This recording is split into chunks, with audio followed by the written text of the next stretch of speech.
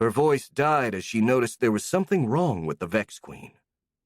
For starters, she was completely naked, something weird even for Marcus, whose sense of shame was lacking at best. And then there was the fact that she was a bit too still, just like the warrior drones entombed in the walls. "Marcus?" she called again. "Is everything all right?" In response to her question, Marcus suddenly raised her head and stared at her with a completely blank expression before opening her mouth to reply. "Hi, Clara!" the Vex Queen shouted, causing the girl to flinch in surprise. "I am fine. How about you?" "I am, fine, thank you," Clara replied, confused and more than a little spooked. "Why are you shouting?" "Am I shouting?" Marcus cried again. "Sorry, I did not realize it. Let me try again." The Vex Queen's voice died down to an inaudible whisper, but she didn't seem to realize it, as she kept speaking even though Clara clearly couldn't hear her. She also maintained the same emotionless expression, and her body was strangely stiff, lacking the vitality and energy that would have made it feel alive.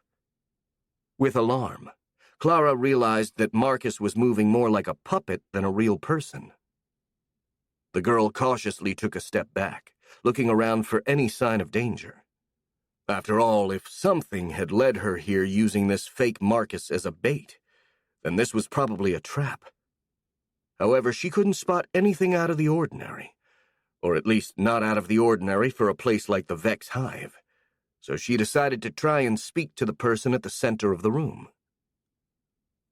"Marcus, are you sure that everything is all right?" she asked cautiously. "You're not really behaving like yourself. Also, I can't hear you right now. Speak louder, please." The Vex Queen froze, remaining completely motionless for a few seconds, and then she started screaming again. "Sorry!" she shouted. "Can you hear me now?" "Yes," Clara replied with some diffidence. "I can hear you all too well because you're shouting again." "Sorry about that. It is hard to speak properly in this body, and I still have to learn how to regulate the volume." "This body?" Clara repeated, raising an eyebrow in surprise. "Yes." Marcus nodded and pointed at herself. "This is not me. This is just a drone that looks like me. I made to speak with you while I am inside of the hive." Clara remained astonished, slowly processing this information. However, the more she thought about it, the more it made sense. The Marcus in front of her was behaving exactly like one of the drones, and knowing about the Vex's seemingly limitless capacity for creating new drone types, it made sense that they could make one that looked exactly like Marcus. She was, however, still a bit confused about why the Vex Queen would make a copy of herself. "That's fine and all, but why does it look exactly like you?" the girl asked, still rather wary. "Is it another Vex Queen, perhaps?" "Oh, no," Marcus reassured her. "This is not a queen. As I said, it is just a normal drone that looks like me. I made it this way because I thought it would be the best way to interact with you. It should be similar enough to me that you shouldn't notice the difference." Clara muttered, unsure about how to reply. Sure, the drone looked exactly like Marcus, but the way it moved was a clear sign that it wasn't the real Vex Queen. Not to mention the real Marcus didn't usually scream at the top of her lungs. "Of course, I still have to learn how to move it properly," the Marcus drone replied, perhaps noticing the girl's reaction. "Which is actually the reason why I wanted to show it to you. If you see anything that needs improving, feel free to tell me. Apart from the voice, I am already working on it." "Well," the girl tried to find the right words.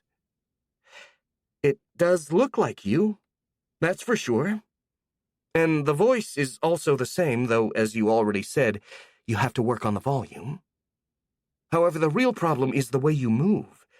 It's rather unnatural. I mean, all the drones move like that, but you don't. When you're in your main body, of course. Also, your face is totally expressionless. Oh, the fake Vex Queen said in a surprised tone, void of any emotion showing on her face. I had the feeling that I was forgetting something. Let me try to smile. 1 second. She tried to smile, but the results were more akin to a beast baring its teeth than to a human expressing joy or amusement. How is it? She asked. Let's say that it probably needs more work than your voice, Clara replied in a dry tone. And that's saying something because you're making my ears hurt. Bummer, the Marcus drone replied with a hint of disappointment in her voice, if not in her face.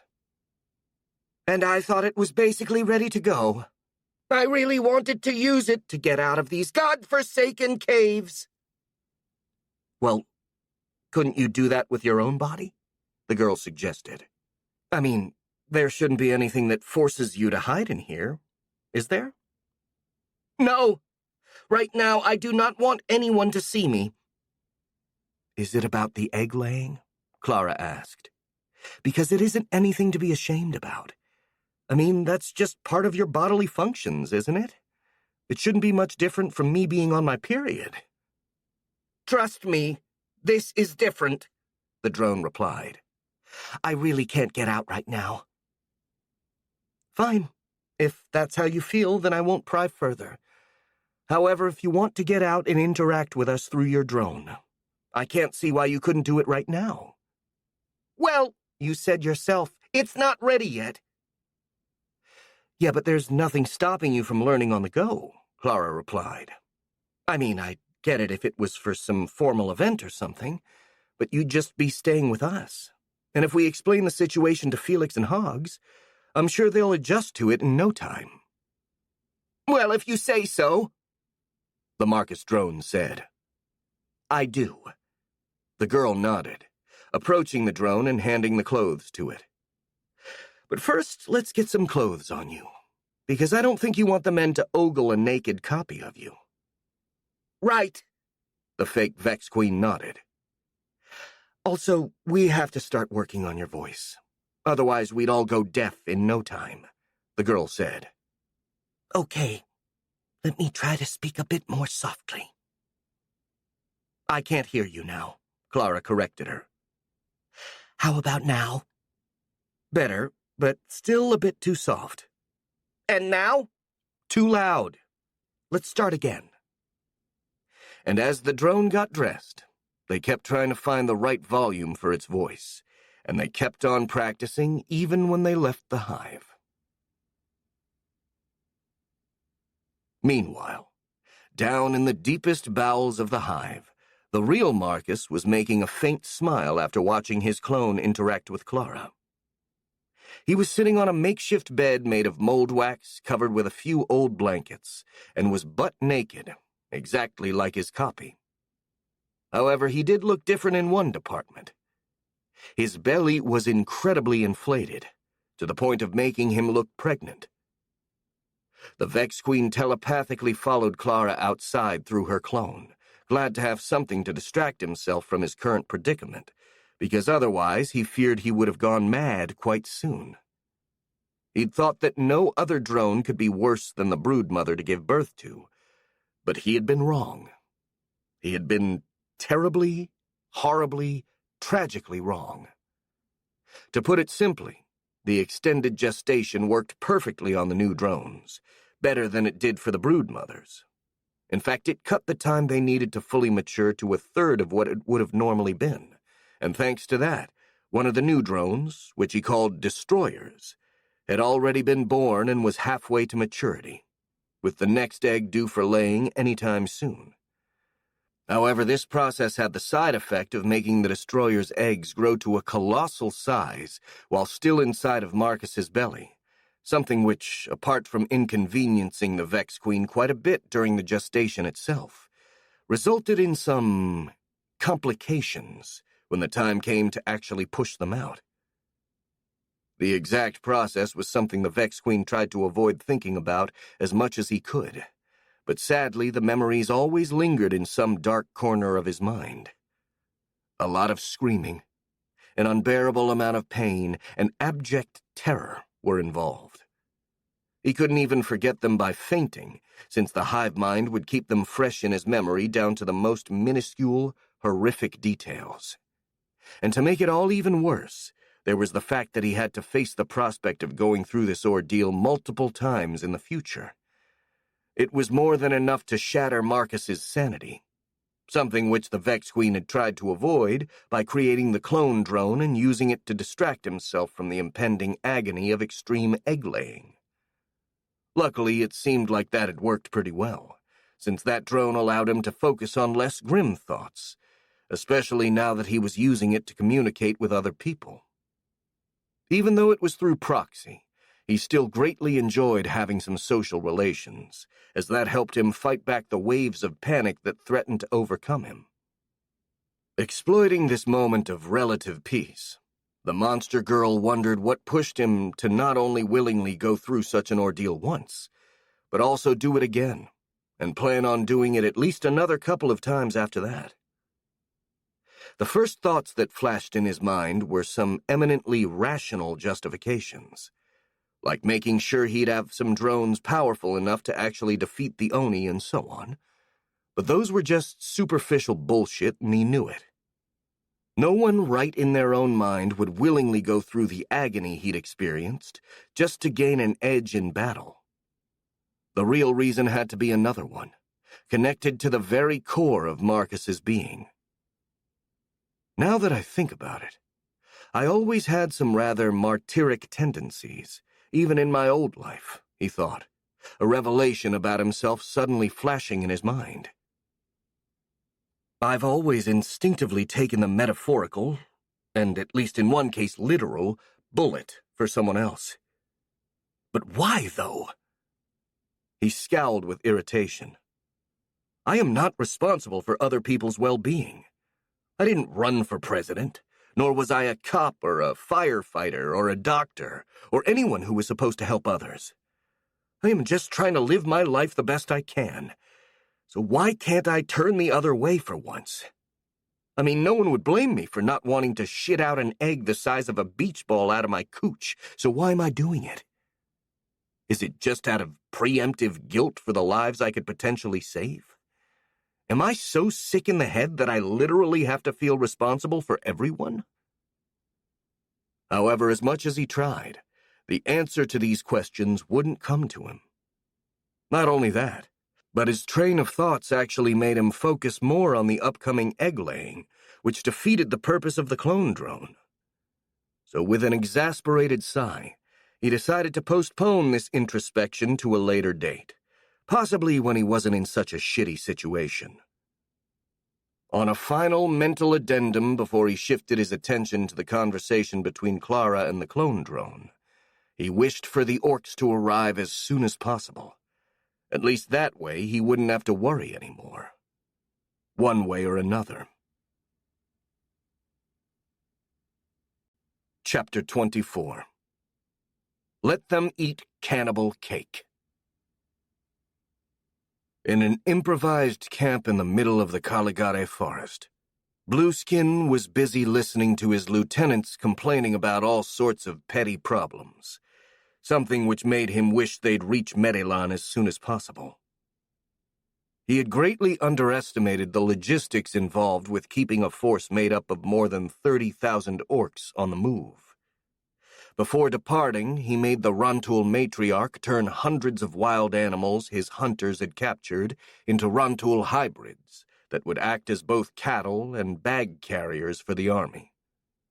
He'd thought that would have been enough to keep the soldiers fed for the whole journey, which he assumed wouldn't take more than 3 weeks. As it turned out, he had been far too optimistic. The army was slower than he anticipated, as its humongous size coupled with the difficult terrain hindered its advance, to the point they were lucky if they managed to make 20 kilometers each day, less than half the speed the Oni had expected. As a result, 4 weeks had passed, and it'd still take at least another 2 weeks before they would reach their destination, and their food reserves would only last another couple of days. Because of this, Blueskin had tried to find a way to keep his soldiers fed. Numerous foraging parties were constantly sent out to procure more food, but that wasn't nearly enough. The Oni had to get creative about other food sources. For starters, all soldiers guilty of something were punished by being turned into food for the other soldiers. As of late, the orcs had learned how to behave, resulting in a much less steady supply. Blueskin was really stressed out. And on top of that, his officers weren't really helping the situation. Instead of trying to put the soldiers in line and procure more food, they would come to him with a seemingly endless number of complaints. It was all, "The troops are thirsty, we need to find water," or, "A group of soldiers have ended up in a ravine and they can't get out," or even, "A big tree suddenly grew tentacles, grabbed 2 orcs, and ran away while cackling evilly." Blueskin shook his head in disgust. He proceeded to shoot an annoyed glance at the officers before him, who were still listing all sorts of accidents and other unpleasant events. "That's enough!" the Oni finally cried, once his patience ran out, causing everyone around him to immediately shut up. "It's your bloody job as officers to keep the troops in line and solve these kinds of problems. If you can't do that, and keep wasting my time, that means you're not an officer, but just a bag of meat." His voice turned as cold as ice. "And we all know what use we have for meat bags, don't we?" The silence was almost deafening as the orcs and ogres in the crowd nodded in unison, fear showing on their faces. They knew from experience that the Blue Terror wasn't exaggerating, as 2 officers had already been devoured by him this week. The Oni looked around, pleased by the scared atmosphere he managed to create. "This is how a leader should be," he thought. "A steady hand to keep the underlings in line, and punish those who fail or disobey to make an example for the others. No pussying out or acting too soft. That's how you keep a society working efficiently." "Good. Now if anyone else has some problem they want to tell me, speak up, and hope I consider your problem to be important. Otherwise you're going to end up as tomorrow's breakfast. And as for everyone else, get back to your units and solve your problems yourself. Also, get ready to depart tomorrow morning. I want to increase our pace. All those who slow us down will be used as food. Inform your orcs." Again, no one doubted the truthfulness of his words, and they all started backing away, eager to put as much distance as they could between themselves and their annoyed leader. No one tried to argue with him, or, gods forbid, challenge him to a fight for dominance, as it was orc custom. After he'd absorbed the power of the dragon, the Oni had become just too powerful, and even the strongest ogres were now completely harmless in front of him. The Oni smiled and relaxed. There was nothing like remembering just how fucking OP he was to improve his mood. Besides, apart from some minor hiccups here and there, things were actually going great for him. Not only was he stronger than ever, and his rule over the orcs in the Caligare forest rock solid, he was also about to conquer a whole kingdom for himself.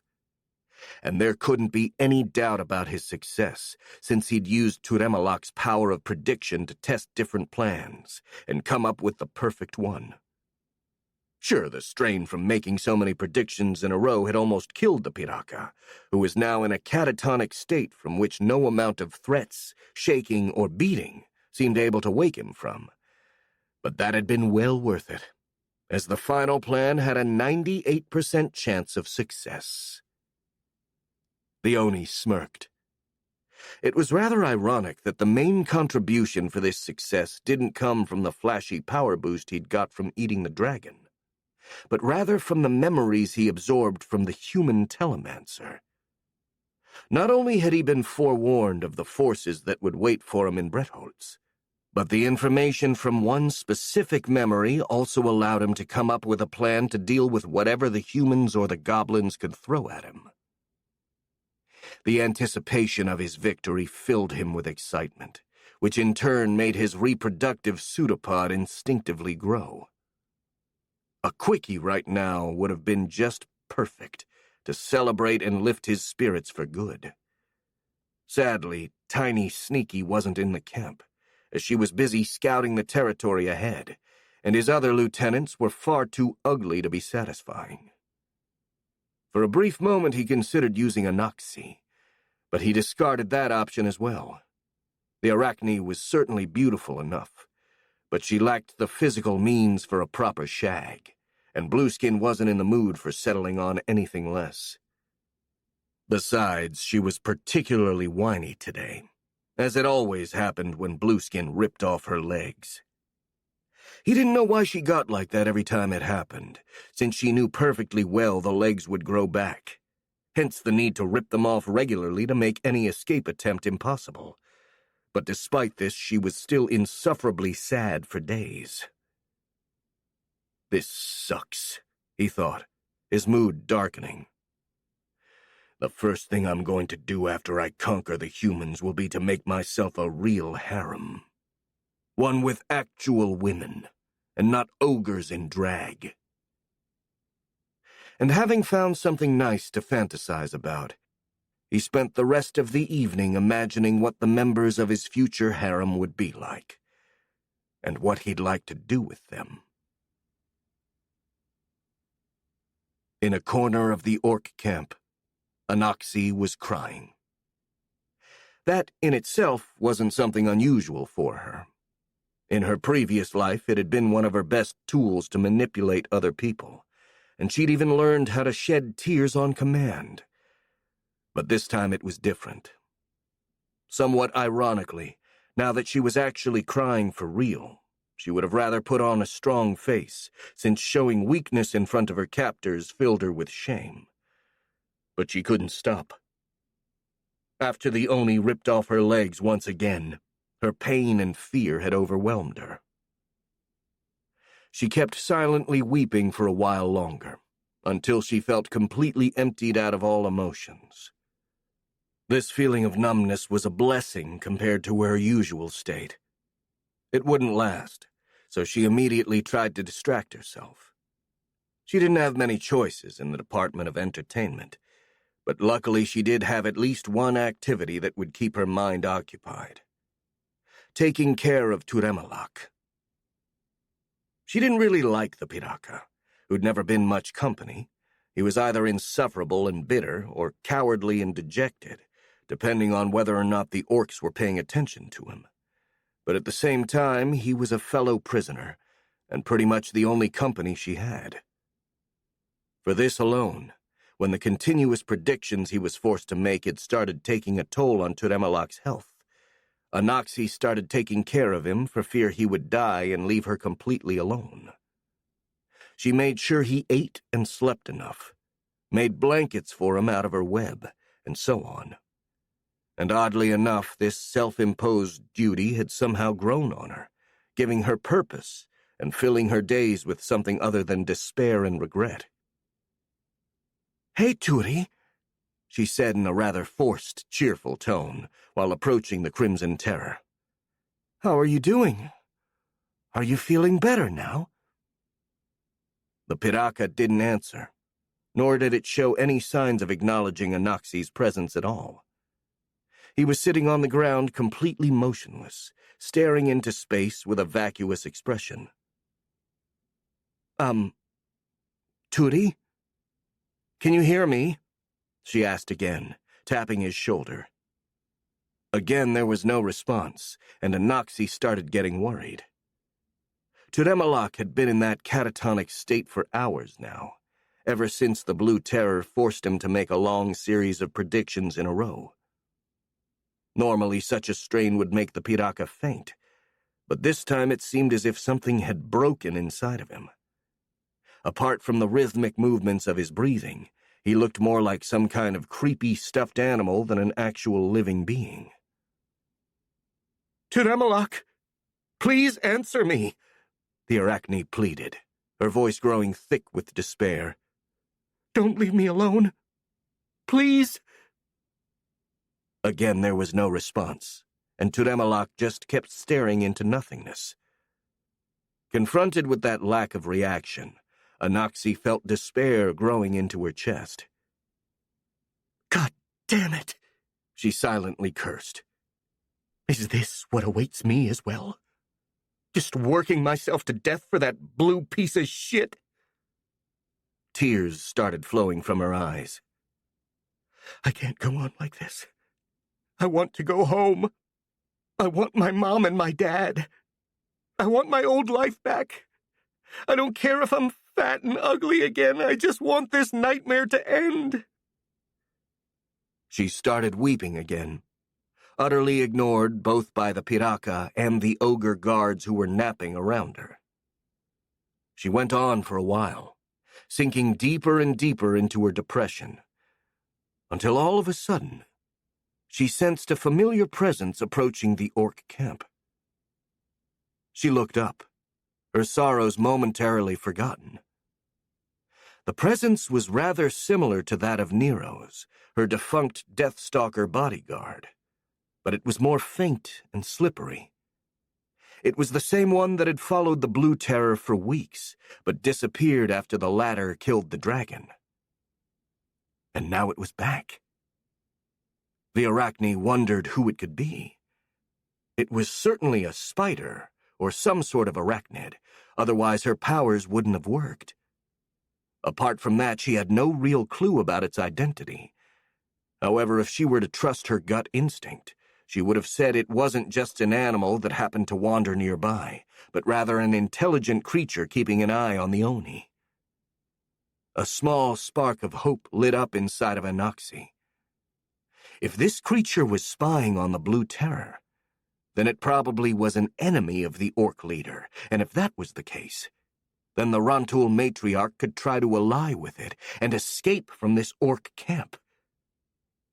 The only problem was how to make contact, since she couldn't move from her imprisoned position, and the creature didn't seem intent on approaching her. She'd already tried using her powers to lure it closer, but all of her attempts had failed, and she hadn't tried anything else for fear of possible repercussions if she was caught. However, she was well past the point of caring. She had to do something to try and save herself, no matter how little her chances of success were. Otherwise, she would soon lose her mind. She started racking her brain, searching for a possible solution. And one dawned on her. Writing a message for the mysterious observer to read. Sadly, as soon as she thought of it, she also realized this plan had two rather serious faults. First, she didn't know how to write in the local languages, and second, she didn't have a way to deliver her message. The first problem had a rather easy solution. While she couldn't write, she could still draw, and if the observer was as smart as she thought it was, then it'd be able to understand some simple drawings. The second one, though, was rather more serious. She couldn't just leave the drawings where she was, as they'd likely be discovered by the ogres, and there was no guarantee the observer would come to inspect her resting place after they left anyway. She couldn't even give the message to someone else, since all of her possible allies within the camp, the brain spiders and the Rontul hybrids, were kept well away from her. What could she do? She started looking around, trying to find something to help her. As she did, she saw her legs, which the Blue Terror had ripped from her body earlier that day, lying on the ground a few meters from her. From her position, two of the spider legs laid in the rough shape of a bow. Anaxi smirked, as an idea flashed in her mind. Maybe she did have a way to deliver her message. Night had fallen on the Caligare forest, and darkness had enveloped everything like a coat. The stars and the red moon shone in the sky, but their light was too feeble to reach the ground, which was pitch black, except for the few bonfires of the orc camp. This suited Arag perfectly, as his chitinous skin blended flawlessly with the shadows, making him basically invisible. Still, he didn't let confidence blind him, and exercised a lot of caution, focusing himself on not being discovered. He was hiding in the bushes at the edge of the orc camp, coldly observing everything. There were many orcs gathered there, about 30,000, 10,000 more than the goblin general anticipated. But Arag wasn't really worried about that, as those raw numbers alone wouldn't be enough to defeat the goblin Vex forces, not without a proper battle plan that would catch them by surprise at least. Arag's job was to discover what the orcs were up to, so that Trak could prepare for it. This wasn't an easy task by any means, since the camp was too large to infiltrate during the day and eavesdrop on what was being said during the strategic meetings. Trying to capture and interrogate the orc soldiers had also proved fruitless, as they didn't seem to know or care about what their leaders were up to. The only other option left was to ambush one of the ogre officers, but that was easier said than done. Not only because they were much stronger and more dangerous than their lesser brethren, but also because they were never alone, always surrounded by their underlings. Still, it didn't seem as if Arag had any other choice, so he was keeping an eye out for the right opportunity to try and capture one of the ogres. He started thinking about how to increase the odds in his favor. While there were a lot of officers here at the main camp, maybe he would be better off trying to ambush one of the patrols that scouted the territory ahead, who were less numerous and more isolated. The trade-off was that the orcs and ogres in those patrols would be more on guard. At the same time, if Arag was lucky, then something could happen that would offer him the opportunity to strike. After all, the Caligare forest was a really dangerous place, and you never knew what manner of predator was lurking in the shadows.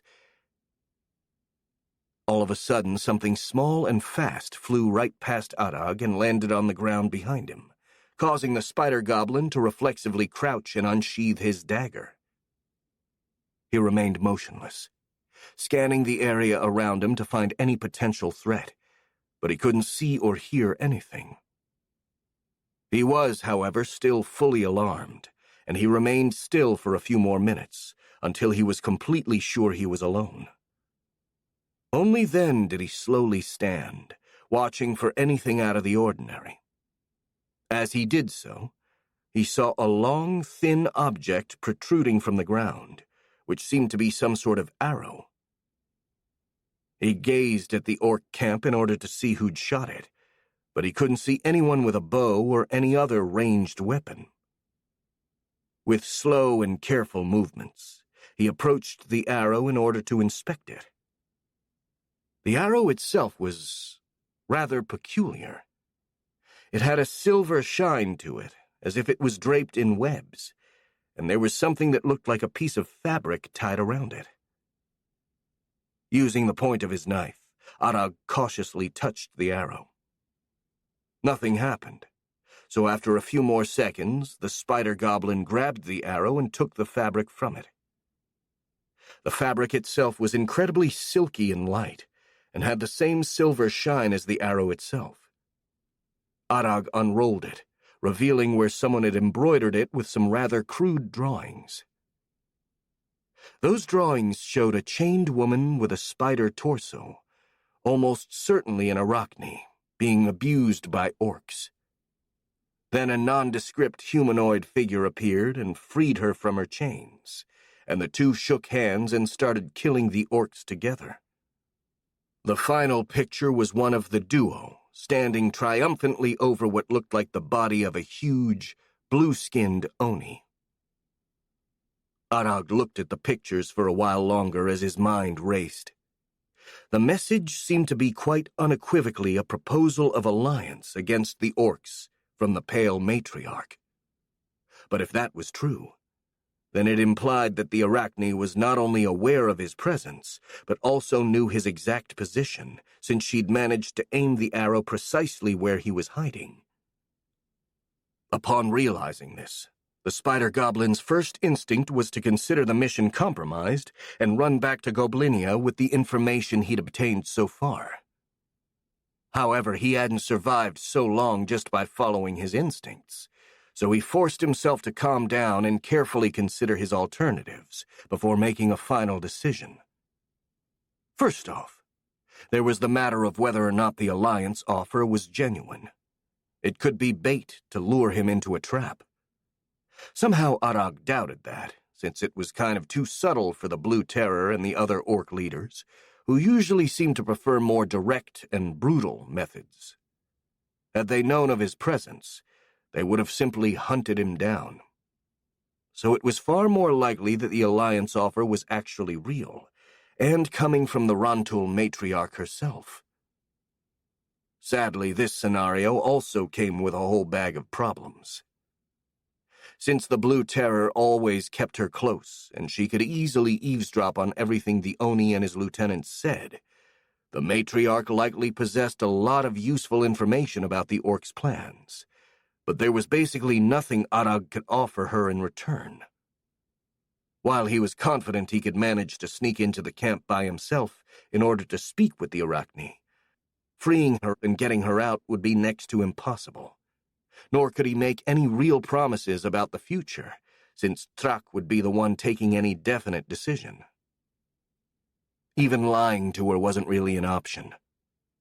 Due to her powers, there was a risk that she would be able to detect a lie from the spider goblin.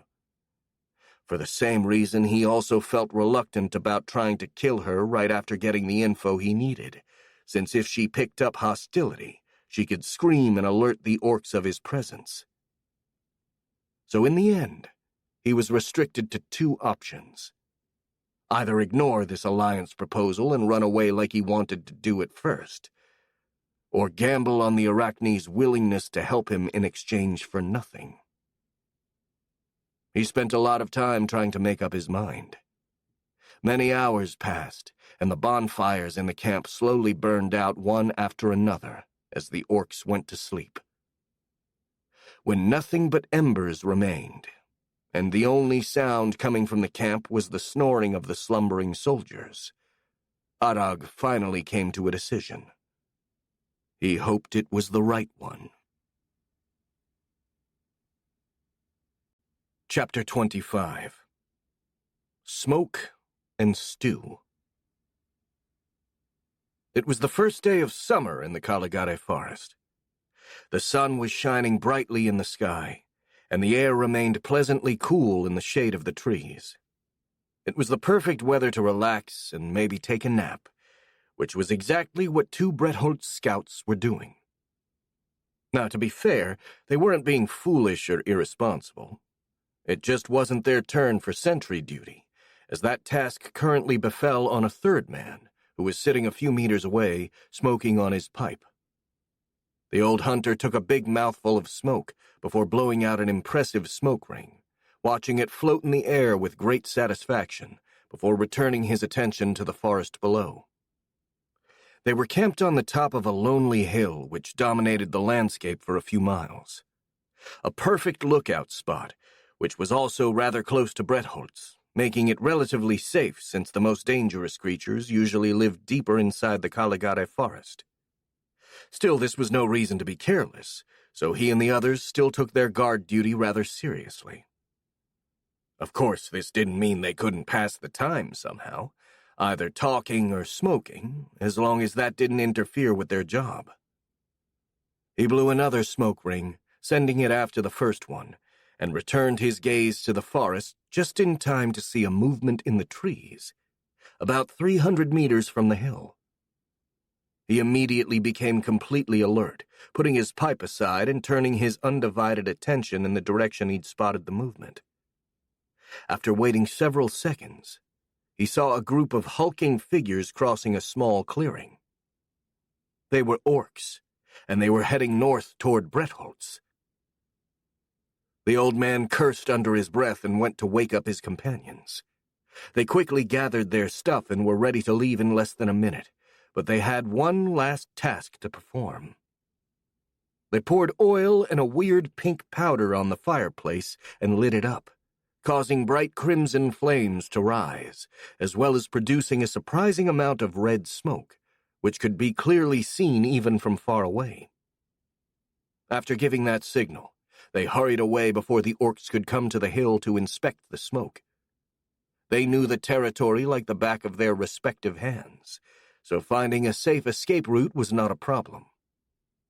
After they got far enough, one of the hunters turned back and saw the smoke still rising from the top of the hill. What took him by surprise was that similar smoke signals were also visible both east and west, apparently rising from every single outpost of the forest. Many kilometers northeast from that hill, the inhabitants of Stone Barrel were about to have lunch. Clara was preparing a vegetable stew while Felix set the table, when Marcus, or rather her clone, entered the kitchen and sniffed the air. What smells good?" "It's just a stew," Clara replied. "And does it really smell good to you? You've never really enjoyed cooked meals before." "To be honest, I can only tell that it smells like food," Marcus admitted. "But for this body, even a rotting rat would smell like food." "Gee, thanks, Marcus," the girl replied sarcastically. "You sure know how to give a compliment." "Well, you asked." The copy drone shrugged. "If it's of any consolation, though, I'm sure that if I had a human body, then your stew would smell absolutely delicious." Clara frowned slightly. Although she thought Marcus was just making fun of her, it was hard to tell for sure while she was using her proxy body. While the Vex Queen had definitely improved at using the drone, it was still far from perfect, and at times it was rather difficult to really understand it. Moreover, some subtle details, like the copy's stillness when it wasn't doing anything specific, or its constant vacuous expression, were rather unnerving reminders that it was some sort of meat puppet, rather than a real person. All of these things combined made living with the copy Marcus a rather weird experience. Clara tried to put up with it, as she knew these interactions cheered up the Vex Queen while she was busy in the hive. So for the sake of having a conversation, the girl decided to take what Marcus said as a joke and respond in kind. "So, what are you going to eat, then?" she asked with a sardonic smile. "Do you want some stew, or would you prefer to go outside and search for a rotting rat?" "The stew is fine, thank you," Marcus replied, and attempted to smile back, though the result looked more like a grimace. Clara forced herself to chuckle, and after that they brought the food into the main hall, where Felix waited for them. "Hello, ladies," he greeted in a mockingly flirty tone. "Yes," the Marcus drone replied. "But please, for the love of everything that is holy, do not call me lady. Especially not like that." "Sorry about that," the apprentice sorcerer smirked. "I couldn't resist. Anyway, someone's got to tell Hoggs that lunch is ready. He went upstairs because he received a call on the Twin Stone." Just as he finished saying this, the old man made his appearance with an extremely sour expression. "Speaking of the devil," Felix said, "how did the call go, Mr. Hoggs? Is everything all right?" "I'm afraid not, young Felix," the telemancer replied. "I just received dire news from Bretholtz. This morning a great number of orcs have been sighted approaching Bretholtz from the south." A tense silence followed as the light mood that reigned just a minute before disappeared. But then the Marcus drone made a chuckling sound. "Well, it's a good thing we were expecting them," she said. "I guess we're off to war then. Where exactly were these orcs sighted?" "Everywhere in the south," Hoggs replied. "What do you mean?" the copy drone asked, trying to raise an eyebrow but raising both instead. I mean that there have been sightings pretty much everywhere along the border of the Caligare forest, the telemancer explained. All of our scouts, from Hunter's Den to Goblinia, reported small orc warbands marching north. Their collective number is still unknown, but they are estimated to be at least a few thousand, and they should reach the Bretholtz territories in 2 or 3 days. What? Felix asked, a bit confused. Why would the orcs spread their forces like that? I could think of a few reasons, but I can't tell for sure. The old sorcerer shrugged. Besides, I'm afraid I'm not the most qualified person to ask this question, which brings us to the orders we've been given. He turned to the Marcus drone.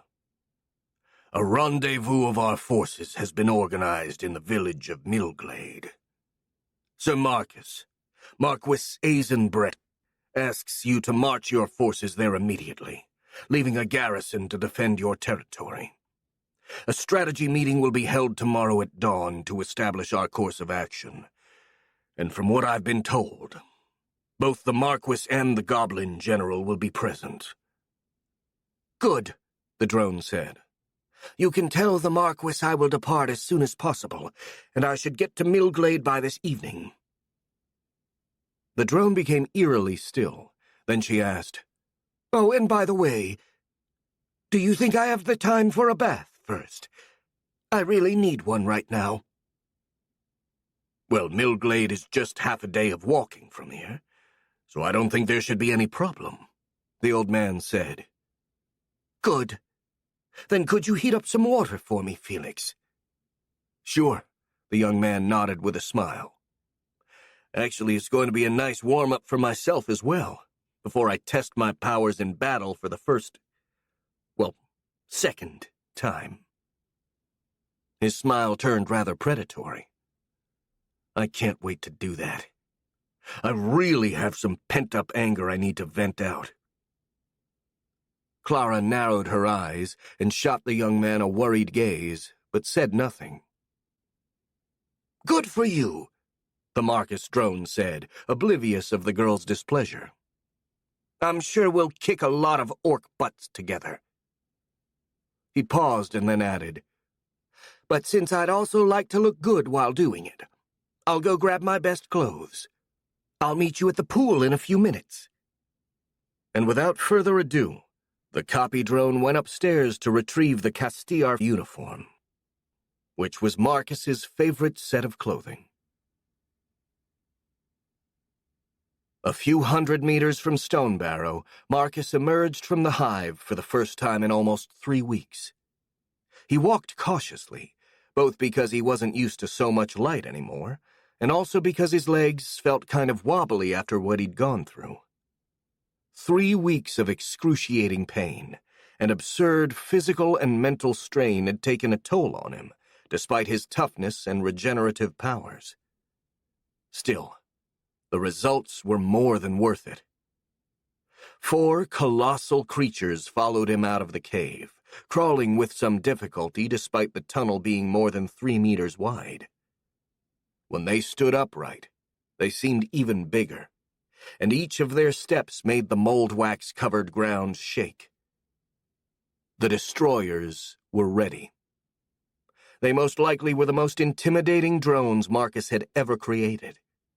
He had used the Oxysaurus DNA as a base, then added all sorts of modifications to improve it, like the chitin armor of the Vex, the muscle density of a troll, the ability to spit venomous acid like a piraka, and even a fast coagulating blood, which would seal any wound and prevent blood loss. The end result was something that looked like the love child of Alien and Jurassic Park. 4 monsters resembling a 4-meter-tall T-Rex covered in chitin armor, but much more lithe, with strong, powerful legs which granted it an impressive speed and agility for a creature of its size. They also all shared the same type of upper arms, two scythe-like appendages similar to those of a mantis, and a long whip-like tail covered in segmented and barbed chitin armor. However, Marcus had gone as far as giving each of the destroyers a customized set of secondary limbs. The biggest one was similar to the regular warrior drones, as it had a pair of long, clawed hands which could be used to grab the prey. Another had a second pair of mantis-like scythes, while the third one had two oversized crab-like pincers, which were powerful enough to tear through almost anything. Finally, the youngest and smallest drone had something rather peculiar. A pair of long, retractable tentacles which could be stretched up to 10 meters and were coated in acidic venom. The only downside to these drones was that due to their size, they needed a lot of nutrients to keep working at full regimen. In fact, Marcus had to cut the number of features he wanted to give them just in order to make them able to fight for more than 5 minutes before starving to death. Luckily, he managed to metaphorically make space for the most important characteristics by simplifying their digestive system, making the drones unable to digest anything that wasn't mold wax. This wasn't such a huge handicap, since that stuff was literally what most drones ate anyway, and it allowed the destroyers to fight at full throttle for hours without consuming too much energy.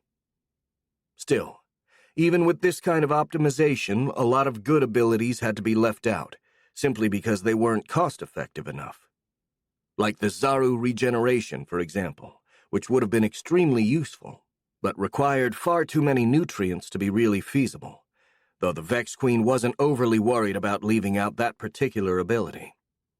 After all, despite the pain he'd gone through to give birth to them, the destroyers were ultimately expendable drones like all the others. So it didn't really matter if their longevity was sacrificed in order to maximize their performance. All in all, Marcus was fully satisfied with the end result.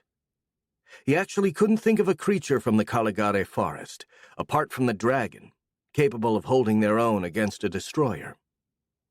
Because of this, he was surprisingly cheerful, despite having spent the last weeks suffering horrific childbirth pains alone in a dark cave.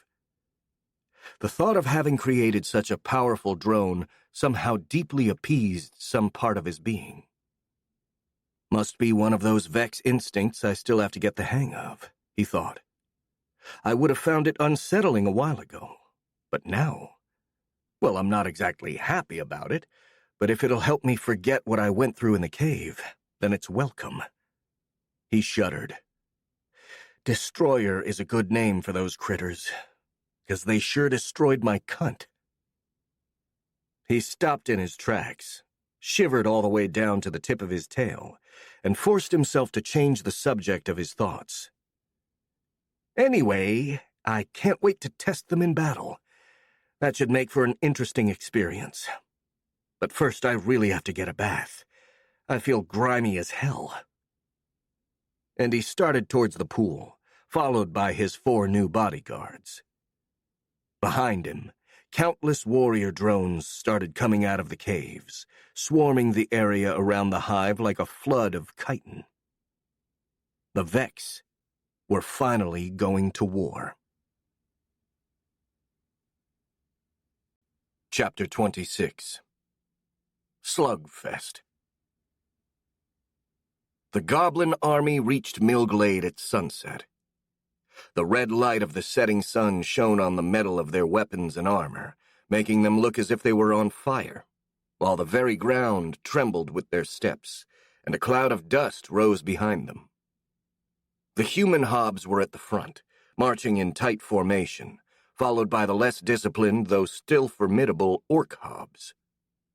They advanced without forming ranks, but still in relatively good order. After them came the miscellaneous groups of goblinoids, from gargoyles to chitin-covered Vex hobs, and at the end of the column a group of carts trailed along on the road, filled to the brim with supplies. As impressive as it was, this army paled in comparison to the Vex that were awaiting them. More than 40,000 drones quietly stood just outside the village, so motionless they could be mistaken for part of the landscape. They kind of resembled a lake of dark chitin, with the biggest specimens standing out like the crest of a wave. At the same time, the purple glow of their eyes made them seem like a star-filled alien sky. Not a single sound came from any of them, and that eerie silence felt more unnerving than any kind of bestial roar they could have produced. Marquis Azen, who was standing between the two forces, had the unpleasant feeling of being trapped against a rock in a hard place. On one side, he didn't fully trust the goblins, and watching such a host of them approach him made him feel justifiably nervous. Then on the other side were the Vex. Despite having proven trustworthy, they somehow felt creepier than ever. And even worse, meeting with their queen hadn't reassured him, but rather made him all the more nervous. Marcus, who now stood a few meters behind him, not only had the same overwhelming aura as always, but was also accompanied by 4 exceptionally intimidating drones, which she'd called destroyers. Having lived pretty much his whole life on the border of Caligare Forest, Azen considered himself to be used to the sight of scary-looking beasts. But these destroyers managed to send a shiver down his spine. If he had to pin down the reason, it was probably because of the eerie grace with which they moved. The whole image was absolutely wrong for something of their size, and made the nobleman feel as if he were a small mouse surrounded by huge, hungry cats. Still, it would be hard to imagine more intimidating and effective bodyguards, so he'd already decided that the protection they would provide both to him and the Vex Queen was well worth his discomfort. And it seemed that this trade-off was indeed a good one, as the goblin delegation who approached looked far too intimidated by those creatures to try and do anything even remotely close to betrayal. Hell, even the members of the Order of the Rose that accompanied them seemed a tad nervous. "Would you look at those things?" whispered one of them, the short-haired girl called Nemi. "Guess that little bug girl has one more thing in common with Sarah, besides her face. She also liked them big." "Hush!" Belinda, the leader of the group, shot her a stern gaze, but from her posture, it was clear she was also on her guard. Unsurprisingly, the only one who seemed completely unperturbed by the destroyers was the goblin general, who kept the same calm expression he always portrayed as he rode toward the Marquis. He dismounted a few meters away, left his horse to an attendant, and walked up to the nobleman. "Greetings, Lord Azen," he said while performing an elegant bow. "And greetings, Sir Marcus." "Greetings, Drac," the Marquis replied, returning the salute with a slight nod. "Thank you for joining us so quickly and under such short notice. However, since we're hard-pressed for time, I'd appreciate it if we could get straight to business. I've got some refreshments ready for you in the village, so we can have dinner while discussing the current situation there." "It's quite fine, my lord," the general said. "I also agree that time is of the utmost importance." "Very good." The nobleman nodded and turned to Belinda and the rest of the Order of the Rose. "You and your companions are also welcome to join us, Lady Belinda." "We will, my lord," the old woman said. "And naturally I'd like for you and your friends to be present as well, Sir Marcus," Azen said, turning to the Vex Queen. "Of course, Lord Azen," she replied with a smile. "I know better than to turn down a free meal." "Then I hope you'll enjoy the food, even with your peculiar tastes." The Marquis returned her smile. "Millglade is quite renowned for its cuisine." Sitting at a very large table which had been prepared in the house of the mayor of Millglade, Marcus stared suspiciously at the contents of his plate. The dish looked like some sort of boiled slug served with vegetables. However, to his knowledge, slugs weren't the size of a full-grown chicken, nor did they have multiple human-like eyes. Considering his dietary habits ever since becoming a Vex, that shouldn't have made him squeamish, but for some weird reason it did anyway. This was probably due to the context. It was one thing to eat bugs in a cave while he was starving to death, and was entirely another to have something so weird served on a plate during a fine dinner. He poked at the food with his fork a few times and shuddered when the slug thing wobbled like jelly.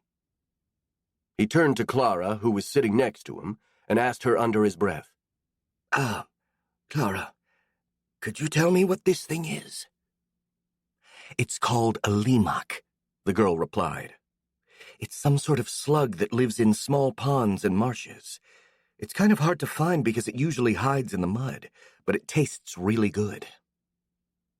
"Do we have to eat the eyes as well?" the Vex Queen asked, a hint of queasiness in his voice. "Why, yes. They're the best part," Clara confirmed with a smile. "They're a bit hard to chew, but they are incredibly tasty." She shot Marcus a puzzled look. "Why are you asking, by the way? Does this dish bother you somehow?" "Not really," the monster girl replied. "It's just, I'm not used to eating things like these. We didn't have anything like this where I came from. Well, actually we did, but only weird people like the French eat them." "Wait a moment. Are you being picky?" Clara asked, raising an eyebrow in disbelief. "You?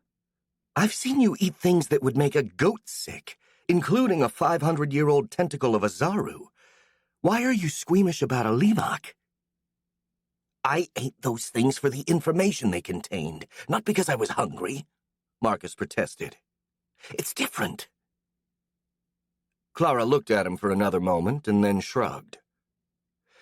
"Well, you do you, I guess," she said. "There is nothing forcing you to eat it if you don't want to. It'd be a shame, though. It's a delicacy, and the mayor's wife is a very good cook." She promptly demonstrated the point by skewering a slug eye with her fork and eating it whole. Marcus couldn't look away. Clara honestly appeared to enjoy it. He turned his attention back to his plate. Well, it can't be worse than the things the French eat, he thought. He carefully took an eye and put it into his mouth. As Clara said, it was a tad hard to chew, but that was nothing for his sharp teeth and jaw power. The taste, however, was nothing to write home about, at least for him. As it always happened with cooked food, he found it a bit bland. It wasn't bad or anything, but he would have definitely enjoyed it more if it was raw, since that way he'd have managed to absorb more of its DNA. That's fan-freaking-tastic, he thought with chagrin. Can't enjoy anything without being reminded of my condition. I'd die for a plate of fried chicken and a pizza, but as I am right now, I'd probably find them flavorless or something. Then, just as he finished that thought, he became aware of a change of atmosphere in the room. The worried but still jovial mood had twisted into confusion and uneasiness, and the conversations that could be heard before had gone completely silent. He raised his head and saw that almost everyone in the room was staring at him with wide eyes. Is there something wrong?" he asked, quite confused. "Not really," Marquis Azen replied with a hint of hesitation. "It's just that, for a moment I felt that you were disappointed and angry with your food, Sir Marcus. I think we all felt that." Some of the others nodded in agreement, causing Marcus to remember that his thoughts weren't exactly private anymore. "Oh," Marcus murmured, utterly mortified and blushing heavily. For some reason, the fact that what happened in his mind had been broadcasted to anyone in the vicinity made him feel very, very uncomfortable, kind of like suddenly being naked in the middle of a public place. "I am very sorry," he apologized, his voice panicky. I must have gotten lost in my thoughts for a moment. I'll try to be more careful." "Don't worry. It's not as if you've caused any harm," the nobleman reassured him. "Anyway, if the current dish is not to your liking, we could easily get you something else." No, the Vex Queen shook his head. "This dish is actually good. I was just getting frustrated by the fact that I can't enjoy it properly because my sense of taste is weird. We could get you something else to eat if you wish. That's not necessary, thank you, Marcus replied. I didn't want to complain or anything. I just slipped for a moment, that's all. I've still got a lot of work to do before I learn how to fully control my aura. I think the fact that you're managing to exert any sort of control over your aura is already a huge improvement, Sir Marcus, Hazen replied with an encouraging smile. Isn't that so, Mr. Hoggs? You were her teacher these past few months, so you should know. Right you are, my lord, the telemancer replied from the other side of the table. Sir Marcus's control over her powers has improved considerably in the past few months, especially considering the substantial increase of her aura. He smiled in Marcus's direction. She worked very hard and diligently to achieve this control, and she can't be faulted for slipping from time to time.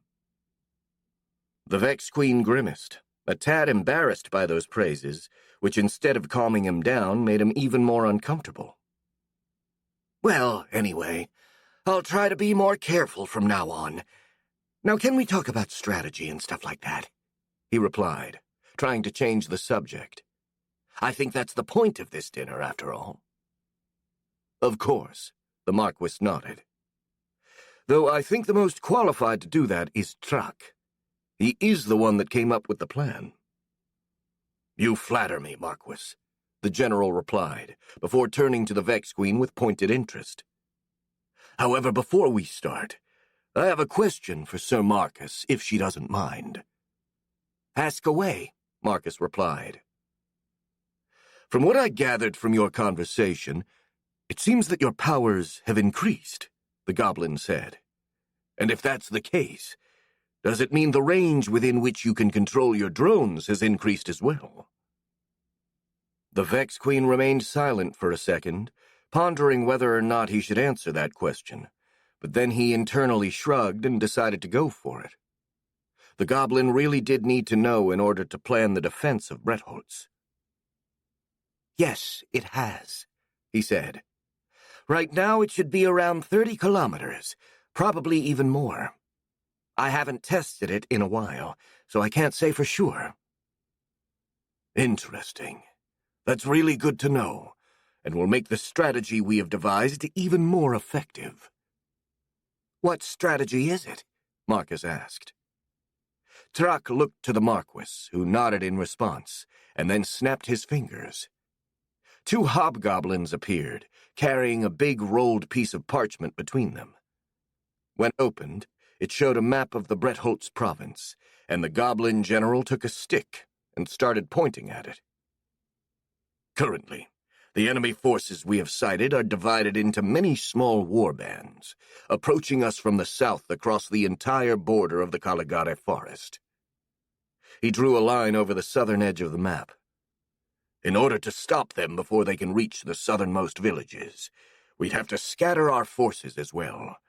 But doing so would leave us extremely vulnerable to a subsequent larger assault concentrated in a single area. Wait, Marcus said, his eyes growing wide. So that's why the orcs have scattered their forces all over the forest?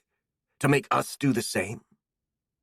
That's most likely, the goblin replied. Doing so offers them 2 advantages. The first one, as you pointed out, is that we are forced to divide our own forces in order to protect our holds. And the second is that they have forced our scouts to retreat, effectively blinding us to what is happening in the south. A lot of people murmured quietly after this, expressing their opinions and thoughts to each other. Clara suddenly raised her voice to be heard over that chatter. I'm sorry, but if the orcs have done this, doesn't it mean they know we're expecting them? Yes. The general nodded, looking at the girl with approval. That's exactly what their current tactic seems to imply. Naturally, this is all speculation on our part, and we could be wrong.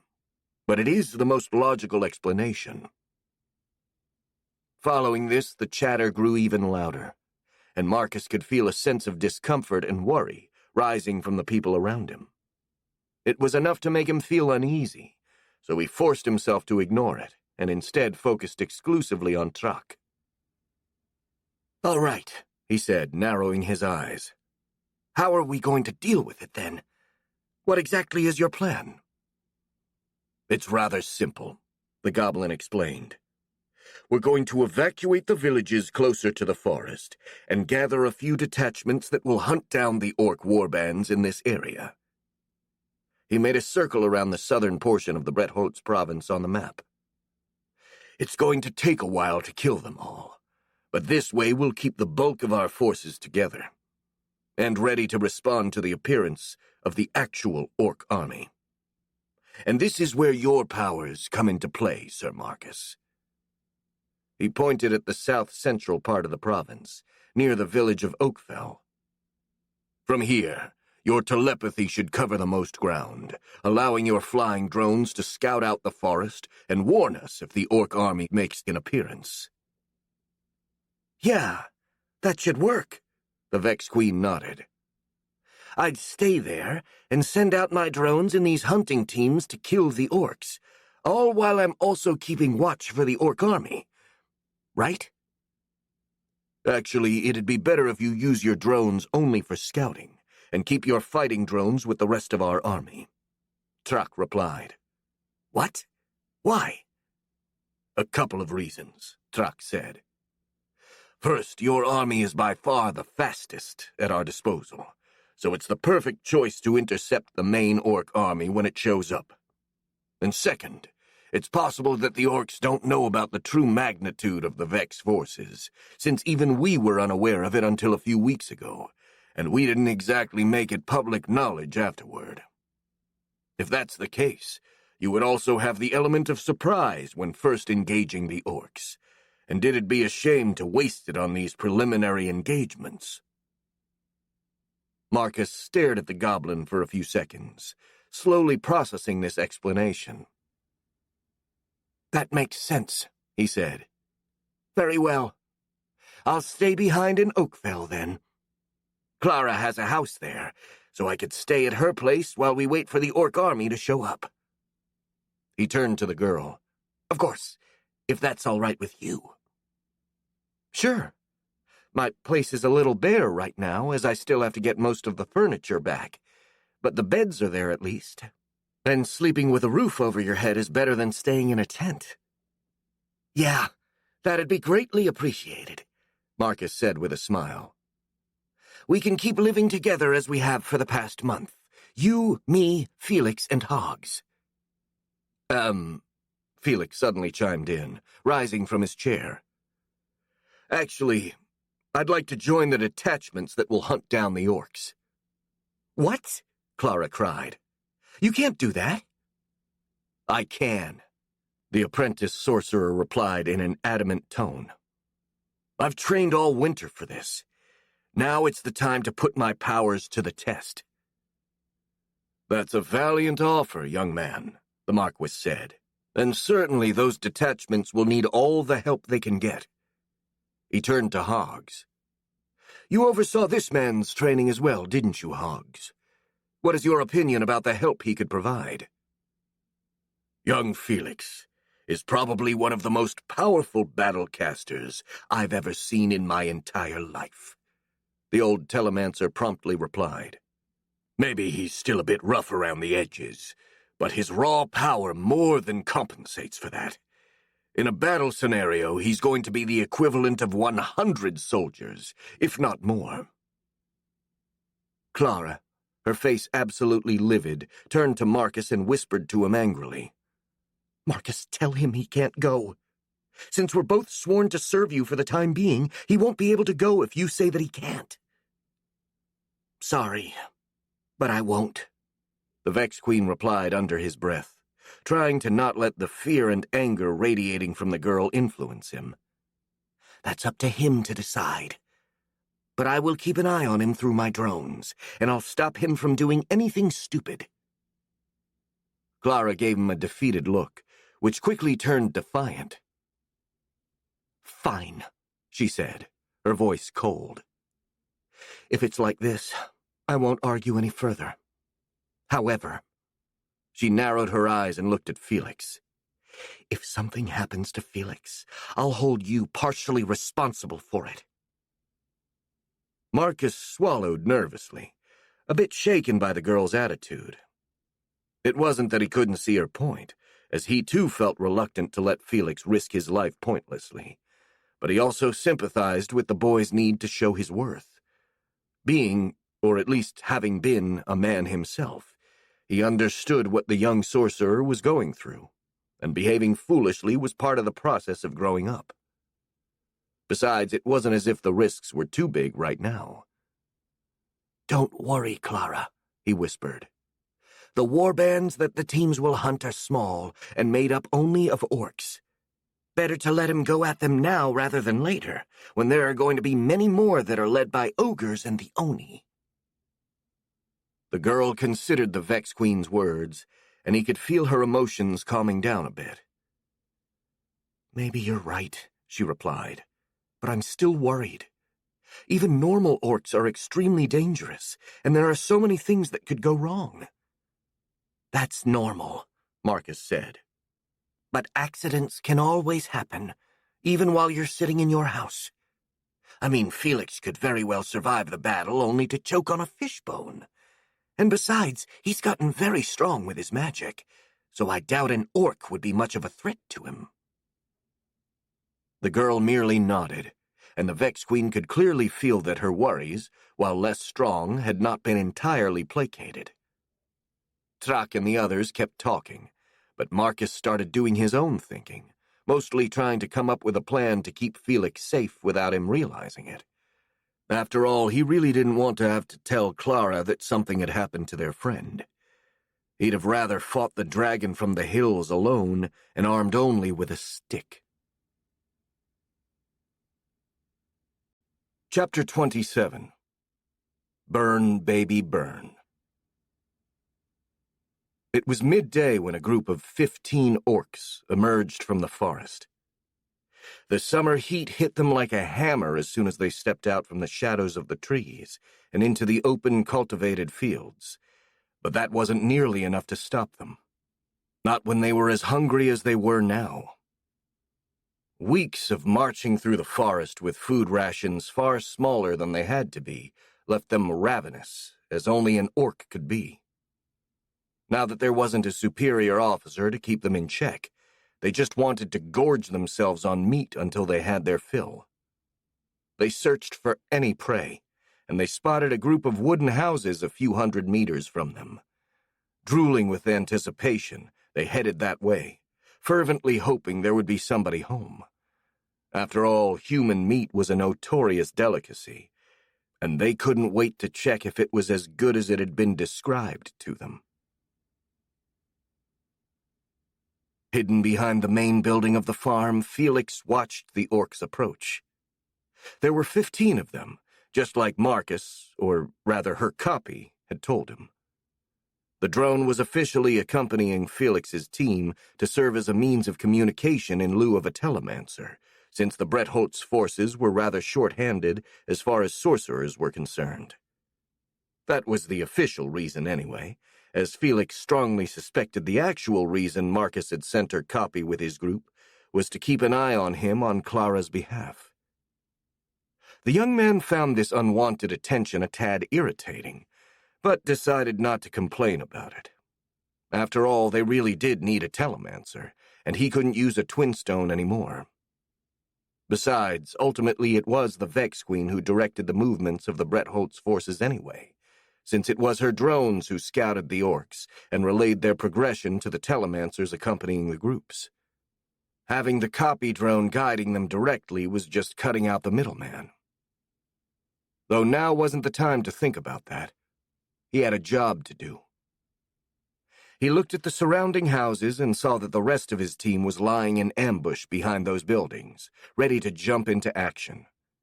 Apart from the Marcus copy and Felix, the team consisted of 42 hobgoblins, all veterans personally handpicked by the Goblin General, and 2 members of the Order of the Rose, a petite girl called Nemi and a really tall girl called Merva.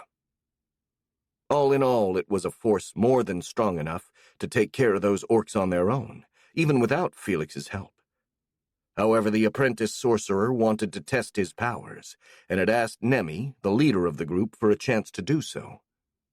And after a quick deliberation, the woman decided to let him try, even coming up with a plan that revolved around him. The young man would serve as bait, luring the orcs close before unleashing his magic on them, and the others would then come out to sweep the survivors. A simple and straightforward plan for sure, which had the advantage of not actually relying on the quality of Felix's performance for success. Sure, it'd be better if he managed to kill at least a few orcs, but even if he didn't, he'd still allow the others to take them by surprise. It was basically a win-win situation, except if the orcs managed to reach the apprentice sorcerer and bite his head off. That would be a pretty big loss as far as he was concerned. However, those kinds of thoughts wouldn't help him, since there was no room for doubts or fear when using magic.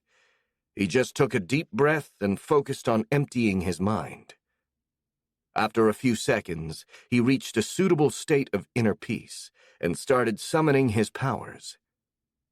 A familiar presence answered that call from the depths of his being, and a moment later, a bright yellow flame appeared floating over his right hand, flickering cheerfully as if it was alive. That was Felix's familiar, Phyrus. It had been Hoggs who'd come up with the idea of making the young man use a self-made familiar to channel his aura, after it had become clear that Felix couldn't use focus instruments anymore. Normally, that was how shamans used their magic, but in their case, their familiars were actual local spirits they had bonded with, while Felix's was a self-made manifestation of his own innate powers. It was such an unorthodox method that the boy doubted it would work, but the results had proven Hoggs right. More than right, in fact. Not only was the apprentice sorcerer perfectly capable of commanding his magic this way, his powers had also become generally far more manageable and tame, not setting things on fire whenever the boy's emotions went awry.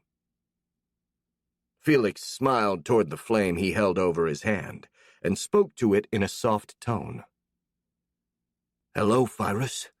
Ready to get to work?" The familiar responded with excitement, sending out a few sparks and jumping up and down, making the young man smile. He wasn't really sure if the flame was actually sentient or not, but he liked to think it was. Besides, thinking of it as a discrete entity somehow improved his control over it, which was the reason why he'd also given it a name. Phyrus, like the character of an old fairy tale from his childhood. And much like its namesake, it was extremely frisky, playful, and excitable. And also really, really powerful. Felix stepped away from the wall, putting himself at the center of the road and staring at the orcs while he kept his right hand raised in front of his face, pointing Phyrus toward the orcs. After a few seconds, one of those humanoids noticed him and alerted the others with a few excited grunts. Then, with a hungry roar, the whole group started running for him, their weapons raised above their heads. The young man swallowed nervously at the sight of those hulking brutes charging at him with clearly unfriendly intentions, but he steeled his resolve and waited for them to come closer. Then, when they were about 100 meters away, he focused his power on Phyrus, making it blaze up brighter than any normal torch, and started his own counterattack. "Phyrus! Flame darts!" As soon as he gave this command, dozens of flaming bolts erupted from the familiar, flying at the orcs like arrows and exploding upon contact. Roars of pain came from the humanoids, and 2 of them fell, writhing in agony. The others were too hungry and furious to be stopped, and after a moment of hesitation they kept charging, putting their arms and weapons in front of their faces in order to protect their eyes from the fire. Felix repeated the same attack a couple more times, but no more orcs fell. Their scaly skin was too tough and thick for the flaming darts to leave anything more than superficial burns, and if they guarded their weak spots, an attack of that magnitude wouldn't stop them. Though they'd been slowed down, they kept advancing, getting closer and closer to their prey. Just as Felix had planned. When the orcs were about 50 meters away, the young man initiated his real attack. "Phyrus! Fire snake!" The familiar started flickering wildly and coiled itself around Felix's arm, changing its shape and becoming long and sinuous, taking the appearance of a snake made of pure flames. Then that fiery serpent threw itself forward like a lightning bolt, almost too fast for the eye to see, straight for the closest orc. The humanoid tried to parry that attack, but Phyrus simply slithered through the gaps in his guard and reached his face, where it exploded in a fiery conflagration that enveloped its victim's head. The orc let out an agonized scream as his skin melted off his face, and his eyes exploded in their sockets. His body fell to the ground, where it thrashed a bit before going completely motionless. By then, the fire had already regained the shape of a snake and had jumped to another orc's head, setting it on fire. The process was repeated multiple times, with Phyrus jumping from one enemy to another until they'd all fallen victim to his flames, screaming and writhing. All but one. The last orc completely ignored the screams of his companions and kept charging as if he were possessed, distancing itself from the murderous fire snake killing his comrades. When the young man noticed this threat, he realized with horror that it was too late to recall Phyrus before the humanoid could hit him. He raised his hands to protect himself, watching the oversized wooden club of the creature flying toward him. Then, all of a sudden, 2 daggers flew through the air from behind him and buried themselves in the orc's eyes down their hilt, with such force they made the humanoid's head snap back. The orc died immediately and without a sound. Except his momentum still carried him forward, forcing Felix to jump back to avoid being crushed. The apprentice sorcerer landed rather painfully on his butt, and when he looked up, he saw the lifeless body of the orc lying at his feet. A bit shocked, he sat there completely still, until he heard someone approaching him from behind. When he turned, he saw Nemi, who looked at him with interest. "Good work, boy," the woman said with a sardonic smile, giving him a pat on the back before walking past him. She crouched beside the dead orc and retrieved her daggers, pulling them out of the humanoid's head with a sickening wet sound. "I've got to say, you're better than I thought," she said as she wiped the blades clean from blood and brains on the grass and returned them to their sheaths. "I expected you'd kill a couple of them, not the whole bloody group. Saved us quite a bit of work, that's for sure." "Well, I didn't really kill the whole group," Felix replied. "I missed the last one, and it'd have probably killed me if it wasn't for you." "Don't worry about it," she shrugged. "That's what teammates are for. Besides, killing 14 orcs is still really damn impressive." She gave the young man an amused look. "Though it's probably a good thing that you're not cocky about it. Overconfidence could easily get you killed on the battlefield." She looked to the bodies of the other orcs. "Speaking of which, maybe it's better to check if those bastards are really dead." She smiled apologetically to him. "It's not that I doubt you killed them, but it's always better to make sure. Wait for me. I'm going to be back in a minute after slicing some throats open." She then headed off, stabbing each of the orcs with her daggers. A couple of them flinched when they got that finishing blow, but the others remained completely motionless.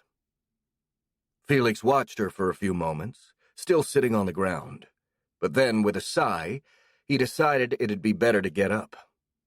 However, a sense of vertigo overtook him as he stood, causing him to lose his balance, and he would have likely fallen again if someone hadn't held him. The young man turned to see who it was who was helping him, and saw that it was Marcus, or at least her copy. Careful there, Felix, the drone said in a worried voice, though the emotion didn't show in her face. Are you all right? Yes, the apprentice sorcerer said, standing up on his own and quickly getting away from the Vex's chitin-covered hands. I'm fine. Just a bit tired, that's all. Do you want to sit down a bit longer? The copy Marcus asked. No, don't worry, Felix replied. I'm not that tired. I just need to catch my breath for a minute. Are you sure? The Vex Queen asked. I mean, you just took down 14 orcs. No one would blame you for resting a bit. No, really. I'm fine. The boy smirked with confidence. I held back a lot against those orcs, you know, so it's not as if I'm overexerting myself. Really? The drone tried to raise an eyebrow in surprise, though the resulting expression looked more as if she was having a stroke. Why, though? Wouldn't it be better if you went all out against them? Not really, the young man said, trying his best to ignore the copy's unsettling appearance. If I went all out from the beginning, I would have made them run away. They were too spread out to get them all in one attack, and if I killed most of them in one go, the others would have almost surely fled. I also saved a lot of energy this way. I could do the darts and snake tricks for hours before getting tired, while casting something really big would have left me out of commission for the rest of the day. Understood, the drone nodded. But still, are you sure that was a good decision? The last one almost reached you. I just wasn't fast enough, the boy said defensively. But this was the first time I used that magic during a fight. Next time I'll be faster, and I won't let them get too close. Besides, everything went well. Nemi protected me, and she and the others are going to help me in case something goes wrong next time as well. The copy of the Vex Queen stared at him, her expression completely blank, before letting out a dramatic and unnatural sigh. Well, it's not as if I can stop you, she said. However, try to be more careful next time. Even if you have me and the others to watch your back, accidents can happen. If Nemi had been just a second slower, your brains would currently be decorating the mace of that orc over there. The drone leaned in a little, and though her expression didn't change, Felix could imagine the weight the real Marcus was trying to exude through it. This is not a game, Felix. Try to take it seriously. I will, Felix replied with a small smirk. Believe it or not, I'm the one who is most interested in keeping myself alive. That's debatable. The Marcus copy tried to smile, but only managed to show her sharp, shark-like teeth. I'm probably more interested in your safety than you are. After all, I'd be the one who has to tell Clara that you've died. The young man snickered. Understandable, he said with a sardonic smile. I'd also rather die than tell Clara that I died. I'm glad you understand my plight, the Vex Queen replied. So please do your best to come back in one piece. As you wish. Very good. The copy Marcus nodded. She then stood completely immobile, as it happened when the actual Marcus was thinking, causing Felix to look away. Even after living with that thing for 2 weeks, he still hadn't gotten used to it. After a few seconds, the drone came back to life, turning her head to the young man. So, how are you feeling now? The Vex Queen asked. Are you really sure you don't need some more rest? Yes, I'm good to go. Good, because there's a group of 20 orcs, about 11 kilometers southeast from here, marching north as we speak, the drone said. I've scouted the territory ahead, and there is a small woody hill on their path, where we could set up another ambush. We'll have to hurry to get there in time, though. Do you feel well enough to ride there? Of course, Felix replied with a confident smile. Can't wait for another chance to test my powers. Let's call Nemi, then. We've got work to do, and time is short. Chapter 28. Pins and Needles. Ever since news of the arrival of the orcs had spread, the villages at the border with the Caligare forest had been evacuated, their inhabitants seeking refuge in the city of Bretholz, or even farther north. Despite this, the village of Oakfell was bustling with activity even more than usual, with many people crowding its streets and alleys, smoke rising from every chimney. Although the ones currently residing in the village weren't the usual inhabitants, but rather members of the Bretholz defense force, both humans and goblins, who had made Oakfell their current headquarters. And quite naturally, the commanders of the defense forces, the Marquis, Marcus, and the Goblin General, and their retinue, were residing in the most comfortable building available. In this case, that meant Clara's house, and the girl had initially been happy to host them. By now, though, she was starting to regret that choice, as the feeling of being out of place in her own home made her terribly uncomfortable. The main problem was that she was cut from all the activity going on in the headquarters. She lacked the means to help Marcus and the others directly in their war efforts, and this time she couldn't even do housework, since the Marquis's servants basically took care of everything much better than she could. And with nothing to keep her mind occupied, she constantly worried about Felix. She sat on a stool in the corner of her dining room, which had been repurposed as a command center for the Bretholz forces. Marcus was sitting on an old armchair in the center of the room, her legs crossed in a meditation-like position, something which apparently helped her focus. She kept her eyes closed and spoke only to report the latest events that happened on the field in a rather flat and emotionless voice. At her right, Aizen and Trak were busy studying a huge map of the province opened on the dinner table, monitoring the movements of the troops using blue and red pins, while Hoggs remained nearby, with 11 twin stones lined up on a coffee table in front of him.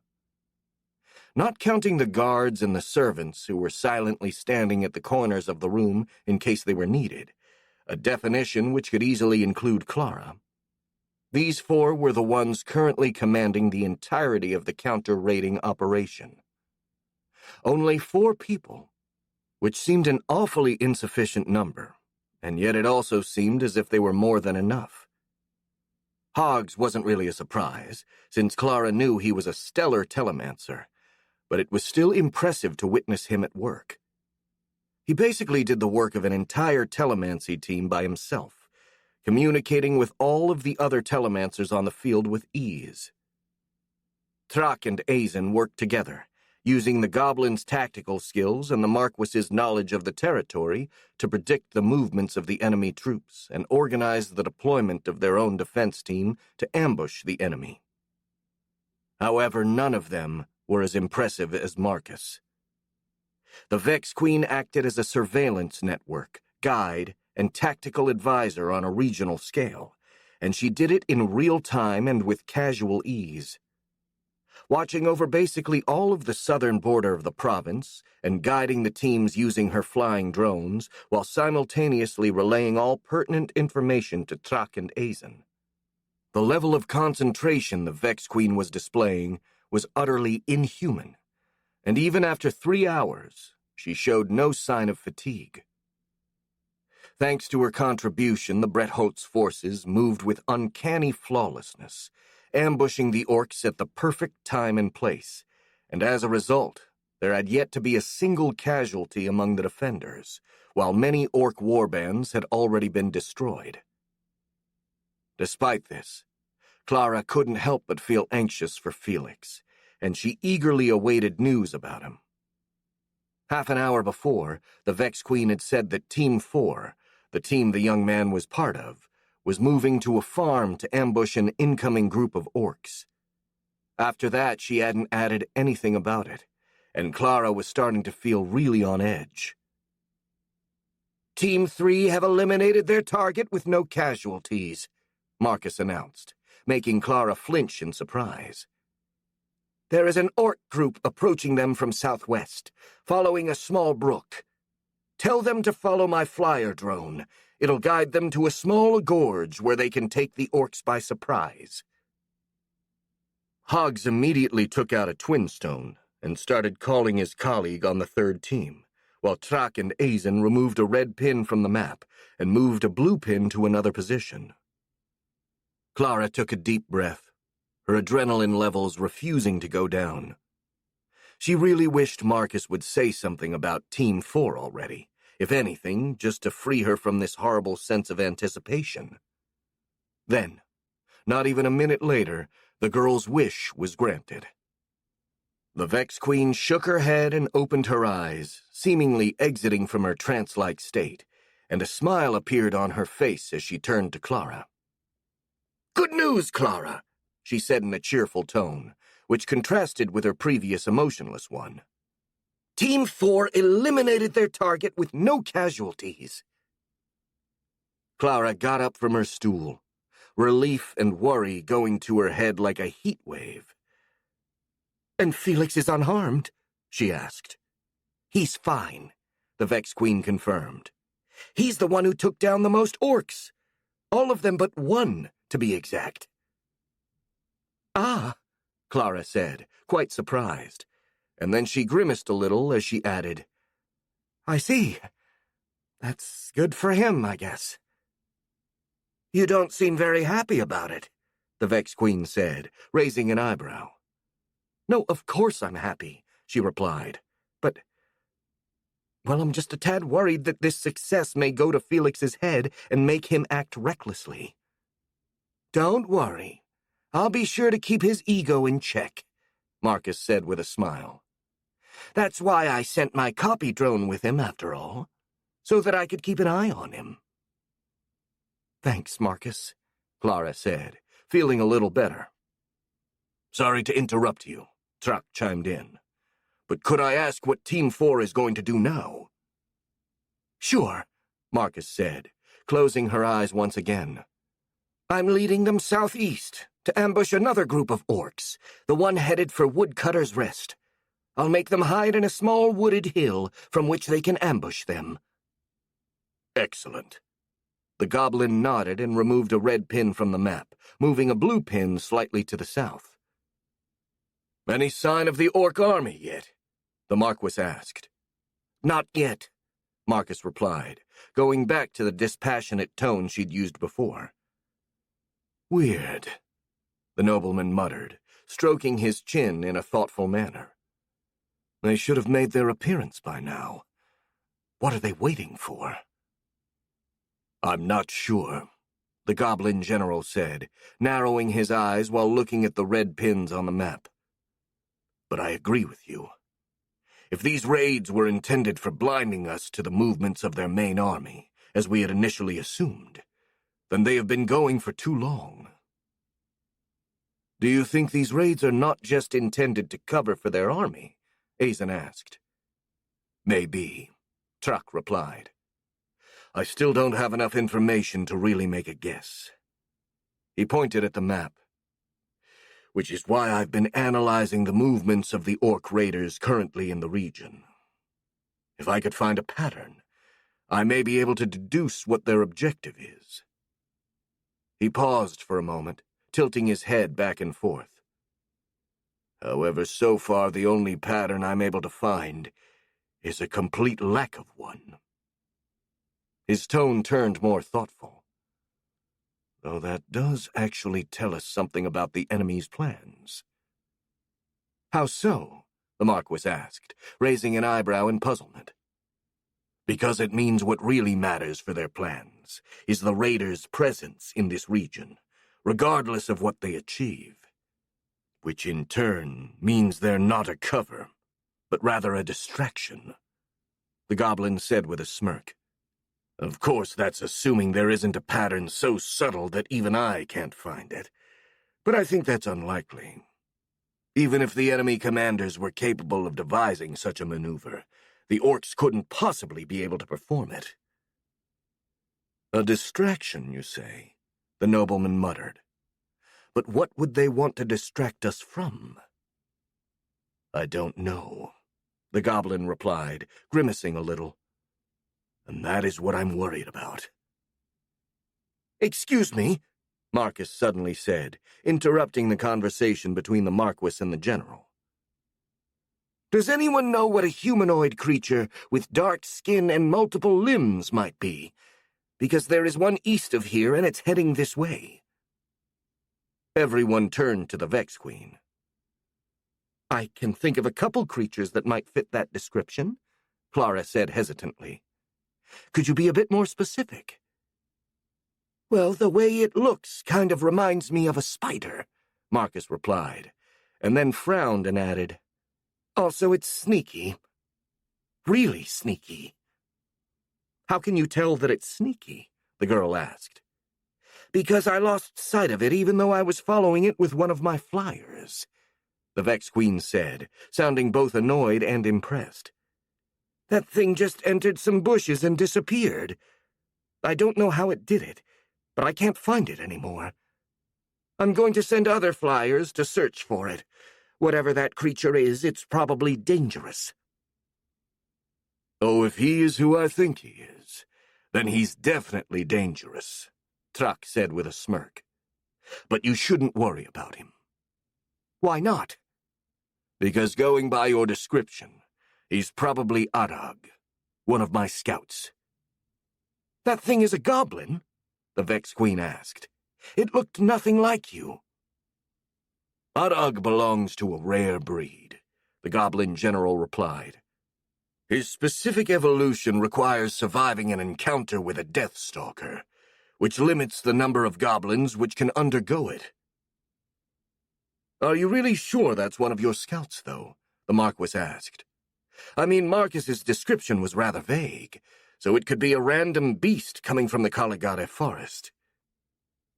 If that were the case, he'd be coming from the south, Truck corrected him. But he's coming from the east, which probably means he went to search for me in Goblinia, and is now coming here after being told that I left for Oakfell. That makes sense, the nobleman nodded. But why is he coming to search for you, if I may ask? Probably because he has something really important to report, the Goblin General said. Or at least I hope so, because otherwise I'd have to punish him harshly for insubordination. When I sent him away on his mission, I specifically ordered him not to leave his post unless he had some really vital information to report. And what was this mission you sent him on? Azen inquired. Why, to keep an eye on the Blue Terror's movements, of course, Truck replied. Which means that whatever news he's bringing, it's probably going to shed some light upon the enemy's plans. He turned to Marcus. How far from here was he when you last saw him? About 15 kilometers, the Vex Queen replied. Then he should be here shortly. We'll hear his report as soon as he arrives, but until then, we should keep doing our work. Speaking of which, how are our teams on the field faring? Is there any news on that front? Yes, Marcus said. Team 8 has eliminated a group of orcs and is now moving northwest to intercept another. Team 2 has also moved south to strike another target. Truck nodded, and together with Azen, he resumed moving pins on the map. The room quickly went back to how it had been a minute before, now with a sense of anticipation lingering in the air, as everyone impatiently waited to hear what news the Goblin Scout was bringing. Chapter 29. Potty Break. Considering how much he used to suck at multitasking in his previous life, Marcus was genuinely impressed by his current skill in that department.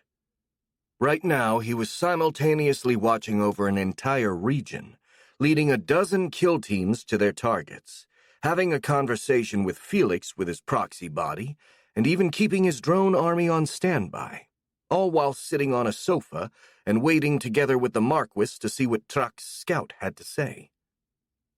Not bad for someone whose friend jokingly said he was almost incapable of walking and talking at the same time. Though he couldn't take too much credit for this improvement, as it was almost surely a result of his Vex nature. He was actually doing most things instinctively, without any real effort or thought put behind them. In fact, the only thing he was really focusing on right now was the goblin scout in front of him. Adag, as the general had introduced him, looked like the sort of creature you'd see during an episode of sleep paralysis. A dark-skinned, spider-like humanoid with a perpetual grin on its face, which showed a myriad of needle-like teeth. That nightmarish appearance would have once thoroughly creeped Marcus out, but now he was kind of used to it. After all, he thought with chagrin, he did give birth to things that looked even scarier than that. However, apart from his appearance, there was something else off about that goblin.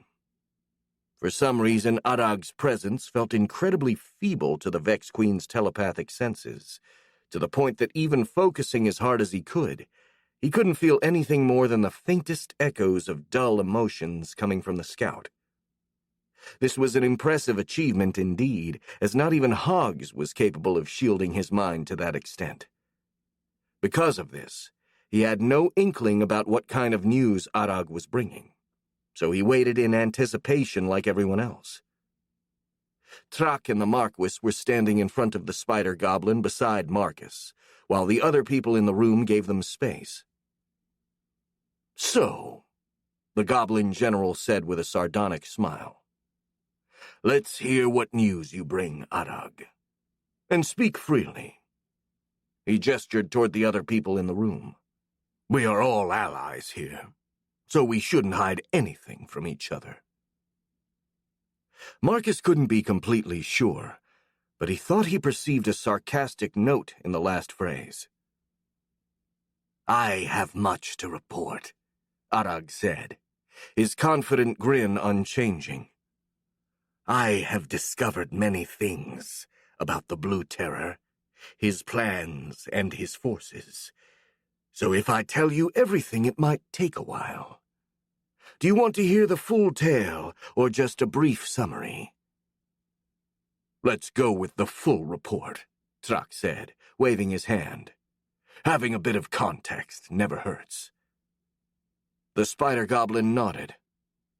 "Very well, then. I have been tailing the Blue Terror's movements for about a month and a half now. I followed him as he gathered his army and started marching north. During that time, I found out about the scope of the enemy forces. There are more than 30,000 orcs under the Blue Terror's command, with around 200 ogres leading them. Moreover, the orcs are also bringing a few thousand prisoners of other races with them, to serve as cattle to feed their army and for other uses. Among these prisoners, there are two that are particularly noteworthy.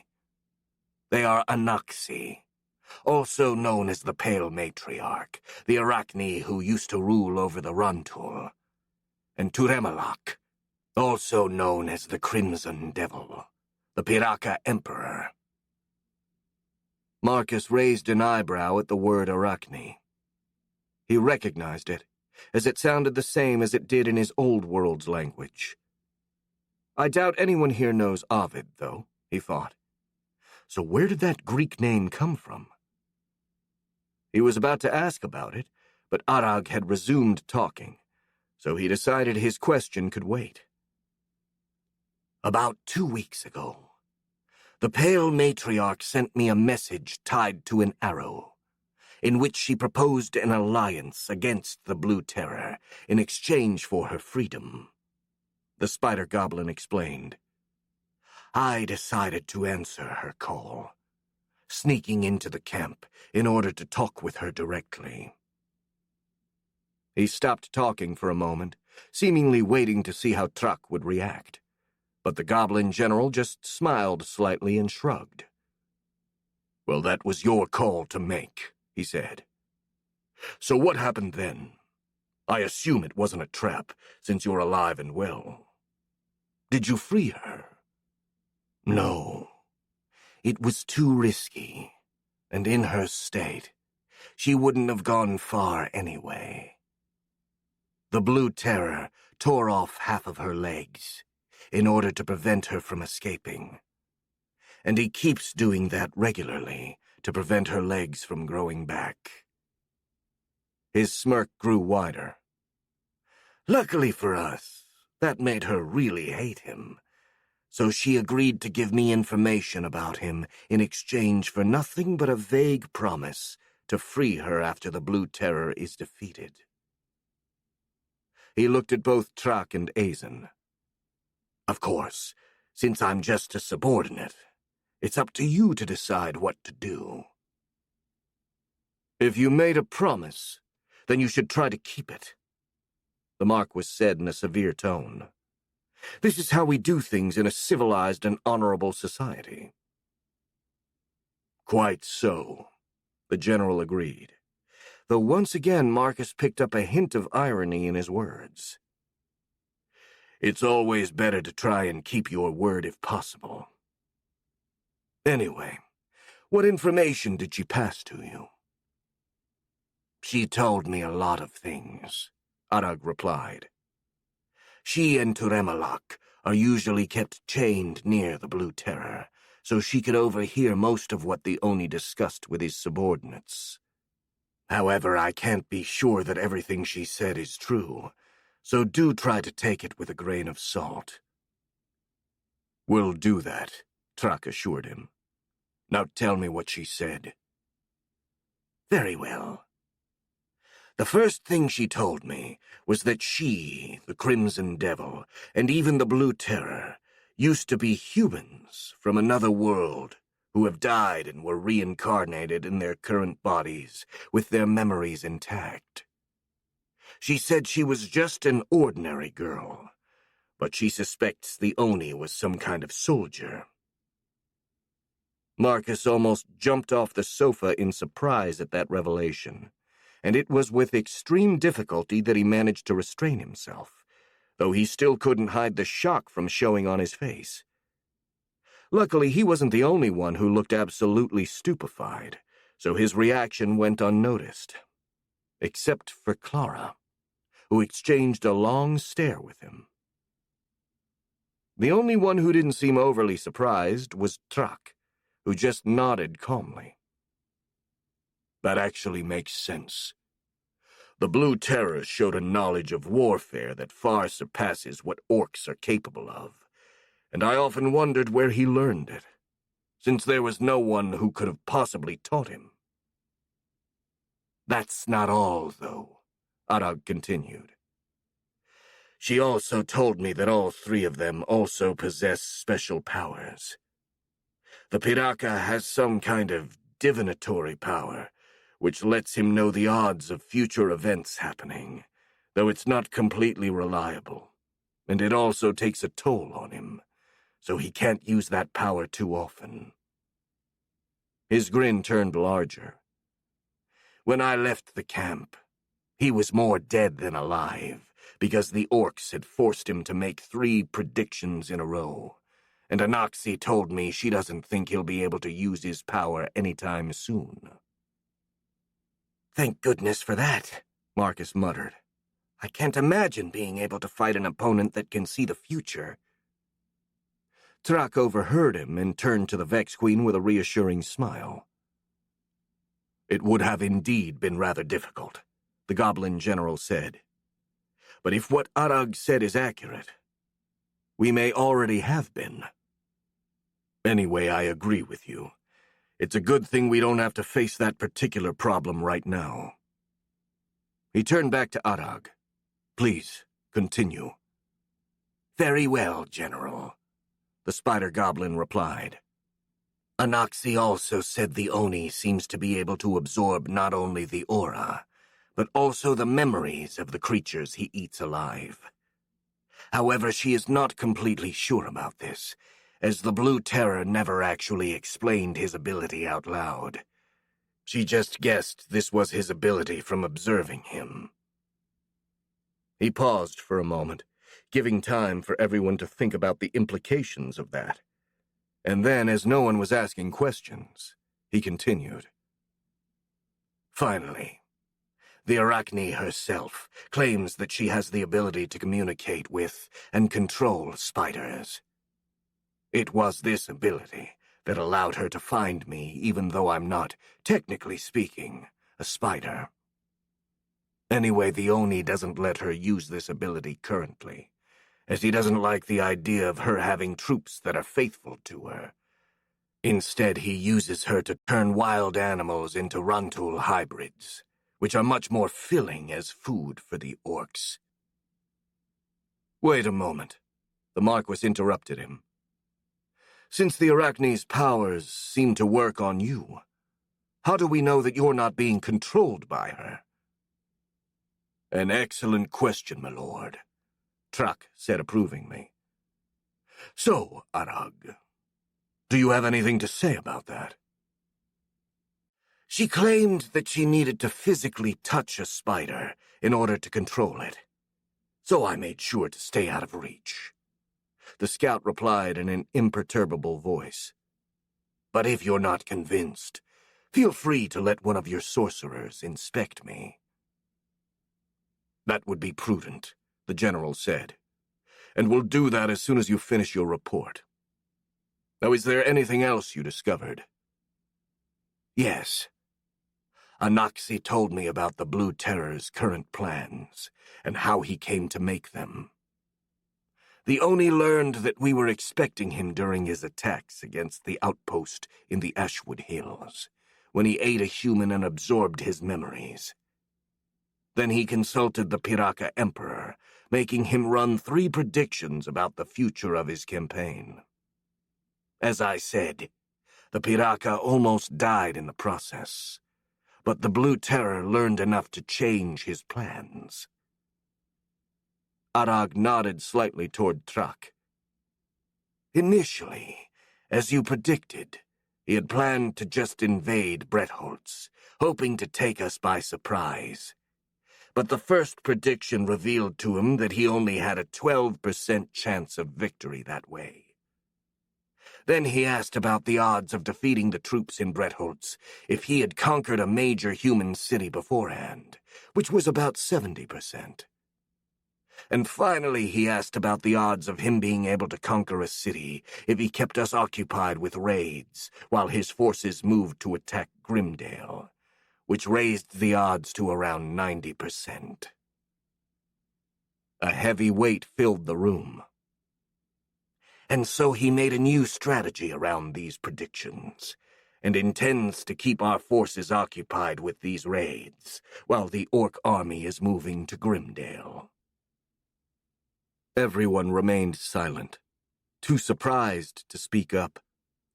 But then all of a sudden, Azen started talking. Wait a second, the Marquis protested. Even if what you said is true, which I find rather debatable, there is still no way for the Orc army to reach Grimdale without passing through Bretholtz. Or are you going to claim that these Orcs can fly next? No, I am not, the scout replied dryly. Though the Blue Terror can fly, his subordinates do not share this ability. And they don't need it either, because they can reach Grimdale unseen by passing through Fendel's mines. The nobleman froze, and Marcus could feel a weird mix of confusion, realization, and doubt coming off him.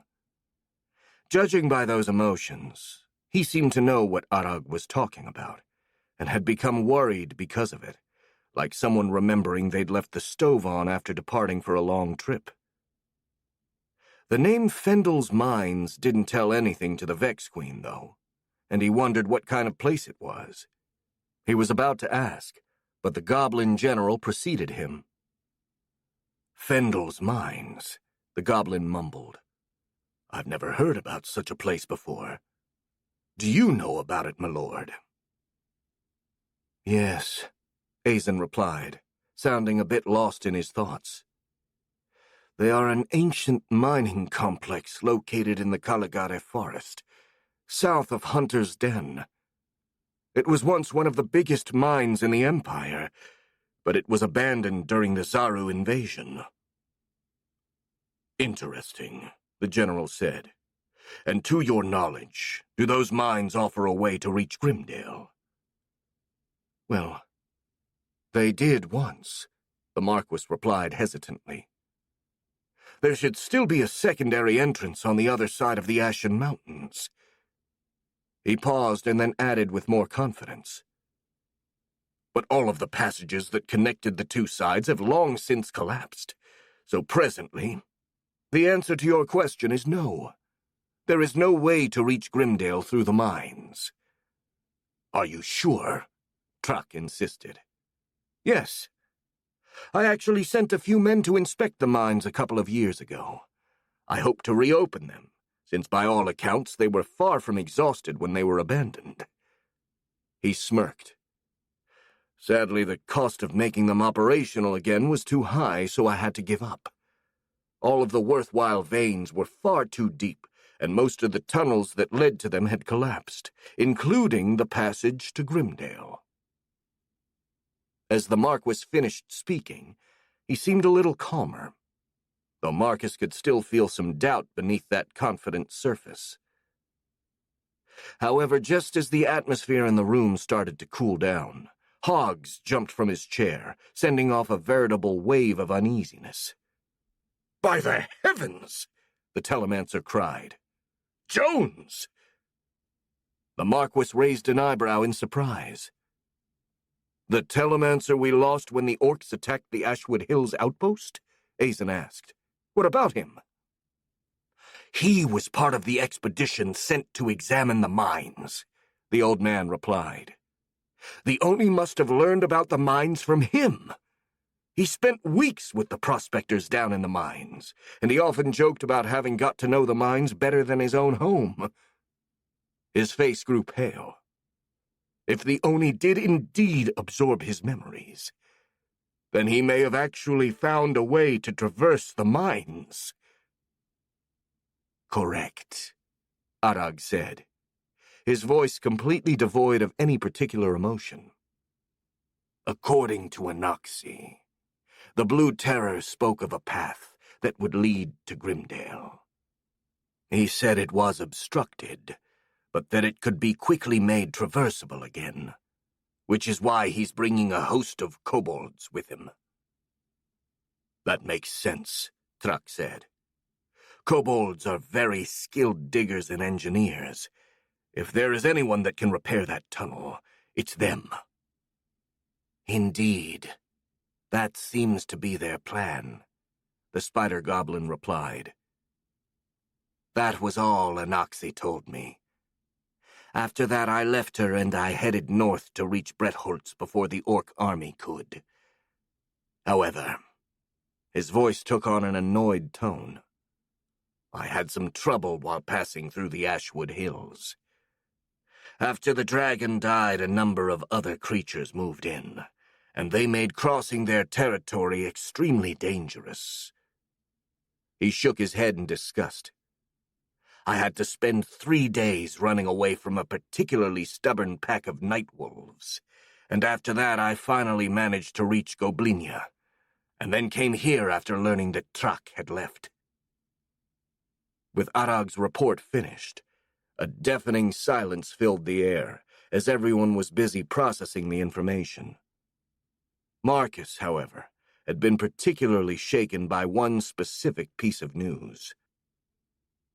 "I'm sorry," he said, "but when you said that the dragon in the Ashwood Hills died, did you mean the king of the Ashwood Hills?" "Yes," the scout replied. "And how did it die?" "It seems the Blue Terror killed it." "Ah," the Vex Queen said as a shiver ran down his spine. All of a sudden, he found himself wishing he'd made more destroyers. At least 100 of them, just to be sure. As his uneasiness grew, he noticed everyone around him getting visibly restless. A couple of servants had gone pale and looked on the verge of fainting, while the guards were gripping their weapons nervously. Guess this news really got to them, he thought. Can't blame them, really. An enemy strong enough to defeat a dragon and also capable of absorbing memories and reading the future. It's already impressive they're not running away screaming. Sir Marcus? Hearing his name, he turned and saw that Hoggs had approached him, his face pale. Yes, Hoggs. You may want to keep your aura under control, the old telemancer whispered. You are kind of upsetting everyone in the room, and probably in the entire village.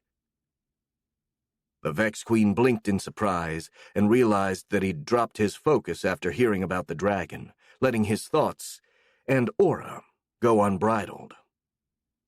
Feeling extremely ashamed, he quickly got a hold of himself, reining in his emotions, and after a few seconds, the people in the room became more relaxed once again. Sorry, he said under his breath to Hoggs. I got distracted for a moment. It's quite understandable, the old man reassured him.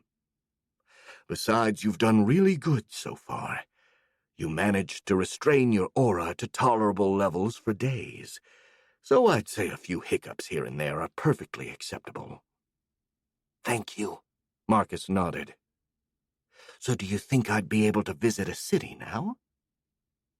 Hoggs hesitated, but then shook his head. That would be premature. As I said, your aura right now is tolerable, but it's still extremely noticeable. You might want to practice a little more before mingling with other people. All right. The Vex Queen sighed, looking quite dejected. Well, if it's of any consolation, you've made great progress so far, the old man said. It won't be long before you can actually visit populated settlements. Fine, Marcus said.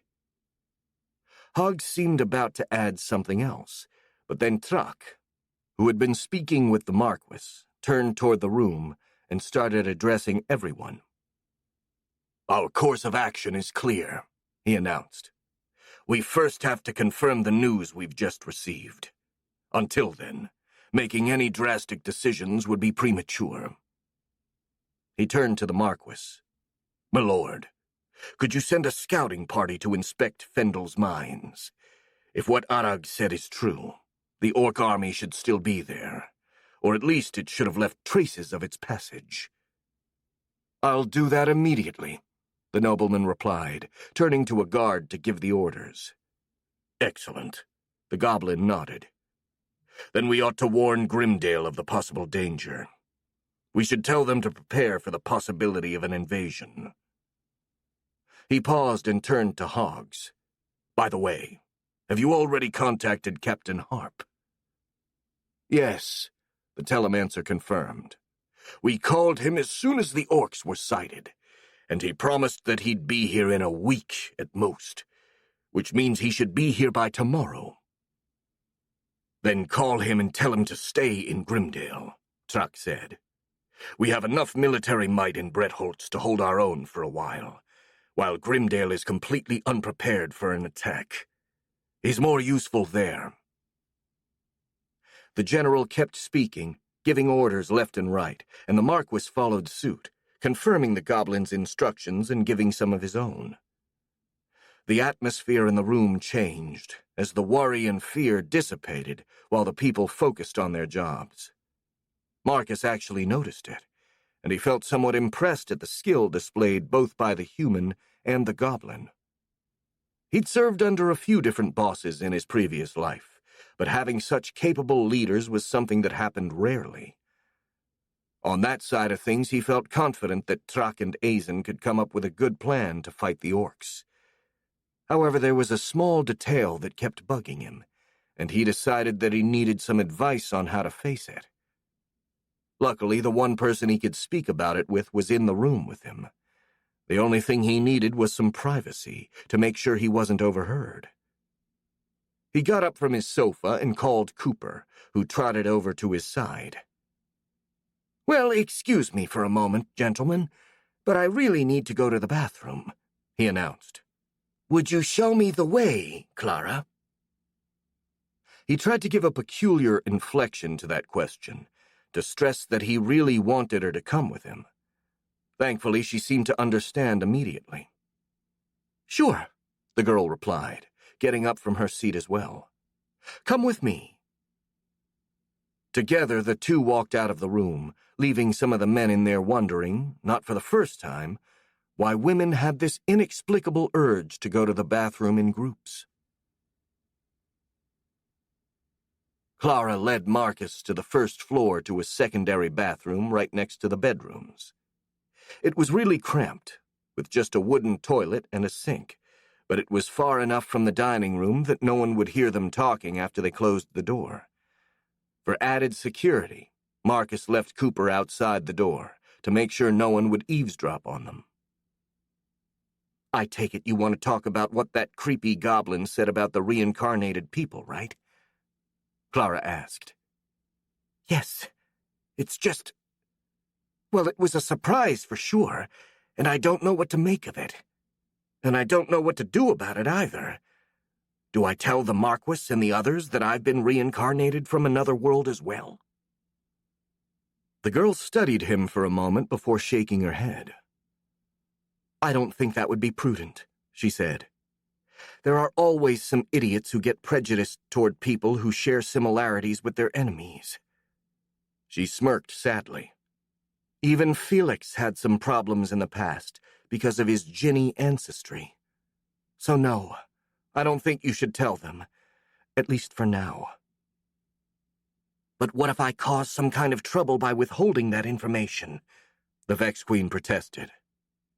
"I mean, by knowing about my world, the General and the others could get some insight on the Oni's plans." The girl thought about it for a second. "Maybe. As long as you tell only the Marquis, it should be fine. Though I don't know if knowledge of your world will prove useful. I mean, you were a civil engineer, not a soldier. How much do you know about your world's warfare?" "Well, I know of a few tactics from famous battles. I did like studying history, and the history of my world is full of wars and conflict." "I don't think that's going to be enough," Clara replied. "Learning about battles from a history book is quite different from actually leading it on the field. Besides, that pompous goblin seems to be good enough not to fall for any cheap trick. Also, how can you be sure that the Oni and the others are actually from your world? They could be from a different world entirely." "Yeah, that might be true." Marcus nodded. "But it's weird. The spider goblins said they were humans before reincarnating. How many worlds could there be with humans in them?" Then he remembered something and shook his head. "Oh, right. Infinite ones. I almost forgot about the multiverse theory." "What is the multiverse theory?" the girl asked. "It's a scientific theory from my world. It'd take a long time to explain it, but basically it says there are infinite variations of the same world." He smirked. "Anyway, according to it, you might be right. The Oni and the others could come from a different world than mine." "That would also explain why the Oni is so different from you," Clara said. "I mean, from what you told me, your world seems rather civilized, and I can't imagine civilized people eating other humans alive without provocation." Marcus's smirk turned sour in response. "I'd love to agree with you, but sadly there are some really bad people in my world. I probably described my world too positively. Only part of it is civilized, and we still have a lot of poverty, wars, and things like that. Even the place where I used to live, which was relatively civilized, still had its underworld of criminals, madmen, lawyers, and all kinds of assorted scum." "Fair enough," Clara said. "I guess some people always suck, no matter the world they are in." She studied the Vex Queen for a moment. "Do you miss it? Your world, I mean." Marcus hesitated, as this question caused him to feel a wild turmoil inside his chest. However, mindful of his earlier psychic outburst, he calmed himself down. Well, there are some things I miss about it, but I can't go back there, so it's useless to dwell on those thoughts. Besides, I'm doing fairly well here. I've got a lucrative job, friends, and I'm actually making a difference. While in my old world, I was just a random nobody. Guess I don't actually have much to complain about. I'm glad you feel like that. Clara smiled. Still, if you ever want to talk about it, feel free to reach out to me. Sure. Though maybe now isn't the best of times. With a rather embarrassed expression, he added, Speaking of which, would you mind leaving me alone for a minute? I didn't notice it before, but I actually do need to use the bathroom. Oh, sure. It's a good thing you're already here, then. She opened the door. I'll be waiting for you in the dining room with the others. Sure, the Vex Queen replied as the door was closed. He then studied the wooden seat of the toilet and sighed in resignation. Well, I guess one thing I really miss about my world are bathroom fixtures. Wood feels terribly unsanitary when compared to ceramic for some reason. However, not having any alternative, he sat down and took care of his business before returning to the others. Chapter 30. A Present from the Past. It was a beautiful late autumn day. The sun was shining brightly on the red and yellow leaves of the trees of the Caligare forest. But the air was chilly, and an icy wind was blowing from the north, heralding the arrival of winter. The two men flying on a wyvern drone high in the sky were really thankful for the sunny weather. Otherwise, the cold would have been utterly unbearable. Even now, they were shivering despite the many layers of heavy clothing they wore, and really wished they could fly closer to the ground, where the air wouldn't be quite as icy. They didn't dare dip any lower, though, as the tale of how the Oni had eaten their colleagues in the Ashwood Hills was fresh in their memories. Better to endure some cold than staying warm in the belly of some beast. As they approached their destination, the man guiding the wyvern saw something and fumbled through his clothes, producing a spyglass.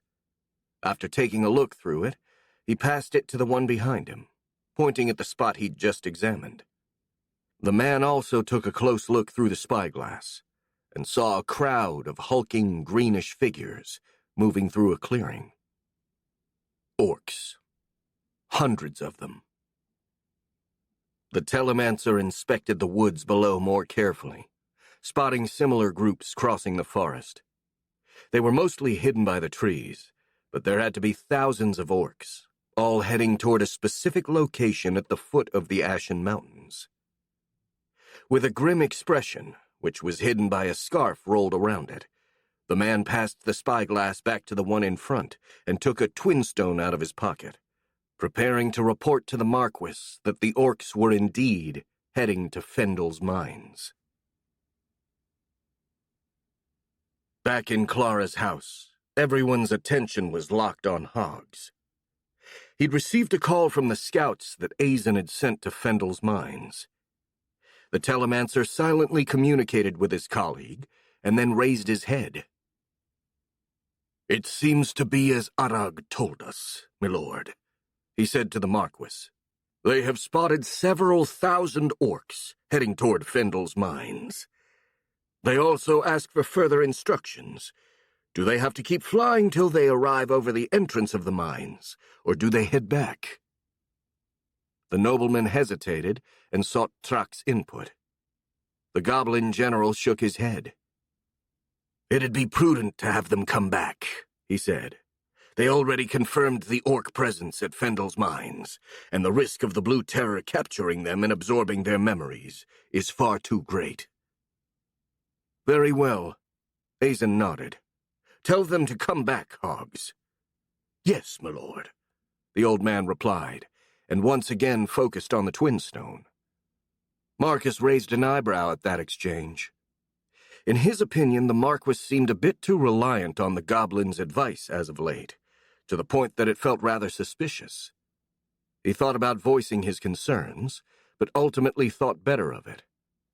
Even someone as diplomatically inept as him could tell that publicly questioning a nobleman's authority in front of his subjects wasn't a good idea. Instead, he went with another question, one that was possibly even more pressing. "What do we do now?"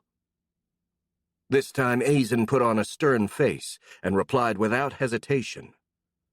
"First, we warn both Yazen and Lord Grimdale," he said, "and then we march out to their help." Most men in the room started murmuring in agreement, but a few people, Marcus and Clara included, didn't seem to be entirely convinced. "What about the orcs attacking us here?" the Vex Queen asked. "We're going to leave a suitable garrison to defend the province," the nobleman reassured him. "A third of the goblin forces should suffice. The rest of them, under Truck's command, will march to Grimdale together with you and your Vex." "Wouldn't it be better for me to stay here?" the Vex Queen said. "I mean, if I go away, I won't be able to guide our soldiers." "They'll manage," the Marquis replied. "With enough reinforcements, they should have no problem dealing with a few unorganized raiders." "Fair enough," Marcus nodded.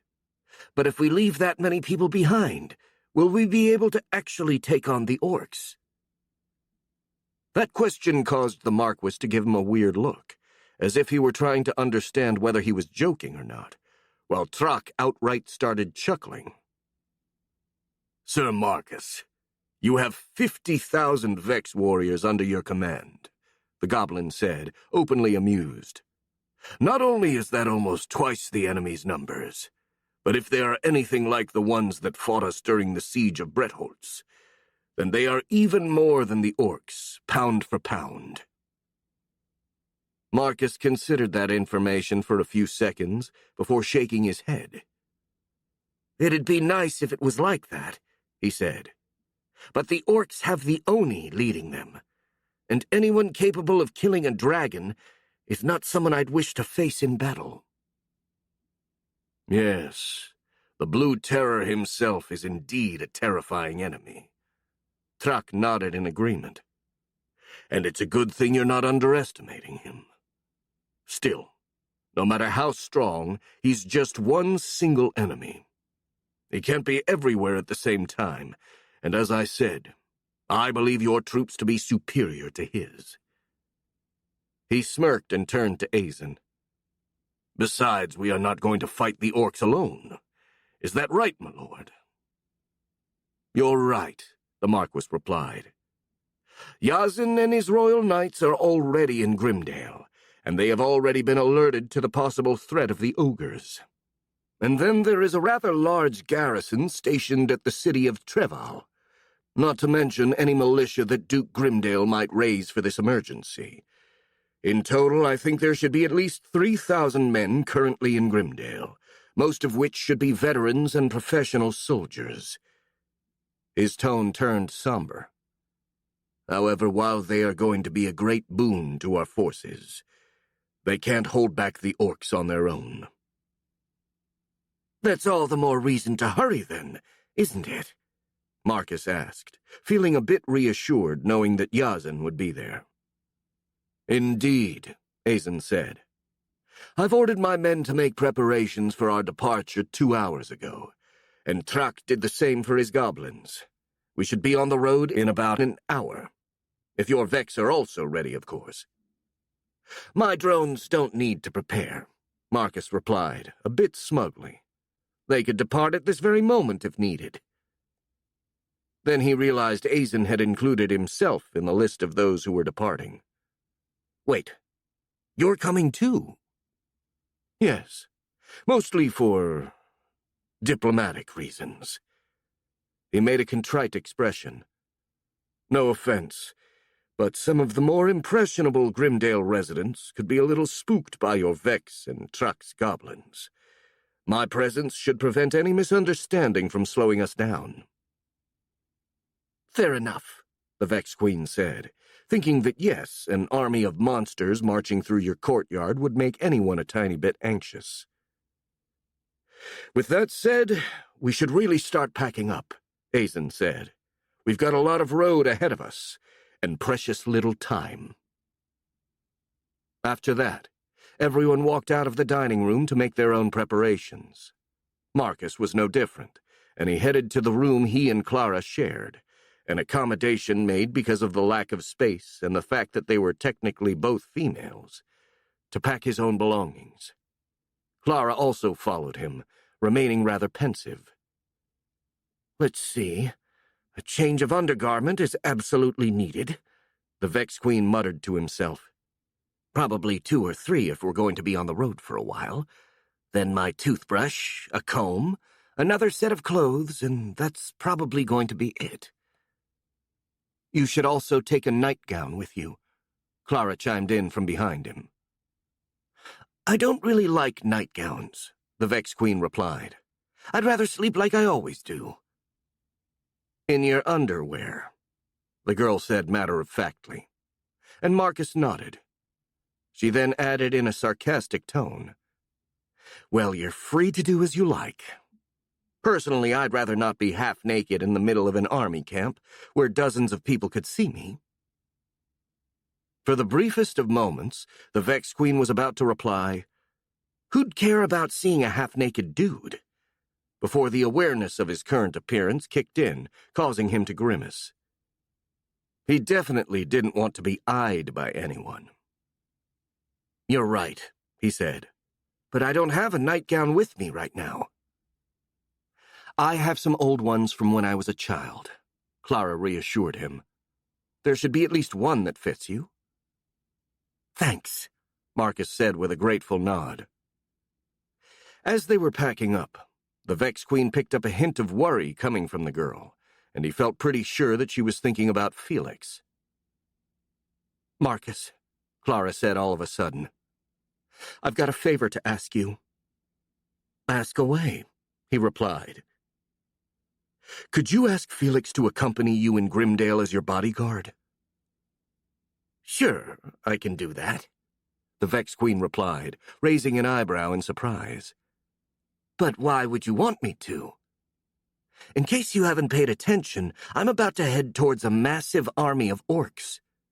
If you want to keep Felix safe, wouldn't it be better if he stays here? If Felix stays here, he's going to want to keep hunting down the raiders, the girl explained. However, if he's going to serve as your bodyguard, he'd have to stay at your side, which means he'd be watching the battle from the rear rather than fighting on the front lines. I see, Marcus nodded. I've got no objections, then.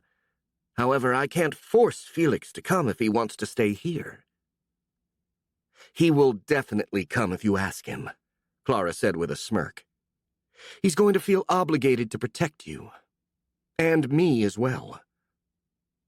What? The Vex Queen asked. You? What do you mean? You're not coming, are you? Of course I am, she replied calmly. Not only as a person of rank, you should have at least a servant accompanying you, but you also need someone you can trust to tell you how to behave. There are still a lot of things you don't know about our customs. She smiled. Besides, it shouldn't be too risky since you're going to command your troops from the rear. And we'll also have Felix to keep us safe.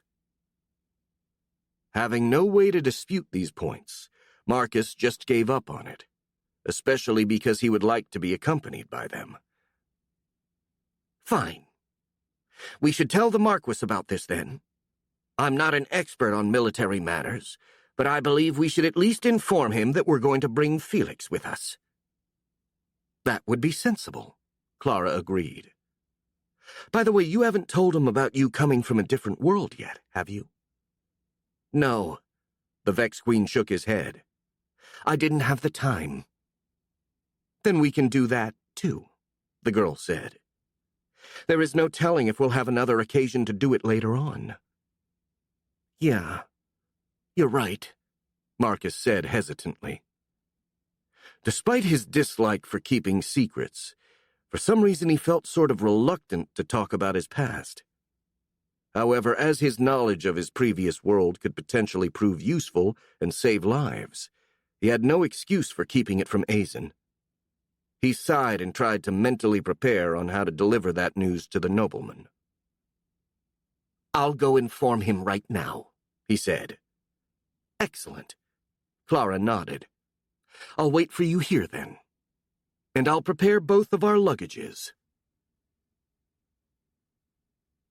Azen was changing in his room when Marcus came knocking, and he quickly hurried buttoning up his shirt before letting him in. "Sir Marcus." He saluted him. "Sorry if I made you wait, but I had to make myself presentable first." He looked at him quizzically. "What can I do for you?" "I'd like to speak with you for a moment," Marcus said, and then looked poignantly at the Marquis's bodyguard, who stood behind his master. "In private, if it's possible. I've got something important to tell you." "Sure." The nobleman nodded and turned to the bodyguard. "Luther, could you please wait outside?" The man nodded and marched out of the room, closing the door after him, and the Marquis then turned to Marcus. "Time is short, but I can spare a few minutes for you," he said. "What do you want to tell me? Did you see something through your drones?" "No." The Vex Queen shook his head. "Nothing out of the ordinary, at least. I'm still guiding our teams against the raiders." He paused for a moment, thinking of Clara's request, and added, "Speaking of which, I wanted to ask you if I could bring Felix along as my bodyguard." "The young sorcerer?" the nobleman asked. "Sure, there should be no problem. Just tell him to take a horse and reach us on our way to Grimdale." "Actually, I kinda planned on sending a wyvern to take both him and my copy," Marcus said. "That would rule horses out, since neither me nor my drones can ride on one. They seem to be spooked by us." "Fine," the Marquis said. "It shouldn't be a problem, since we currently have 7 wyverns on standby." "Thank you, my lord," Marcus said, bowing his head slightly. "You're welcome, Sir Marcus." Azen returned the bow. "Was that all?" "Actually, no," the Vex Queen said, his face turning more serious. "I've got another important thing to tell you." He looked pointedly at the nobleman. "Did Hoggs tell you that I was a human in my past life?" "Yes, he did," the Marquis replied. "Good." Marcus nodded. "Well, there is something else about my previous life that I didn't mention." He took a deep breath. "I was indeed a human. But the world I lived in back then is not this world. Or at least I don't think so." "What?" Azen asked, raising an eyebrow in confusion. "My world had just one white moon. It was inhabited only by humans, and we had no magic to speak of. Only science and technology," the Vex Queen continued. "I'd think those are enough differences to say this is a different world altogether." He paused and made a contrite face. "I'm sorry I haven't told you this earlier, but honestly I didn't think it mattered at the time." He stopped talking, waiting to see Azen's reaction to this revelation. After a few moments, the Marquis smiled. "Well, that certainly explains a few things," he said. "Like why I never found out where this America place was, despite looking at all the maps I had." He shook his head. "Anyway, I can hardly fault you for not wanting to share everything about your past with me. We all have our little secrets, after all. However, if I may ask, why are you telling me about it now?" "Because of what the spider goblin said," Marcus replied. "He told us that the Oni, the Arachne, and the Piraka were also humans that came from another world, remember?" "Yes," the nobleman muttered, narrowing his eyes in a thoughtful expression while caressing his chin. Well, I thought that maybe we all came from the same world, the Vex Queen said. I mean, he told us they were also humans in their past lives, and my world does have humans. And if that's the case, I might know something that could be useful against the Oni. He smirked sardonically. I don't know what that something might be, though, since I wasn't a soldier or anything like that. Anyway, feel free to ask me any question you want. I'll answer to the best of my ability. The Marquis appeared too lost in his thoughts to talk, resulting in a long, rather awkward silence. However, just as Marcus was about to break the silence and ask if everything was all right, the nobleman finally started speaking. That's a lot to think about for sure, he said. Thank you for telling me this, Sir Marcus. I greatly appreciate it. He grimaced. However, I'm afraid that I'm not really an expert on military matters either, so I wouldn't know what to ask you. He made a small pause and then added with a smile. However, I do know someone who does. Who? The Vex Queen asked, though he thought he already knew the answer. Trak, the Marquis replied, confirming Marcus's suspicions. He has proven to be an excellent tactician and commander, not to mention a devilish chess and poker player. If there is anyone capable of getting some insight on the Oni from the information you possess, it's him. The Vex Queen hesitated. Telling Azen about his past was one thing, but sharing those things with the Goblin General was something else entirely. In the end, Marcus decided not to hide his reservations. Better avoid any misunderstanding from the start. I don't really like the thought of sharing my past with him, he said. I don't trust him. That's perfectly understandable, the Marquis agreed. I don't completely trust him myself. If that's the case, it doesn't really show, Marcus instinctively replied in a sarcastic tone. Since you seem to be so buddy-buddy with Trak. Azen looked at him with surprise, and the Vex Queen realized that maybe he'd gone too far. However, before he could apologize or do anything else, the nobleman started laughing. That seems to be the case, doesn't it? He said, still chuckling lightly. Well, Sir Marcus, it may sound incredible for someone as honest and straightforward as you, but it's possible to be on friendly terms with someone you don't trust completely. He smiled. I admit I do personally like Trak. He's friendly, educated, well-mannered, and we share a lot of interests. He's also the most skilled commander currently in my service, which is why I decided to make use of his skills in this war. That, however, doesn't mean that I trust him blindly. I have my officers analyze everything he suggests before putting it into action, and in case you didn't notice, I always have a bodyguard behind me when I'm with him. He gestured toward the door. I wouldn't allow him to be alone in a room with me like I'm doing with you. Marcus nodded, realizing that the Marquis was implicitly saying that he did trust him. Well, that's good to know, he said after a moment. But I still don't really like telling the goblin about my past. I wouldn't want him to use it against me in the future. Unless there is something truly horrifying about the world you come from, I don't think he could do that even if he wanted to. Azen reassured him.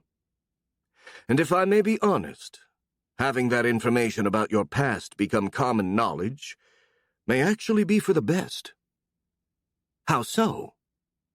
Well, it'd take the focus away from other, rather more unnerving traits of yours, the man said, a bit hesitant. No offense, but your powers and your servants could be a tad scary for some people. Having something else to distract people from them can only help your reputation. None taken. The Vex Queen nodded. And Well, I'll trust your judgment, my lord. I'll answer Truck's questions about my past. Excellent. He then looked at the window and said, And now, if you don't mind, I do really need to finish changing. After all, I was the one who insisted on getting on the road within an hour, and it'd be rather ironic if I was late. We can resume our conversation while we're on our way, if you want.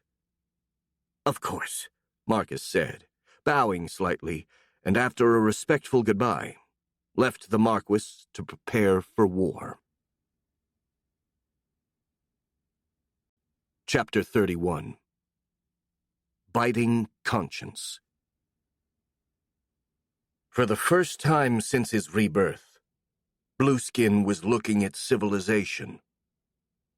The land in front of him was covered by a patchwork of cultivated fields as far as the eye could see, with many farms and villages scattered all around and tied together by a network of gravel and dirt roads. Smoke rose from dozens of chimneys, and even at that distance, the Oni could smell cooked food as the inhabitants prepared their dinner. This vision filled him with a weird sense of relief. Life inside of the Caligare forest was harsh, and while his strength had allowed him to have better conditions compared to everyone else, he still missed the comforts and security of a stable, civilized society. Now they were his for the taking. He took a deep, satisfied breath. His plans were finally close to fruition. His army, which was already a force to be reckoned with, would become outright unstoppable after enough orcs turned into ogres.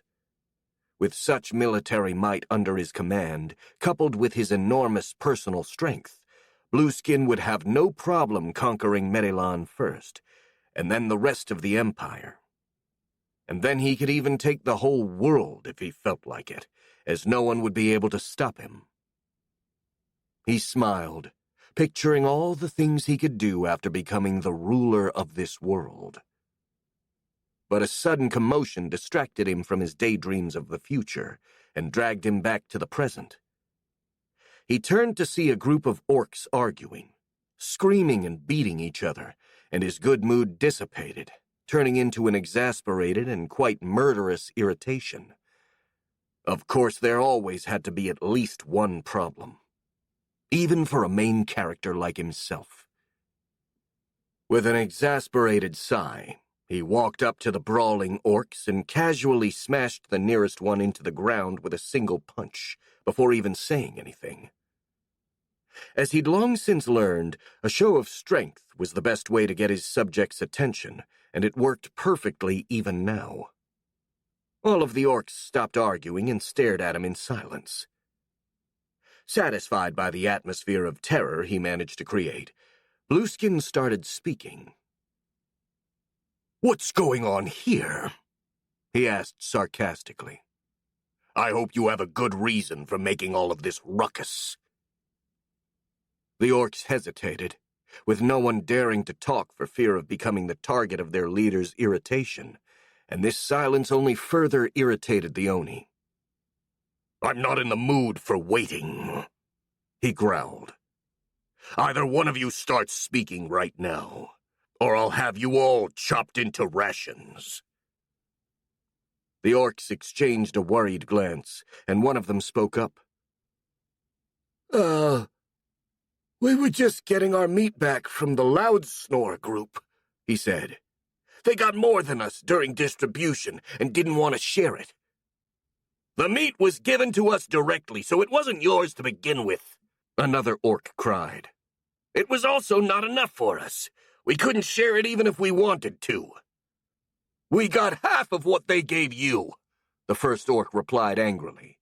"We can't live with so little meat." "Silence!" Blueskin roared, putting an end to the discussion. "If there was a problem, you should have told your officers."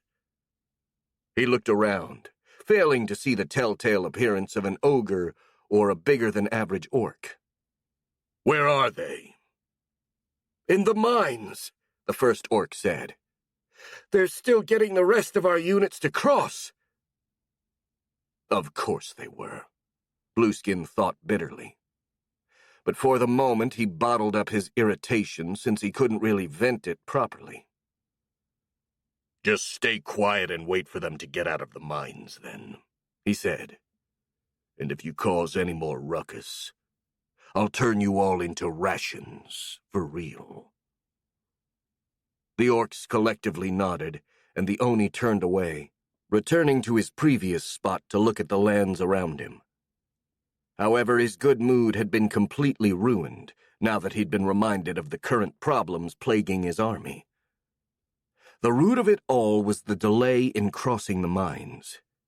At first, it had seemed that everything would go well, as the kobolds had managed to open the tunnel to Grimdale well within the established schedule, and Blueskin had quickly guided the first group of scouts to the secondary exit. It had only taken a day to trace the correct route from the Kaligate forest to Grimdale, and after that, the Oni had expected that crossing the mines would take a day or two at most. Sadly, that hadn't been the case. It had been 3 days since they started crossing the mines, and barely half of the orc army had reached the other side. The rest was blocked in some sort of traffic jam, apparently caused by the narrowness of the tunnels, which the orcs could pass through only one at a time, and the general lack of discipline among the orcs. It had gotten so bad that brawls and fights had started all over the place for the right of crossing first, and Blueskin had to send most of his officers back to the other side in order to restore some semblance of order. And while all of this happened, the delay brought another problem, one that could potentially threaten the success of the whole campaign. They were about to run out of food. All of the captive Rantul hybrids had long since been slaughtered for their meat, and on this side of the mountains, so close to human settlements, there simply wasn't enough game to feed his army. Even his old solution of using insubordinates as rations wasn't feasible anymore, since he was already short-staffed as it was after leaving a few thousand of his troops to mount that diversionary attack on Bretholtz.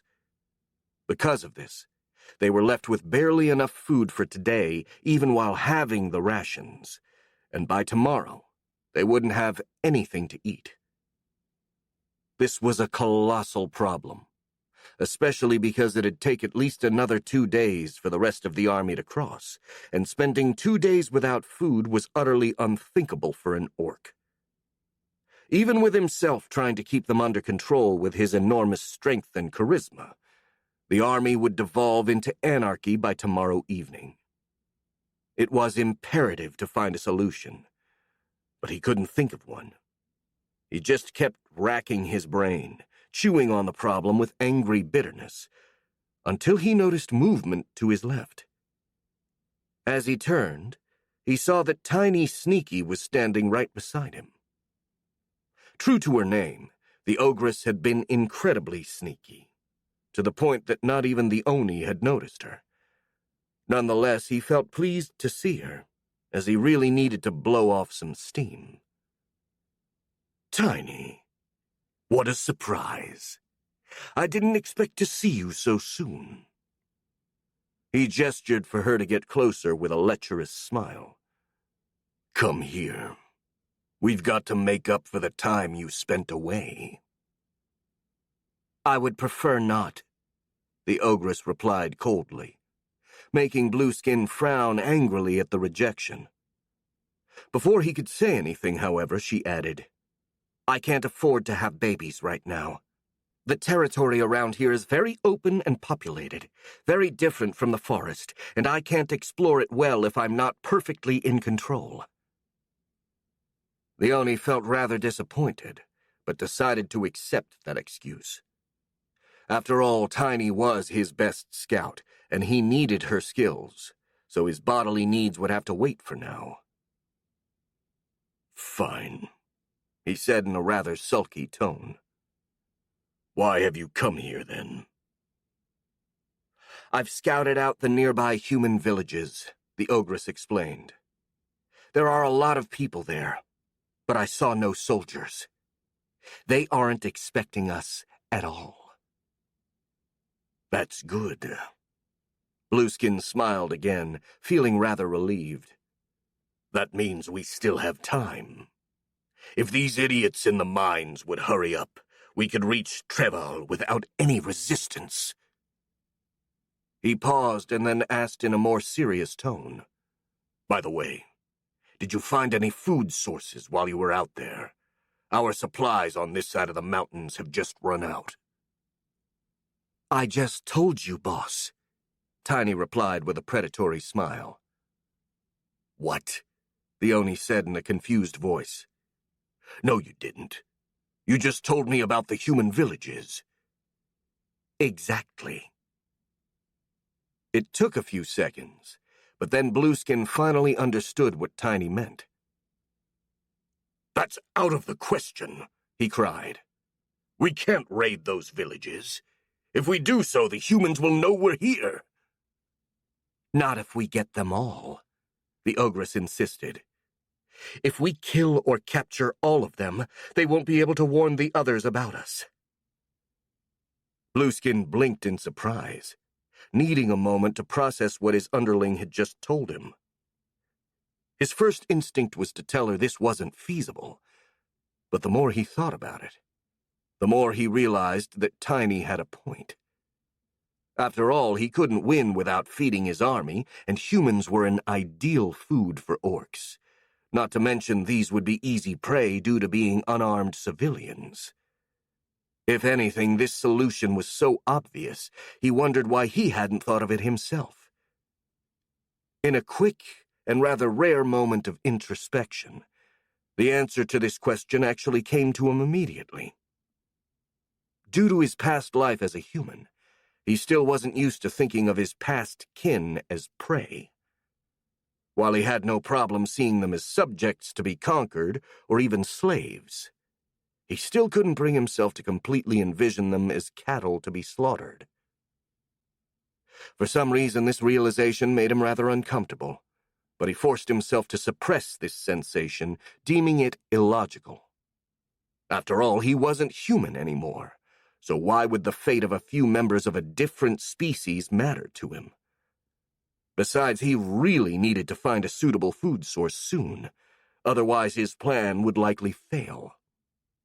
Killing a few innocent humans was regrettable, but it was a necessary sacrifice. Great rulers must be ready to do anything in order to achieve their goals, he told himself. Things like good and evil and all that nonsense is good only for the masses. I am beyond those petty concepts. I only do what's necessary. He nodded, managing to suppress his illogical feelings, and turned to Tiny Sneaky. We'll do as you suggested, he told her. Take as many soldiers as you need, and go raid the nearby villages. Don't let anyone escape, but try to capture as many humans alive as you can. They'll be more nutritious this way. As you wish, boss, the Ogress replied with a smirk, before getting away to gather the orcs she needed for her raid. Chapter 32. Raid Interruption. Yazen Harp was seething with anger. His patience had already worn thin after riding almost non-stop for 2 days, reaching the northern border of Bretholtz, only to be told that the orcs would be attacking Grimdale instead, and that he had to go back. However, that alone wasn't enough to push him over the edge. After all, any professional soldier would be used to hardships, especially in a time of crisis. It took a special mix of politics, bureaucracy, and blind idiocy to really make him lose it, and unfortunately, he'd just experienced a rich dose of all three. What do you mean they're going to do nothing? He screamed at the unlucky telemancer that served with his unit. That's what they said, the man explained patiently.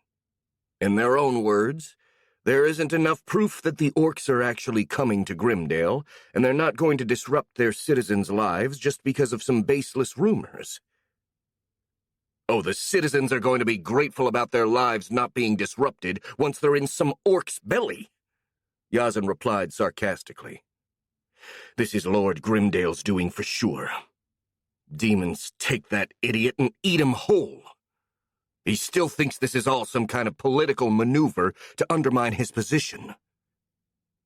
The lieutenant of the Royal Knights, a middle-aged man called Roscoe, who'd been listening to the conversation, approached Yazan. Complaining is well and good for the spirit of any soldier, sir, he commented in a deadpan tone. But what are we going to do in practice? Let me think for a moment, the captain said, and closed his eyes to focus on his thoughts. His face relaxed a bit as he let go of his anger, and when he spoke again, his voice was controlled and clear. First, we have to confirm the presence of the orcs ourselves, he said. Grimdale may like to bury his head in the ground, but even he won't be able to ignore my personal testimony. Very well, Captain, the lieutenant nodded. I suppose we're riding to the southern part of the Grimdale province, then. Yes, Yazan confirmed. We're going to depart immediately. Get the men ready. Of course, sir, Roscoe said. Then he added with a smirk. That decision is not going to make you too popular, though. The men really hope to sit on something that isn't a saddle for more than a couple hours. Then they've gotten soft in the past month, Yazan replied with a smile. They did nothing but eat, sleep, and flex at the Rossian border. They can certainly use the exercise, otherwise they might get fat and lazy. Ah, but some of us would love being fat and lazy, the lieutenant said wistfully. You shouldn't have signed into the Royal Knights, then, Yazan said with a grin. Now stop complaining and get the men ready. Aye, sir.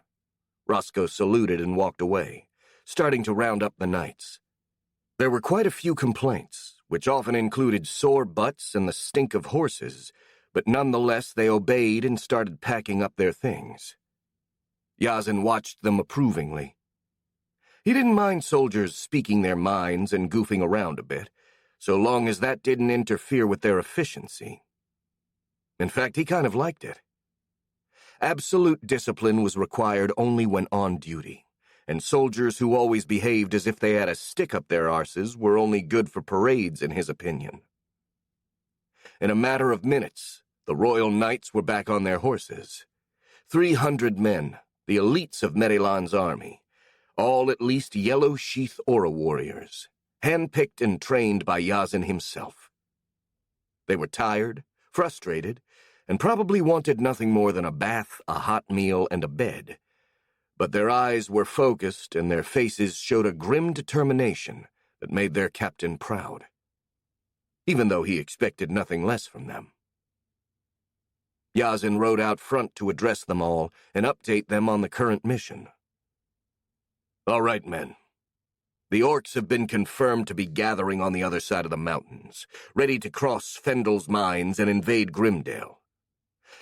But sadly, that's still not enough for Duke Grimdale to get off his fat ass and start evacuating the population. A few of his men snickered at that remark. It's up to us to find some indisputable proof that the orcs are in Grimdale. We're going south to search for them. He paused and looked around. By the way, does anyone know where these Fendel's mines are?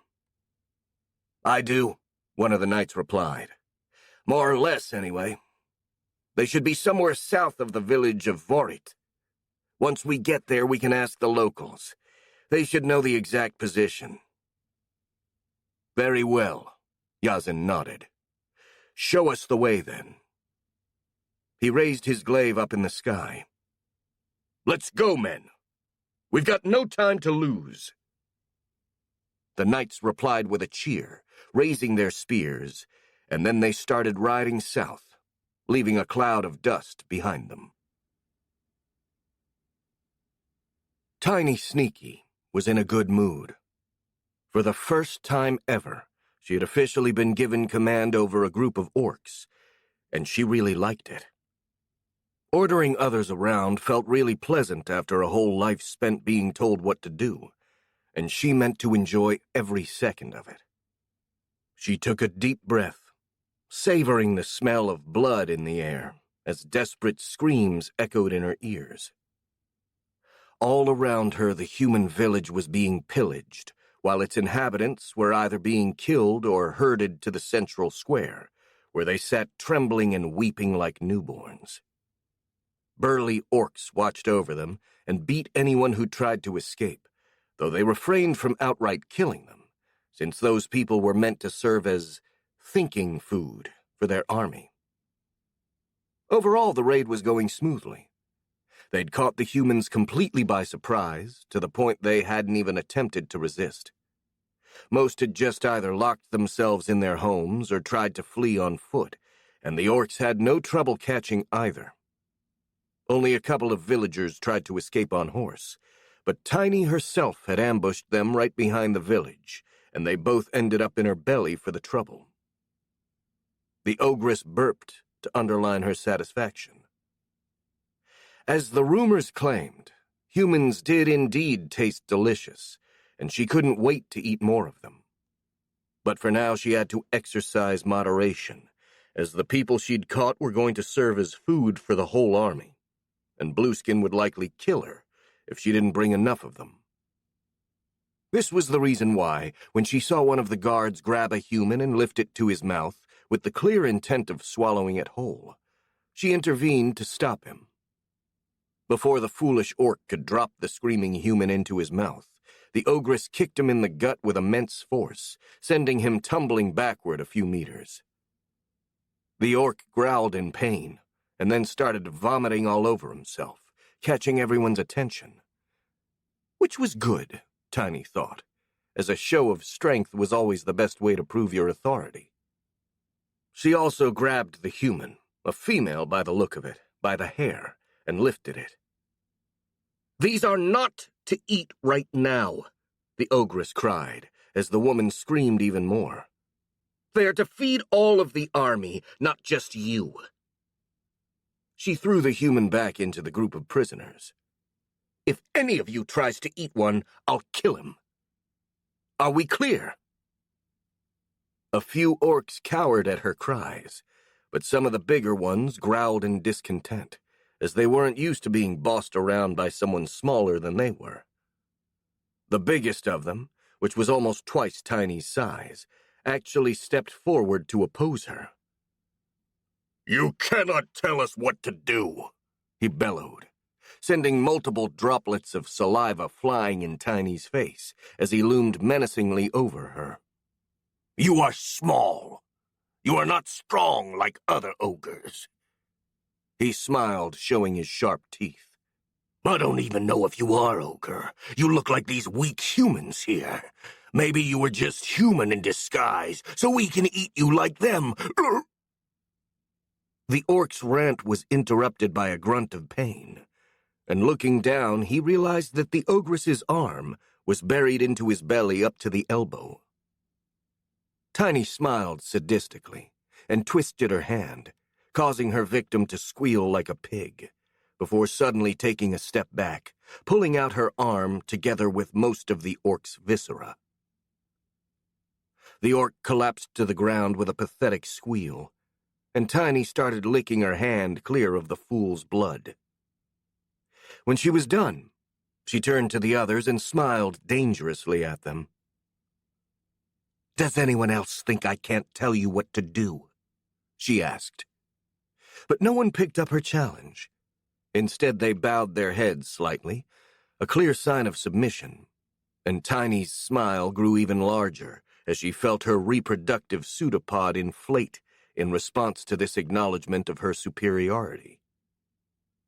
Due to her closeness with Blueskin, she'd never truly experienced such a sensation, and she found it extremely pleasurable. Maybe this was the time when she could experience mating as an active partner for the first time. Suddenly, a few orcs started screaming something, distracting Tiny from her fantasies. "What is it now?" she asked in an annoyed tone. "Look!" an orc cried, pointing north. "There!"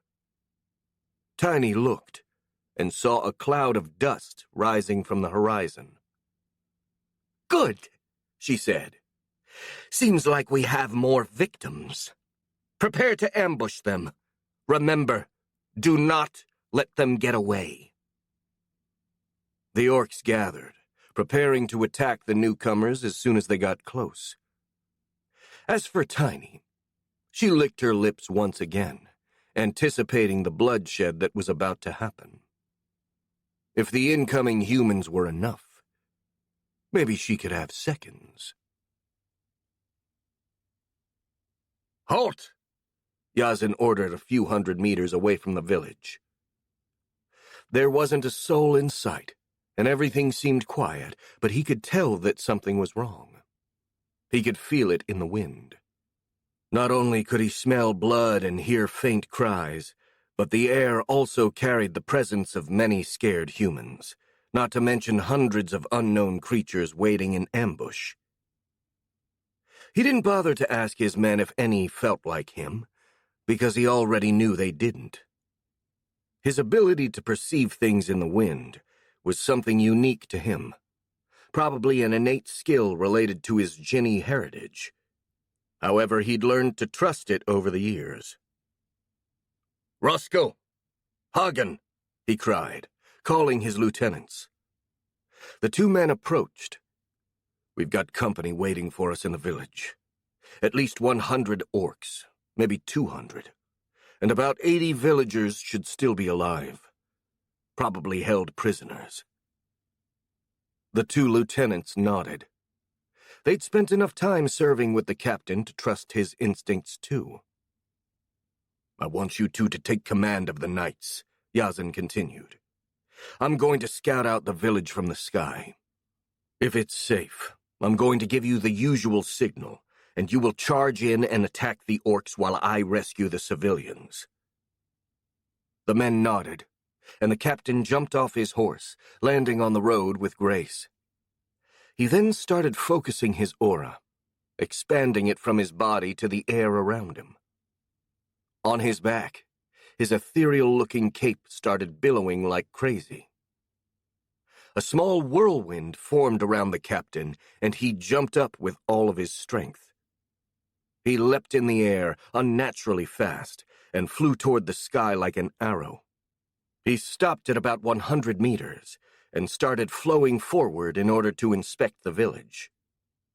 As he'd expected, there were at least 100 orcs there, waiting in ambush, and a group of humans being herded at the center of the village square. He couldn't spot the telltale huge mass of an ogre, only a few larger than normal orcs, though he did pick up something weird from the aura readings of the village. But that reading was really faint, so unless the owner was somehow repressing its own aura, it was probably nothing. The orcs down there didn't look like anything his men couldn't handle. He took a red cloth from his belt and started waving it, so that his lieutenants could see it. A few seconds later, the royal knights resumed their ride toward the village. Yazin waited, floating in the sky and watching over what was happening. When the knights got close enough, the orcs emerged from the village, and with a wild howl, they charged at the humans. Sadly for the orcs, they were expecting them. The royal knights didn't slow. They simply responded with a war cry of their own, lowering their spears and charging at their enemies. What ensued was not a battle. It was a pure and simple massacre. The orcs were naturally stronger than any human, and were bigger and taller to boot. These ones were also better equipped than average orcs, sporting metal weapons and even some rudimentary armor. Sure, they lacked discipline, but they made up for it with raw strength.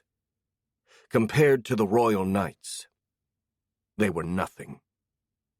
The knights charged right through the orcs, leaving behind only the mangled corpses of their enemies. Empowered by their aura, they were simply unstoppable, gaining an unnatural momentum and moving with incredible speed. Lacking any sort of long pole weapons and moving in loose formation, the orcs didn't have the means to slow down the humans, let alone counter their charge, and died without being able to return even a single blow. Yazin watched this all with a satisfied smirk, and then, when he decided the time was right, he dove towards the ground with the speed of a hawk. As he dropped, he pointed his glaive down. He landed behind one of the orcs guarding the humans, cutting the monster in half with a swing of his blade. Before the other guards could even process what was happening, he flew with incredible speed and cut down another, and then another. In the span of only 10 seconds, 6 orcs were dead, and the only one remaining tried to grab a prisoner to shield himself with. Before his hands could reach the human, Yazin swung his glaive from 30 meters away, and a blade of pure wind flew from the tip, crossing the air with a hiss and cutting the top half of the orc's head, sending it flying to the air. The body of the humanoid twitched and crumpled to the ground. There were no more orcs in the square. The silence grew thick, interrupted only by the noises of the nearby battle, which were growing faint, and the occasional sob of a child. Seeing the need to reassure these people, Yazin stepped forward. "I'm Captain Yazin Harp of the Royal Knights of Medelan," he announced. "Fear not, people of Medelan. We've come to rescue you from the orcs." The shocked silence lasted for only a second, and then something that sounded like a collective sigh of relief broke it. A lot of people were still crying, but some had started getting up on their feet and were helping others doing the same. As this happened, Yazin's men poured into the village, having defeated the orcs, and a few dismounted in order to give help to the villagers. A group of villagers approached Yazin himself, gratitude and relief showing clearly on their faces. "Thank you, Sir Harp," an old man said, tears showing in his eyes. "Thank the gods you came for us." "No need to thank us," Yazin replied. "We were just doing our duty. By the way, is there a mayor in this village, or someone who can speak for all of you?" "I'm the mayor, sir," the man replied. "Heinz Gluber, at your service." "Nice to meet you, Mr. Gluber, though the circumstances are not exactly pleasant." Yazin bowed his head slightly. "I'm sorry if I'm being abrupt, but I'm afraid we have no time to lose. You and your people should evacuate the village as soon as possible." "Why?" the old man asked. "Do you think those monsters are going to come back?" "Yes," Yazin replied, "and in much bigger numbers. So many that we won't be able to stop them here." Fear flashed in the old man's eyes as his face went pale. He managed to get a hold of himself, enough to speak properly. "That's terrible news indeed," he said. "We haven't received any news of an orc invasion. Leaving quickly is going to be difficult, especially now that we have wounded people." "My company's healer will help you with your injured," Yazin replied. "But you still need to leave as fast as possible. Leave everything but the strictly necessary behind and get on the road. If you don't, I can't guarantee your safety. The orcs may be here in a matter of hours." The mayor's face grew even paler. He nodded and moved away, going back to his citizens to relate the news. Meanwhile, Yazin turned to his lieutenants, who'd been waiting for instructions behind him. "Help the villagers get ready to move," he ordered. "I want them on the road within an hour at most. After that, pick 10 men to accompany them and protect them on their way north. Also, tell a few of our men to stand guard. We don't know if there are any more orcs coming." He paused and pointed at the company telemancer. "As for you, contact the king, Lord Brett, and Lord Grimdale, in that order, and tell them what happened here. We need to inform them." "Yes, sir," the knights answered in chorus, before carrying out their orders. About 15 minutes later, Roscoe came back to report that the guards couldn't spot any orcs in the surrounding area, and that the villagers were getting ready to depart, using a few carts to carry their injured. Good, Yazin commented. Then they might actually just make it. Don't drop your guard, though. We don't know when the orcs will come. Very well, sir, Roscoe said, with a relieved voice. Out of curiosity, what are we going to do now? Are we going back to Treval? I wish. The captain shook his head. Our duty here is not done. He gestured toward the surrounding landscape. I've seen at least a dozen villages nearby. If we wait for their inhabitants to evacuate on their own after receiving an official warning, the orcs are surely going to catch them. I see. The lieutenants nodded somberly. Which means we have to make them evacuate ourselves, right? Yes. I've already contacted His Majesty. We have full authority to do whatever we deem necessary for the safety of the people of Medelon. Oh my, Roscoe said in a sarcastically resigned tone. And I suppose that getting a hot meal and a good night of sleep in a real bed are not necessary for the safety of the people, are they? I'm afraid not, Yazin smirked. But try to look at the bright side. And what would it be?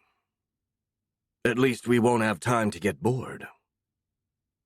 I could stand being bored, sir, the lieutenant replied. It's when things get interesting that they also tend to get terribly unpleasant. Ain't that the truth? Yazin agreed. Sadly, it's not up to us to pick the times we live in. That's the gods' job. He sighed. Anyway, getting back to more practical matters. We ought to prepare for departure. We have a lot of villages to visit and a lot of ground to cover. Aye, sir. Roscoe saluted him. A few kilometers away from the village, Tiny Sneaky slowly crawled along the ground while using her shape-shifting ability to change the color of her skin and camouflage herself with her surroundings. Maybe that was a bit overkill, but thinking about the flying man that killed her guards, she preferred to play it safe. Her life in the Caligare forest had taught her well how to recognize a threat, and she could easily tell that the tall human was one of the most dangerous things she'd ever come across, even more so than the Piraka Emperor or the Rantul Matriarch. In fact, the only living creature that made her even more wary was Blueskin himself. She'd survived in equal part thanks to luck and her skill in hiding. When the flying man had dropped from the sky, she was behind a building, looking at the disastrous battle that was going on, and the human warrior hadn't seen her. As soon as she realized how outmatched she was, she sneaked away, trying to erase her presence while using her camouflage powers to pass unseen. Luckily for her, it worked, and she had gotten away with her life. However, she wasn't entirely out of danger, especially because she had to report this fiasco to Blueskin, and he wasn't someone who took bad news kindly. She picked her brain as she kept crawling, examining all possible justifications. Of course, the most logical one was to simply tell the truth. She couldn't have known of the knight's presence, and that even if she had chosen to fight with the other orcs, the result wouldn't have changed. Running away to report the knight's presence to the Oni was simply the best thing to do, and nothing that happened was actually Tiny Sneaky's fault. If her boss had been reasonable, this would have been enough. But knowing Blueskin better than anyone else, the ogress was painfully aware that saying this to his face would just result in him venting out his anger on her. She was at least in for a beating, followed by some forced mating, something which she'd grown to hate with every fiber of her being. And possibly her death, if the Oni felt particularly irritated at the time. No. She needed to somehow channel his anger somewhere else. give him a target that would make him forget about Tiny entirely. Luckily, she just had the perfect scapegoat. The flying man was most likely responsible for everything that happened, and he was incredibly strong. Even Tiny could tell the human's flesh would taste especially delicious, and if there was a way to distract the Oni, it was through his appetite. Of course, only Blueskin himself would have been able to kill such mighty prey. He was the only one capable of flying, and, Tiny thought in a hidden corner of her mind, if the Oni were to lose and be killed by the man, well, she could easily live with that. Sneaking away was her specialty, and she wouldn't have any trouble getting back to the Caligare forest by herself. She smirked, feeling confident that her plan would work, and kept crawling, slowly getting away from Vorit. Chapter 33. Of Wolves and Men. Dark clouds were gathering on the horizon, announcing the coming of rain and storms of winter. But for now, the sun still shone brightly on the Bretholtz province, making the colors of the late autumn even more vivid, reflecting on the shiny carapaces of thousands of insect-like creatures marching in a long line that stretched for many kilometers along the road that led to Grimdale. For the first time since their arrival, the Vex were finally leaving Bretholtz, moving to the wider world to fight against the Orcs. Thousands of warrior drones moved like a river of chitin, flooding the road and the surrounding countryside, while the huge shapes of the heavies surfaced from that swarm like logs carried by the current. A few flyers were also scouting the area from above, keeping an eye out for any possible obstruction ahead, but the majority just rested on the back of their terrestrial brethren, saving up their energy for when they might need it more. Despite their huge numbers, the Vex advanced swiftly, as their perfect coordination allowed them to avoid getting jammed or delayed. In fact, they weren't even proceeding at full speed, since the goblin army marching behind them wouldn't have been able to keep up otherwise. Heck, even now they were struggling to maintain their current speed, despite allegedly being an elite force, formed only of veteran goblins handpicked by the goblin general himself. But as professional as they could be, they simply lacked the inhuman discipline that came with being part of a single, unified hive mind. In the center of the Vex lines, a few humongous figures emerged from the column of drones like islands within a sea of chitin. There were 4 destroyers, whose steps made the earth tremble, and who stood at least a meter taller than the heavies, but even they were dwarfed by the dreadnoughts coming behind them. At first sight, they looked almost like small hills, but a more careful inspection revealed they were actually 4 gigantic drones encased in a literal mountain of mold wax.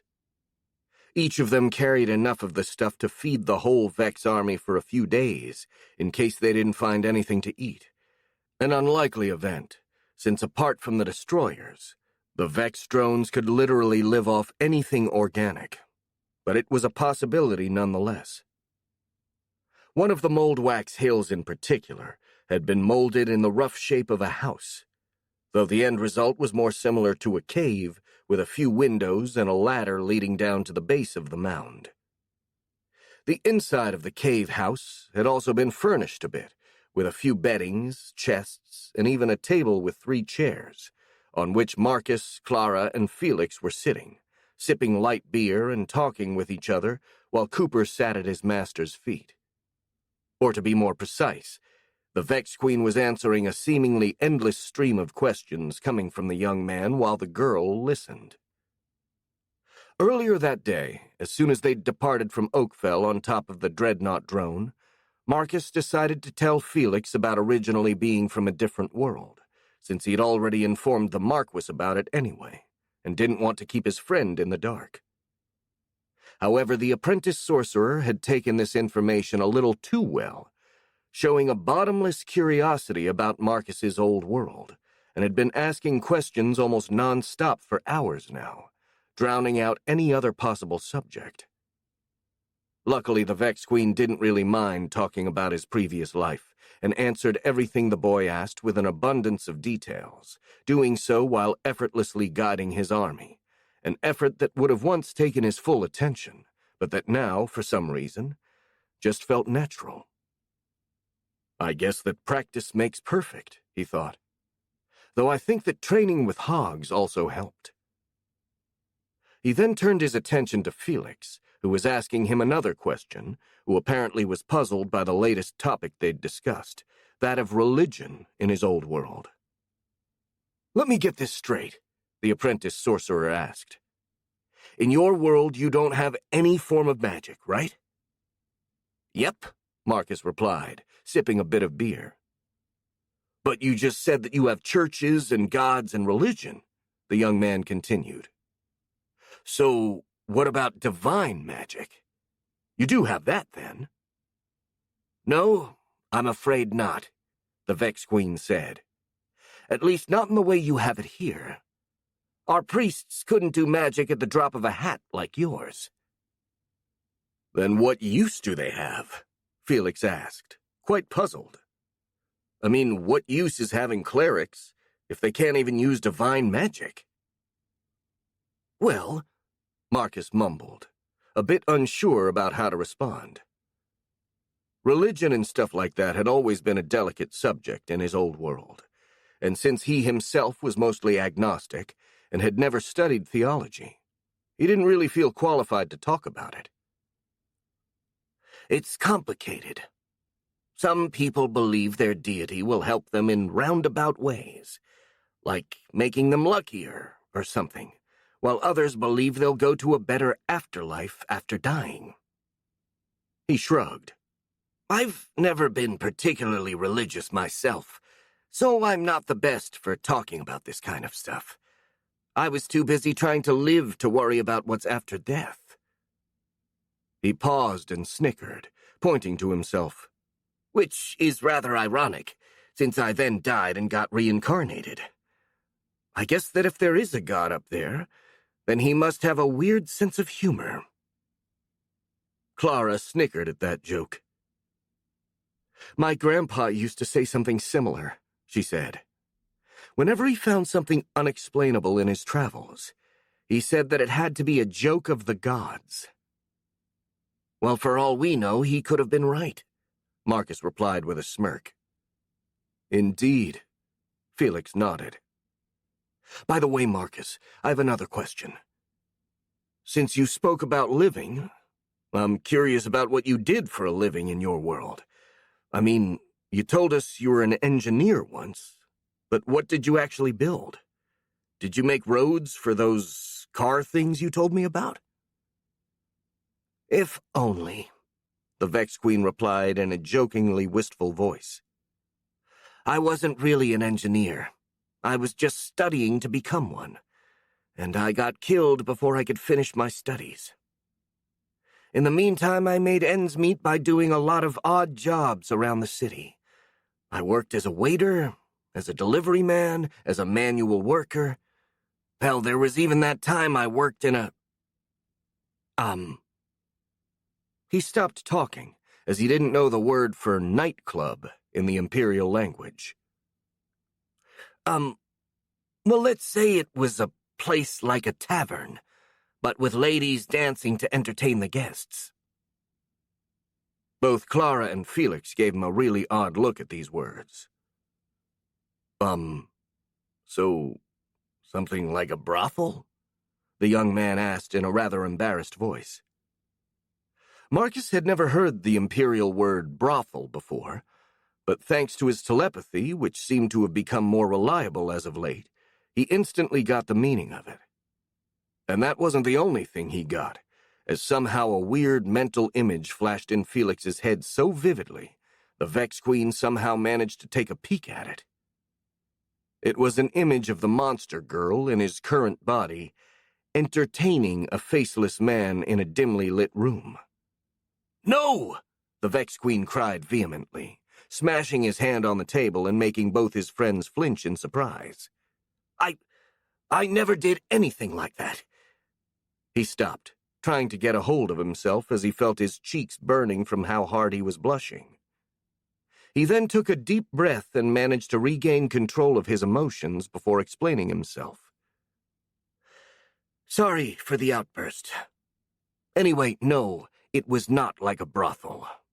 Offering sex in exchange for cash was a crime in that country. The girls there could only dance and get naked for the guests. Nothing else was allowed. He paused for a second before adding, officially, at least.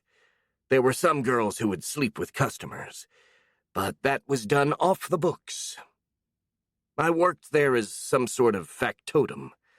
I cleaned, served guests at the bar, and sometimes even watched over the girls to make sure no one would harass them.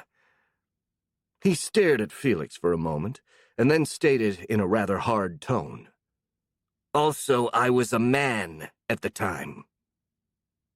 Oh, yes, of course, the young man said, looking away in embarrassment and becoming silent for the first time in hours, while Clara started snickering, seemingly amused by that exchange.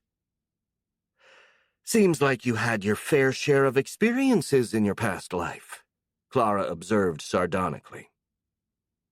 I suppose. Marcus shrugged. I was just... What is that? The Vex Queen screamed and jumped off her seat, making the two humans flinch for the second time in a minute. What is it? Clara asked. What's wrong? I don't know, Marcus cried, looking north toward the road ahead. There is something there. A weird creature is killing my drones. What? The girl raised an eyebrow in surprise. I mean, all of them? Can't your drones stop it? I'm trying, the Vex Queen replied. But it's too strong. I've never seen something move so fast. What does it look like? Felix asked. Kind of like a wolf, Marcus answered while frowning. Big and humanoid with white fur. And it's tearing through my drones as if they're a pile of dry leaves. He narrowed his eyes. I'll send the destroyers to take care of it. Together with the other drones, they should be able to take it down. Hopefully. Wait, Clara said. Did you say this creature is a white humanoid wolf? Yes. Do you know what it might be? By that description, it's most likely Alia Vilka, the girl said. The Marquis said she was going to come and help us. Help us? She's killing my drones! Marcus gestured angrily. That's not helping. Well, it could be a misunderstanding, Clara hypothesized. I mean, your drones do look like monsters. If someone who doesn't know them suddenly came face to face with them, they would be scared. What do you want me to do then? Marcus asked. I mean, if she doesn't stop, she's going to decimate my army. You should tell the Marquis, the girl said. I mean, he came to help us solve misunderstandings to begin with. Right, the Vex Queen nodded. I'll do that. He then shifted his attention to the copy drone, which was traveling on a coach together with the Marquis and the Goblin General. The two were talking about strategy when the copy of Marcus suddenly moved. Lord Azen, the drone cried, making the nobleman and the goblin jump in surprise. There is an emergency. A white-furred wolf person is attacking my drones. Azen stared at Marcus in surprise for a second, taken completely by surprise. Wait, he said. A white-furred wolf person? Do you mean Alia Vilka? I don't know, the copy drone replied. I've never seen this Alia Vilka before. Why would she attack your drones? Trak asked. Did you perhaps attack her first? No, she attacked them first. The Vex Queen shook her head. She was riding a horse toward us, but dismounted as soon as she saw the drones and started slaughtering them without even saying a word. Clara thinks this might be a misunderstanding on Alia's part, so I'm refraining from attacking her for now, but she's slaughtering my forces by the dozens as we speak, so we have to stop her. Shit! The nobleman cursed and jumped off his seat. Where is she? I need to talk to her right now. That wolf thing is still at the front of the army, Marcus said. But are you sure you want to go there? If it's not Alia, but just a random wolf monster, then you could be in danger. That thing is terribly strong and fast. I'll bring my bodyguards along, Azen said. But I think it's her. Your description matches what I've heard about her, and the fact that it's so strong is just further proof. The Marquis then got out of the coach and started shouting for his bodyguards. Luther! Max! We need to go to the front of the army right now. Hurry! The two Aura warriors, who were riding alongside the coach, obeyed without hesitation. They took a spare horse for their liege, and after Azen had mounted, they followed him down the road. They galloped at a breakneck pace, but the column was so long that even at that speed it would take them a while to reach the front. Luckily, the Vex parted to let them pass, again showing a coordination that humans would find impossible to emulate. But right now the Marquis was too worried to stop and admire them. After a few minutes, they finally reached the front of the army, and what they found was absolute carnage. The whole area was completely covered by smelly green ichor, pieces of chitin, and still twitching legs of Vex drones. What was even worse was that the onslaught was still ongoing. A white figure was chasing the Vex left and right, so fast it was only visible as a blur. Whenever it reached a drone, it instantly ripped it apart before chasing the next one, something which usually only took a few seconds. In response to this assault, the Vex had spread out, making it harder for the white figure to catch them all, but the attacker was so fast that even this didn't do much to slow down the massacre. However, even in this situation, the drones still moved with cool efficiency, without any sign of panicking, and not trying to fight back even as they were killed. Azen observed this horrible spectacle with incredulity, before shaking off his indecision and screaming at the top of his lungs. Alia Vilka! Stop! These are not enemies! You are killing our allies! As he shouted, his bodyguards drew their weapons, ready to defend their master in case the mysterious figure decided to attack him. However, the stranger did no such thing, and instead stopped at the nobleman's cry and turned toward them. You know my name. The figure spoke in an undoubtedly female, if rather deep voice. Who are you?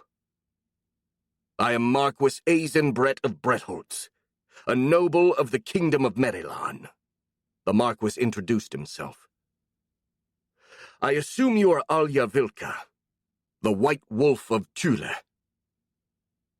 I just told you that's my name, so what do you think? Alia replied in a cold, snarky tone. Anyway, I don't really like that moniker. It doesn't really compliment my femininity. I very much prefer what the Jinni call me. The White Bitch. She snickered and got closer to the Marquis and his two bodyguards. She was a female lichen, a wolf beast woman, but she was different from all other Thulians of that subspecies Azen had seen before. For starters, whereas most lichens were live, she was absolutely massive, being more than 2 meters tall, with square shoulders and thick, powerful arms and legs, which literally bulged with muscles. Combined with her snow-white fur, that made her look like a marble statue, hard and chiseled. And her choice of clothing, a pair of shorts and a training bra, both made of a weird black and seemingly stretchable fabric, only furthered this impression, since it left most of her body uncovered. She showed no sign of having just been in a battle, save for the green ichor covering her hands, being completely unharmed and looking as fresh as a rose, and that spoke volumes of her strength. Not only that, but an aura of barely contained violence surrounded her, and a light so fiery it bordered on madness shone in her amber eyes, making the nobleman gulp nervously.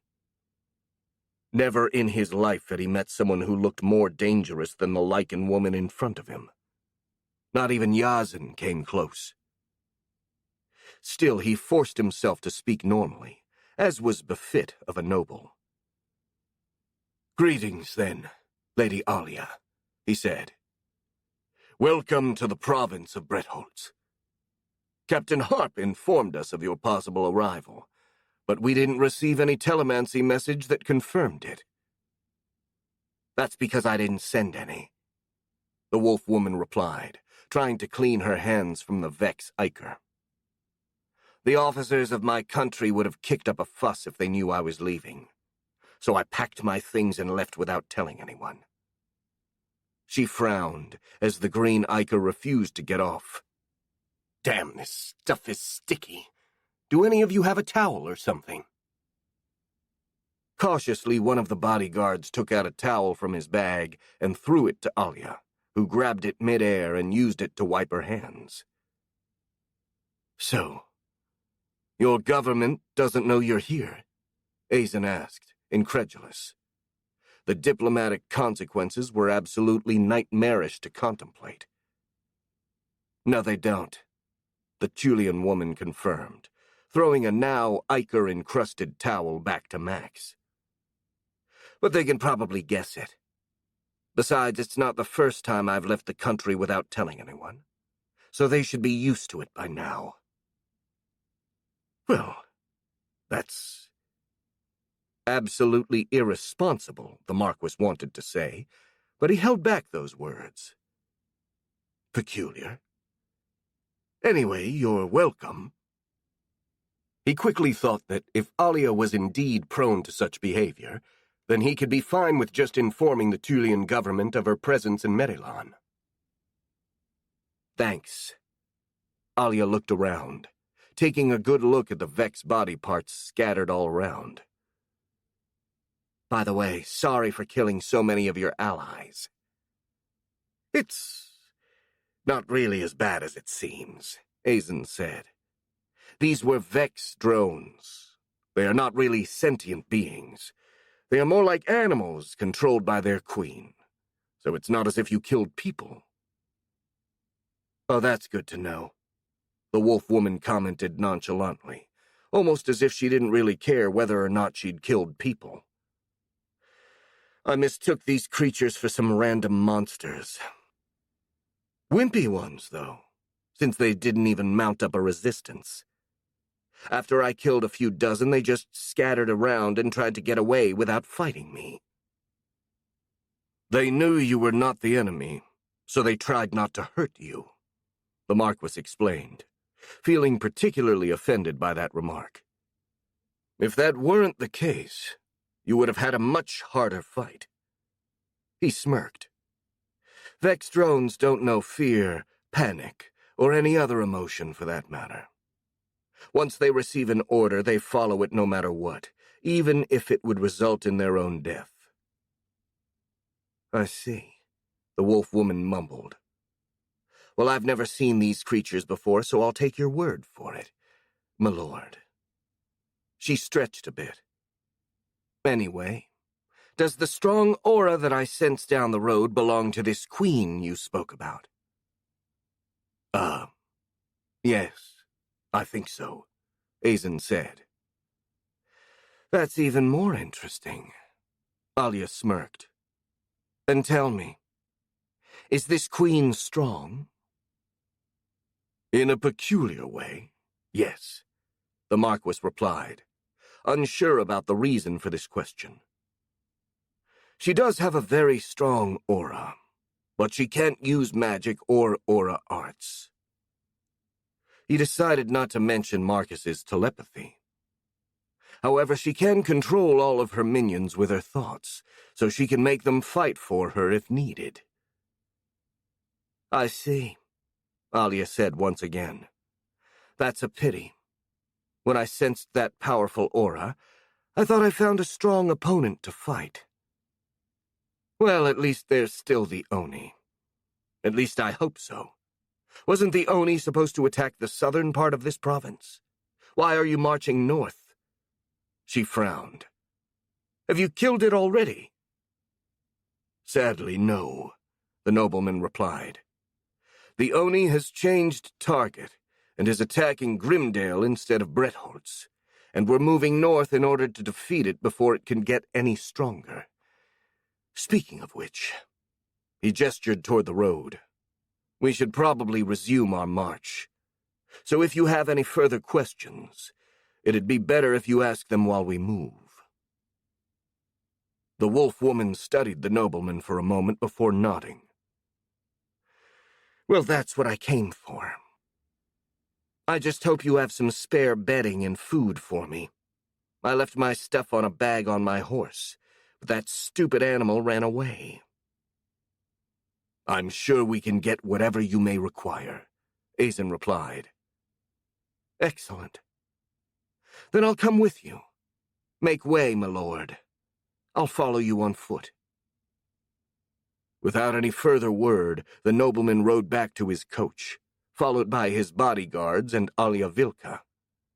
Behind them, the Vex gathered and started clearing the road before resuming their march. While he was riding, the Marquis often glanced at Alia, who for now hadn't said anything else and just followed him silently, easily keeping pace with the horses. To be honest, now that he'd met her, he had mixed feelings about her presence. On one hand, she appeared to be incredibly strong and would certainly be a useful asset. But on the other, she was absolutely irresponsible, and her demeanor was utterly inappropriate. Sadly, these were hard times, and the power of the Tulian Aura Master was required to deal with the Oni, so he would have to tolerate her shenanigans and keep an eye on her. He smirked. It was quite ironic that as of late, his allies tended to be even more dangerous and monstrous than his enemies. But maybe that was a positive thing. Chapter 34. Wind Talker. The sun was setting on the southern regions of the Duchy of Grimdale, turning everything red with its dying light as the sky grew dark. The blue and the red moons were nowhere to be seen, but the green one shone its ghoulish light on the horizon, barely hidden by a mass of clouds. This was the time when everyone would be tired out from a long day of work and wished for nothing more than to go home for dinner and some well-deserved rest, leaving all worries for the next day. Such was the case even today, but sadly no one could go home. Because of the threat of the Orc army, all villages had been evacuated. Their inhabitants were currently fleeing to the north, forming a long column of people and animals that filled the main road for kilometers. Yazen Harp, sitting on his horse up on an earth mound, was keeping watch on the marching civilians with tired eyes. It had taken all day to get those people moving, and it had been nothing short of a small miracle that they managed to evacuate so many villages on such short notice. But that still wasn't enough. They weren't out of danger yet, and at the pace they were moving, the orcs would have no trouble catching up with them, though that couldn't be helped, since there were children and elders among them who just couldn't go any faster. The only thing the captain could do to ensure them a tiny bit of safety was to have the entirety of his royal knights escort them in their march north. The problem with this course of action was that the knights were too busy protecting the refugees to do anything else, like, for example, mounting an offensive against the orcs while they were still busy crossing the mountains. That would have been perfectly feasible, as Yazen had personally flown over the entrance to the mines and had seen the sorry state of the orc camp. Not only were there just a few thousand troops, but they lacked any sort of organization or defense. to the point that a simple surprise attack right now would probably throw them into disarray for a week. Sadly, that wasn't an option, as there were far too many orc raiders roaming the countryside to leave the civilians unprotected. Yazin didn't want to think about what would happen if the monsters managed to reach the fleeing people when the royal knights weren't around. He had seen a few farms and isolated settlements that had been raided before they could be evacuated. They looked like chicken coops that a bunch of foxes had gone through. Once again, he silently cursed against Lord Grimdale. If that idiot had listened to him and sent his soldiers south as soon as he was asked to, things would have been different, and more civilians would have been saved. But it was too late to do anything about that. And Yazin didn't have the time or energy to spare for swearing against that idiot nobleman. He had to focus all of his efforts in getting the civilians to safety. He tried to read the information that the evening breeze carried from the northwest. He could smell heavy rain coming from maybe 5 hours away, but the stench of the orcs was completely absent, which probably meant the road to Treval was free. He turned to his lieutenant. "We're going northwest. Inform the men that a storm is coming in a few hours, but that we're not going to stop. We're marching in the rain." "That is going to be hard for the civilians," the soldier commented. "Wouldn't it be better to wait out the storm?" "No." The captain shook his head. "We've got to put some distance between us and those damned orcs, and this storm may be a godsend in disguise. The main orc army will be even more hampered by it than we are, so it's unlikely they'll move while it lasts. We've got to make use of it. Now go. We've got no time to lose." "Aye, sir." The soldier saluted and rode away to pass the orders to the rest of the royal knights, who were riding alongside the column of civilians. Yazin remained alone on the mound, and he took advantage of that moment of solitude to relax his shoulders a bit and hunch in his saddle while letting out a tired sigh. He felt completely exhausted after a long day of riding and flying from village to village, but he couldn't show it in front of his men. As their captain, he held the responsibility of always looking his best to inspire them to push themselves harder. The reality was that even he wanted nothing more than to sleep for a whole week. That wasn't an option, though, so he had to endure for a few more days and hope that no accidents would happen along the way. Sadly, his hopes were about to be dashed.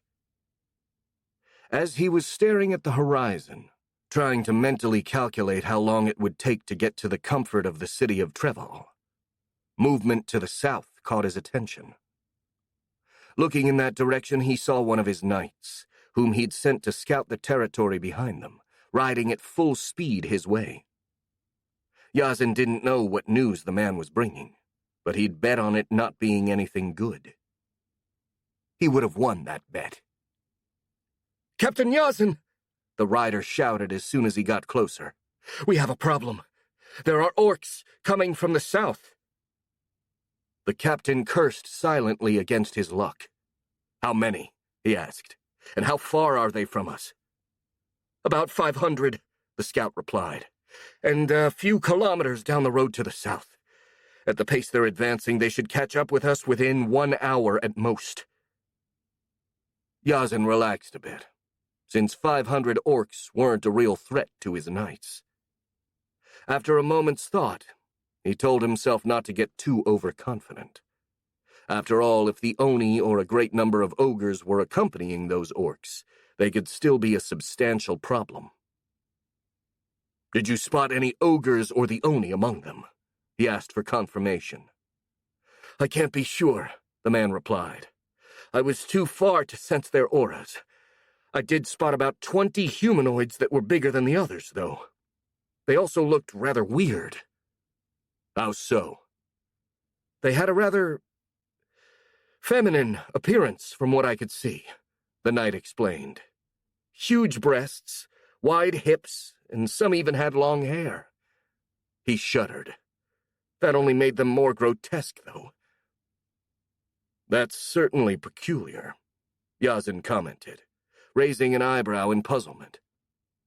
Though ogres could alter their appearance at will, he couldn't tell why they would choose to look feminine of all things. Despite how they looked, ogres would still be dangerous opponents, but only 20 of them weren't enough to worry him. No trace of the Oni? I don't know what it's supposed to look like, but from what we know, it should have a blue skin. Well, the scout seemed a bit hesitant. Again, I can't be sure. Most of the orcs in that army had bluish skin. Yazin stared at the man and then cursed silently. If that was true, then the Oni could simply be disguised as one of his underlings. Then again, the Oni would have a much stronger aura compared to a simple orc. Once they got closer, he shouldn't have any problems identifying it. And once he'd singled it out, he could kill it. He thought about it for a moment. 500 orcs led by 20 ogres wouldn't really be a problem for his knights, and the only threat was the potential presence of the Oni. But if the Blue Terror really was there, then Yazin would have a chance to cut the metaphorical and literal head off the snake. Without their leader, the orcs would be easy pickings for the Medelan army, and this invasion would basically end then and there. The captain of the Royal Knights smirked with confidence. If the Blue Terror had really been so foolish and overconfident to put himself in such a vulnerable position, and he saw no reason not to take advantage of it and show that beast just why humans were at the top of the pecking order in this world. "Come with me," he said to the scout. "We're going to gather up the rest of the knights and attack the orcs." He left the mound, riding with the other knight to the column, and started calling his men. "To me, Royal Knights," he cried. "Get into battle formation. Now!" The knights reacted immediately to this command, as was expected from well-trained veterans, but the civilians started to panic visibly at these words. This could spell trouble if left alone, so Yazin spared a few moments to reassure those people. "Don't worry, people of Medelan," he said in a loud and clear voice. "A small group of orcs has been sighted to the south near our line. As such, we are going to take care of them. You shall continue your march north, and we'll catch up with you as soon as we rid this land of their filth." The civilians calmed after hearing those words. That wasn't really a surprise, though, since most of them were familiar with Yazin's reputation, and they couldn't imagine him losing to a bunch of orcs. They continued on in good order, leaving the knights free to face the enemy. The Royal Knights got into formation and followed their commander's lead to the south. They rode at a brisk pace for about 10 minutes before they came in sight of the orc army. As the scout had said, there were about 500 orcs, led by 20 massive figures that could only be ogres. But these humanoids were somewhat different from the disorganized bands Yazin had met so far. Not only did they look different because of the bluish hue of their skins, but they also seemed more disciplined, actually marching together in loose formations behind their ogre leaders. They were also rather well equipped, carrying metal weapons and protections. They must be an elite unit, the captain thought. If that's so, then it's highly probable that the Oni is personally leading them. But where could he be? He scanned the enemies in search of the so-called Blue Terror, but couldn't find it. Even his aura senses, which were much keener compared to those of the average aura warrior, couldn't pick up anything besides the aura coming off the 20 ogres, which was admittedly rather strong, though not enough to really alarm him. Then, just as he was about to order his men to charge, a sudden breeze caressed his face, and he froze in his saddle. In that small gust of wind, he could feel an unfathomable presence, coming not from the army in front of him, but rather from above. He turned and saw a winged silhouette flying high in the sky to the north, right in front of the green moon. The distance was so great, it could have been easily mistaken for a bird or a bat. But as soon as he set his eyes on it, Yazan had no doubt. That had to be the Oni. Nothing else would have a presence like that. The bastard must be waiting to ambush us while we're busy attacking his army, Yazan thought. Well, not on my watch. Roscoe! Yes, sir, the man asked, pulling his horse closer. Take command of the knights and lead the charge against the orcs, Yazan said, pointing with his glaive towards the figure in the sky. I've got something to take care of. The lieutenant looked in the direction his captain was pointing, and then turned back to his superior. Is that the Oni? Most likely. Then is it wise for you to face it alone? The man's tone became worried. Well, I've got no choice, unless you or some other knights can fly alongside me, Yazan replied with a smirk. It's going to be fine. That bastard up there may be strong, but I doubt he has ever faced a true Aura Master before. I see. Roscoe nodded. Then I wish you good luck, Captain. And don't worry about us. By the time you'll be back, we'll have these orcs wiped out. It's a contest, then. Yazan smiled. The one who finishes first has to pay the next time we go to drink together. What do you say? The lieutenant grinned. I'm sorry, Captain, but I've long since learned to never bet against you. A pity. Yazan shook his head in fake sadness. I never find someone willing to take my bets. Well, then, to make up for it, make these beasts wish they never left their forest, while I do the same with their boss. That I will do, sir. The captain of the Royal Knights smiled at those words, and called for his powers, leaping from his saddle. He rose for at least 6 meters, far higher than a normal jump could carry him, and instead of falling down, he remained there, floating in the air, his cape billowing wildly. He faced the silhouette of the Oni, and with a grim expression, he started flying toward it, carried by a powerful gust of wind that made him faster than an arrow.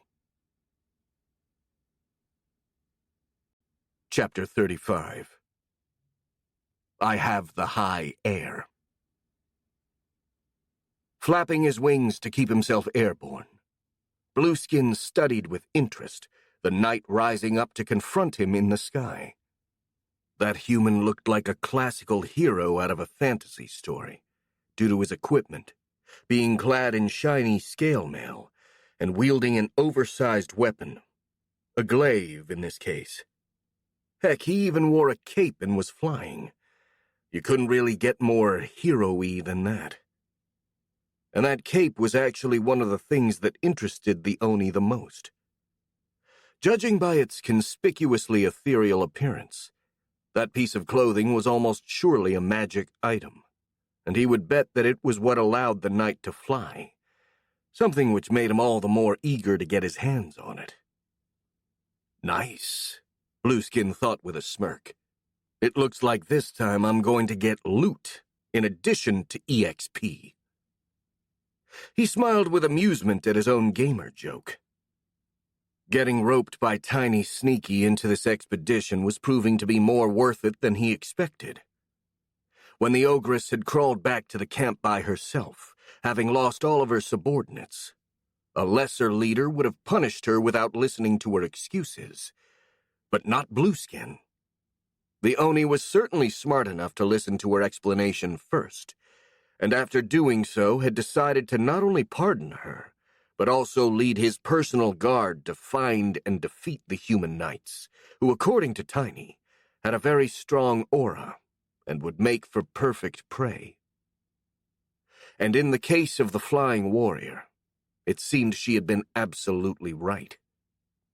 Even from a distance, the Oni could clearly feel the man's aura, which was incredibly strong, more powerful even than those of the Piraka Emperor and the Rantul Matriarch, while still being several leagues below the Oni's own current aura. Blueskin couldn't have wished for a better prey. One strong enough to be a worthwhile meal, while still weak enough to not pose a serious threat. The knight reached Blueskin's altitude and stopped, floating about 30 meters away from him. The man easily held his gigantic glaive in one hand as if it were weightless, and stared at his enemy with cold, focused eyes. If he hadn't been so confident about his superiority, the Oni would have actually felt a little intimidated by such an icy gaze. Except he couldn't imagine himself losing to someone with such an inferior aura. He took the situation in stride and decided to have a bit of fun with the human before killing him. After all, acting the part of the villain had always been one of his fantasies. "Greetings, brave warrior," he said in what he was sure was the human's language. The gift of languages sure came in handy in times like these. "I assume you have come to stop me. If so, you are free to try, but are you the Oni they call the Blue Terror?" The human cut him off in a cold voice, seemingly ignoring what the Oni was telling him. Blueskin frowned in annoyance at the interruption, but then he made an evil smirk. The knight would soon regret acting so rudely, so there was no need to get worked up over it. "I see you lack manners," he commented while clicking his tongue. "Perhaps I should teach you some. I am indeed the one they call the Blue Terror, and He couldn't finish, because the human cut him off once again, only this time both literally and metaphorically. The knight swung his glaive, and a blade of pure wind flew away from the tip of it, flying through the air at an incommensurable speed, and clipped Blueskin's left wing. "What the?" the Oni cried as he started falling. After a brief moment of surprise, his anger surged like a volcano, and he immediately started regenerating his wing. "All right, enough words," he thought. "I'm going to devour that little piece of shit." He couldn't finish that thought, as he caught a glimpse of something moving above him. The flying knight loomed over him, swinging his glaive straight for his head. Blueskin tried to dodge, avoiding having his head split in half like a melon, but the slash cut him deeply at the base of the neck, almost severing his torso in two. Blood splattered the air, and the Oni screamed in pain. This wound was the worst he'd received in his whole life, and a few months before, it would have been more than enough to put him out of commission. But after the power boost he received from eating the dragon, that was no longer the case. Blueskin focused on his regenerative powers, and tendrils of red flesh appeared inside the wound, connecting his two halves and pulling them together, sealing the cut. It would take a few more seconds for the wound to disappear completely, but it was healed enough to not hamper the Oni's movements. He counterattacked by trying to grab the knight, who was hovering just 2 meters away from him. However, things didn't go as planned, because just as he was about to put his hands on the human, he received an incredibly powerful kick to the face, whose strength was enough to send him flying away for a dozen meters. He grunted in pain, but used that brief moment of respite to finish healing his wound and regenerate a new wing, stopping his fall. The Oni turned his head left and right, searching for the knight, but it was in vain. The man was nowhere to be seen. Then all of a sudden, pain surged from his back. Both his wings were cut clean off. He turned his head and saw that the human had somehow circled around him and was now about to cut his head off. The Oni tried to stop the blade with his right arm, but the glaive simply cut through it like a red-hot knife through butter and sent the limb flying. Luckily, its trajectory was slightly altered, and instead of severing the Oni's head, it just opened another bloody gash on his chest. He shifted to counter with his left arm, making it longer and growing talon-like nails before sweeping it at his enemy. But the knight effortlessly flew away like a fly avoiding being swatted, while at the same time swinging his glaive and dealing another wound to the Oni's shoulder.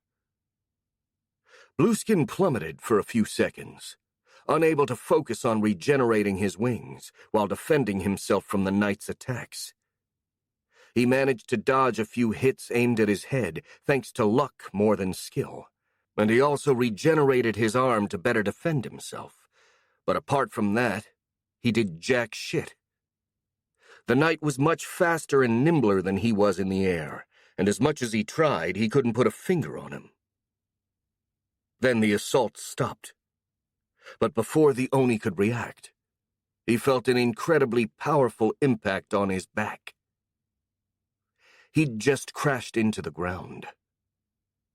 Pain flushed all over Blueskin's body as he felt his bones breaking and their shards piercing into his internal organs.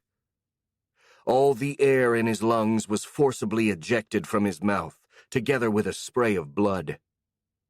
The shock left him confused and stunned, and a bunch of small lights appeared in front of his eyes, dancing wildly as he laid there motionless. Still, despite everything, he'd survived. His regenerative powers got to work to repair the damage to his body, and his wounds were rapidly being healed.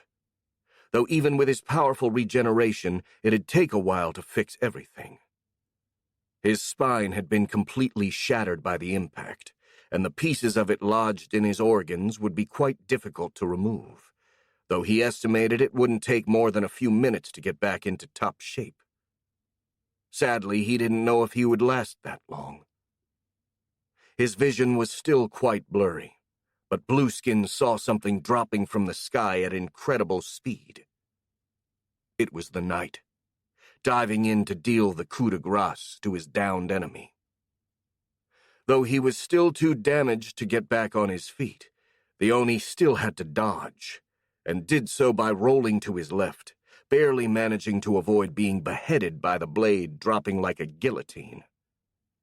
He kept rolling to put some distance between himself and the human, but the latter didn't let him.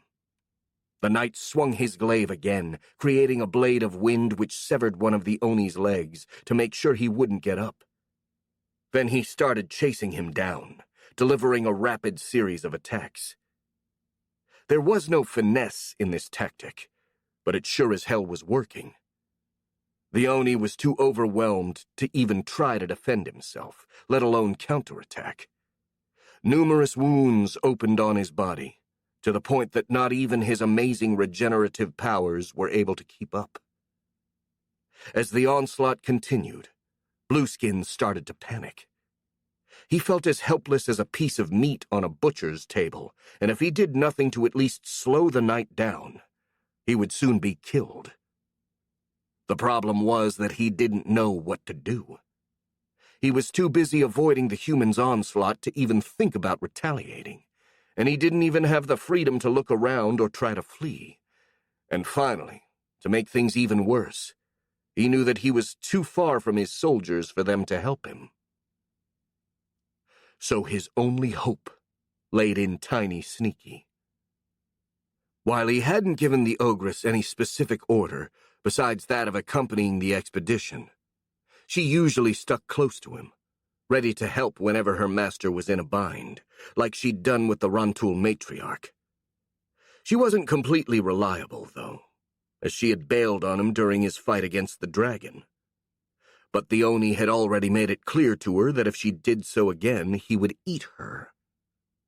He didn't think she would fail him a second time like that, or at least he hoped so, because if she didn't help him right now, he would die. "Tiny," he cried desperately. "Help me! For the love of God, help me!"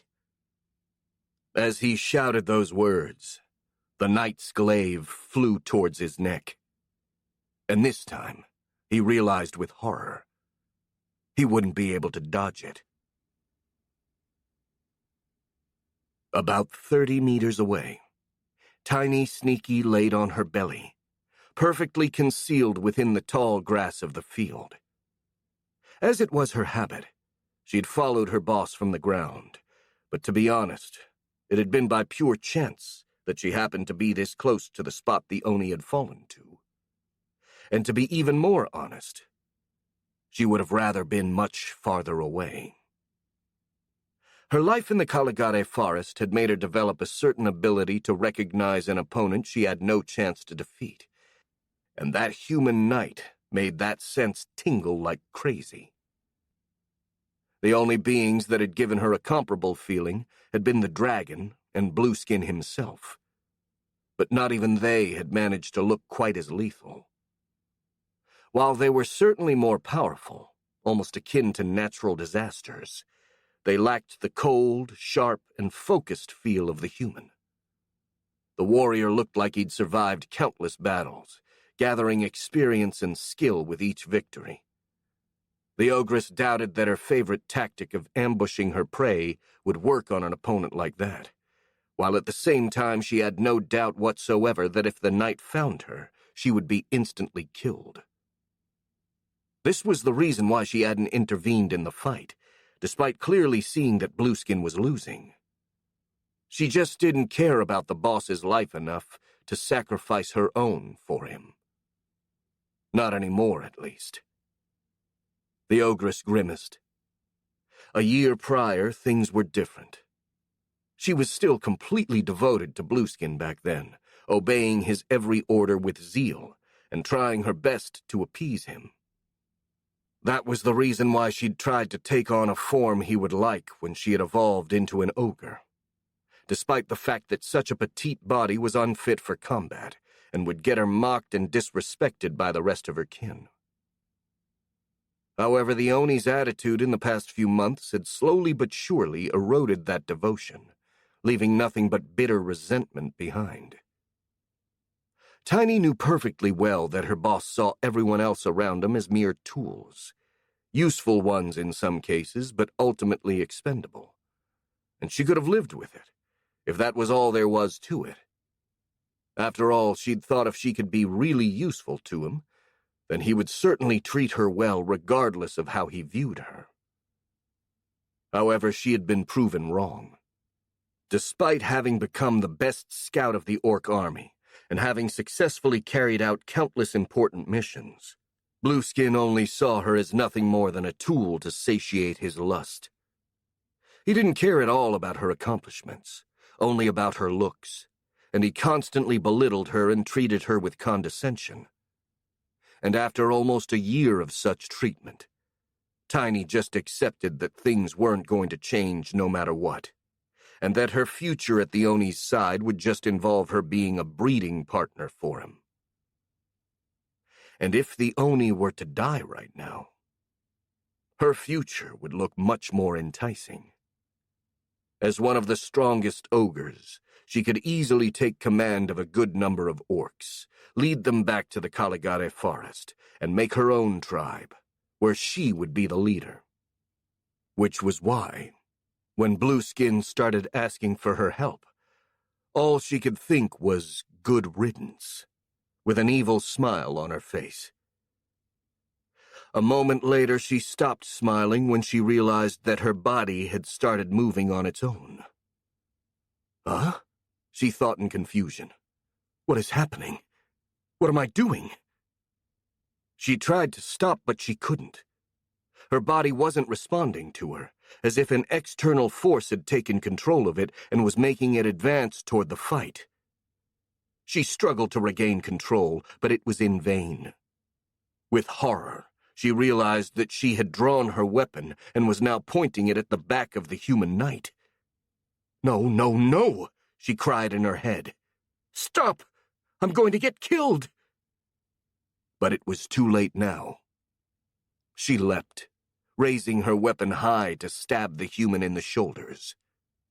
And just as she'd feared, the knight sensed the impending danger and responded immediately, turning toward the ogress while instinctively swinging his glaive. The slash hit Tiny across the torso, almost bisecting her and sending her flying back a good 10 meters. The pain and shock were enough to make her lose consciousness, even before she touched the ground. But she managed to form one last thought. What the fuck? Just as he was about to deliver the killing blow, the human knight turned away to defend himself from Tiny's sneak attack. That moment of distraction only lasted a fraction of a second, but it was exactly what Blueskin had been waiting for, and he didn't let it go to waste. He launched a mighty blow against the knight, swinging his arm while enlarging it to twice its original size. That sweep hit the human squarely on his right side and sent him flying 20 meters away, where he landed loudly, tumbling on the grass. Still, that wasn't enough to put him out of commission. The knight laid there motionless for only a couple of seconds before getting back up, taking a guard position. However, his right arm dangled motionless, clearly broken or at least dislocated, and he could only hold his glaive in his left hand. By contrast, the Oni was now in much better shape. He'd used those few seconds of pause to fix his own body, repairing the damage he'd received to his bones and regenerating his missing limbs. He even managed to alter his form a bit, assuming a shape more fit for ground combat, increasing his muscle mass and the thickness of his scales, while simultaneously atrophying the stumps of his wings back into his body. He also elongated his arms and had grown vicious, talon-like nails on his hands. This was far from his ultimate ground combat form, but it was all he could do with such short time at his disposal, and it was certainly better than his pure flying form. Besides, he was confident that it would be enough. After all, the only reason why the knight had pushed him so far was because he'd taken him by surprise, and was obviously more experienced than he was in aerial combat. But now that he was on the ground and could make full use of his power, the human wouldn't stand a chance. "This is over," he announced with a predatory smile. "You might have managed to overwhelm me for a while by taking me by surprise, but you lost your chance to kill me. Now it's my turn to—" "Oh, shut up, you dumb beast!"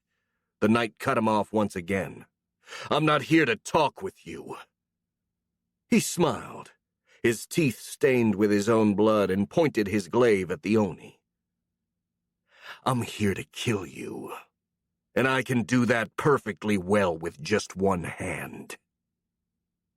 Blueskin blinked, surprised by the human's reaction. "You're bluffing," he replied calmly, though he was starting to feel a bit nervous. "You are wounded, while I have already regenerated all the damage you dealt to me. And the power of this form is much greater than the one I had before. There is just no way for you to—" And once again, the knight didn't let him finish a single thought. He swung his glaive, launching another blade of wind at the Blue Terror. The Oni simply shielded himself with his overgrown arms, and the attack barely scratched his scales. "See," the Oni gloated, "you can't do anything to me anymore."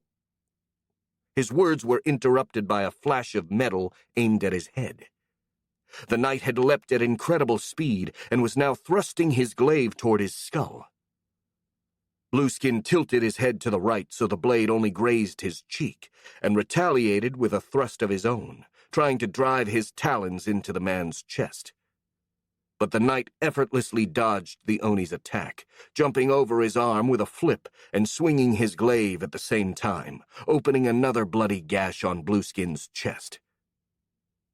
The Blue Terror roared in pain and swung with his other arm, but the human jumped over that attack as well and cut him again. Then instead of landing on the ground, the human flew behind the Oni, delivering a series of slashes on his back.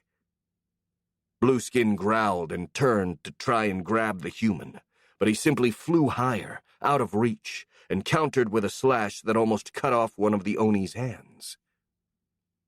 After that, the fight devolved into something akin to a cat chasing a fly. The knight kept himself out of reach, diving only to attack, and quickly retreating back into the air immediately after, almost literally dancing around his opponent. Meanwhile, Blueskin stood on the ground, avoiding hits to his head while ignoring and regenerating everything else. Again and again he attempted to catch the man with a counter whenever he got close, though he never managed to lay a finger on him. While none of the fighters had a clear advantage, the Oni was slowly growing more and more frustrated. He just couldn't understand how someone who was objectively weaker than him could not only manage to fight him to a standstill, but was doing so with a broken arm to boot. "This isn't fair," he thought with anger.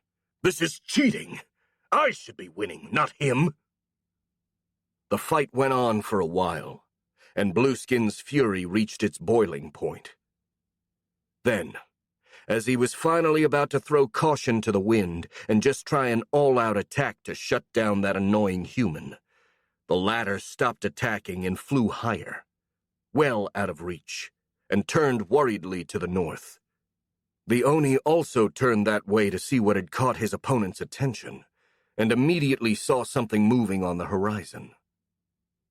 Looking better, he realized that it was a group of orcs, most likely some of the raiders that had been roaming the area, who had found the trail of the human civilians and started chasing after them.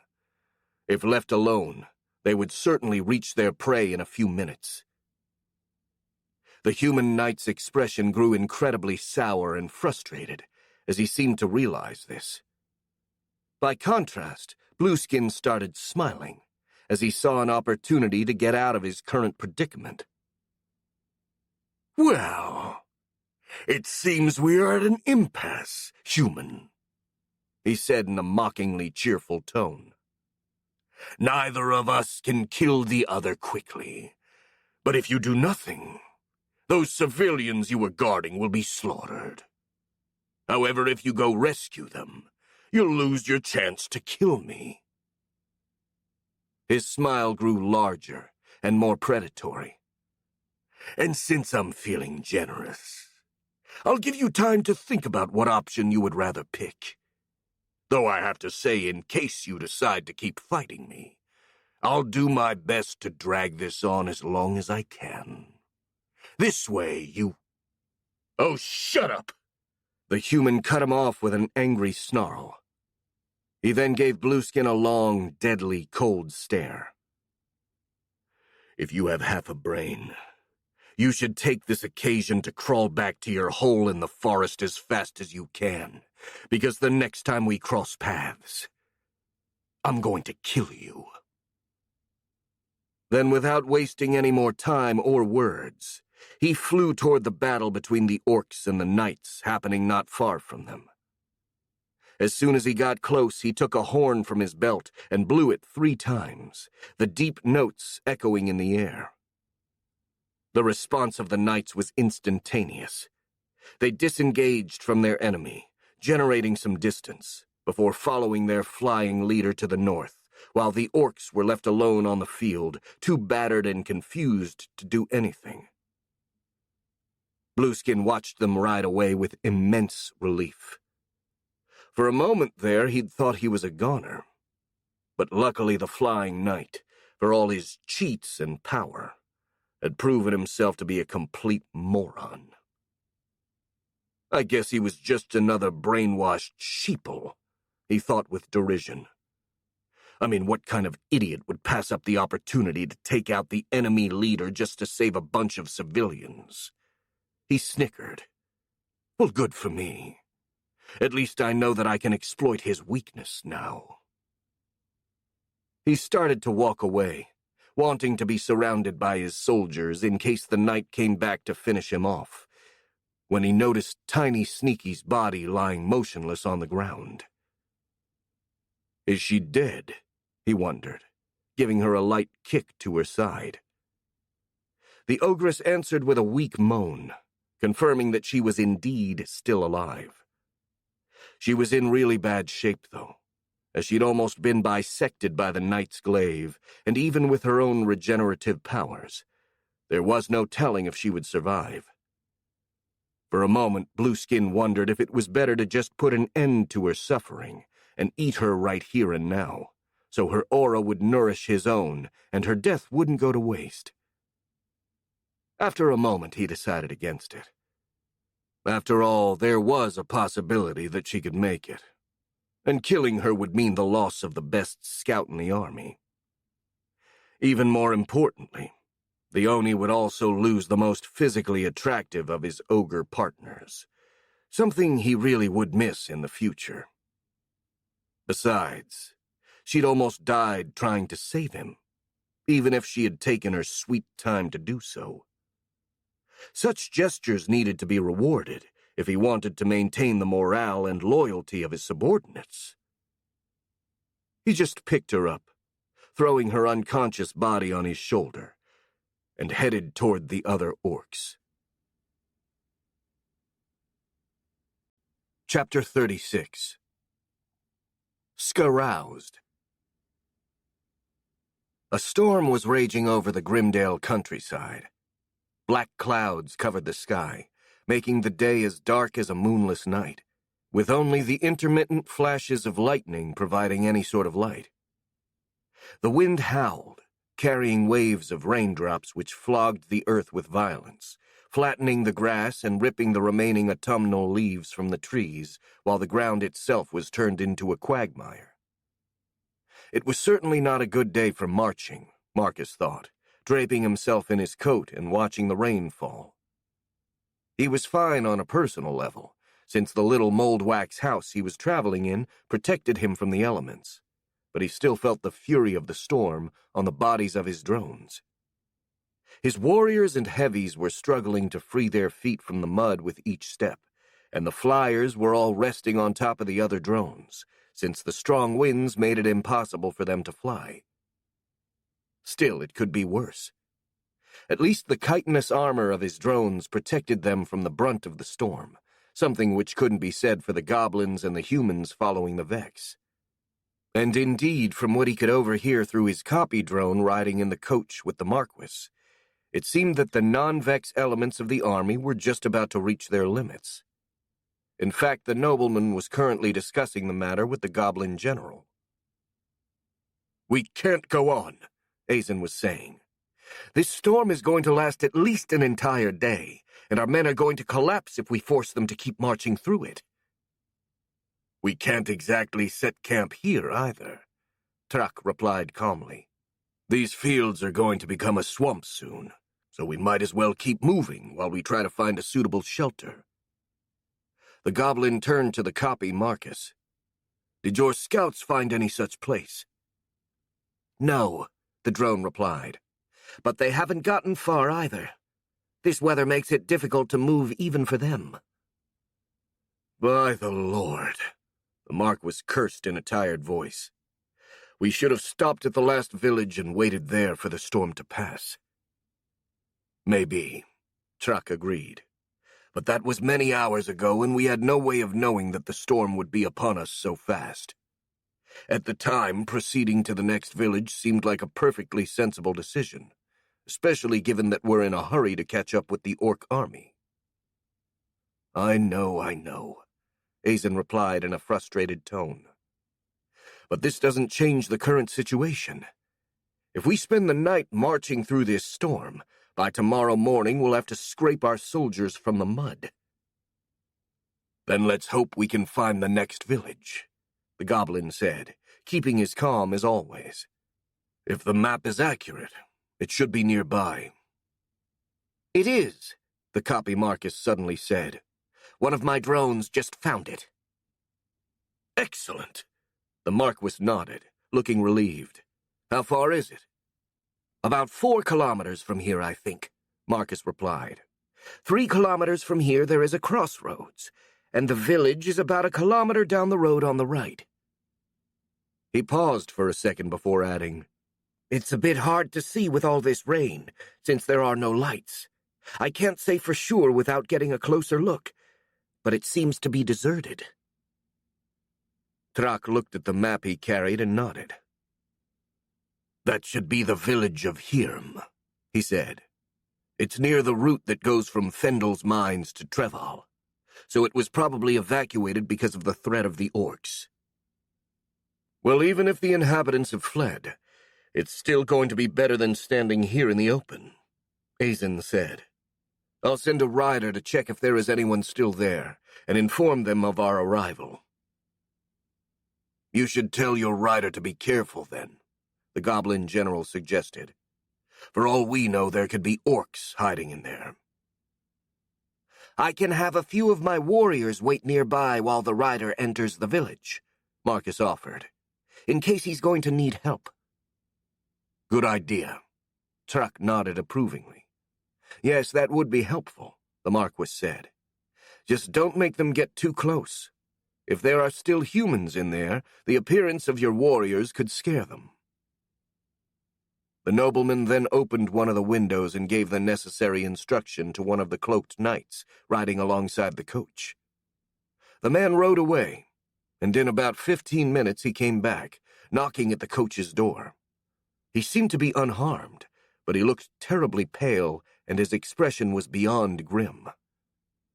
"My lord, the village is currently deserted. However," he paused, trying to get a hold of himself. "It seems that the place has been raided, and it wasn't empty when that happened." About half an hour later, after dismounting from the dreadnought drone, Marcus, Clara, and Felix were staring at 8 ravaged bodies lined up on the muddy ground of the main road of the village. It wasn't easy to determine their exact age at first glance, since their heads and most of their upper torso was missing.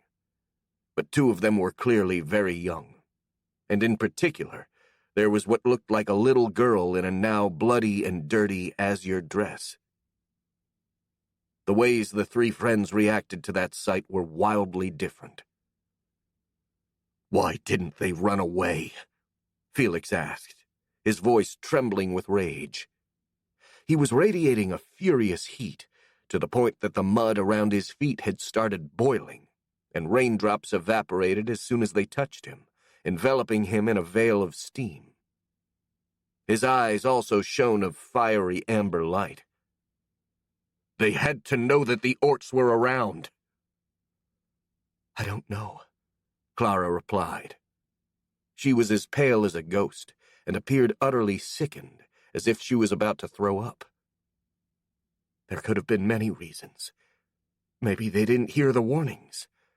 Or maybe they did but didn't think the orcs would get to this village. Or maybe they couldn't move because one of them was too sick."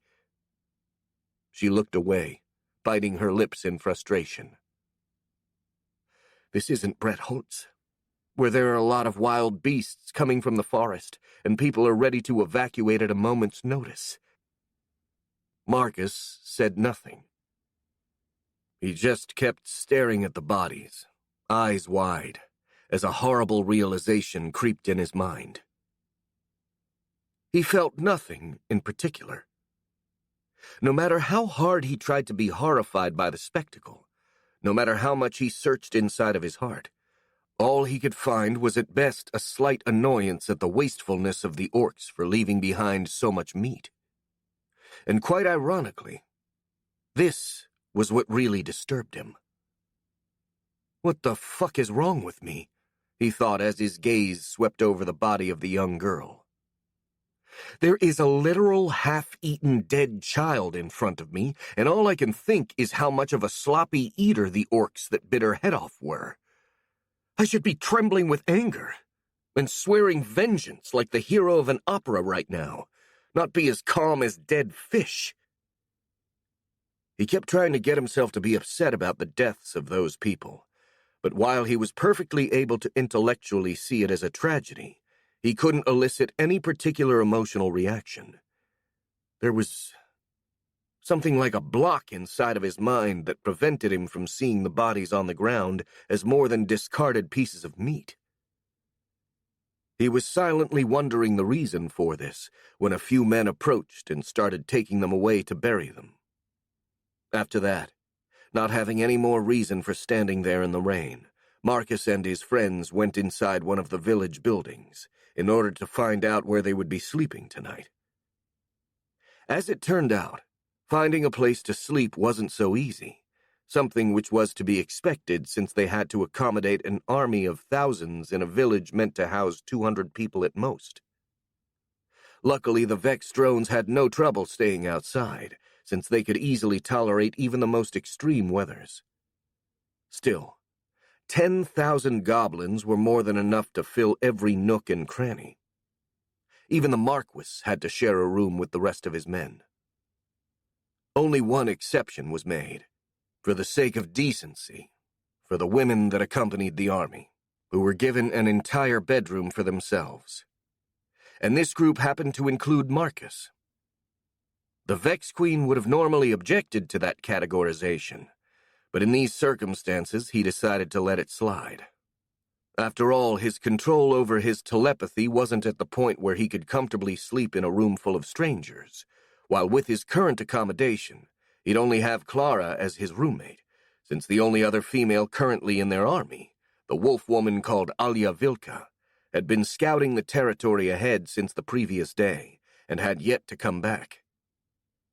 The room they would share was also rather nice, having a big bed they could comfortably sleep together in, and even a stove in a corner, which Marcus immediately lit. The temperature in the room then quickly went from chilly to pleasantly warm, and they changed for the night, with Clara wearing her nightgown and Marcus simply undressing down to his underwear. As they did so, they did not exchange a single word, but the Vex Queen could feel the turmoil inside of the girl's head. She was quite clearly still under shock from seeing the bodies of the inhabitants of Hirm, something which made Marcus feel guilty and upset, since he still couldn't feel anything for them. After a while, he decided that he'd had enough and started speaking to try and distract the girl, and himself, from those morose thoughts.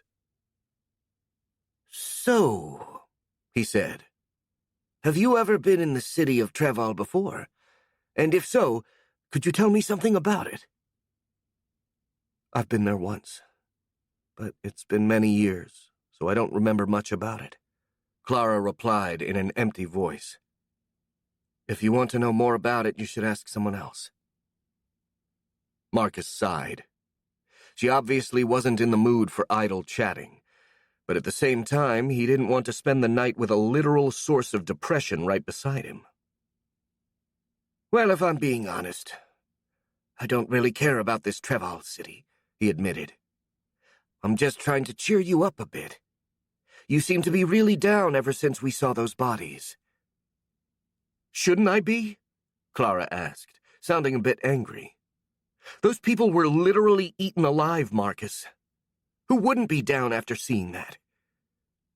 She sighed, forcing herself to calm down. "Anyway, I appreciate the thought. But I'm afraid I need to process this by myself. So just let me be for a bit, all right?" "Fine. That's fine," the Vex Queen replied awkwardly. He turned away, trying to relax and deal with his own internal struggle. All of a sudden, through the eyes of his drones, he saw a cloaked figure approaching the village. Alarmed, he sent a few warriors toward that newcomer to ascertain their identity and make sure they didn't have any hostile intention, but they stopped when the stranger started speaking in a familiar voice. "Stop right there, you bug bastards. It's me, Alia." The figure raised her hood a bit, revealing her wolf-like features. She also appeared quite pissed. "Take me to the Marquis, or get out of the way. I've got no time to lose standing here in the rain." Mindful of the slaughter that Tullian had inflicted on his forces a few days before, Marcus made his drones back off save for one, which gestured for the wolf woman to follow him. At the same time, the Vex Queen also made her copy drone move to warn the Marquis about Alia's return.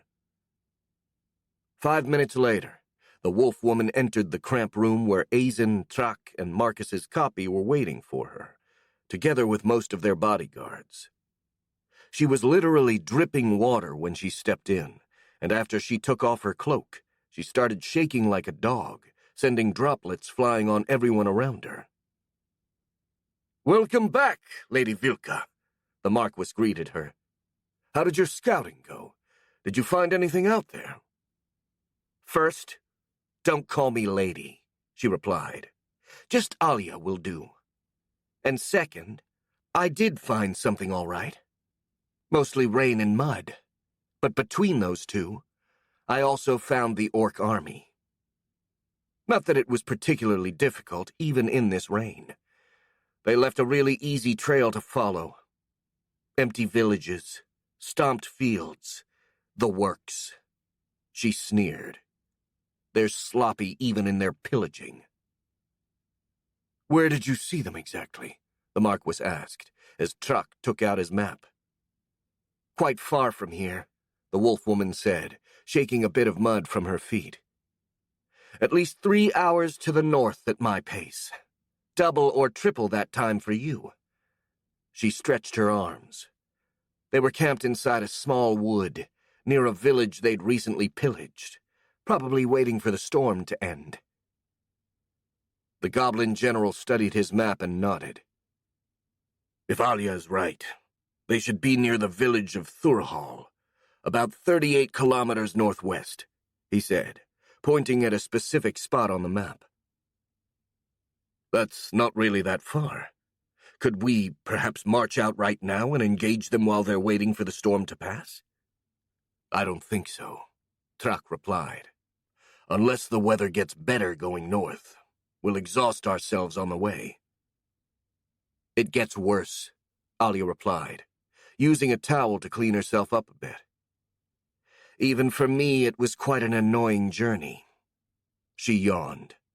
"Speaking of which, is there someplace I could dry up and get some sleep? I have nothing else to add to what I already said, anyway." "Well, as you can see, we are a bit cramped right now, but we left a room for the women accompanying our army that should have a stove inside," the Marquis said. "If you don't mind sharing a room and a bed with Sir Marcus and Miss Clara, you could sleep with them." "I don't think most people would complain about sharing the bed with 2 girls," Alia replied with an almost predatory smile, something which sent a chill down Marcus's spine as he listened through his copy drone. That's good then," the Marquis said, turning to the copy drone. "I hope that's all right with you as well, Sir Marcus." The Vex Queen wasn't really okay with that, but he nodded anyway. "Yes," he said, managing not to sound reluctant. "I'll tell Clara and we'll make room for her." "That's for the better," Alia commented with a smirk. "I do need a lot of room, after all." Cackling a bit, the wolf woman headed for the bedroom, and at the same time Marcus, in his actual body, moved to Clara, who was still silent and staring into the flames while sitting on the edge of the bed. Clara, do you remember the wolf woman from before? The one called Alia Vilka? Well, she's returned and she's coming to sleep with us." The girl blinked, and for a moment her surprise took over her depression. "What? Really?" "Yes. She's just finished reporting to the Marquis, and she's heading here as we speak." Clara looked at the bed and sighed. "Well, I thought we had room to spare, but now we're going to be a bit cramped too, aren't we?" She smirked. "From what I saw, Alia is really big." "That she is," the Vex Queen nodded. Then, after a moment of hesitation, he asked, "By the way, what do you know about her?" "Not much," the girl shrugged. "As I told you a few days ago, I know that she's an aura master of great renown, and is considered the strongest fighter in the Federation." Yeah, I remember, Marcus said. But don't you know anything about her personality? Or what she's like? Not really. I mostly only know what the newspapers say about her, and they mostly cover her achievements and victories. That is, if you don't count those newspapers that focus on baseless gossip. But I don't read that garbage. Why do you want to know, anyway? Well, the Vex Queen hesitated for a moment. Mostly to know what kind of person I would share the room with, I guess. He looked at himself and at Clara, and then added in a rather embarrassed tone. Also, you really know nothing about her? How about whether she likes men or women? Clara raised an eyebrow at that question. I'm afraid I don't know that, she said in a rather confused tone. Why do you want to know? Are you going to make a pass at her? What? No, Marcus cried, feeling blood rushing to his face. Well, I was just asking because of a comment she made. What kind of comment? Clara asked. Well, I don't know if she was joking or not, but after being asked if it was a problem sleeping with us, she said that sleeping with two girls would be anyone's dream. Clara remained silent for a moment, processing that information. Well, she could have been joking, she said. I mean, nothing I've heard about her suggests anything about her sexual preferences, one way or the other. She smirked. Even if she does like women, I don't think it'll be a problem. I mean, we share a room even though you used to be a man, don't we? The Vex Queen sighed. Yeah, I guess you're right. Maybe I'm just overthinking this. Just as he said those words, the door opened and Alia marched in the room like a hurricane, without knocking or announcing herself in any way. So, this is the girls' room, huh? She said, inspecting the room. It's nice enough, all things considered. She moved to the stove and started undressing herself in front of it, throwing her wet clothes on a chair. Marcus and Clara exchanged a confused glance, both too surprised to even try to speak.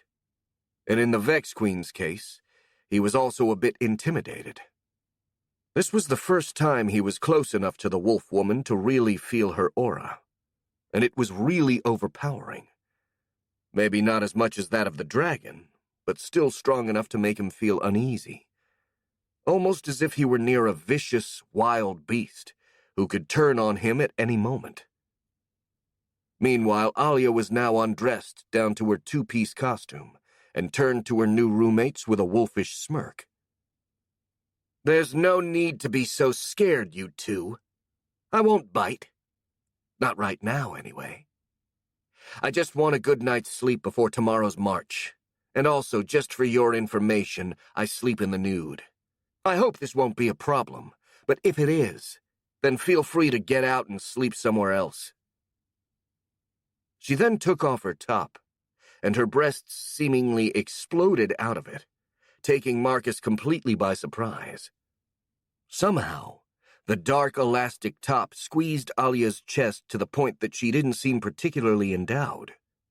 But now that her torso was naked, he could fully appreciate the magnitude of those titties. Even Clara, who was no slouch in the chest department herself, was impressed, letting out a soft, surprised whistle.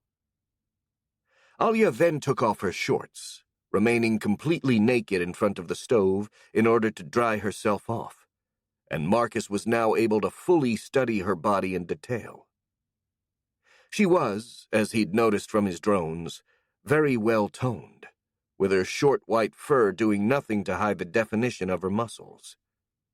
At the same time, she was also very definitely feminine, with wide hips and, as he had just seen, a very wide chest. All in all, she looked like a classical marble statue of some ancient wolf goddess or something, as her animalistic features were somehow perfectly harmonized with her humanoid structure. While Marcus kept staring, Clara cleared her throat and asked, So how are we going to sleep in here? I mean, there's only one bed, and while it's quite big, I don't think it can comfortably fit all three of us." "Oh, I'm going to sleep on the bed," Alia replied. "I don't mind if we're a bit cramped, but I refuse to sleep on the floor like a dog when there's an alternative." She shrugged. "If you're not satisfied with it, you are free to sleep elsewhere." She touched her fur, which was now dry. "Also, I'm going to bed right now. Make room for me." And before they could protest in any way, she walked right in front of the bed and let herself drop on it, right smack in the middle. And only a second later she closed her eyes and immediately fell asleep, snoring slightly with her head between the pillows. The Vex Queen and the girl exchanged another glance, and this time Clara shrugged. "Well, a cramped bed is better than the floor," she said, "and at least this closeness will keep us warm. So I'll stay here." "I'll stay as well, then," Marcus replied. "Luckily, this body of mine is small enough to fit comfortably pretty much everywhere." "Good for you," Clara said. "We better get to sleep now. It's gotten pretty late, and we have to catch up with the Orc army tomorrow." "Right. Good night, Clara." "Good night, Marcus." The two of them laid down beside Alia, trying to make the most of the little space the wolf woman had left them.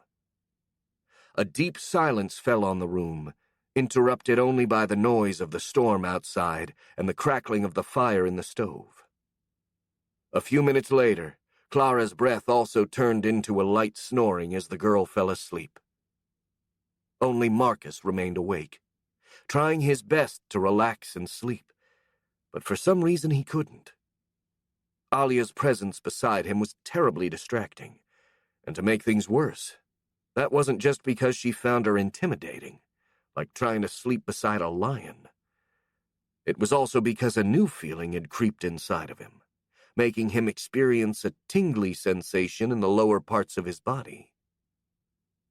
So this is what they call being scaroused, he thought with annoyance. After another hour of being completely unable to close his eyes, he finally gave up and went to sleep on the floor in front of the stove, using his clothes as some improvised bedroll. Only then, despite the rather uncomfortable accommodation, he managed to fall asleep. Chapter 37. Battle Planning. The storm that had raged over Merilon for the last few days subsided, leaving only a cloudy sky and the occasional light drizzle in its stead. Thunder echoed from far away, and dark clouds hugged the horizon, making it clear this was but a momentary respite. Nevertheless, Blueskin welcomed it with open arms, as the absence of heavy rain allowed him and his army to spot the figure of a fortified city on the horizon. They'd finally come into sight of Treval, and not a moment too soon either. The last 3 days had been hellish. Not only had the weather been horrible, with the constant rain slowing the advance of his army to a crawl, but the human knights had also kept pestering them. They would target the foraging parties, making it hard to get supplies, and sometimes attacked the main army using hit-and-run tactics, appearing out of nowhere and killing dozens of soldiers before running away. This made most of the soldiers terribly unruly, to the point that even the Oni himself had trouble keeping them in line. These were all minor setbacks, which didn't really matter now that they were in reach of their goal. The prospect of devouring a whole city worth of humans was just too enticing for anyone to give up now that they were so close. And if anything, their frustration only meant they were even more eager to take out their anger on their enemies. Besides, Blueskin had made it clear that he would personally devour anyone who tried to desert, and that was always a great motivational factor. Also, there was a silver lining to this delay, as it allowed the Oni to come up with a perfect stratagem for taking the city, something which he really needed if the information he'd received was correct. Initially, he had intended to just overwhelm the defenders with sheer power and numbers, but judging from the memories of a merchant he'd devoured, this plan seemed unfeasible. Treval had truly formidable defenses, which included a deep moat and sturdy walls defended by cannons, which kind of ruined the whole medieval aesthetic of this new world in Blueskin's opinion. The Oni doubted that even his army would be able to conquer it with a direct assault, at least not without such overwhelming casualties that the resulting victory would be worse than Pyrrhic. Luckily, the Oni had quite a few more indirect ways for dealing with that particular problem. He turned away from the city to face his lieutenants, who had been gathered in order to receive his orders. "We have arrived," he said, and pointed at the city behind him. "That is our objective. The human city of Treval. We are going to take it and devour its population to increase our power. And after that, we're going to do the same to many other cities, until we'll become unstoppable, and the whole world will be our larder." The ogres and orcs cheered, clearly pleased, and Blueskin silently congratulated himself for his oratory skills. Really, it was all a matter of knowing what buttons he had to push. He let them go on for a bit before continuing. "However, in order to do so, we must first take Treval," he said. "And to do it, you'll have to follow my instructions to the letter." He drew a rough sketch of the fortress on the dirt, using his feet. "First, we are going to surround the city at a safe distance, at least 2 kilometers away from the walls. Then when you get the signal, you are all going to advance at once." He drew some lines on the map. "Most of you will converge on strategic key points, but try to spread out a bit as you approach, in order to prevent drawing concentrated fire from the defenders, and in return, force them to spread their forces all over the walls. Then, when our troops have reached the wall and engaged the enemy, the special forces are going to follow, attacking the enemy weak points and allowing us to easily overwhelm the defenders." He raised his head and looked straight at his lieutenants. "Is all of this clear?" Most of them nodded, and the few who didn't remained silent. The Oni decided that was good enough. "Very well," he said. "Start moving. Lead your units to your assigned position. I want the city surrounded as soon as possible, so we'll be able to break in before it starts raining again." He paused, his gaze landing on one particular ogre. "All save for Tiny Sneaky. I've got some special orders for you." The lieutenants walked away to reach their units, leaving Tiny behind, who was sitting on a rock a few meters away from Blueskin.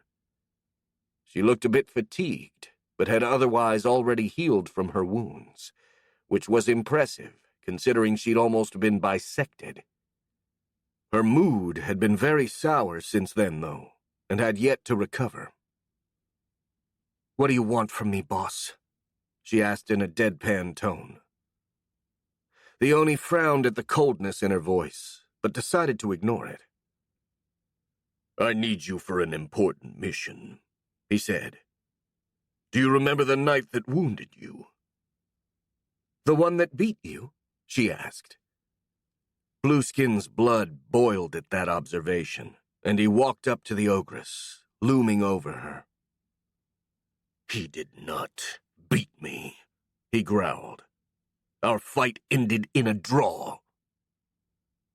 "Yes, boss," she replied in a calm, almost bored voice. That irritated the Oni even more, but he managed to control himself. After all, he needed Tiny for this mission and couldn't afford to damage her. So he took a deep breath and continued with the explanation. I need to find a way to deal with him. He smirked. And I have just the right plan in mind to do so. Here is what you have to do. And he started explaining his idea to the ogress, whose expression turned more and more sour as he went on. That's quite a risky mission, boss, she said once he'd finished. Even if I play my part perfectly, no, especially if I play my part perfectly, I might get killed. I'm sure you'll be fine, Blueskin replied. I have confidence in your ability to stay alive. His voice became more stern. Anyway, this is an order. Yes, boss, she said in a resigned tone. Good. Now go get ready. We don't have much time before we reach the city. The ogress slid off the rock and walked away, limping slightly. Blueskin narrowed his eyes. He really didn't like her attitude as of late, especially her passive-aggressive tones and barely concealed disdain. He'd tolerated it all because of her usefulness and beauty, but he couldn't help thinking that he wouldn't really mind if she were to die on this mission. Sure, it'd be a shame to lose the childhood friend chick for his future harem, but at this point, the Oni had grown tired of her coldness. Besides, with a whole world to conquer, he would certainly find some nice replacements. With great hopes for the future in mind, he turned once again toward the city and his marching army. Someone knocked at the door, waking Yazan from his slumber. The captain of the Royal Knights slowly rose from his bed, feeling every joint in his body ache terribly, and looked out the window. The sun was still up, so that meant he'd either napped for a few hours, or slept until an entirely new day had come. Judging from how tired he still felt, the first option was the most likely, though it'd take more than a day of sleep to recover from the fatigue of the last few days. Yazan had led a series of raids against the orcs, trying to slow them down and weaken them as much as possible before they reached the city. And while he had been reasonably successful, the long hours of riding and fighting in the rain with only a few naps and cold meals in between had left him almost completely exhausted, which was why he'd left the organization of the defense of the city to his lieutenants, while he rested and recovered his energies in preparation for the upcoming battle. And though he wasn't quite in top shape just yet, he feared this was going to be all the rest he was going to get. He knew his lieutenants, and they wouldn't disturb him for something trivial. With a resigned sigh, he opened the door, finding himself face to face with a nervous-looking guard. Yes? What is it? The enemy army has been sighted on the horizon, sir, the guard promptly answered. Captain Horde and the other officers are waiting for you in the hall. Yazan internally swore. Though he'd expected it, he hoped the orcs would take a bit longer to reach Treval. Go tell them I'll be there as soon as possible. Then as the guard was about to leave, he stopped him. Wait. On second thought, come here and help me don my armor, and fill me in on what happened while I was sleeping. We've got no time to waste. Armor secured, he marched to the room where his lieutenants waited for him. On the way there, the guard reported the events of the last hours. We've got another group of refugees that has just arrived at the gates, the man said. They were really ragged and scared for their lives. We sent them to the citadel to be taken care of. Good. Yazan nodded. Counting those refugees, how many civilians are left in the city, then? About 27,000, the guard replied. So many, the captain said. Why haven't they been evacuated? I ordered to send as many people away as possible. We didn't have enough boats and barges to board them all, sir. Even filling the ones we had to the point they almost sank, they weren't nearly enough. Also, no new ships have arrived today. The merchants must have gotten wind of the threat of the orcs, not to mention the fact that we are commandeering all passing boats, so they probably decided to wait until things calmed down before resuming their trips on the river. Shanduk's crows take them, Yazin cursed in the name of the god of the beasts. They should come here to help us. Don't they have any shred of honor or compassion? Well, they're merchants, sir, the guard replied with a small smirk. Fair enough. The captain shook his head. I'll have to find a solution, then. I'll ask the others if they have any ideas. He reached a big door and entered the dining hall of Duke Grimdale's palace. His lieutenants were waiting for him there, as was the Duke himself. They were gathered around a table and turned to greet the captain. My lord. Gentlemen. Yazin saluted them back with a nod as he approached. He then turned to Captain Har, the commander of Treval's garrison, and asked, "What's the situation?"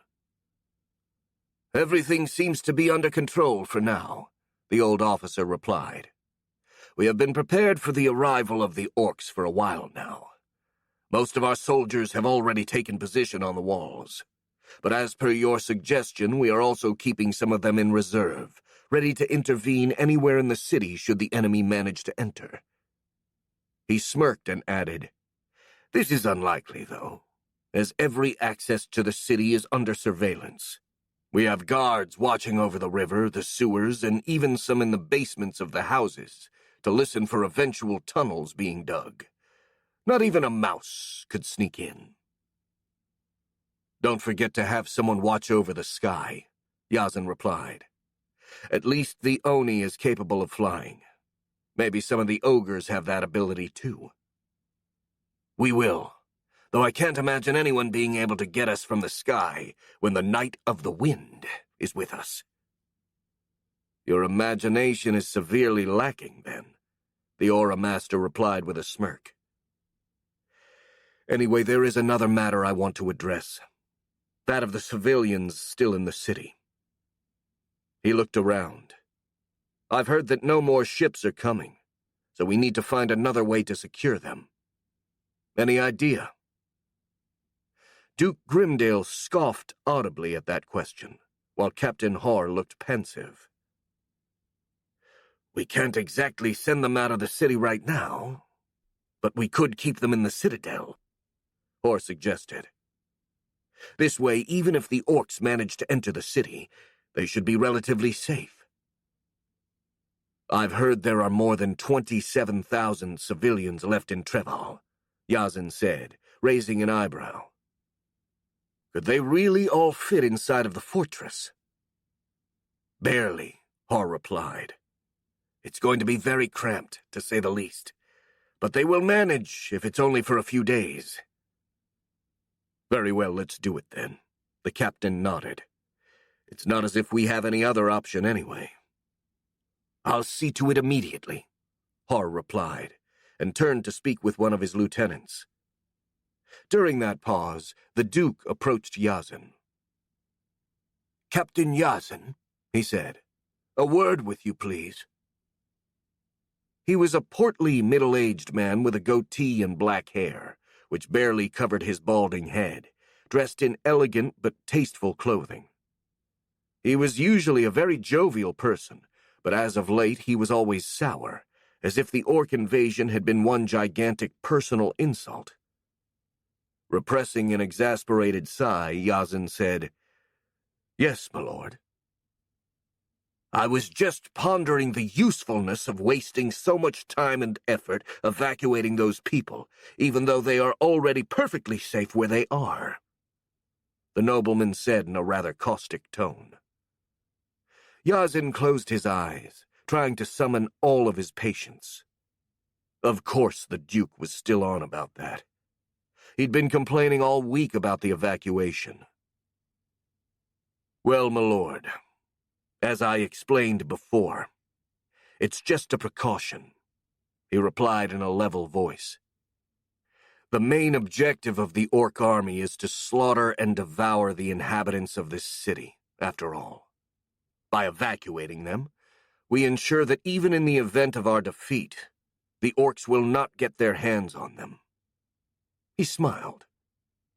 We would basically make it impossible for the Orcs to win, no matter the outcome of the siege. A sound strategy on paper, Lord Grimdale conceded, though his voice was still annoyed. But in practice, the economic cost is going to be really steep, and I'll be the one to pay for it. His expression grew even more sour. It'll take weeks for the people to get back to work after this is all said and done, not to mention trade has all but stopped because of the commandeering of the ships. And all of this for what? His voice grew outright angry. The Orcs won't be able to enter the city anyway. Hell, I'll be surprised if they don't run away as soon as they hear the sound of gunfire. I assure you, my lord, that these Orcs are a great deal more dangerous and disciplined than you give them credit for, the captain said. Their leader, the Oni, is surprisingly cunning. In fact, as you probably know, Marquis Brett has theorized that he may be a reincarnated human, with all the knowledge and discipline of one. Yes, I've heard all that baseless hogwash Azen has showered us with, the Duke replied. Even if that's true, it won't change the fact that these Orcs, as strong as they may be, are simply not equipped to take the city. They don't have guns, bows, or artillery of any kind, so how are they going to take down the walls? By bashing them with their wooden clubs? On one hand, Yazen wanted to criticize the carelessness of the nobleman, but on the other, he had to admit that he did have a point. Even he couldn't think of a way the Orcs would be able to take the city if the defenders were keeping their guard up, and the captain had made sure they would. The only thing that had convinced him to evacuate the population was the existence of a certain prophecy that Azen informed him about. According to the Marquis's sources, the Blue Terror was foretold to be able to conquer at least one city, and the nobleman had suggested that having an empty city would certainly foil the Oni's plans, regardless of the prophecy. The problem was that the Duke would never believe in this justification, especially since the Marquis's source were the goblins. Yazen decided it would be better to not justify his decision at all. I'm really sorry for the inconvenience, Duke Grimdale, but I'm afraid that you and your people will have to endure it for the time being, he said in a stern voice. His Majesty himself declared a state of emergency in this region and appointed me commander-in-chief in order to solve it. Therefore, I have the final say on every matter right now, and my priority is to keep the citizens of Medelan safe. The Duke stared blankly at him. Fine, Captain, he said in a cold voice. The law is the law, after all, and no one could legally go against a royal edict. His tone took on a threatening air. For now, at least. He turned and walked away, slamming the doors behind himself. Yazen looked at the door for a bit, suddenly far more tired. Since Lord Grimdale was affiliated with the Council of Nobles, which opposed the king's authority, dangling a royal edict in his face probably hadn't been a good idea, and was likely to cause trouble in the future. However, it was worth the trouble if it meant saving more lives, as right now he simply couldn't afford to waste energy arguing with the Duke. It was better to let him marinate in his own anger and plot some future vengeance than to have him question his decisions. Also, if the Orcs really managed to enter the city, then his caution would have been validated. But just for this once, he decided he'd rather be wrong. Chapter 38. An Explosive Beginning. The city of Treval was built on the southern shore of the river Ren, right where the waters began to deepen enough to be always navigable during all seasons. And since most of the trades between the Empire and the Federation passed through that river, this made Treval an extremely important and thriving commercial hub. However, this enviable position came with its own problems, especially since the city was located next to the border with the neighboring nation of the Duchy of Ras. It was no secret that the Duchy coveted Treval, and though both Medelan and Ras were technically part of the same empire and therefore allies, that didn't do much to soothe the worries of the kingdom.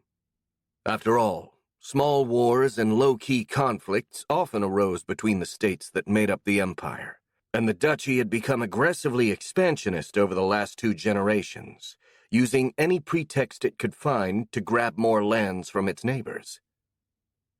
In order to keep Ras's ambitions in check, about 12 years prior, the king of Medelan had decided to renovate Treval's defenses. The old, outdated walls were replaced by bastions of earth and bricks, easily capable of withstanding cannon fire and destructive spells, with large battlements filled with cannons and protected by ramparts, while a deep and large moat had been dug in front of the walls. The northern part of the city, facing the river Ren, couldn't be fortified. In order to dissuade enemy attacks from that direction, a large citadel had been built on the northwest corner of the city, watching over the harbor and housing large cannons that would shred any ships to pieces well before it could reach the city. Thanks to these impressive defenses, Treval was now widely considered impregnable despite not having been besieged even once. And yet there were some who questioned the late king's decision to fortify the city, because while it had certainly deterred the duchy from trying a direct attack, which many considered unlikely anyway, it had given a lot of power to the Dukes of Grimdale who ruled over the city. With a secure base of power, they were sure they could hold against any army, even the kingdom itself. Worse still, the Rasians, seeing that a direct assault would be unfeasible, had started bribing the lords of Grimdale to their side, something which gave them yet another bargaining chip to use against their king. It was no wonder the Duke of Grimdale had become the figurehead of the Council of Nobles, the political faction of Medelan who wanted to limit the power of their liege. Thinking about the history of the city, Yazin thought there was a certain amount of irony in it. But even more ironic was the fact that the arrival of the orcs had now vindicated the decision to fortify the city, as it offered the defenders the chance to stop the invasion then and there. That would certainly be a boon for the royal faction, if they managed to win. And if they lost, well then they'd have a much bigger problem than worrying about things like internal politics. In a way, it was a win-win situation. It's really true what they say, he mused. Every cloud has a silver lining. Did you say something, Captain? Duke Grimdale asked, raising an eyebrow in puzzlement. They were standing on the battlements over the city gates, surrounded by their lieutenants and helpers, while they waited for the orc army to arrive. Just thinking to myself, Yazin replied, focusing on the enemy army, which was currently approaching. The orcs were spreading out across the fields south of the city, slowly surrounding it. There were more than 25,000 in total, all relatively well-equipped and disciplined for their kind. It was quite an intimidating sight, Yazin admitted. If he had to face them in an open battle, he would have been rather worried, but as he was defending a fortress, he felt the odds were better. As impressive as it looked, the orc army lacked any sort of artillery or real ranged units, which meant they couldn't retaliate at all, while the defenders unloaded all they had on them from the safety of the walls. And the numbers weren't that bad either, since in addition to the 300 royal knights under his service, there were about 50 Aura warriors and 500 guards from Treval's garrison, which meant there were more than 800 regular soldiers defending the city. Those alone would have been enough to hold the city, but at Yazin's insistence, they also raised a militia of about 4,000 volunteers, equipped with bows, crossbows, or muskets, easy-to-use weapons that were effective even in the hands of untrained soldiers. And finally, there were a handful of casters, both sorcerers and clerics, who would be useful in a battle, either by casting spells against the enemy or in support roles like healers and telemancers. All in all, Yazin thought the city could easily hold off any direct assault with ease, which meant the real threat would come from indirect attacks. The Orc army was a bit too far for him to pick up too many details yet, so he turned to a nearby sentry, who was also watching them through a spyglass. "Do you see if the Orcs are doing anything weird?" he asked.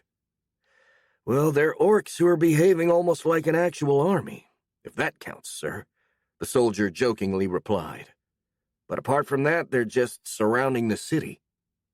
"All right. Keep watching them, then," Yazin said, "and inform me immediately if you spot anything noteworthy." "Aye, sir," the soldier said. "Why are you so worried, Captain?" Duke Grimdale asked in a sarcastic tone. "These are Orcs, not people. They probably think they can beat the walls into submission with their clubs." "I certainly hope so," Yazin replied. "But I think it's more likely that they have something in mind. After all, their leader seems to be much smarter than the average Orc." Lord Grimdale snorted in disbelief. "And what would their plan be, exactly?" "I don't know for sure," the captain admitted. "But it probably involves sneaking someone into the city to create an opening for them. I can't think of any other way they could hope to get past the walls without using artillery."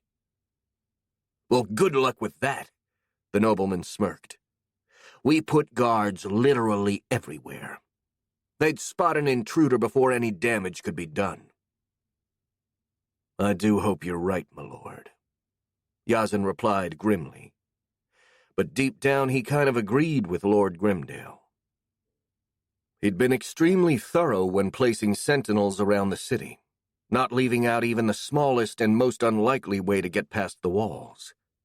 He even had a few aura warriors in crucial points, using their aura scan in case the Orc infiltrators were somehow able to become invisible, something that to Yazin didn't seem so unlikely after he'd been ambushed by that female-looking ogre during his fight with the Oni. Still, this wasn't reason enough to get complacent. After all, the Oni had already proven himself to be a devious opponent, and there was always the possibility that he still hadn't shown everything he could do. Because of this, Yazin couldn't afford to be overconfident, as long as the enemy still drew breath. He turned his eyes on the enemy army, trying to spot the blue terror in its midst. After a few seconds, he was barely visible in the middle of the horde, surrounded by Orcs with a bluish hue to their skin, which seemed to be his bodyguards. He decided that he'd focus on him for the time being. After all, if there was trouble, the Oni was bound to be at the center of it. On the eastern side of Treval, 2 guards were doing their best to breathe exclusively with their mouth. The post they'd been assigned to, a small drainage tunnel which collected the sewage waters of the city and expelled them in the moat, smelled absolutely horrible, to the point that it had taken them more than half an hour to get reasonably accustomed to it. On the bright side, it was rather unlikely the enemy would enter from there, since not only was the tunnel blocked by multiple grates, but the exit was also in plain sight from the walls. Still, they dutifully stayed alert, as they were supposed to, on guard against anything that might crawl up on them from the sewers.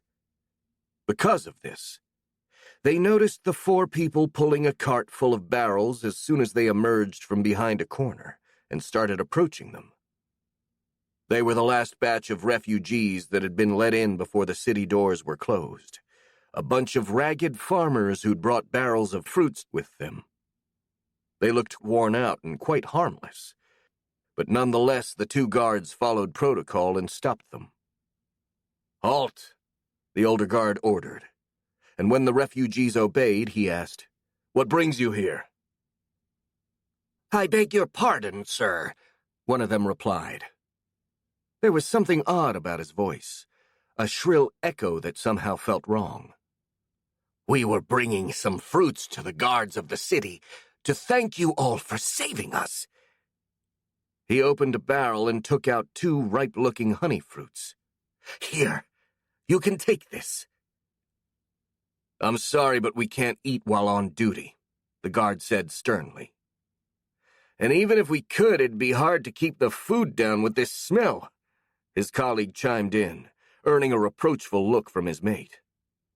"Well, it's not as if you have to eat them right now," the farmer insisted. "You can take them and eat them later. It'd mean a lot to us to know that we contributed to the siege, even in this small way." The older guard was conflicted about what to do, but his colleague supported the farmer. "Oh, come on, pal," he said. "It's not against the rules to accept gifts." "By Priteve, that's actually part of the bonuses of being a town guard." "Fine." The older guard shrugged, and he lifted his spear to let the farmer approach. "But be quick about it. We can't afford to get distracted." "Thank you, sir," the farmer said, approaching the soldier. "May the gods bless you." He handed the fruits to the guard, but as the latter extended his hand to take them, the farmer grabbed his wrist and dragged the surprised man toward him. Before the soldier could react, the refugee stabbed him in the neck with a knife he had hidden inside his sleeve. The younger soldier opened his mouth to give the alarm, but before he could produce any sound, a crossbow bolt hit him in the forehead, jerking his head backward as he fell to the ground. The farmer froze for a moment at the younger guard's heavy clattering.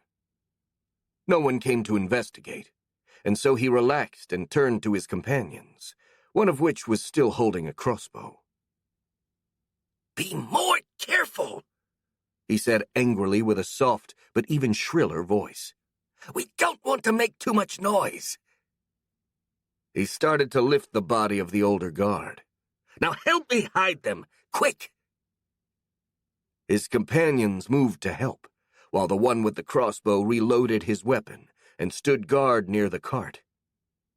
Once the corpses were out of view, they started unloading the barrels, using a surprising amount of care to not shake them too much or make sudden movements, though that wasn't at all surprising if one knew the content of those barrels.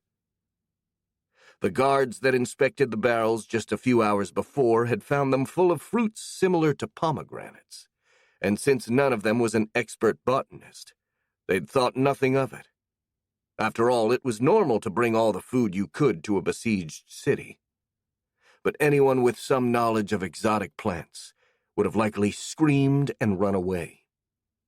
Because those weren't pomegranates, but rather fruits from the aptly named bomber tree, a rare and peculiar plant that could be found in the depths of the Caligare forest.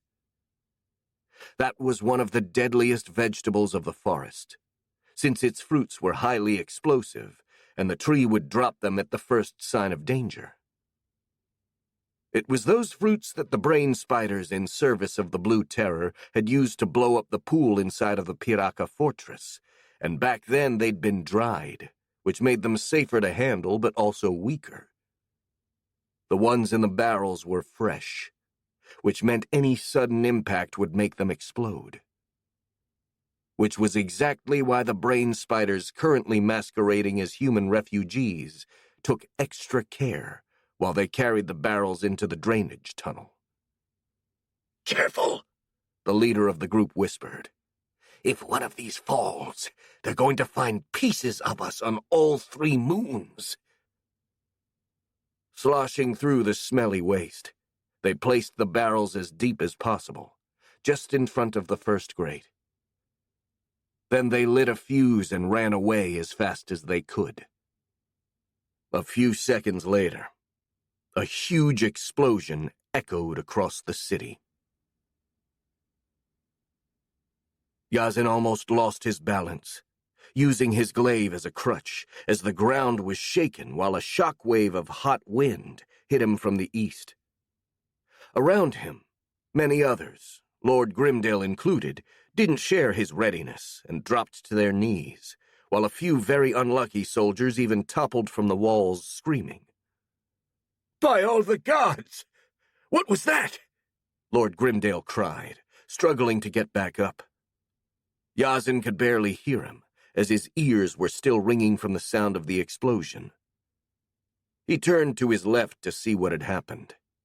A huge cloud of smoke rose from the eastern walls, and as he was watching, small pieces of debris started falling from the sky like hail. Then after a few seconds, he noticed that an entire section of the wall was now missing.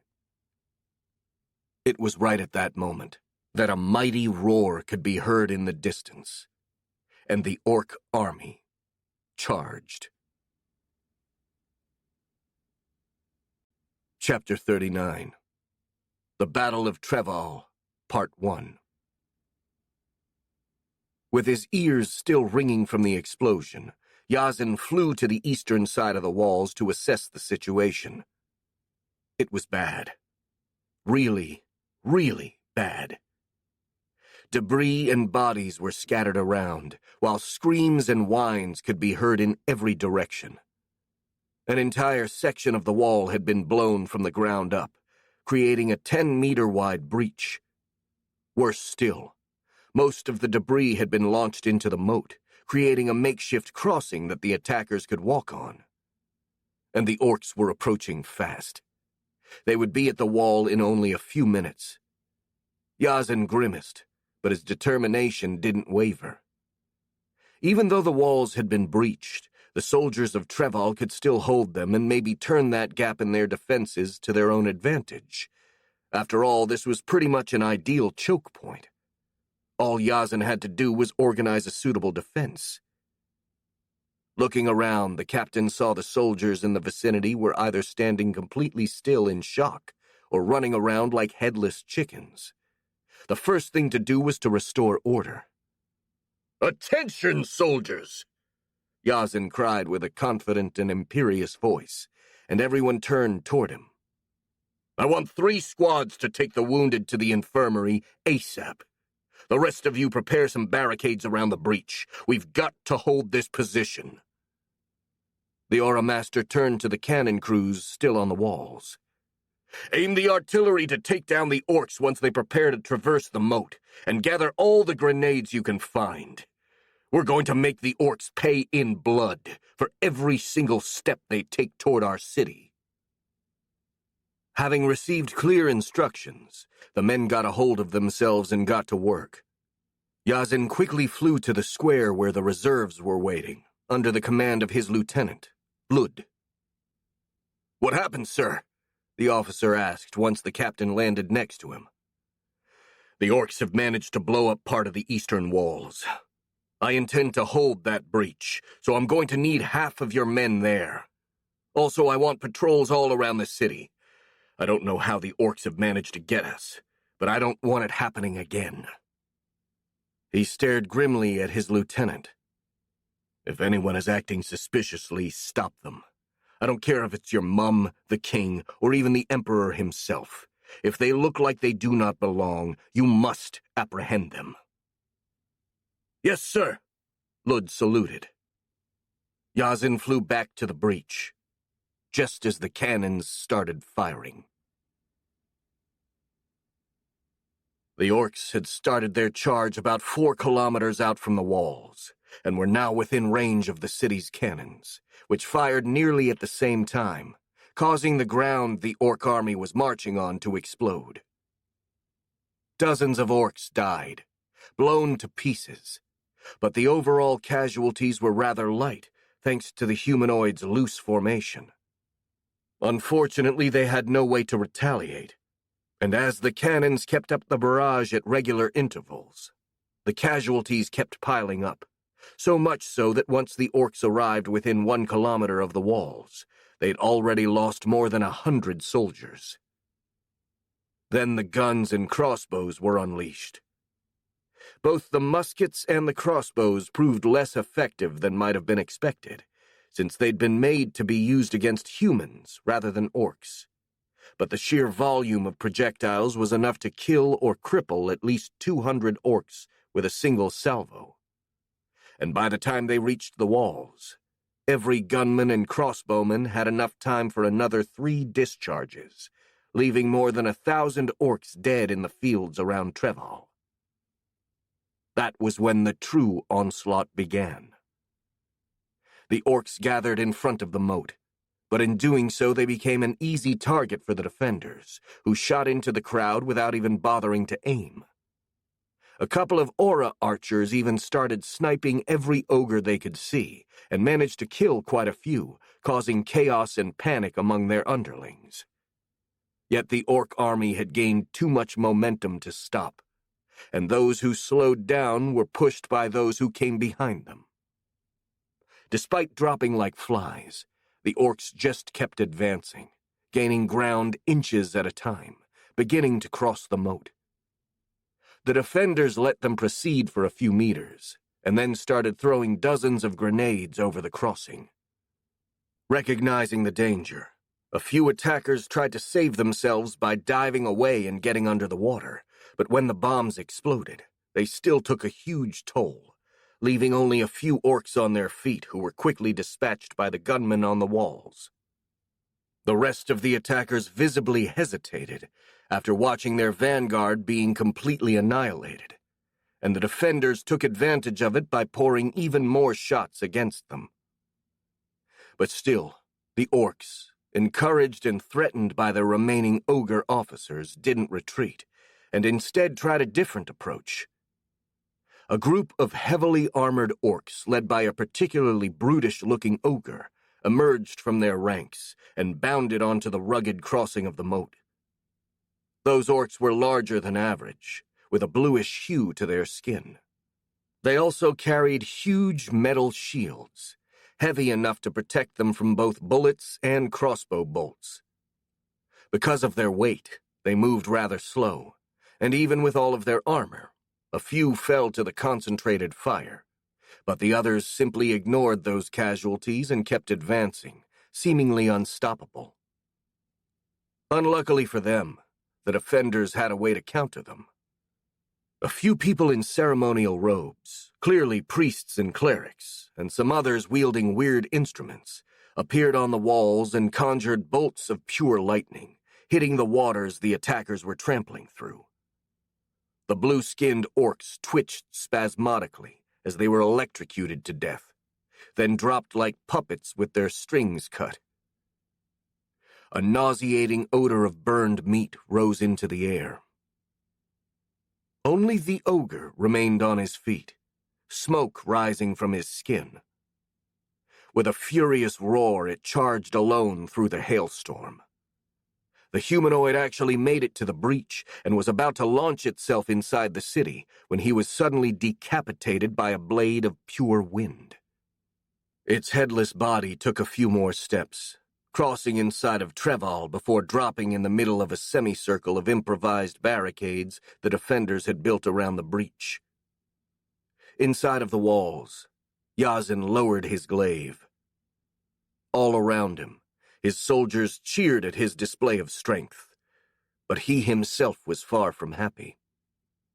The orcs were proving to be more tenacious than he'd have thought, and that ogre in particular had been a nasty surprise, since it had actually come close to engaging the defenders in melee, and would have probably succeeded if not for his intervention. That could have been a disaster, since the majority of the defenders were mostly irregular militia armed with ranged weapons. It was imperative to keep the enemy away from them. If the attacks included more ogres, that would prove difficult, so Yazin needed to change his tactics a little. "Spearmen!" he cried. "Get ready to defend the barricades!" About 60 men, all armed with long pole weapons, advanced to the front lines, hiding behind the barricades. "Stay on guard on the walls, too," Yazan ordered. "The ogres may attempt climbing up there. Aura warriors, defend everyone else." And just as he finished giving these orders, the enemy launched their next offensive. As the captain of the Royal Knights predicted, this assault was performed by two groups of ogres who approached the walls in different ways. Some, heavily armored and extremely bulky, charged over the moat to reach the breach, stepping over the dead bodies of their own companions, while a few others who were thinner, with long, frog-like legs, simply jumped over the moat in a huge leap. The defenders unloaded everything they had on them, from gunfire and grenades to offensive spells, but the armored ogres didn't even slow down, while the frog-like ones jumped over the walls, landing amidst the defenders on the battlements, while the armored ones charged screaming through the breach. Thanks to Yazan's orders, the defenders reacted swiftly, and the frog-like ogres on the walls found themselves facing multiple aura warriors each. Similarly, the armored ogres on the ground found out that there were aura warriors mixed in with the spearmen defending the barricades, which turned some of the weapons pointed at them from an annoyance to a lethal threat. Not being able to tell which was which confused them enough to halt their charge.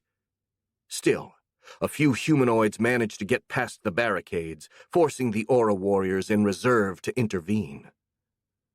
While all this was happening, the orcs took advantage of the confusion to charge through the breach, following their evolved kin's lead. For a brief moment, things were pretty balanced. The invaders pressed with unbridled ferocity, threatening to break through the barricades, while the defenders doggedly refused to let them pass. Then Yazan decided to intervene. The captain of the Royal Knights threw himself against the enemies like a storm, gusts of furious wind accompanying his every swing. He cut down an ogre who was about to jump over the barricades, then plowed through the orcs massed behind it, as if they were a pile of leaves. Many soldiers and aura warriors followed their commander's lead and launched a counter-assault which left the orcs panicking and trying to run away, only to crash against their companions that were still coming, causing both to stop in their tracks. The defenders launched grenades and spells against the chaotic mass of orcs that crowded the breach and the moat, and killing dozens. The orcs decided they'd had enough. As one, the invaders fled, their morale completely broken, leaving only their dead and dying behind, while the humans cheered wildly. Yazan, knowing the importance of keeping a high morale, let his soldiers shout for a few more seconds before restoring order. "Keep firing!" he shouted at the men on the walls. "Don't let the orcs rally, and pick up the wounded and get them to the infirmary."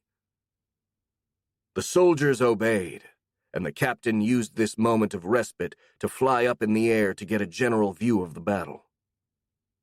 From what he could see, things weren't going that bad. Apart from the breach, the orc army had concentrated their attack on the two gates as well. The defenders seemed to be holding well for now, though there was some fighting on the walls, especially on the western side, on the opposite side of the city. Still, Yazan wasn't too worried about it, because if the orcs hadn't managed to get through the breach with the best conditions they could possibly get, then it was highly unlikely they'd manage to break in somewhere else. The ones on the wall were probably some of the frog-legged ogres, and the aura warriors of Treval could easily take care of them.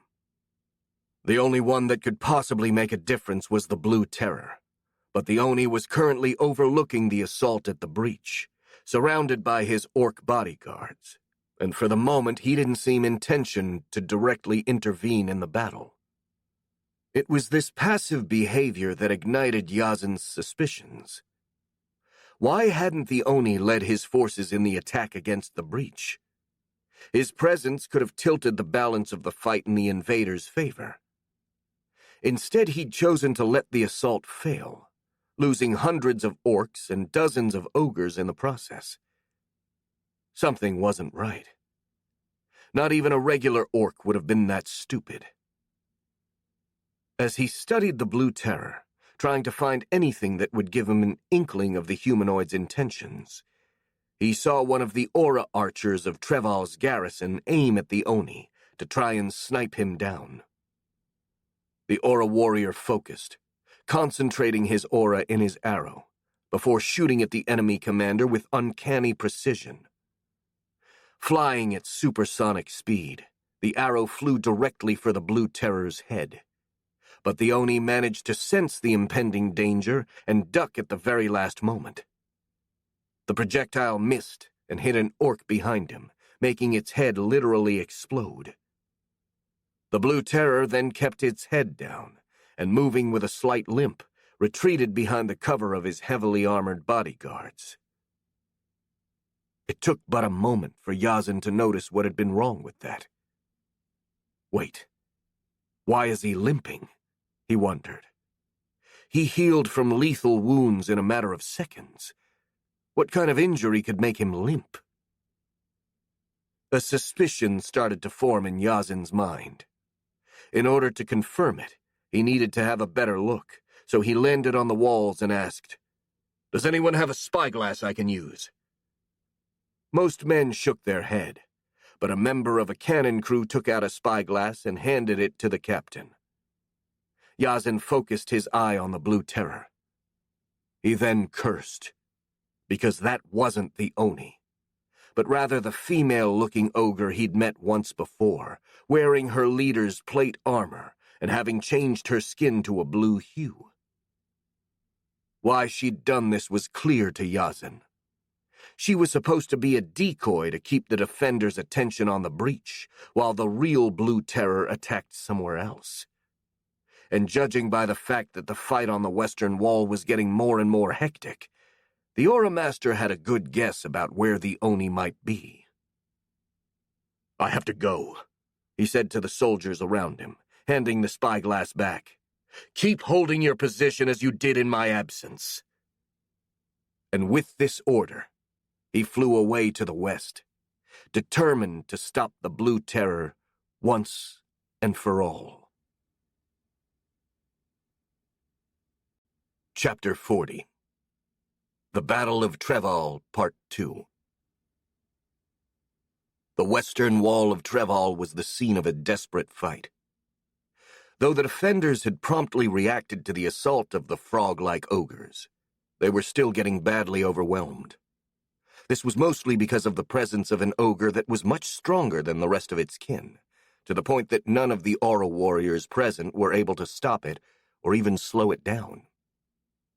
Unbeknownst to the defenders, there was a simple reason for this. That ogre was actually Blueskin, who'd assumed the shape of one of his minions. The Oni smirked as he slammed his fists against one knight in full plate armor, sending him flying away from the walls and into the moat below. His smile withered a bit as he noticed the man had somehow managed to retaliate, leaving his sword stabbed into its arm. Blueskin simply ripped the sword out and threw it away, his wound closing almost immediately. He grinned again as he turned to face his next opponent, another knight in heavy armor, and pummeled him into the ground with a single punch before he could react.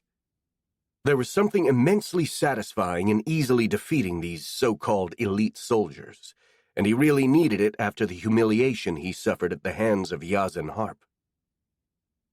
Speaking of which, he thought he'd probably better hurry before the captain came to stop him.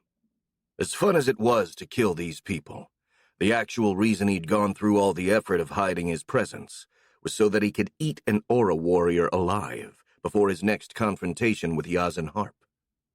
That way he would learn the secrets of the aura arts himself, and use them against the Flying Knight. And considering a normal human was able to fight on par with an ogre using those techniques, Blueskin believed if he managed to learn them, he'd become virtually unstoppable. Looking around, the Oni found his sought-after prize. A robust man wearing the colors of the Royal Knights was fighting against an ogre, using an ornate halberd to hack away at the humanoid with incredibly fast blows. The ogre tried to pounce at the man to crush him with its weight, but the knight simply stabbed with his weapon, impaling his foe in midair. The ogre screamed and kicked, but before it could do anything to free itself, the knight swung his halberd and sent the humanoid flying down the walls and into the moat. Blueskin smirked. Considering the ogre's weight had to be at least 400 pounds, lifting it and throwing it around like that was a clearly superhuman feat, which meant the man had to be a decently gifted aura warrior. The perfect prey. Not losing time in useless finesse, the Oni charged the knight head-on. The man seemed to sense the danger and turned to face this new enemy, gracefully swinging his halberd directly for Blueskin's neck. Sadly for the Royal Knight, it wasn't a mere ogre he was facing. Blueskin parried the attack with his forearm, feeling the blade bite deeply despite his thick scales, but that didn't slow him down. He used his other arm to grab the man's helmet, and then before he could react, slammed his head to the ground with enough strength to crack the stones. He proceeded to repeat this attack a couple more times just to be sure, and lifted his prey, who'd gone completely limp. He used his clawed hands to remove the helmet of the man, revealing a bloody and swollen face. The man's eyes were still twitching, so he had to be unconscious and not completely dead. Blueskin sighed with relief, as he feared he might have actually killed the knight. He opened his maw and took his head off with a single bite. As soon as he swallowed, the knight's memories flowed into him. The first ones to appear were those about the man's life, his childhood, family, and friends. Blueskin skipped over those, since they were useless, and for some reason made him feel uncomfortable. Instead, he probed for any information regarding aura arts and how to use them. Which wasn't hard, as the knight's training had been a crucial part of his life. More than 30 years of practice flashed in the Oni's mind, until he finally found what he'd been searching for. The man's apprenticeship, when he'd learned the basics of aura arts. Many months spent training, meditating, and doing miscellaneous exercises to hone his willpower and achieve the proper mental configuration to make use of his aura. All that effort would now serve Blueskin.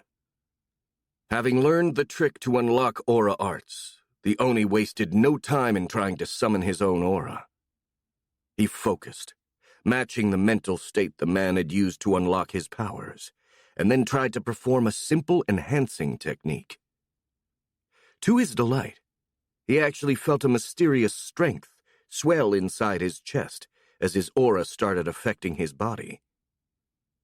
To put this to the test, he punched one of the stones of the battlement. Despite not having used much physical strength in that blow, the stone cracked as if Blueskin had hit it with all of his might. The Oni felt himself smiling at that demonstration of power. "I've finally obtained a skill befitting of a main character," he thought with satisfaction. "Now, not even that flying human knight will be able to stop me." And almost as if summoned by those thoughts, Yazin Harp made his appearance. Dropping from the sky like a lightning bolt, the captain came to his soldiers' aid, cutting down 2 ogres before raising his glaive high to rally his men. "To me, soldiers of Medelan!" he cried. "Let's send these beasts to the darkness where they belong." The defenders, who just a moment before had been on the verge of breaking, gained a second wind and engaged the ogres with increased ferocity, pushing them back. Yazin, however, didn't lead them. He rose in the air, floating about 3 meters above the battlements, and looked around with determined focus. A moment later, Blueskin felt the faint touch of the man's aura on his own, and the captain turned to stare directly at him. A hint of a shiver ran down the Oni's spine in response to that cold, murderous gaze, but he forced himself to ignore it. He proceeded to quickly take his combat form before the knight could attack and overwhelm him as he'd done the last time they fought. Ditching his ogre disguise, Blueskin rapidly grew 2 sizes bigger as his flesh and bones twisted and changed shape as if they were made of clay. He also grew back his silver hair, while dark blue scales covered his skin like armor. "Greetings, Captain Harp," he bellowed loud enough to be heard over the noise of the battle. "How nice of you to come and join us." The man simply stared down at the Oni, gripping his glaive tightly as he noticed the half-eaten body of the royal knight the humanoid still held in his hands. Picking up this reaction, Blueskin decided to try and use it to taunt the knight a bit, hoping to anger him and make him act rashly. "Oh, I'm sorry. I fear you came right in the middle of my meal," he mocked, waving the headless body at the Aura Master. "Was he someone you knew?" Much to Blueskin's chagrin, the knight didn't answer to that provocation. There was undeniable anger in his eyes, but it was cold and controlled. If anything, it seemed to make the knight even more focused as he carefully approached his enemy, floating a few meters above the men and ogres fighting on the walls. "Tisk. Why am I always the only one who tries to build some dialogue?" the Oni thought, a tad disappointed. He could have told me that was my last meal or something like that. A typical heroic rebuttal, but no, he just gives me the silent treatment. Reality really is disappointing. Even now that I've been isekai'd, I can't have classic fantasy exchanges like those in the novels. He decided to start preparing himself for battle, Yazin inching ever closer. Well, he's just one enemy.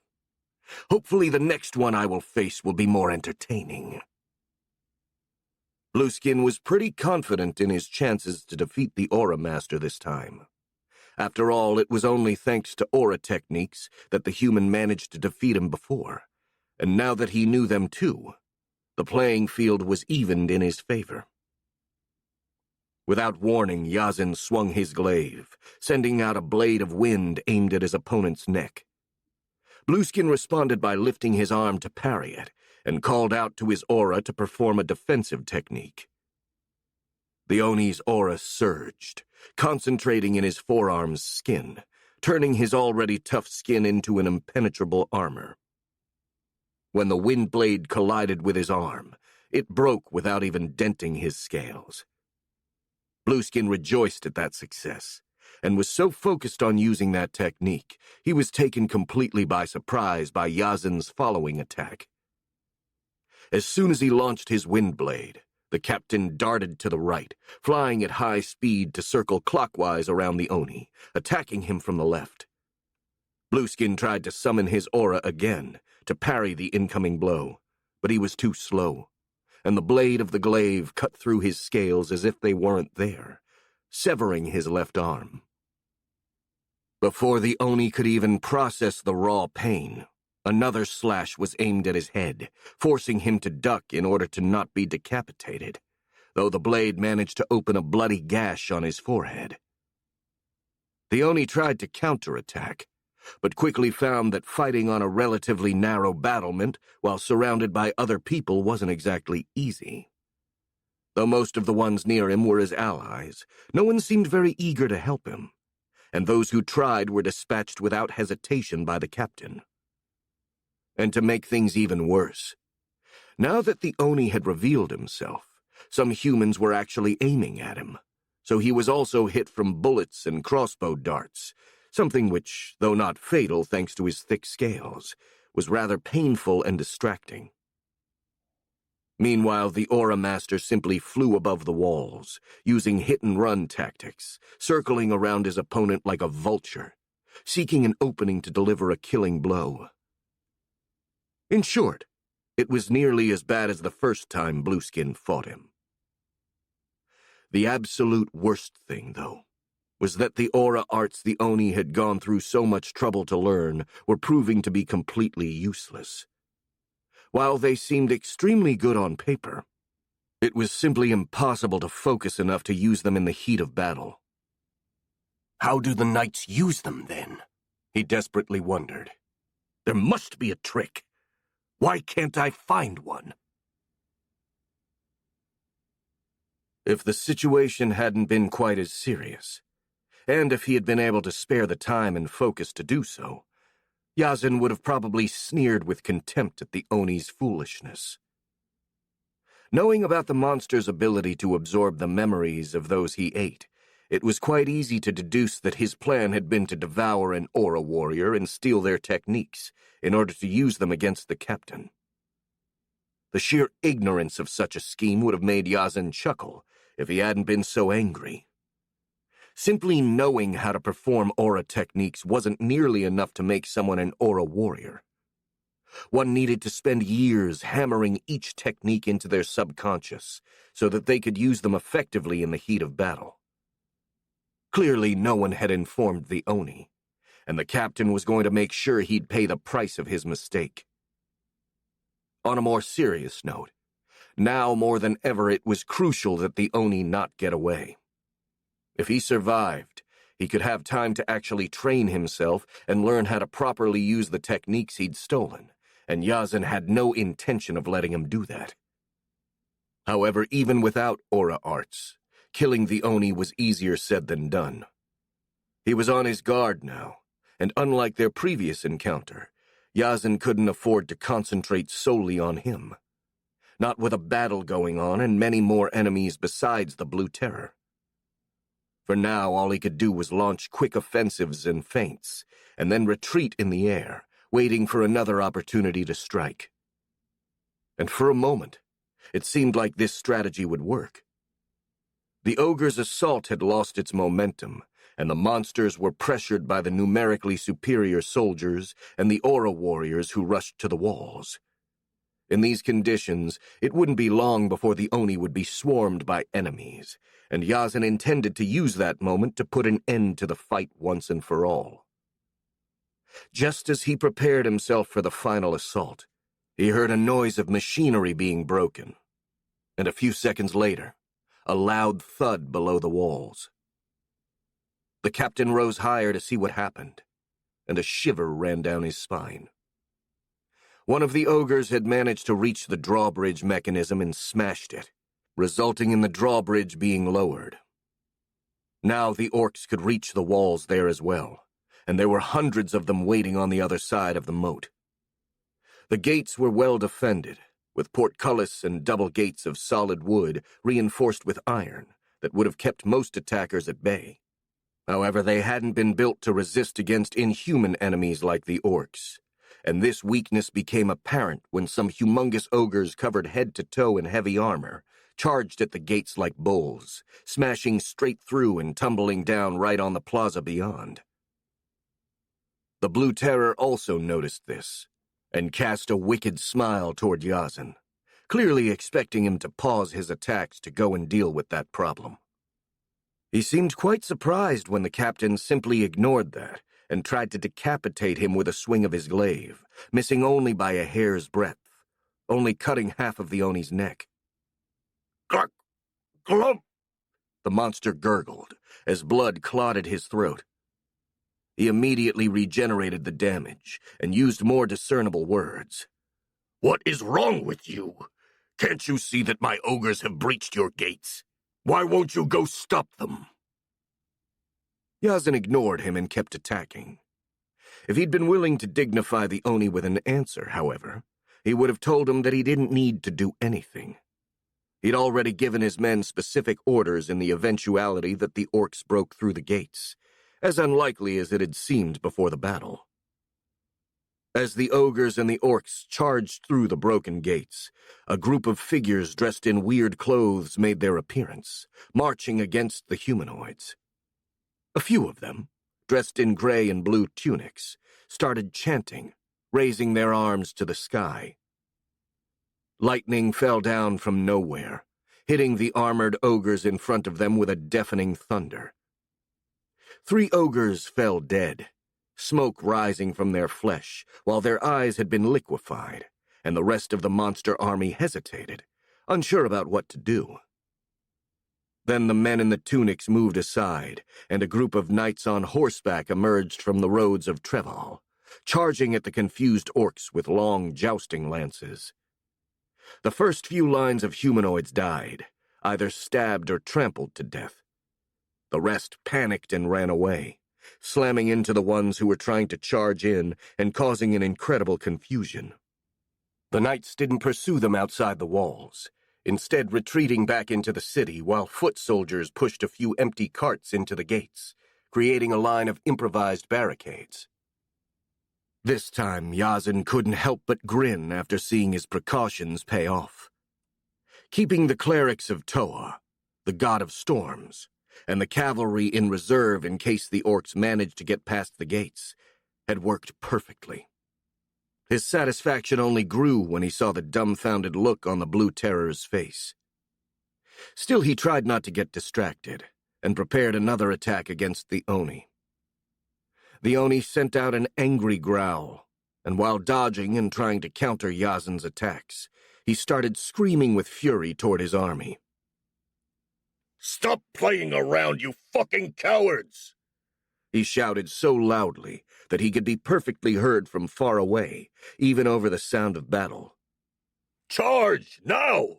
Kill these humans and eat their flesh! Do it now! Now!"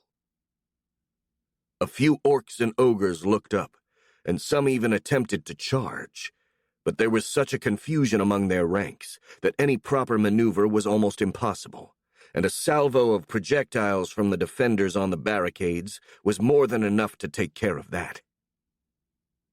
Yazin's grin grew wider as the Oni's frustration became even more manifest.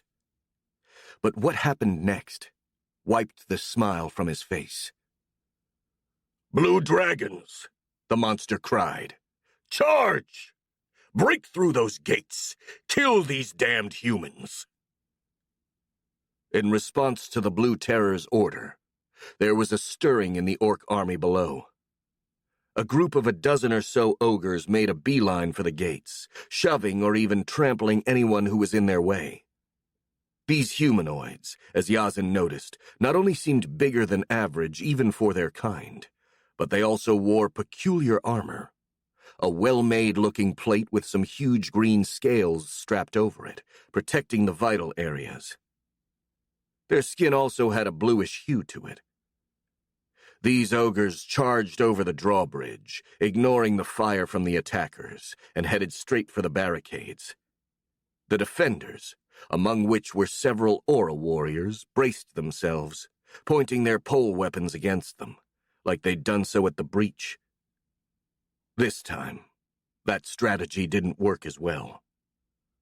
The ogres barreled through the spears, and those, even the aura-infused ones, broke or bounced off harmlessly when hitting their scale-covered armor. It didn't completely go the ogres' way, as a few of them fell when hit in places not protected by those weird scales, but it was enough to wipe out the barricades and overwhelm the defenders. And as the tides of battle changed, the orcs regained their spirits and followed those armored ogres, making their assault's momentum grow even more. It was Yazin's turn to silently curse, while the Blue Terror opened his lips in a shit-eating grin. "These are my best soldiers, the Blue Dragons," he announced smugly. "They are those among my sons who managed to become ogres themselves. Not only are they stronger than the average ogre since they are my descendants, but they're also equipped with dragon scale armor, which makes them virtually invulnerable, even to your aura arts." He laughed. "I'd have liked to keep them safe for later battles, but it couldn't be helped. You did well to force me to deploy them, but now that they're fighting, your defeat is inevitable." Once again, the captain didn't reply with words, sending a fast stab aimed at the Oni's head, which almost took out one of his eyes. He was, however, quite worried, as stopping these orcs covered by dragon scales would prove difficult. He could have done it himself, of course, but that would have meant leaving the Blue Terror to his own devices, something which he absolutely couldn't afford to do. He was forced to reveal his full hand as well. "Send all the reserves in! Now!" he cried, waving his glaive. "We need to stop the orcs! All forces, charge!" In response to this order, a nearby soldier grabbed a horn from his belt, and 3 sharp notes echoed in the air. In response to this signal, soldiers from all over the city rushed in to help. A few hundred soldiers and several aura warriors, led by Yazin's lieutenants, swooped in to meet the orcs just after the gates. With the armored ogres leading the charge, the invaders seemed all but unstoppable, pushing deeper and deeper into the human lines. Then, as all seemed lost, another group of clerics made their appearance from within the city, chanting as they marched. Unlike the previous group, which only wore loose gray and blue tunics, these ones wore what looked like ornate bronze armor over red tunics, and carried several weapons made of bronze. Their leaders also carried a censer, rhythmically swinging it left and right, sending puffs of smoke all around him. All of the soldiers who smelled those fumes started fighting with greater ease, throwing themselves against the enemy with unnatural fury and determination, though even this wasn't enough to stop the invaders. Then the clerics raised their weapons, and howling the name of their goddess of war, Kiera, they threw themselves against the ogres. Crimson flames appeared on their weapons, and when their leader hit one of the ogres with his huge bronze broadaxe, the blade managed to penetrate through the scale of the humanoid's armor, felling the monster. Though the other clerics weren't quite as powerful, they matched the ogres blow for blow, and their holy frenzy seemed almost contagious, making the soldiers all around them fight like maniacs, to the point they actually managed to stop the invaders' advance and even press them back a bit. Many men still fell every second, and Yazin realized that stopping the orcs' assault would be only possible at a steep cost in lives. He just couldn't see any other option, since they could only hope to resist a few hours if they retreated into the citadel, where more than 20,000 civilians had also taken refuge. It was imperative to protect them, no matter the cost, for if the orcs managed to reach them and devour them, they would truly become unstoppable. Grim determination settled over Yazin. He couldn't let the Oni get away. He braced himself, gathering his determination to slaughter the monster or die trying, and stopped, noticing something that changed all of his plans. "Fall back!" he cried, flying away from the walls. "Fall back into the citadel!" He threw himself into the fight in the plaza below, a literal living hurricane that swept away all those who tried to stand against him. Even in their berserk state, the orcs hesitated in front of such strength. The defenders took advantage of this to retreat in an orderly manner, taking their wounded with them. Signals passed through the soldiers, and in a few minutes, all of the soldiers abandoned the walls, falling back to the citadel and leaving the rest of the city to the orcs. Still standing on the walls, Blueskin stared at the defenders abandoning their posts with a mix of relief and confusion. He was certainly happy to see the captain of the Royal Knights getting away from him, especially because he really had him on the ropes for a moment, but at the same time he didn't understand why he'd done so. He was probably feeling bad about his soldiers being killed, he thought, and smiled with contempt. Typical sheeple behavior. He may be strong, but he's too stupid and weak-willed to be a true threat. A strong leader must be ready to sacrifice everything to achieve what he wants. He watched his orcs enter the city, which sadly was completely empty. But the Oni wasn't too worried. as from the memories he'd absorbed from the enemy soldiers, the population had taken refuge in the citadel, which wouldn't be too hard to conquer now that he controlled the rest of the city. Then, inexplicably, he froze. A faint but clear sensation of danger fell over him, making him feel as if a line of ants were crawling up his spine. He turned around and saw something that made his blood run cold. A huge army was visible in the fields in front of Treval, stretching into the horizon like a dark river. Chapter 41. The Battle of Treval, Part 3. Many birds were flying high in the sky above Treval. Most were just scavengers drawn in by the ongoing battle, but other creatures were also present. Some looked like a mix between lizards and dragonflies, and they seemed to follow the battle below with particular interest. A correct assessment, because they were Vex flyer drones, and through their eyes their queen watched the battle, while hidden in a small wood about 10 kilometers away. "The defenders have retreated from the walls," he said, using his copy drone to report his findings to Trak and Azen, who were with the goblin army marching on Treval. "They are all going inside the citadel now. The orcs are trying to pursue them, but Yazen and the other Aura warriors are keeping them occupied.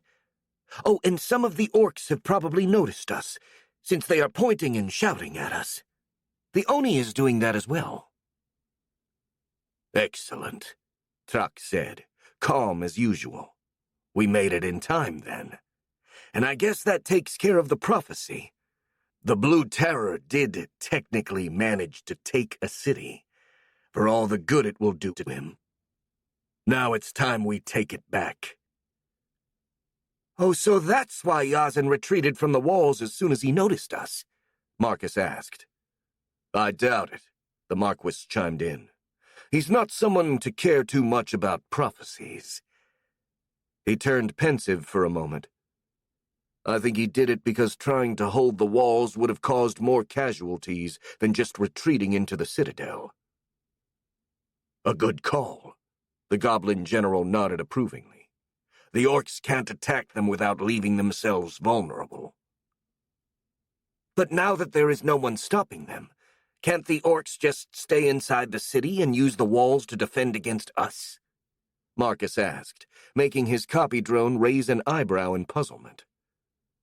"We can certainly hope so," Trak replied with an amused grin. "They'd save us a lot of work trapping themselves like that.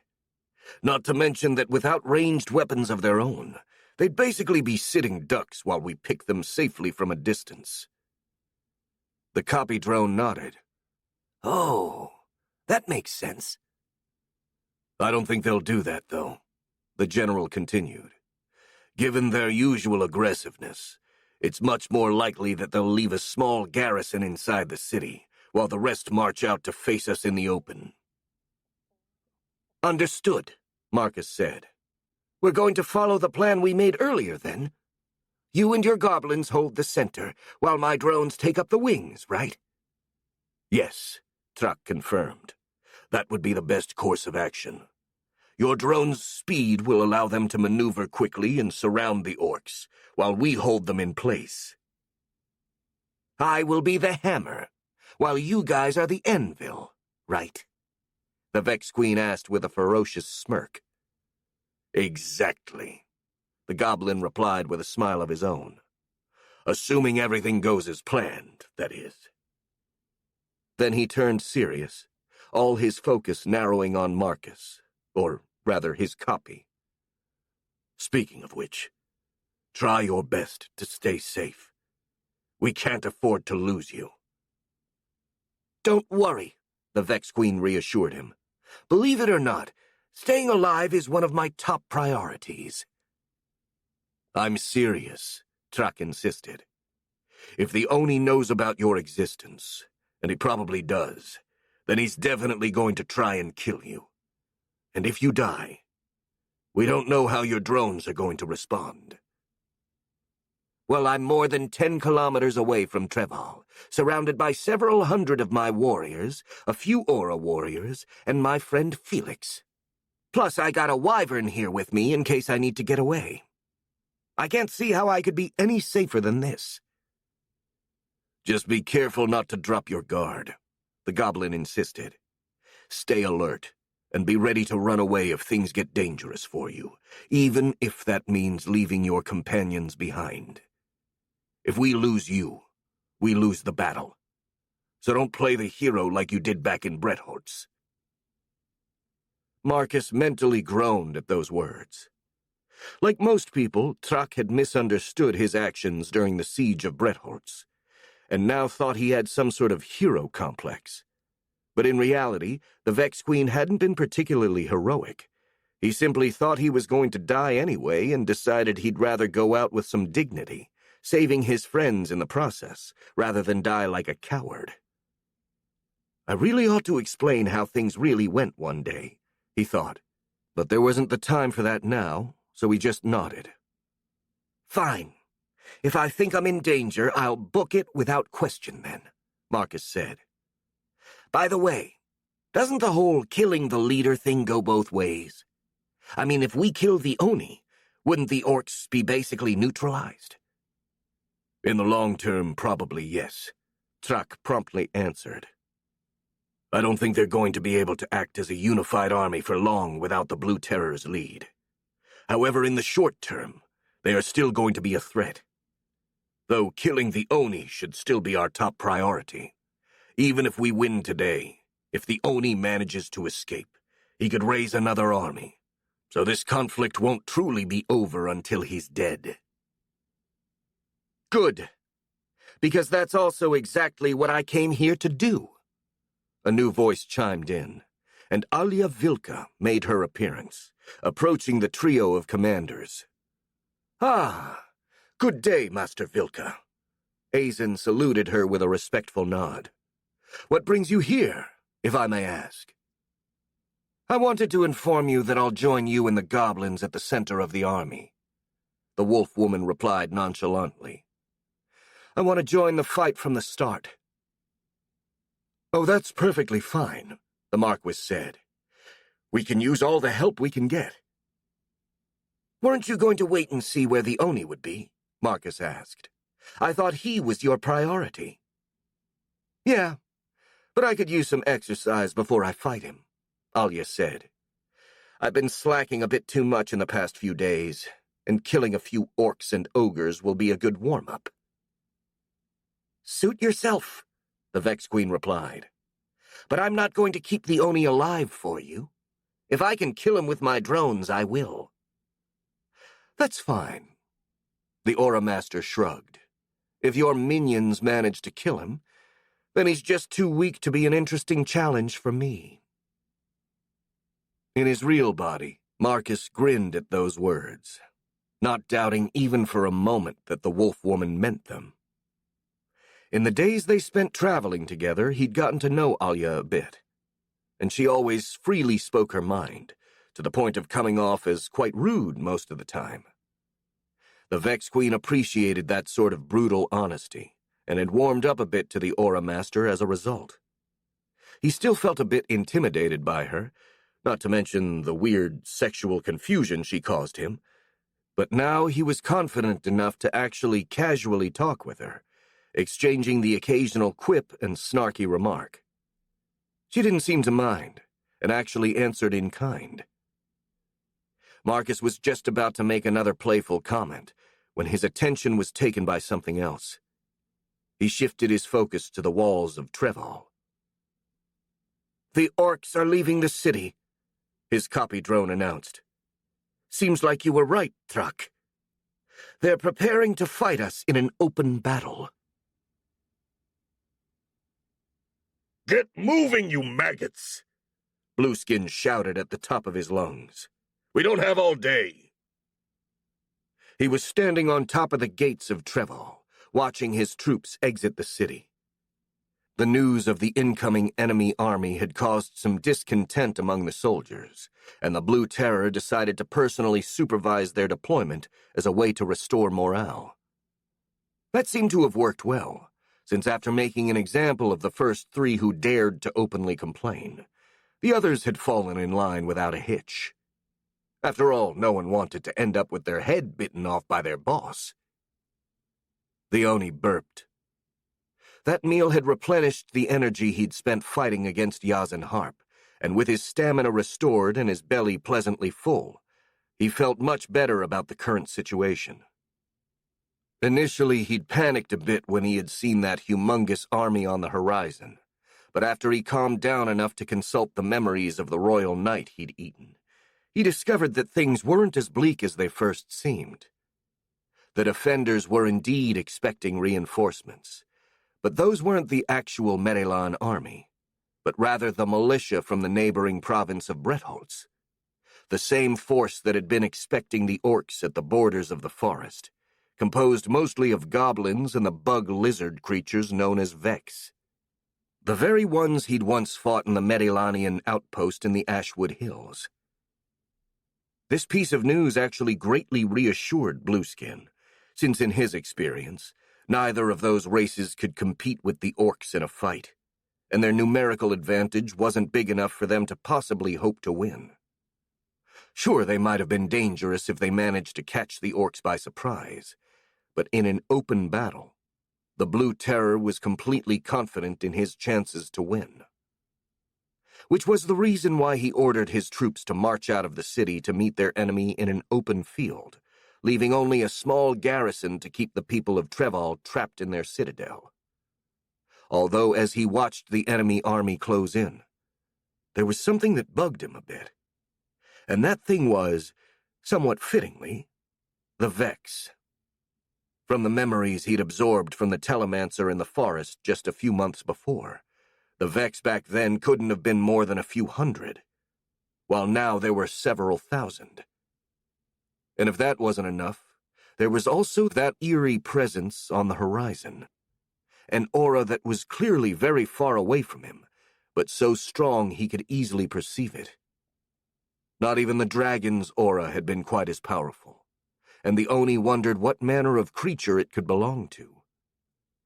From the memories of the Aura Warrior, he knew that the Queen of the Vex had a very strong aura, but as far as the man had been able to recall, it wasn't anything like what Blueskin was feeling right now. If it was her, though, it meant that not only the Vex population grew at an exponential rate, but so did their queen's aura. This was something the Oni couldn't ignore.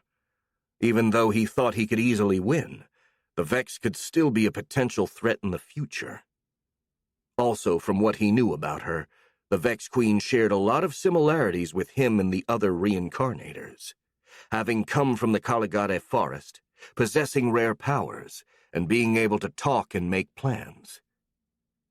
It was likely that she'd also been isekai'd herself, and that made it all the more important that she was dealt with as soon as possible. Besides, in the memories the knight had about her, there was a hint of her being able to control her minions with her mind, so maybe her minions could be neutralized by her death. Makes sense. In sci-fi movies, in order to defeat huge swarms of invading alien insects, you have to kill their queen, he thought with a smirk. This is actually more of a fantasy setting, but I think the same principle could apply. He thought about it, and decided it was worth a try. While he felt confident that he could win nonetheless, without the Vex, he should be able to capture even more goblins alive, which would prove a great boon for the growth of his troops, perhaps making up for the unexpected losses they'd suffered during the siege. However, he was too busy leading the army to go after the Vex Queen himself, so he had to send someone else in his stead. He sighed, a bit saddened by the fact that he wouldn't be able to taste the aura of the Vex Queen himself, but sometimes sacrifices were inevitable. He called for the only one he could entrust this mission to. "Tiny!" he screamed, loud enough to be heard over the noise of his marching army. "Tiny! Come here right now!" He only had to wait for a few seconds before the ogress made her appearance, She'd ditched the armor she used to impersonate him, and had even returned to her natural color. But one thing remained the same. She still wore the same sour face she'd adopted ever since the Oni ordered her to act as his body double for the battle. "What is it, Blue?" she asked in a rather weary voice. "I have a new mission for you," the Oni replied. "I need you to go kill the Queen of the Vex." "Who?" she asked, raising an eyebrow in puzzlement. "She's the leader of those bug things out there. The Vex," Blueskin explained. "She's a humanoid creature with gray skin, glowing eyes, and a horn on her forehead. She should be somewhere in that direction." And he pointed where the strong aura came from. Tiny narrowed her eyes as her expression became rather suspicious. "Why do you want her dead?" she asked. "She could become dangerous in the future," the Oni replied. "Also, she probably controls the Vex, and without her they'll be neutralized." "Fine. What else can you tell me about her? Is she strong? Does she have someone with her?" "I don't know for sure," Blueskin shrugged. "I know she has a very strong aura, but I'm not sure she can make use of it in battle. I guess you'll have to find out yourself." The ogress remained silent for a moment, looking quite pensive before finally giving an answer. "I'm going to need help," she said. "I don't know enough about the target to risk facing her openly. I'll need to take a few ogres with me to cause a distraction I can use to kill her before she can react." "Take whatever you think you need," Blueskin conceded. "However, you have to kill the Vex Queen, no matter the cost. I don't care what you have to do. Do not let her get away." "As you order, boss," Tiny saluted. And after making sure the Oni didn't have any other orders for her, she walked away. The Oni watched her go, and then he moved away as well. He too had work to do, and a battle to win. Chapter 42. The Battle of Treval, Part 4. As dark clouds started covering the sky over Treval, two armies faced each other in the fields in front of the city. On one side, coming from the south, were the Bretholtz forces. 10,000 goblins had taken the center and were organized in 3 lines, a vanguard of light infantry armed with bows, crossbows, and even some rifles, a central tight phalanx-like formation of heavy infantry armed with long spikes, and a rear guard of rare subspecies, such as goblin champions and gargoyles, and even a few human aura warriors ready to intervene if needed. The Vex made up both wings, each about 20,000 drones strong, and while they had no discernible formation, they advanced with such uncanny coordination that they resembled a flowing liquid. On the other side, right in front of the city, were around 18,000 orcs, divided into 3 groups of 6,000 to match their opponents. At first glance, it was clear they lacked the discipline of their foes, since they kept a rudimentary and quite loose formation. But the sheer size of the humanoids made them extremely threatening nonetheless. The two forces kept slowly but steadily advancing against each other. The battle was imminent. Sitting in a yoga position far away from the front lines on top of one of his dreadnoughts, Marcus had entered an almost trance-like state in order to guide his forces as efficiently as possible. Such was his focus that he felt all of his drones like a physical extension of himself more than ever before. He breathed through thousands of mouths, walked through thousands of legs, and watched the world through thousands of eyes. It was an exhilarating experience, one that made him feel all sorts of emotions. Chief among them was a weird feeling of hunger. He couldn't really explain why, but the idea of fighting against the orcs filled him with ravenous anticipation. It wasn't so much physical as mental and emotional, like when you've already eaten your fill for the day, but you know that the next day you're going to your favorite restaurant for an all-you-can-eat buffet. Only instead of buffalo wings and barbecue ribs, he was daydreaming of the orcs' strong bodies, and the images that flashed in his mind were enough to make his mouth water.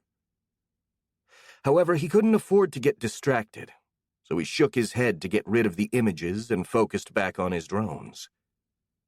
As he did, he noticed through the eyes of one of his flyers something moving in the river northeast of Treval. At first, the Vex Queen was tempted to dismiss that movement as a fish or something like that, but after a moment he decided that taking a closer look wouldn't hurt. As it turned out, that was a really good call, because there was an entire group of ogres swimming in the river. Well, well, well, Marcus thought. What do we have here? He watched as the humanoids got out of the waters and headed south. There were 13 of them, led by a rather thin-looking ogre, and they were clearly trying to be as stealthy as possible, closing in on where the Vex Queen was hiding. Guess Trak was right after all. They are going to try and kill me, he thought with a bit of reluctant admiration for the goblin's foresight. Well, too bad for them. Now that I know they're coming, I can prepare a nice welcoming party. He made the necessary preparations, informing his bodyguards and Trak of the situation, before returning his attention to the fields in front of Treval, where the battle was just about to begin. It was time to get to work. A powerful voice echoed through the left wing of the orc army. "Stay in line, maggots!" Blueskin screamed. "Stay in line and wait for my signal to charge." Hearing the threatening voice of their leader, the orcs who'd started out pacing the rest of the army returned in line and kept pace with their companions. The Oni nodded, though he was a tad irritated. The orc's recklessness and short attention span made commanding them feel like he was herding cats. At least they instinctively bowed down to authority, especially if the ones giving order were bigger than they were. And right now, Blueskin was probably the biggest he'd ever been. Since his old combat form hadn't performed so well lately, the Oni decided to make a new and improved one, growing to 3.5 meters tall and increasing his muscles to unprecedented levels in order to grant himself even more power. The downside to this increased bulk was that he was too big to use any of his equipment, but he made up for that by growing an armor of extremely thick scales all over his body, complete with bone blades protruding from his arms. Finally, almost as an afterthought, he grew an additional set of arms in order to increase the number of attacks he could make. This was definitely the most monstrous shape he'd ever taken, and the awe and fear in the eyes of the orcs that gazed upon him served as a confirmation of just how terrifying he looked. Something which made him feel quite satisfied, all things considered. He still wasn't entirely confident enough to take on Yazen Harp. His latest fight with the man taught him that while he had knowledge of aura arts, he still lacked mastery over them. So much so that he was pretty much incapable of using them in a serious battle. He'd hatched a plan to fix that by practicing against an opponent that couldn't actually hurt him, which was why he was leading the left wing of his army against the Vex. Though the bug creatures were many, he knew from his past experiences they weren't actually that strong individually, which made them the perfect dummies for his training. Even the goblins, in his opinion, could be potentially more annoying, since some of their subspecies were strong enough to pose a semblance of a threat, though those specimens were usually very rare. Because of this, the Oni's spirits were high, absolutely certain of his victory. He felt so confident, he barely even looked at the enemy, focusing his attention on his own troops instead. Because of this, He failed to notice the bigger shapes in the midst of the advancing Vex horde, nor the eerie coordination the creatures displayed. He just made his troops advance in as good an order as they could display, and when they were about 500 meters from the enemy, he raised his hand and roared, "Charge!" And with that signal, 6,000 orcs started running against the Vex, howling with bloodthirsty savagery. Marcus watched the orcs charge his forces, grinning all the while. It was finally time to trigger the trap he'd spent so much time preparing. He gave a mental order, and as one, all of the Vex flyers, which until then had stayed on the back of the other drones, rose up to the sky like a dark cloud. The swarm then moved on the orc army, employing a strafing run and showering their front lines with a rain of acidic venom. The bloodthirsty roars turned into screams of pain as the orcs started desperately trying to clean themselves of the corrosive spit of the flyers, often dropping to the ground and rolling when everything else failed. The humanoids' charge abruptly stopped, and confusion spread through their ranks, despite the ogre officers trying their best to bring back a semblance of discipline. Due to their thick skin, there hadn't been many orcs who'd been killed or even seriously injured, and even as the flyers kept showering them with acid, they started to reorganize, raising their arms and weapons to protect their faces. Still, this was all well within Marcus's, or rather Truck's, predictions. It had been the goblin who suggested the Vex Queen reveal his flyers at the last possible moment in order to maximize the confusion they'd cause, since by themselves they couldn't deal enough damage to the enemy army. And luckily, Marcus heeded the general's suggestion, not only about the usage of the flyers, but also about what was to follow.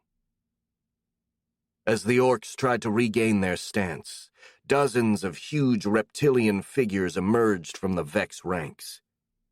It was the artillery drones, which started firing upon the enemy army.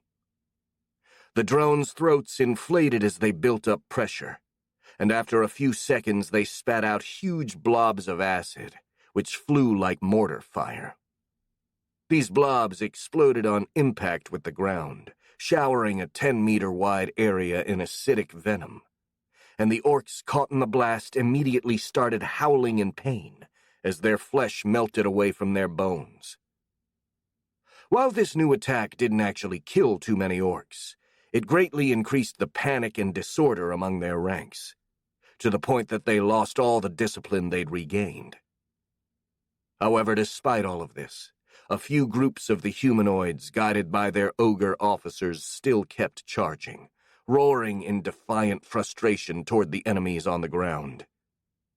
This display of bravery and fierceness was rather impressive, and it almost made Marcus feel a bit bad about having to kill them all. Not enough to actually stop him, though. As the orcs came near his forces, the Vex Queen ordered his drones to countercharge them. As if a dam had been opened, the Vex launched themselves forward like a flood, meeting the screaming rage of the humanoids with an eerie silence, broken only by the chittering sound of their chitin armor. What followed was an absolute massacre. The drones hit the enemy like a tidal wave, sweeping through the orcs with no apparent resistance. Though the humanoids were bigger and bulkier than the warriors that made up most of the Vex forces, the previous bombardment of acid had deprived them of any semblance of cohesion and coordination, while the Vex had both in spades. Moreover, the presence of hundreds of hulking heavy drones added even more punch to the Vex assault, and as the cherry on top, the flyers, at Marcus's command, had done yet another strafing run just before the two armies made contact with each other, distracting a lot of orcs at a very crucial moment and preventing them from defending themselves. As a result of this perfectly orchestrated and coordinated assault, Both the orc wings were completely engulfed by the Vex in a matter of minutes. It happened so fast, the humanoids didn't have time to even process what was going on, let alone react to it. All that was left were a few pockets of resistance, usually centered around the ogres, but even those were quickly overwhelmed, like sandcastles during a high tide. Meanwhile, the enemy central forces were doing marginally better, which meant they hadn't been completely obliterated. But still, they weren't having much success either. The goblins were holding admirably well, using their gargoyles to attack the orcs from above, while their tight phalanx formation kept them at bay.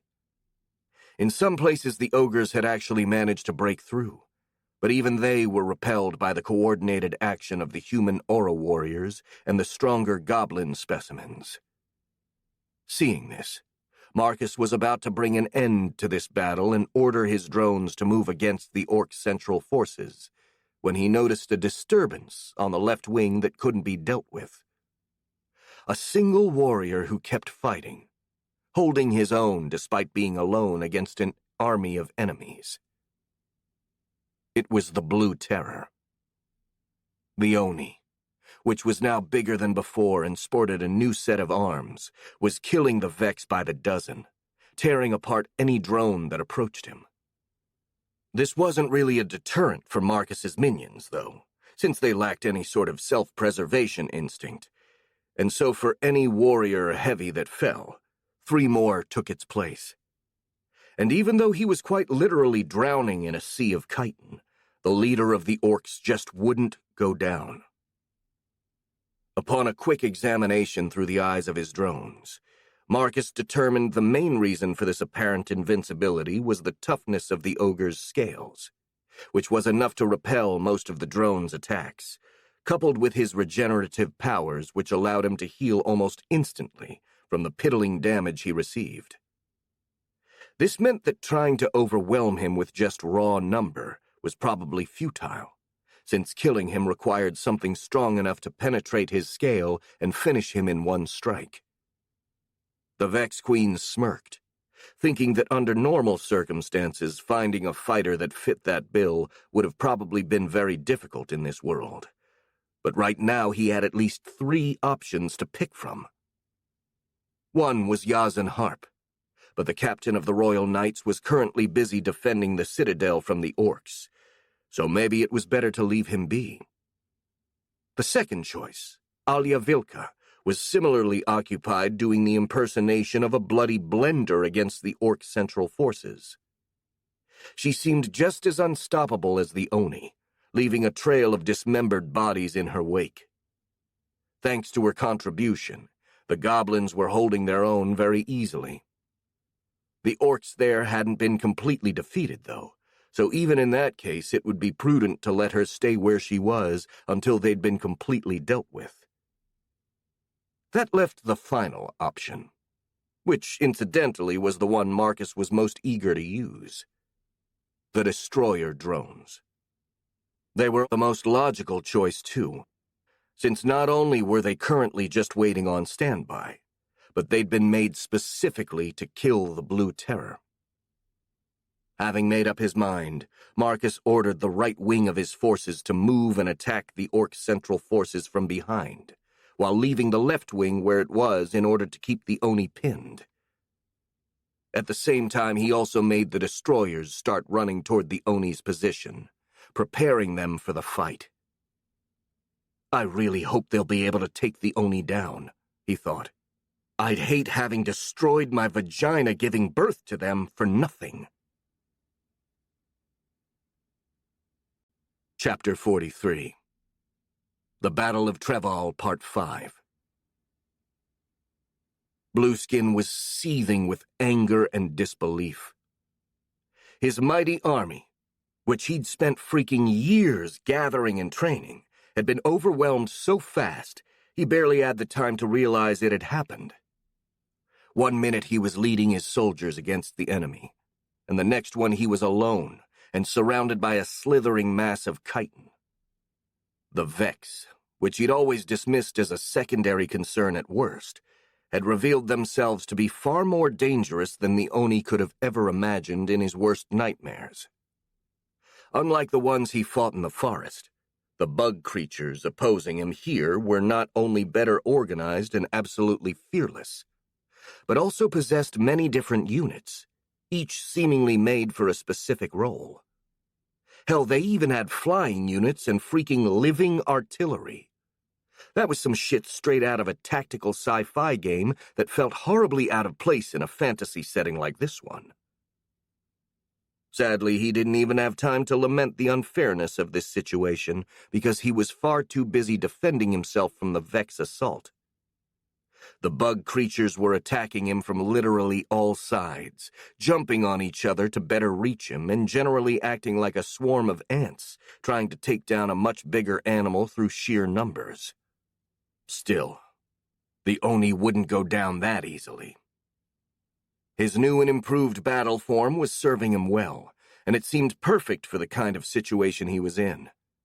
His 4 long arms and Wolverine-like bone claws allowed him to easily deal with multiple opponents in close-quarter combat. His thick scales protected him from the bug's weak attacks, and his enormous size prevented him from being pushed around. He still took some damage from time to time when the Vex managed to score a lucky hit, but he quickly regenerated and made sure the offender wouldn't live long enough to make a second attack.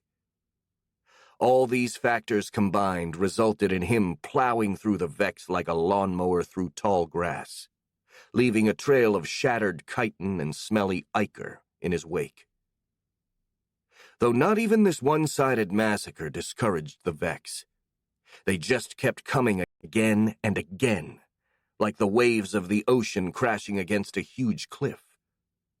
They showed a complete disregard for their own safety, fighting to their last breath to kill the Oni or even just get in his way as much as possible, climbing all over him as if trying to drown him in bodies. This forced Blueskin to proceed at a snail's pace, stopping every few seconds to literally shake the bugs from his back. He was practically slogging through a living swamp that was actively trying to swallow him. Regardless of this setback, Blueskin was confident that he could turn the tides of the battle. After all, according to the sci-fi stories he read in his previous life, swarm-like enemies like the Vex usually shared the crippling weakness of becoming useless if their queen was slain. And he'd sent Tiny to do just that. If she managed to accomplish her mission, then he could take command of the rest of his forces and defeat the goblins. All he had to do was reach the center of his army before they were wiped out. So he kept advancing as fast as he could, carving a bloody path through the bugs. Then all of a sudden, the Oni felt something big hitting him from behind and pushing him to the ground. He reacted immediately, trying to regain his balance and shake off whatever was attacking him. But the thing wasn't only extremely heavy, but also determined, and it latched onto him with its claws, refusing to let go. Moreover, the Oni also felt himself being stabbed multiple times in the shoulders, with enough force to pierce his scales and leave deep wounds in his flesh. With a roar full of pain and anger, Blueskin used one pair of his arms to grab the creature on his back and rolled on the ground, throwing the attacker away from him. He scrambled up and barely managed to catch a glimpse of the creature he was dealing with. A colossal, sinuously serpentine creature, similar to some sort of bug-dinosaur hybrid with 4 arms, 2 of which sported mantis-like blades, before he felt a massive claw closing around his neck. He instinctively ducked, so that the claw only ripped part of his throat instead of decapitating him outright. He turned around where a second dinosaur-like creature had snuck behind him, only this one had a pair of colossal pincers instead of chitin blades on a pair of its arms. He was about to counterattack when a third creature emerged from the Vex ranks, this one with 4 scythe-like arms, and charged at him from the right. The Oni dodged right, But as he started to counterattack, he was suddenly enveloped by 6 pale and slimy tentacles, which belonged to a fourth creature, which had also appeared seemingly out of nowhere. Those tentacles were surprisingly strong and acidic, judging by how they burned through his scales. They didn't appear to be too tough, though, and the Oni used his bone claws to cut himself free. Only this left him distracted and vulnerable to the flanking maneuver of 2 other dinosaur Vex, who caught him between them and started hacking him apart. As blood, scales, and pieces of his meat flew in the air, Blueskin roared once again and swung his arms wildly in a circle, trying to hit his enemies. However, unlike the rest of their kin, these Vex seemed to have some sense of self-preservation and easily dodged that clumsy counterattack, taking a few steps back to get out of the Oni's reach. Then all 4 of the creatures circled around him, waiting for the right moment to attack. Blueskin used that brief moment of respite to regenerate his wounds, while also carefully studying his opponents. They were clearly Vex, but they were much, much bigger than the rest of their kin, being taller than the Oni himself. They were also impossibly fast and agile for something their size, moving with a slick, predatory grace that reminded Blue of a bunch of sharks stalking their prey in the sea. The Oni grimaced. Those had to be the heavy hitters of the Vex race, sent to kill him. Well, too bad for them. He had no intention of rolling over and letting that happen. As fierce as those creatures already proved to be, they were still nothing compared to him. He would kill them one by one, and then...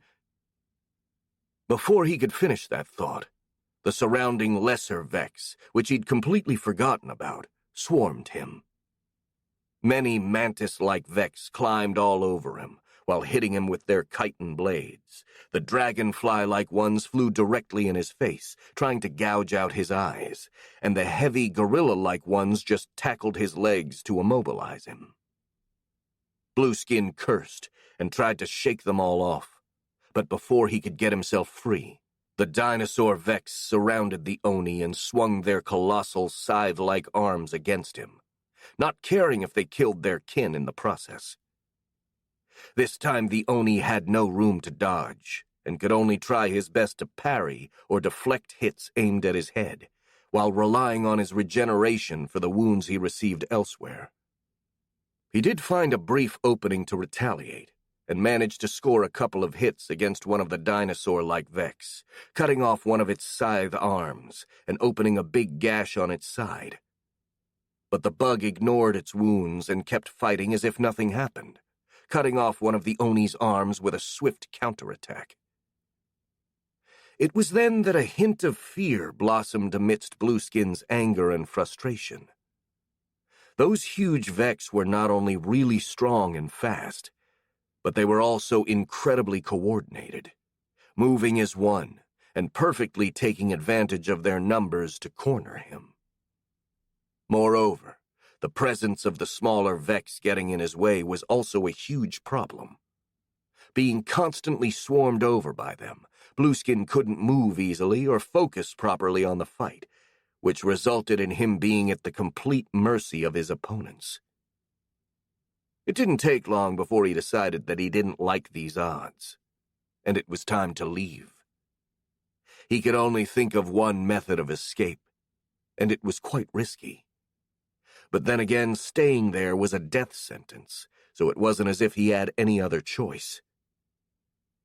Protecting his head and neck with his arms, the Oni charged straight ahead to break out of the encirclement, outright ignoring all the wounds he received.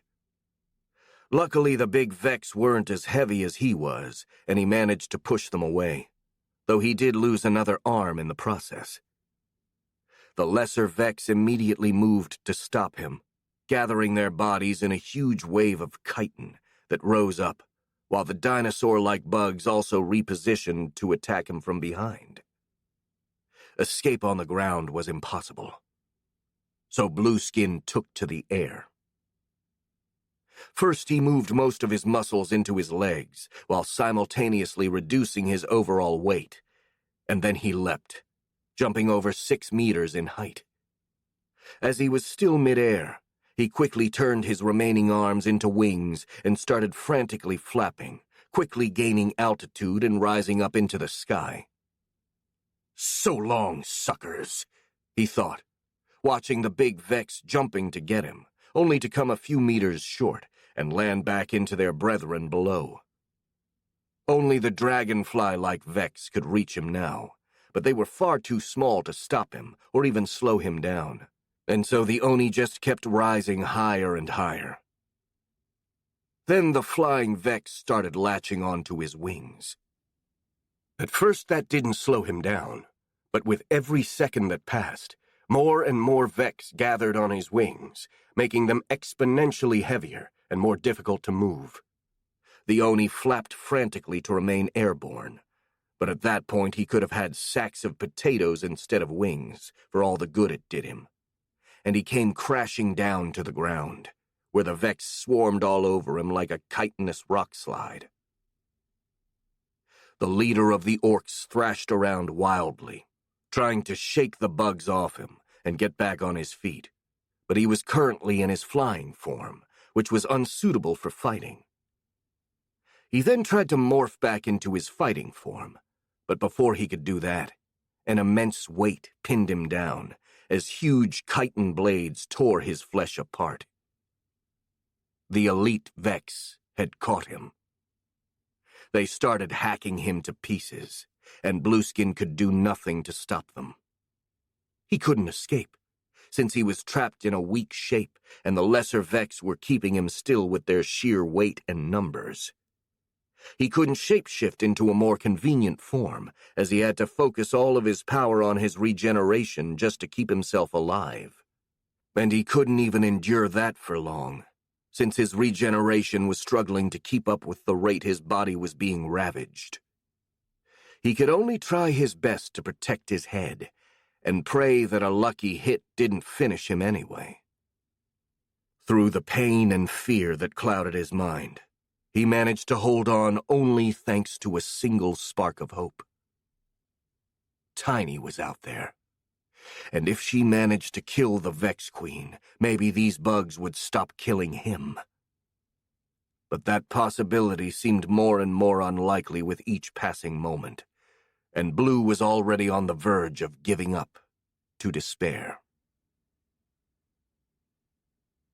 More than 10 kilometers away, Marcus coldly watched as his destroyers kept hacking away at the Blue Terror. He was quite surprised by how little he cared about the Oni's suffering. He'd have expected to have strong feelings one way or the other, be it pleasure from enacting justice, or feeling bad about having to inflict pain on another individual. But he didn't. At most, he just felt a little peckish. For some reason he couldn't explain. He felt kind of grateful for this neutrality, though. It made it easier for him to focus on his job. Leaving part of his mind focused on finishing off the Blue Terror, he shifted his conscious attention to the rest of the battlefield. While the Vex right wing was busy dealing with the Oni, the left wing had outflanked the remaining orcs and charged them from behind. Stuck between the drones and the goblins, and with most of their officers already killed by Alyavilka, the orcs were barely putting up a resistance against being slaughtered. At that rate, it was only a matter of minutes before they'd all be dead. Elsewhere, things were going just as well. Inside the city, the orcs had made some attempts to conquer the citadel, but had been easily repelled by the defenders led by Yazan. The situation seemed stable enough that Marcus didn't need to worry about it for now. Meanwhile, the task force of ogres coming for the Vex Queen had also been taken care of. Having spotted them as soon as they'd left the city, Marcus had his bodyguards, about 300 warrior drones and a few aura warriors, ambush the would-be assassins in a field about 3 kilometers from his position. Despite having been taken by surprise and being outnumbered more than 15 to 1, the ogres fought valiantly, taking many drones down with them, but in the end, they'd all been killed. Marcus smirked and relaxed a bit. He had been a tad worried about the last operation, especially since he had left himself vulnerable, with only Felix and a handful of warrior drones guarding him, though the risk paid off. Besides, with dozens of flyers scouting the surroundings, he felt confident that he'd be able to spot any possible threat in time to run away. Having nothing more to inspect, he returned his full attention to the Oni. It was still alive even though its body looked like minced meat, a testament to its monstrous resilience and regenerative powers, and it was even trying to protect itself with what was left of its arms. That said, by now it was almost incapable of moving, and a few more hits would surely finish him off. Tough little bugger, Marcus thought, with reluctant admiration for the Oni's stubborn refusal to die. At this point, it's almost making me feel bad about killing him. Should I try to capture him alive instead? The Blue Terror was allegedly a reincarnated human just like he was, so he could probably be reasoned with. But then he remembered the destroyed villages he'd seen on the way there. All the half-eaten corpses and burned-down houses, and all of his merciful feelings dissipated like morning mist. Never mind. Best I can do is put this thing out of its misery quickly, and even that is more than it deserves. Then I'll douse the remains in acid to make sure it won't put itself back together or something. He steeled his resolve and mentally ordered his destroyers to deliver the killing blow. It was time to bring this war to a close. Chapter 44. The Battle of Treval, Part 6. Lying hidden in some bushes, Tiny Sneaky observed what she assumed was her target. She could see a few Vex spread around in a small wooded area about 60 meters away from her. The bugs were keeping guard near some huge beetle-like creature that carried a platform made of some waxy gray substance on its back, and on top of it were sitting 3 humanoid figures. 2 of them seemed to be just humans, a male and a female by the look of it, but it was the third one that had drawn the ogress's attention. The creature didn't look all that impressive, as it was just a small humanoid with some Vex features like the glowing purple eyes and chitin-covered limbs. But that seemingly harmless appearance was definitely misleading, as its aura was the most powerful Tiny had ever felt in her life. Not even Blue or the dragon had a presence like that, and even from her current distance, the ogress had to make an effort in order to not be overwhelmed by it. It was safe to say this was the Vex Queen, the one Tiny was supposed to kill. Sadly, that was more easily said than done under the current circumstances. The main problem was that all of the ogres she'd brought to assist her on this mission had been killed, ambushed by a force of Vex and Aura Masters a couple of kilometers away. It had been only thanks to a stroke of luck that Tiny had been able to avoid sharing their fate, since she'd been scouting ahead at that point, and her camouflage abilities had been enough to hide her from whatever means the enemy used to discover their presence. After that, she'd decided to at least try to get a look at the Vex Queen, in order to see if it was possible to assassinate it. Now that she had done so, the chances of successfully completing the mission were abysmally low. Without the other ogres to provide some sort of distraction, Tiny wasn't confident in her ability to get close enough to her target to deliver a killing blow without being found out. As for fighting the creature head-on, well, she was pretty sure something packing an aura that powerful would have no problem killing her. Not to mention the 2 humans accompanying the Vex were likely aura warriors, something which would tip the scales of the fight even more against Tiny, and would turn what was already an extremely risky and difficult mission into a guaranteed suicide. Sadly, she couldn't give up and return to Blue either, since the Oni had made it clear that returning without having killed the Vex Queen wasn't an option. Considering how violent and unstable her boss had been, Tiny was sure she'd pay with her life for a failure like this, no matter how justified it was. Luckily, there was a third option she could take.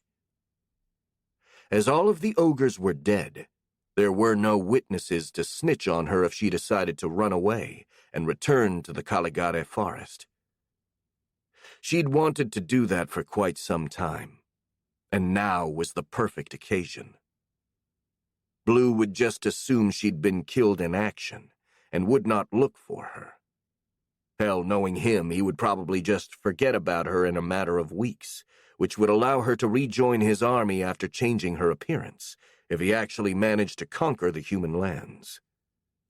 And in case he failed, as one of the strongest ogres in his service, it would be easy for her to garner control of the orcs that stayed in the forest and build up a nice, comfy little kingdom for herself. She smirked with satisfaction at that last possibility.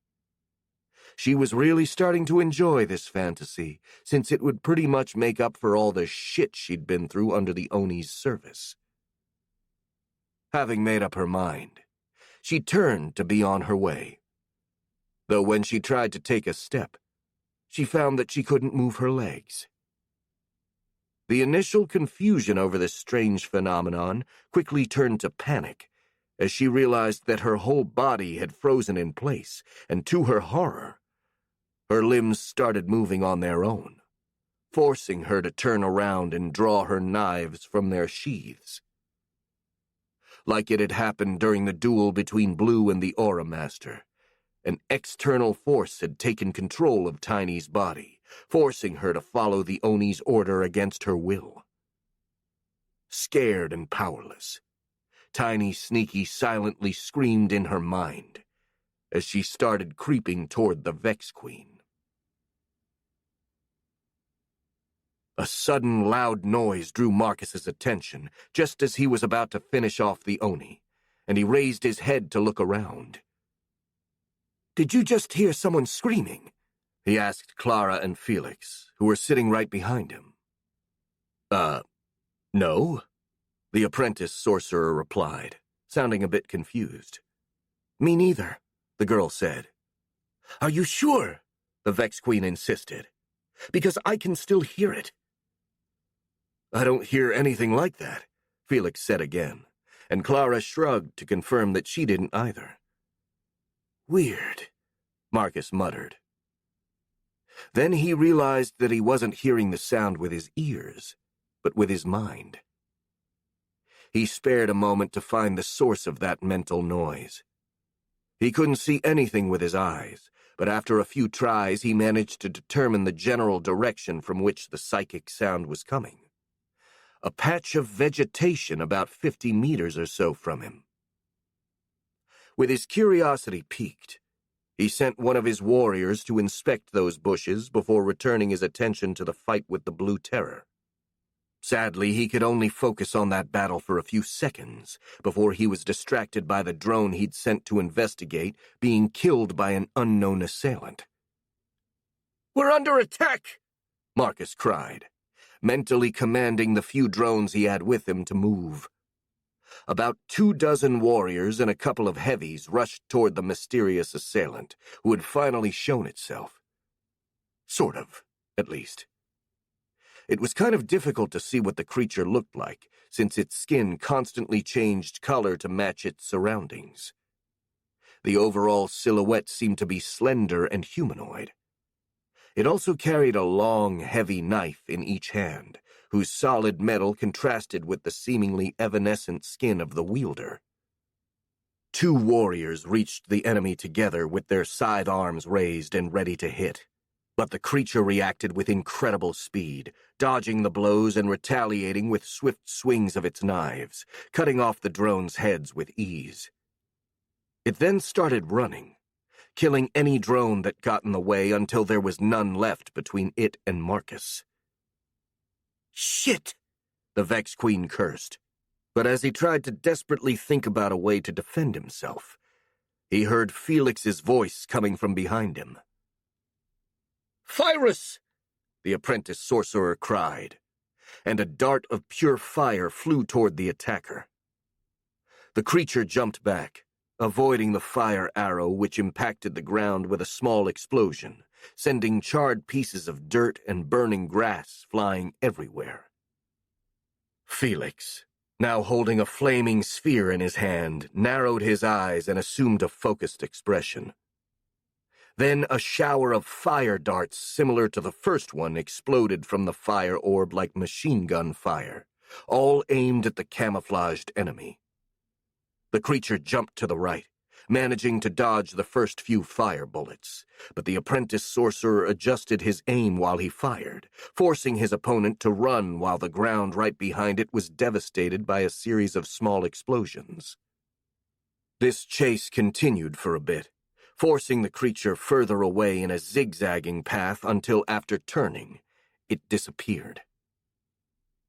Felix stopped and looked around to find his target, but he couldn't see anything, as a thin curtain of smoke covered the ground as a result of his own attack. However, unluckily for the creature, Marcus could still perceive its mind loud and clear. "It's there!" the Vex Queen cried, pointing at a seemingly empty spot 30 meters away from them, and the apprentice sorcerer sent another wave of fire arrows in that direction, which forced the chameleonic attacker to spring out of hiding to dodge once again. At this point, the fight devolved into a stall, with Felix keeping the creature at range, and it trying to get close and personal, occasionally hiding and forcing Marcus to act as a spotter for his friend.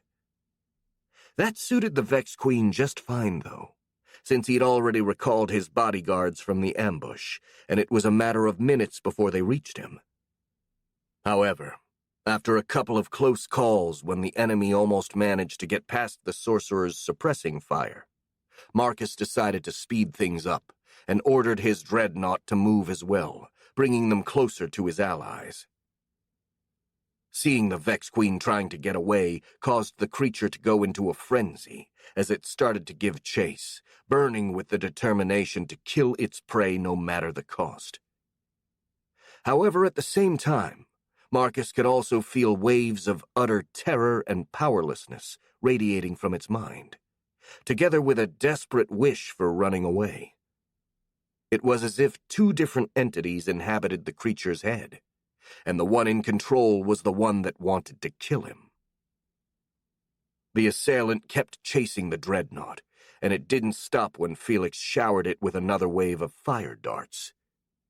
Instead, the creature simply walked through the attack, taking hits without slowing down and getting dangerously close to its prey in the process. Then, just as Marcus started to worry, Felix raised his hand and the flaming sphere he held changed shape, turning into a bird made of fire. The animal then jumped away from the young man's hand and flew directly at the enemy, who simply tried to stab the flaming animal with its knife. That turned out to be a mistake. The bird exploded upon being hit, causing a violent conflagration that engulfed a 5-meter-wide area in fire, while the shockwave managed to rustle Marcus's hair even from that distance. The creature took the brunt of that explosion head-on, and was consequently launched more than 10 meters back, landing on the ground as smoke rose from its body. There it laid immobile, enough to make the Vex Queen hopeful that it wouldn't get up. Sadly, he ended up being disappointed, as the creature picked itself up almost immediately. It was clearly hurt now, though, with most of its skin burned and charred, no longer changing color to match the surroundings. Now it was possible to clearly see the creature, which was rather feminine and lithe, though still quite muscular. As for its species, Marcus would have guessed that it was an ogre, though a very peculiar-looking one. The ogre, or ogress, ditched the knife it had used to hit the firebird, whose blade had been destroyed by the explosion, and crouched down to pick something up from the ground before resuming its chase of the dreadnought. "How stubborn," Felix said, with the barest hint of admiration in his voice. "Say what you want about that thing, but at least it's got guts." Marcus could have corrected him about that. After all, he could feel the ogre's internal screams of pain and terror while it was compelled to hunt him down against its will. But that would have required an explanation they didn't have time for, so he simply said, "Whatever, just take it down." "As you wish," Felix replied, and then he started conjuring another fire bird. Just as he was about to launch it, the ogress stopped, raised her right hand, and threw something against the young man. "Felix!" The Vex Queen and Clara cried together, trying to warn him, but at that point it was too late. The apprentice sorcerer barely had the time to turn toward them before a very large rock hit him in the head. Felix's last movement had thankfully taken him out of the direct trajectory of the rock, saving him from a skull-crushing direct impact. Unfortunately, even the glancing blow he received was more than enough to put him out of commission, and the apprentice sorcerer spun around as he crumpled on the dreadnought's back. "Felix!" Clara cried again, rushing to her friend's side and catching him before he could hit the mold wax floor. I'm fine," the young man replied in a confused voice, but his eyes were unfocused, and he wasn't getting up on his own. Just give me a minute." "I'm afraid we don't have that much time," Marcus replied, his voice thick with fear, as he watched the female-looking ogre resuming its chase and quickly reducing the distance between them. Shit, the Vex Queen silently cursed. Reinforcements were barely a minute away, but at this rate the ogre would reach him way before them, and if that happened, he doubted he would survive more than a few seconds against such a strong opponent. After all, for all his aura and minions, he was still basically powerless when it came to defending himself. He desperately tried to find a way to stop or even just slow the ogre down, but found none. All the nearby drones were the dreadnought, which were too slow to be able to do anything against something as quick as his enemy, and a few flyers, which were too few to do anything useful either. Not even trying to use his own aura and telepathic powers to somehow intimidate it was going to work, since the entity in its head would force it to try and kill him no matter what. Wait, Marcus thought, as a sudden realization flashed in his mind. If I use my telepathy to stop that thing in the ogre's head directly, wouldn't that also stop the ogre? Having never used his mental powers that way, this plan was a shot in the dark to say the least, but he wasn't exactly spoiled for choice. Besides, the way the ogre's body was being puppeteered by that mental parasite had somehow given him an inkling of what he needed to do, though it was anyone's guess whether or not he would succeed. Not having time to waste, as the ogre was now barely 15 meters away from him, Marcus got to work. He closed his eyes, concentrating exclusively on this task and shutting down every other thought. Then he raised his hands and pointed them forward, as if trying to push something heavy, and focused all of his willpower into creating a stable telepathic link between himself and his target. There was some resistance when the humanoid became aware of this intrusion, but the Vex Queen pushed through, and in only a few seconds he was inside its mind. The ogre's emotions assailed him, clearer and louder than he'd ever felt. Pain, terror, frustration, and anger, mixed with the chaotic and primal surface thoughts of the panicking creature, howled like a maelstrom, taking Marcus by surprise and almost making him drop the mental link. His training with hogs was showing its worth, who'd taught him how to keep focused no matter what. He managed to hold on and push through that emotional storm, penetrating into the inner core of the ogress's mind. There he found the parasitic entity that controlled the humanoid, nested like a fat worm inside of an apple. Wriggling furiously as it sensed danger, the thing pushed its host even harder to kill its target, but at this point it was too late. The Vex Queen's will flooded the mental space like a tsunami, filling every nook and cranny and immobilizing the parasite in the process. Then he gave a telepathic order just like the ones he used for his drones. "Stop!" Marcus opened his eyes, and his heart skipped a beat as he saw the point of a long knife before his eyes, about to stab him. But the blade wasn't moving, and looking past it, he noticed that it was held by the ogress, who was frozen in place like a wax statue. Inside of its head, both it and the parasite were desperately struggling to break free, but the Vex Queen's will held them in place like insects trapped in resin. "Well, I'd say I made it just in time," he thought, as relief washed over his shoulders. Then he heard Clara's voice calling for him. "Marcus, are you all right?"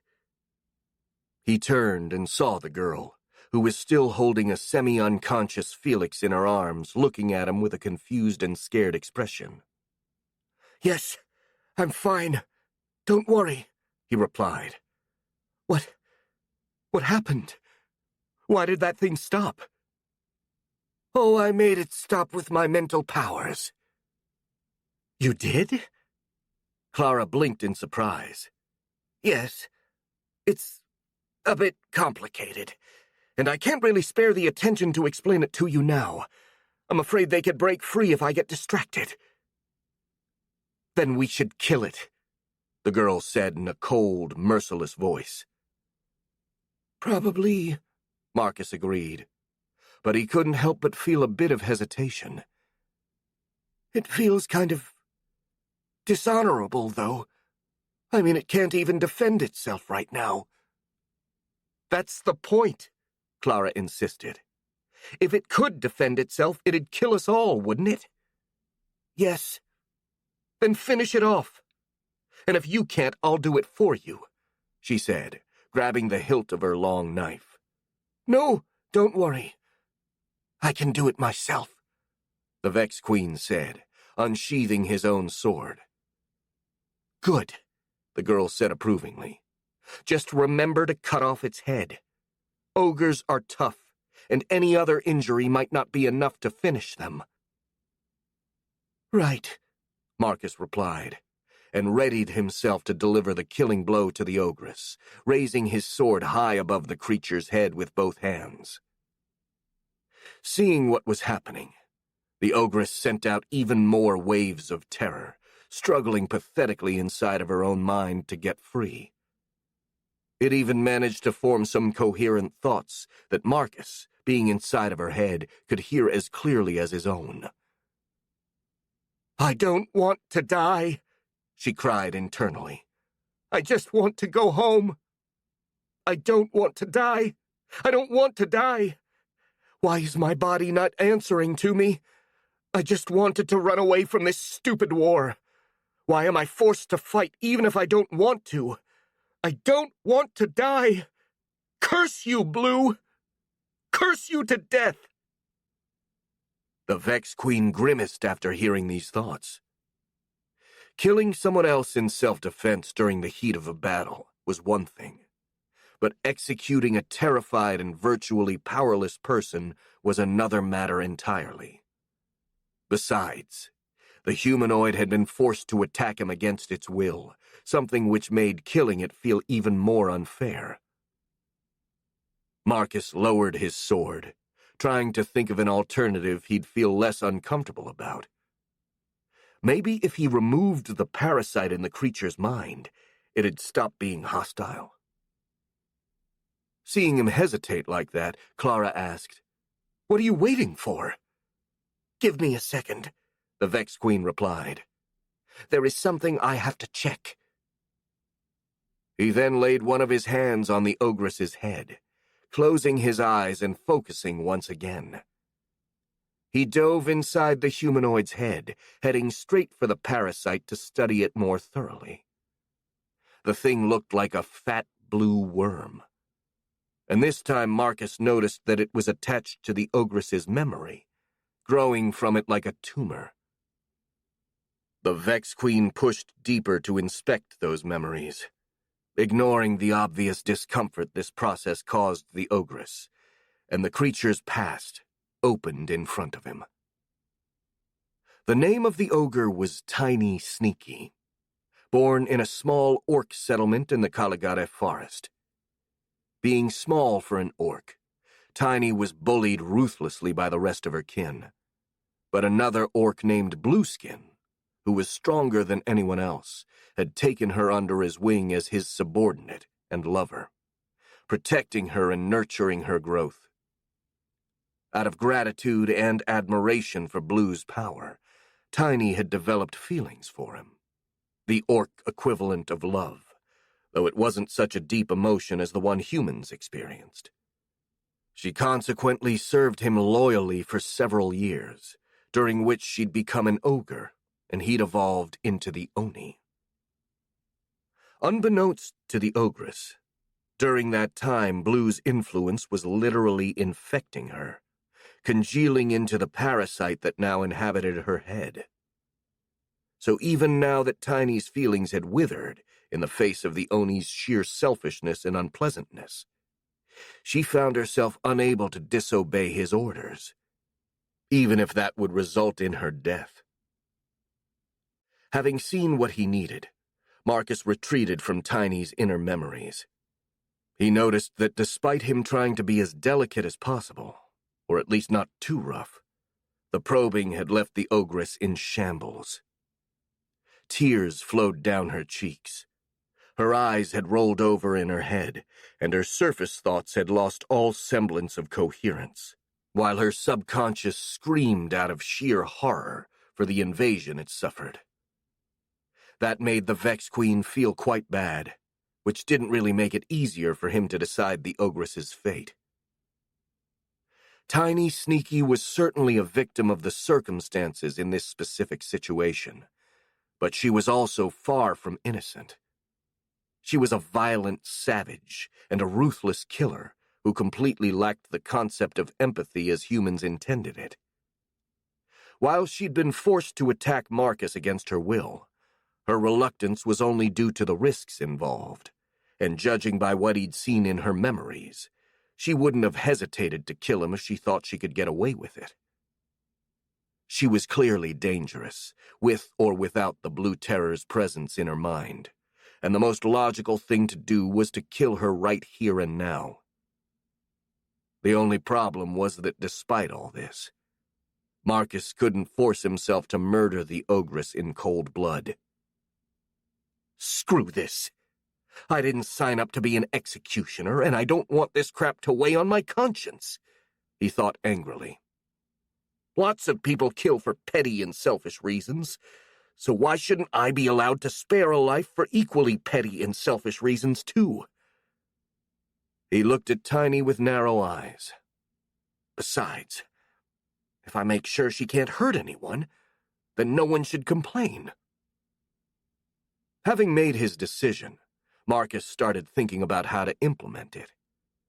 While it was imperative to remove the Oni's influence from Tiny's head, otherwise she'd try to kill him as soon as he released her from his mental grip, he also needed to make sure she wouldn't attack him of her own volition. Luckily, he had a rough idea about how to achieve that. Inside the ogress's mind, there was a rather obvious and primal part of her psyche, entirely dedicated to some kind of fight-or-flight reflex. Or rather, a fight-or-surrender reflex. It was kind of alien and difficult to understand, that seemed to rule over a great part of her behavior. All the Vex Queen needed to do in order to make Tiny incapable of violence was to completely suppress the fight part of the instinct and dial up the surrender part to 11. And that was exactly what he did. With that out of the way, it was time to deal with the parasite. Luckily, even in that case, he intuitively knew how to proceed. Envisioning the Oni's corrupting influence as some sort of cancerous growth, Marcus tightened his mental grip over it, while at the same time he almost surgically cut it away from the memories it was attached to. The process was extremely agonizing for Tiny Sneaky, and the Vex Queen could clearly feel her torment at having part of her psyche severed. Since he was doing this for her own good, though, he forced himself to ignore her suffering. He kept severing memory after memory, as quickly as he could. When he was done, he retreated from the ogress's mind, ripping the parasitic presence out as he retreated. He then crushed it in the air, and the mental worm exploded in a puff of blue mental energy. Tiny Sneaky fell down like a rag doll, twitching spasmodically on the back of the dreadnought. Having her mind ravaged like that had pushed her well beyond what she was able to endure, and she'd basically shut down on the spot, embracing unconsciousness with almost pathetic relief. Marcus also collapsed to his knees, as the tension and focus he had to keep tired him out considerably. "Marcus, are you all right?" Clara called. She was still beside Felix, but now the young man was sitting on his own and seemed lucid, though he was holding a blood-stained piece of cloth against his temple. "I'm fine," the Vex Queen replied. "How about Felix?" "I feel dizzy, nauseous, and my legs feel like they're made of goo," the apprentice sorcerer replied in a weak but still sarcastic voice. "Apart from that, I'm fine. Thanks for asking." "Still, try not to move too much," Clara said in a worried tone. "Blows to the head can be dangerous. You have to get checked by a cleric as soon as possible." She then looked at the still twitching ogress and asked, "What did you do to that thing, by the way?" "Entered her mind, stopped her from killing us, and then made sure she wouldn't try to do that again," the Vex Queen promptly replied. "What?" Felix exclaimed in an incredulous voice. "You can do that?" "Apparently," Marcus shrugged. "I didn't even know it was a possibility before sensing her mind, though." He nodded toward the ogress. "She was being mentally controlled by the Blue Terror, and that gave me the idea of using my own mental powers to stop her." He smirked. "It was quite the gamble, but I'd say it paid off." The young man remained silent, slowly processing this information. Clara, however, being rather more practical than her friend, asked, "Okay, so what are we going to do with it now?" She pointed at Tiny Sneaky. "Aren't you going to finish it off?" Marcus hesitated a bit before answering. "Not yet," he said. I wasn't comfortable killing her while she was defenseless, and then I felt bad for her because she was controlled by the Oni." He then added in a defensive tone, "Listen, I know that this is an arbitrary and probably bad decision, but I just feel this way, okay? I made sure to make her harmless while I was inside of her head, though, so she shouldn't be a threat." He expected Clara to scold him for this decision, but much to his surprise, the girl just shrugged. "That's your call," she said. "I certainly won't force you to kill anything against your will. But are you absolutely sure she won't try to kill us?" "Yes. She shouldn't be able to willingly hurt anyone now." The girl raised an eyebrow at this explanation, but decided to drop the argument. Felix, however, was now looking at him with his eyes shining with curiosity. "Oh, is that why you stopped your drones, then?" he asked. "You were so certain that she wouldn't be able to hurt you that you decided they weren't needed?" "What?" the Vex Queen said, taken completely by surprise by those words, and looking to the south, he noticed that his drone bodyguards, which had been coming to his rescue, were now standing completely motionless about 200 meters away from him. Then, with rising horror, he realized that he'd been so focused on mentally dominating the ogress that he'd completely taken his attention away from his drones, causing them to freeze in place from the lack of orders. He checked on the rest of his forces and saw that those too had stopped in their tracks. Luckily, the battle at that point was basically over, so the few remaining orcs hadn't been able to deal any significant damage to the drones in the minute or so he'd spent inside Tiny Sneaky's head. There were a handful who'd taken advantage of that time to try and run away, but the warriors shouldn't really have any problem hunting them down. However, there was one problem that prevented him from taking a sigh of relief, and instead made him silently curse in his head. Son of a poopy pumpkin, he thought angrily. The bloody Oni is getting away! Chapter 45. Is this loss? The battle was lost. Blueskin was running for his life, forcing his broken and battered body to move despite the pain this caused him.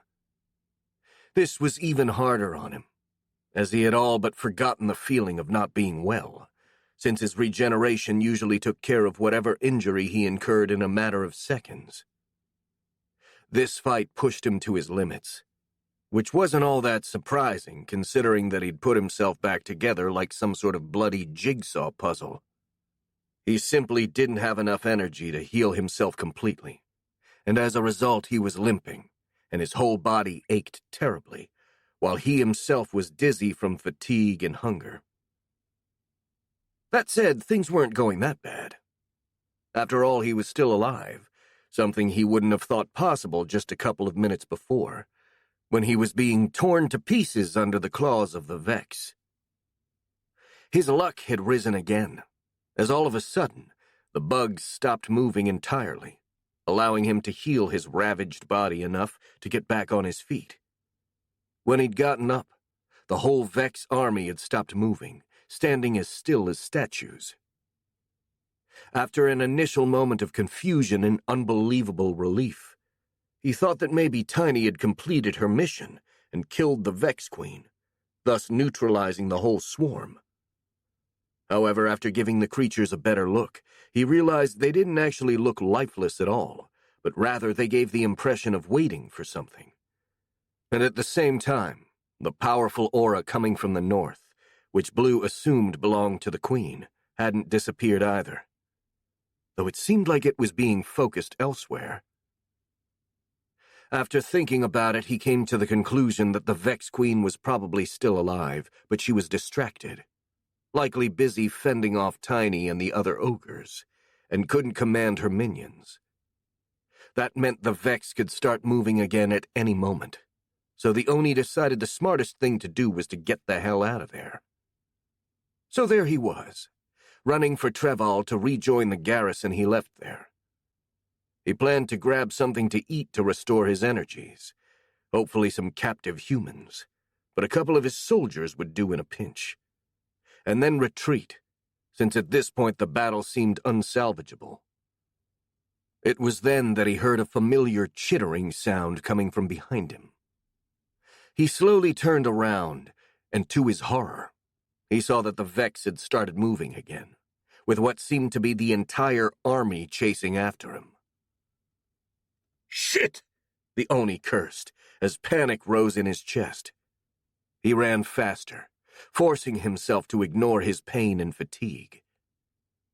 Sadly, despite his efforts, his body was still too battered to run at full pace, and he lacked the energy to shapeshift into a faster form. Still, he hoped to reach the city before the Vex could reach him.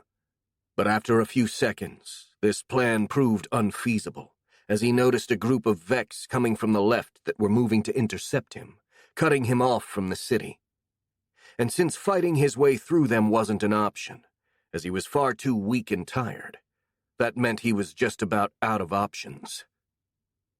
It was then When panic started to assail him for the second time that day, he spotted a potential way to escape. To his right, only a few 100 meters away, there was the river Ren. If the Vex weren't good swimmers, then he could maybe lose them by diving into the waters. It was a truly desperate plan, since for all he knew the Vex could actually be amphibians. But it was the only hope he had left, so he kept running, despite his legs burning up with pain. As it turned out, he'd made the right choice.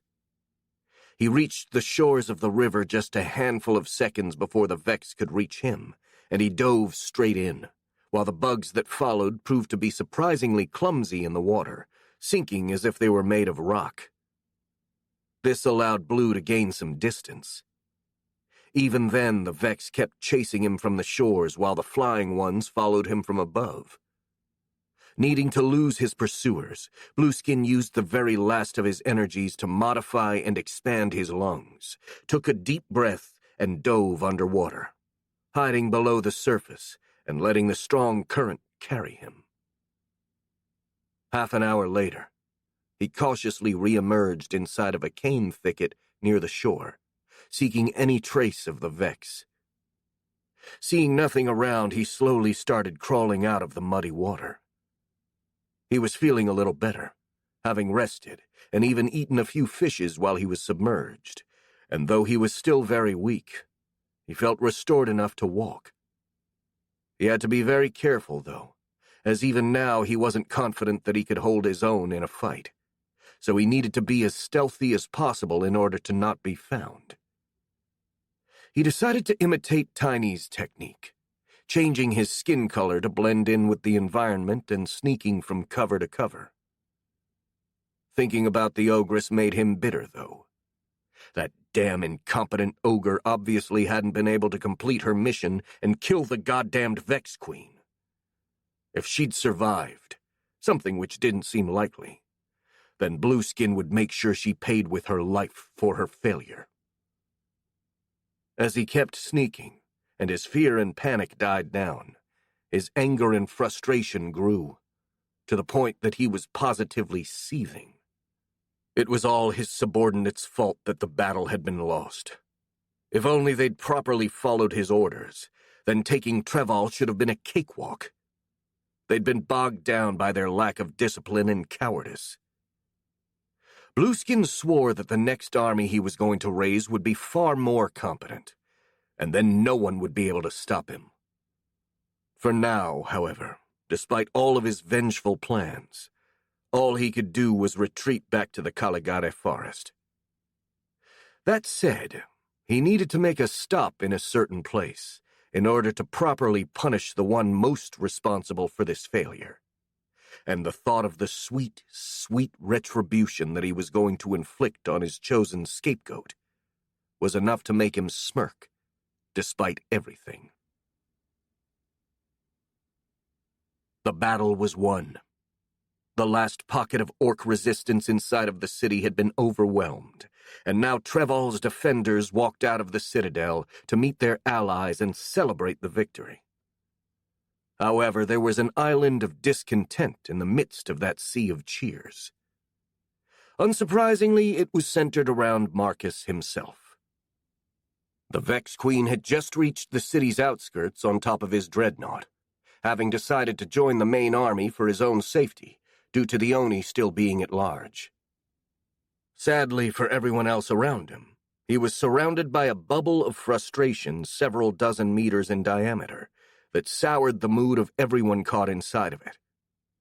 It was so bad even Clara and Felix seemed a bit uncomfortable, despite being used to their friend's overwhelming mental presence. "Come on, Marcus," the apprentice sorcerer tried to cheer him up. "Don't be so sour. It's not your fault if the Oni got away. I mean, you were fighting for your life back there." "He's right," Clara concurred. "You shouldn't be so hard on yourself." I know, the Vex Queen replied. "But I just can't help it. I was so close to bringing this entire war to a close, and I let it slip away." His face grew darker. Also, I spent way too much time inside of the ogress's mind trying to find a way to spare her. If only I had killed her immediately, I could have caught the Oni before it got away. And that's entirely my fault. Maybe, Clara said. But if you thought it was important, then maybe you were right to do what you did. Besides, there is no point crying over spilled milk. It's not like seething over this matter will help you catch the Oni. I know, but I can't help it. I'm very angry with myself right now. Don't be, the girl insisted. You may have been too merciful, but I'd rather have you this way than the contrary. Also, you saved countless lives in this battle.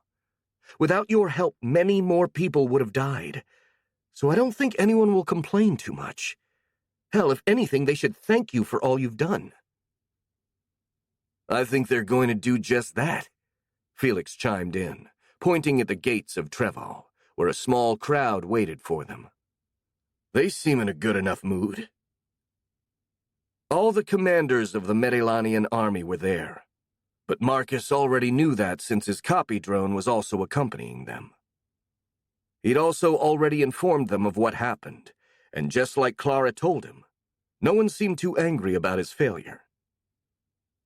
Feeling a bit more confident and not wanting to make them uncomfortable with his brooding, the Vex Queen tried to calm down using the self-control techniques Hoggs had taught him. He closed his eyes, took a deep breath, and focused only on the present moment. And after a few seconds, he managed to bury most of his frustration in a corner of his consciousness, where it wouldn't be broadcasted all around him. Still, when he climbed down from the dreadnought, his sheer aura was enough to make those who had never met him before, including Lord Grimdale, flinch in surprise. Really ought to do something about this, he thought. I really miss being able to walk through the streets without sticking out like a sore thumb. So, is this creature the so-called Queen of the Vex? The Duke whispered softly, though Marcus was still able to overhear him through the ears of his nearby clone. Why, yes, Lord Grimdale. That person is Sir Marcus, an ally of Medelan and a friend. Marquis Azen, who had also overheard that question, replied in a rather stiff tone. Well, how could I know? Grimdale protested in an equally unfriendly tone. Given how diverse-looking these Vex are, I couldn't be sure it was her or just another one of her minions, like the one behind us. Fair enough, my lord, the Marquis grudgingly conceded. Indeed, Grimdale replied. Not everyone has your experience in dealing with so many different species. The phrase seemed innocent enough, but the way it was delivered made it sound like an insult. Though Marcus didn't know how to interpret it as such, and decided to ignore this exchange entirely for convenience's sake. After hearing this conversation, he didn't need to be a psychic to know that there was no love lost between the two nobles. That didn't really come as a surprise, since he'd been told they belonged to two different political parties. Sigh. Really, the more things change, the more they stay the same, he thought. Politics always cause trouble.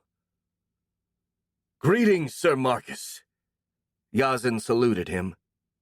The knight was visibly tired and a bit ragged, but he was as cheerful and energetic as always. It is a pleasure to see you again. Hi there, Sir Yazen, the Vex Queen replied with a smile as he got closer. It's nice to see you too. I hope you're all right. I am, the Aura Master confirmed.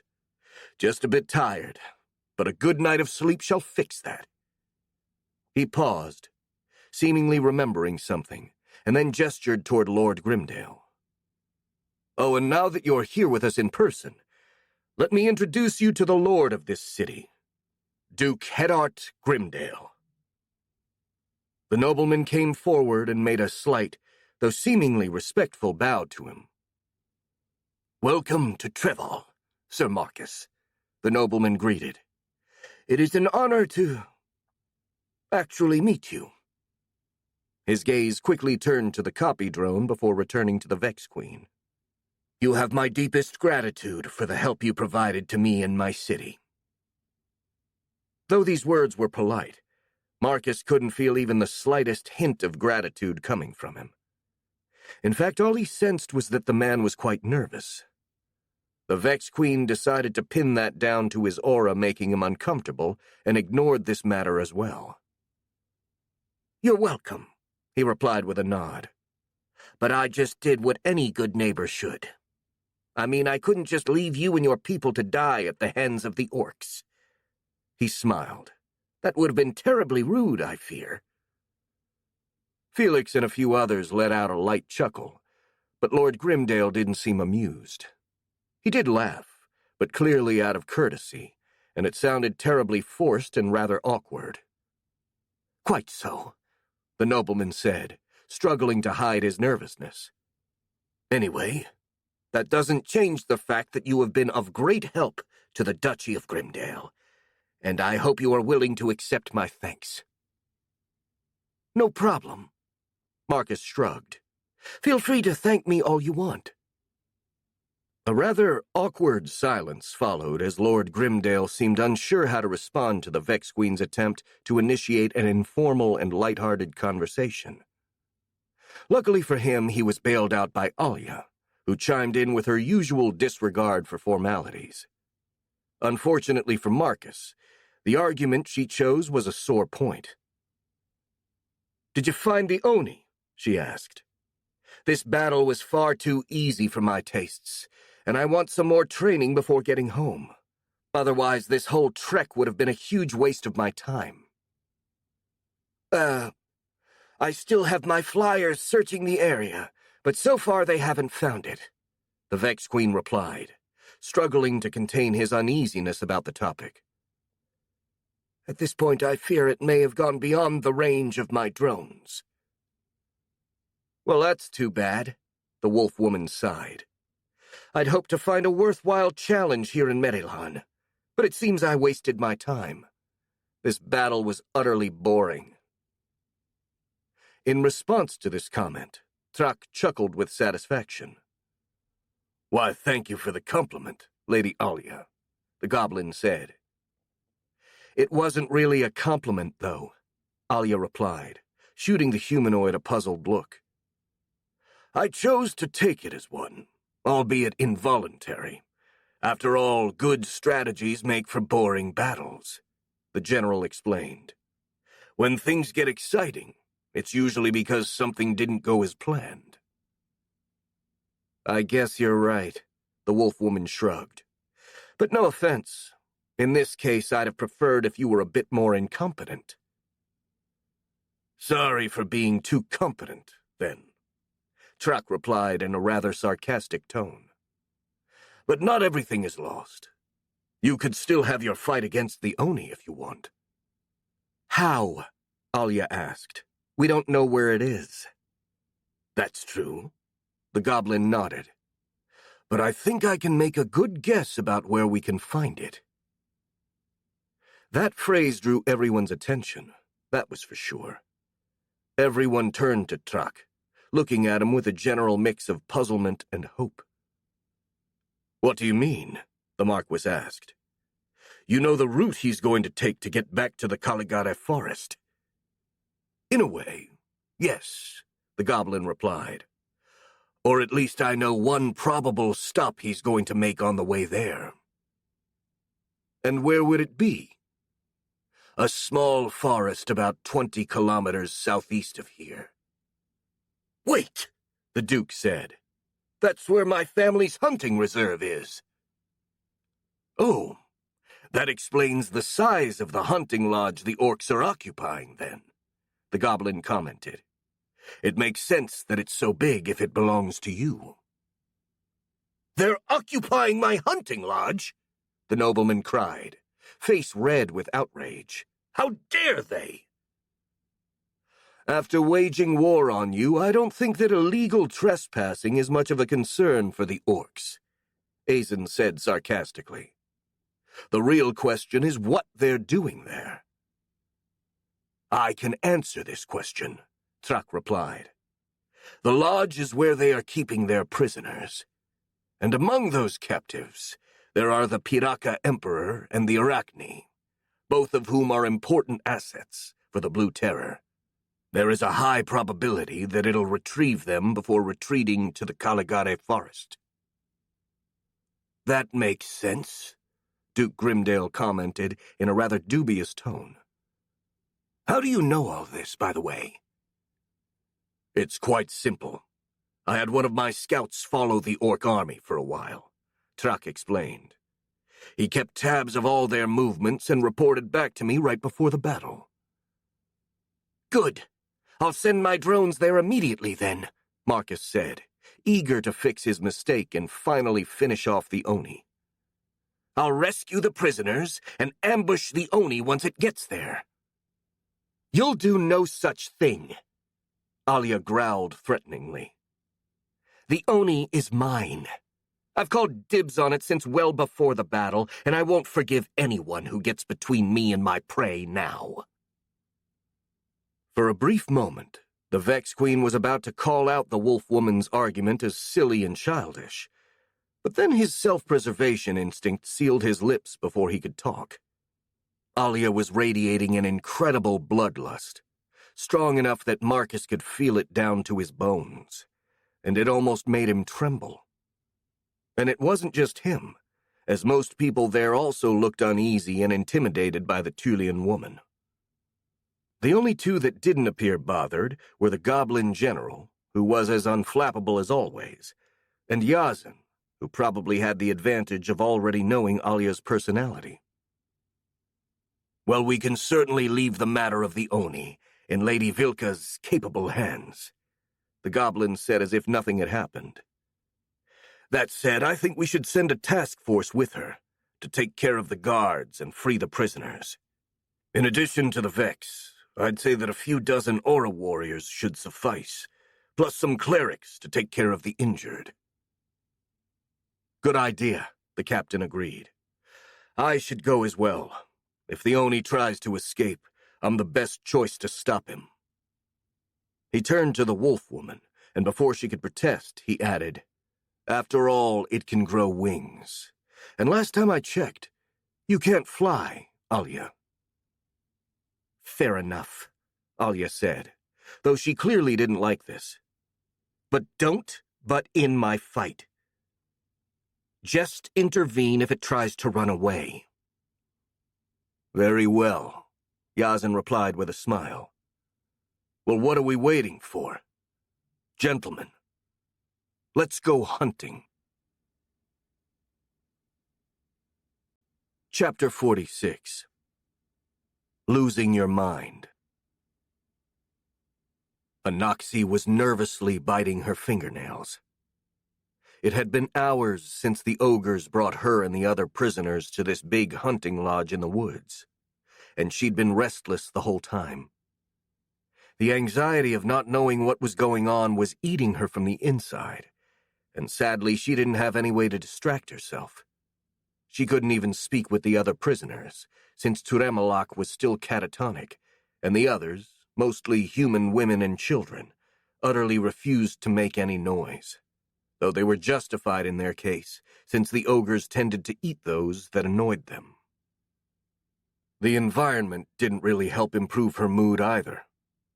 When they'd first arrived, the mansion was lavish and cozy, basically the kind of place Anoxi had always dreamt of living in.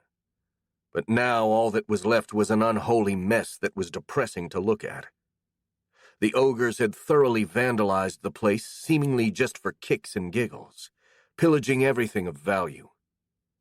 They were dozing off on piles of ravaged pillows, leaving the prisoners sitting on the naked floor of the main hall. Anoxi stealthily stared daggers at the ugly humanoids guarding her, fervently wishing for their death. But she was too injured and weakened by the long captivity to act on her desire, so she forced herself to calm down and wait, clinging to the secret hope that kept her from giving in to despair, that the Blue Terror and his army would be defeated. The Arachne had revealed the Oni's plans to that spider goblin 2 weeks before, in exchange for a promise of being freed once Blueskin was defeated. Using that information, the humans and their allies would have a chance to win. It was a faint hope, especially considering the Oni's strength, but it was better than nothing. Besides, she'd felt the spider goblin's presence multiple times ever since the orcs entered the human lands. The last time only a couple of hours before. If the goblin was tailing the army and knew of her position, then it was possible the humans were actually prepared to fight the orcs in Grimdale, and could be planning to honor their promise and rescue her. Then, almost as if summoned by her train of thought, the spider goblin's presence reappeared. It was quite faint, meaning it was probably a bit far, but Anoxie could clearly tell that it was getting closer. Her mood immediately improved, though she was hounded by a sudden trepidation. She forced herself to hide it in order to not alert the ogre guards. On the inside, she was literally burning with anticipation. After a few minutes, the doors slammed open, but it wasn't the goblin or the humans who stormed in. It was the Oni. He limped visibly as he entered the hall. He was dirty and visibly tired, but despite this, he looked even scarier than usual. His expression was dark, with a fiery, angry light burning in his eyes, and he all but radiated a murderous fury all around him. The ogres, caught by surprise by the appearance of their leader, struggled to get up to greet him. "Hey, boss," one of them said, raising his hand in a sloppy military salute. "How did the battle go? Did we win?" "Shut up!" Blueskin growled threateningly, causing the ogre to take a step back. The Oni then walked past his subordinate without another word, and made a beeline for the prisoners. The captives trembled and crawled away as the humanoid approached, crying in fear. Only 2 of them remained completely still. Turemalak, who was staring into the wall with a blank expression, though a Piraka's expression was rather hard to decipher, and Anoxie, who would have liked to run away but was absolutely paralyzed by terror. "He knows," she thought in panic. "He knows that I betrayed him and now he's going to kill me."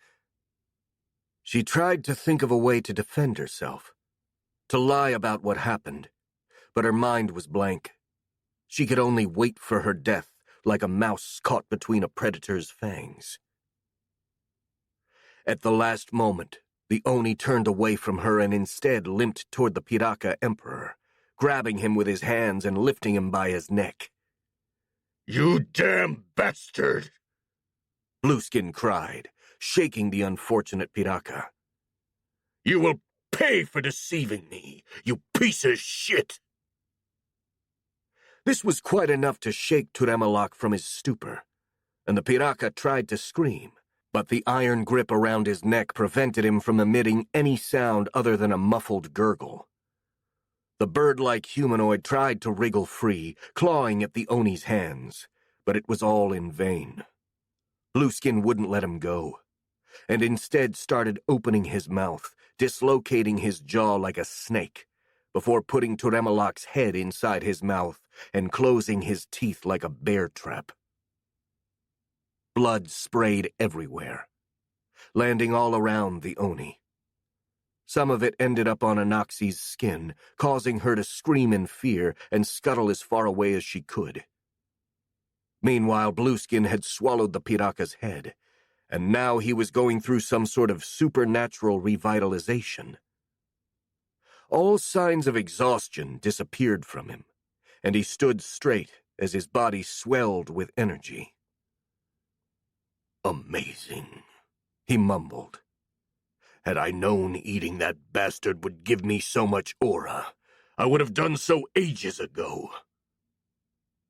He looked at the decapitated body of his old enemy in his hands, and then threw it towards the ogres, like a master throwing leftovers to his dog. "Here, eat up," he said. "I need you to be fit for a long journey." We're getting out of here. The ogres exchanged a confused look, but then shrugged. It wasn't in their nature to refuse food, and picked up Turemalak's body from the floor, starting to devour it. One of them, though, while stuffing pieces of rubbery meat inside of his mouth, turned to his leader, appearing utterly puzzled. "Where are we going, boss?" he asked. "And what happened to the battle?" The Oni stared daggers at him, but after a second he calmed down. "We're going back to the Caligare forest. The humans and their allies have proven to be tougher than anticipated, so I need to gather a stronger army to deal with them.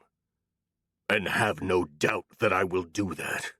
Next time I won't be playing around. I will destroy and devour every single human I come across." Despite not being the sharpest tool in the box, the ogre knew better than to disagree with an obviously furious and murderous Oni. So he just nodded and made a rather forced smile. "As you wish, boss. Next time we'll eat the humans and everyone else, then," the humanoid said cheerfully, though his voice betrayed a little nervousness. "Good. Now finish your snack and gather up our stuff. We need to leave as soon as possible." The ogre nodded again, but then he pointed at the prisoners and asked, "What do we do with them, boss? If we have to leave them, can I eat them?" "No. We're bringing them with us," the Oni replied. "We do need provisions for our trip, after all." The captives started weeping, but were ignored. After finishing devouring Turemalak's corpse, one of the ogres gathered the prisoners, lifting them up by the ropes that bound their hands, and forced them on their feet, while the others gathered up their looted goods. The Oni oversaw these operations with a pensive expression, almost as if he was trying to remember something. Anaxi remained tense and scared, as a sense of desperation creeped over her. While she was glad to be alive, the return of the Oni ruined everything she'd planned. Sure, the spider goblin's presence was nearby, but now that the Blue Terror was here, she had no idea how she could be rescued. Also, Turemalak's death rattled her. While they'd never been friends, he had been a fellow reincarnator, and his demise reminded her all too much of her own mortality. And then, as she kept worrying like that, Blueskin turned to her, suspicion dripping from his gaze. "Who were you talking to, Anaxi?" he asked. What?" the Arachne replied, confused. "I didn't say anything."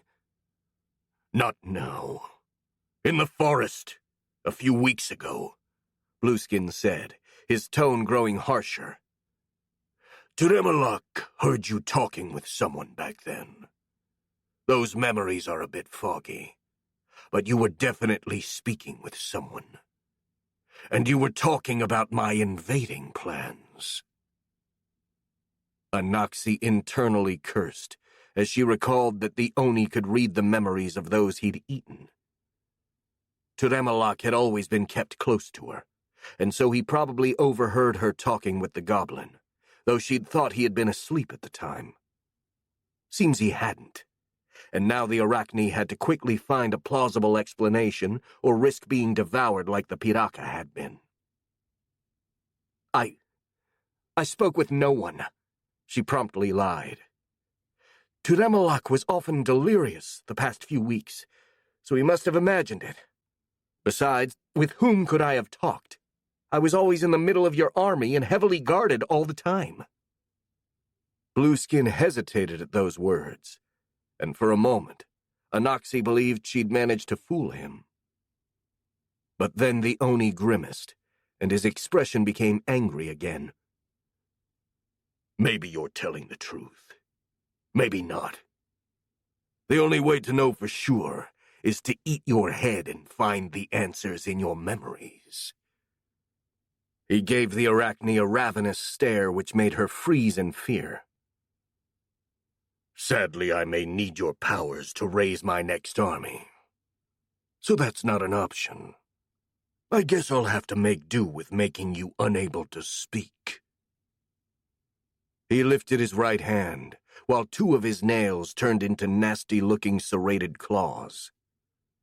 "No," Anaxi cried, trying to crawl away from the Oni. "Please, no! I said nothing! You have to believe me!" "Sorry, but I'm not gonna risk any more possible leaks," the Blue Terror said in a merciless voice, advancing on the terrified Rantol matriarch. "Now stand still while I remove your tongue, or this will hurt more." He took a step. Then, without warning, the windows exploded in a shower of broken glass, and countless dragonfly-like creatures swarmed into the room. What followed was absolute mayhem. Everyone screamed as the bug-like creatures flew in the faces of the Oni and the ogres, trying to gouge their eyes out. Wild roars came from the humanoids, attempting to protect their eyes and fend off the attackers, while the prisoners, both the humans and the Arachne, let out high-pitched cries of fear as they dropped to the ground, covering their heads with their hands. After a moment, though, Anaxi realized the bugs weren't attacking her and only focused on her captors. "The Vex!" Blueskin cried, fury and fear both present in his voice, swatting aside one insect only for 3 more to take its place. The Arachne didn't know what these Vex were, but she recognized a good chance to run away when she saw one. She started crawling away as fast as she could, heading for the door, only to stop when she noticed some huge gorilla-like creatures covered in chitin that had just entered the room from there. These creatures charged against the humanoids and engaged them in combat, while a horde of smaller but still imposing mantis-like creatures came inside after them, filling the entire hall with a mass of chitin. However, despite the chaos that reigned supreme, these Vex, as the Oni called them, paid great attention to not trample over the prisoners, and instead seemed to be trying to push the ogres away from them. Are they allies? Anaxi wondered, not daring to move. "No!" the Oni screamed at the top of his lungs. "You won't get me again, you bastards!" He proceeded to punch aside the gorilla-like bug that was fighting him, sending it flying against a wall, and then ran, smashing through the other Vex in his way before jumping out of a window. Seeing their boss fleeing, the ogres tried to follow, but they lacked the Oni's strength and struggled to get past their chitinous opponents. And this delay cost them their lives. A few moments after the Blue Terror retreated, new figures came inside from the main door. They looked like human knights in full plate armor, but they moved with incredible speed and precision, and they also charged the ogres, starting to hack them apart with their weapons.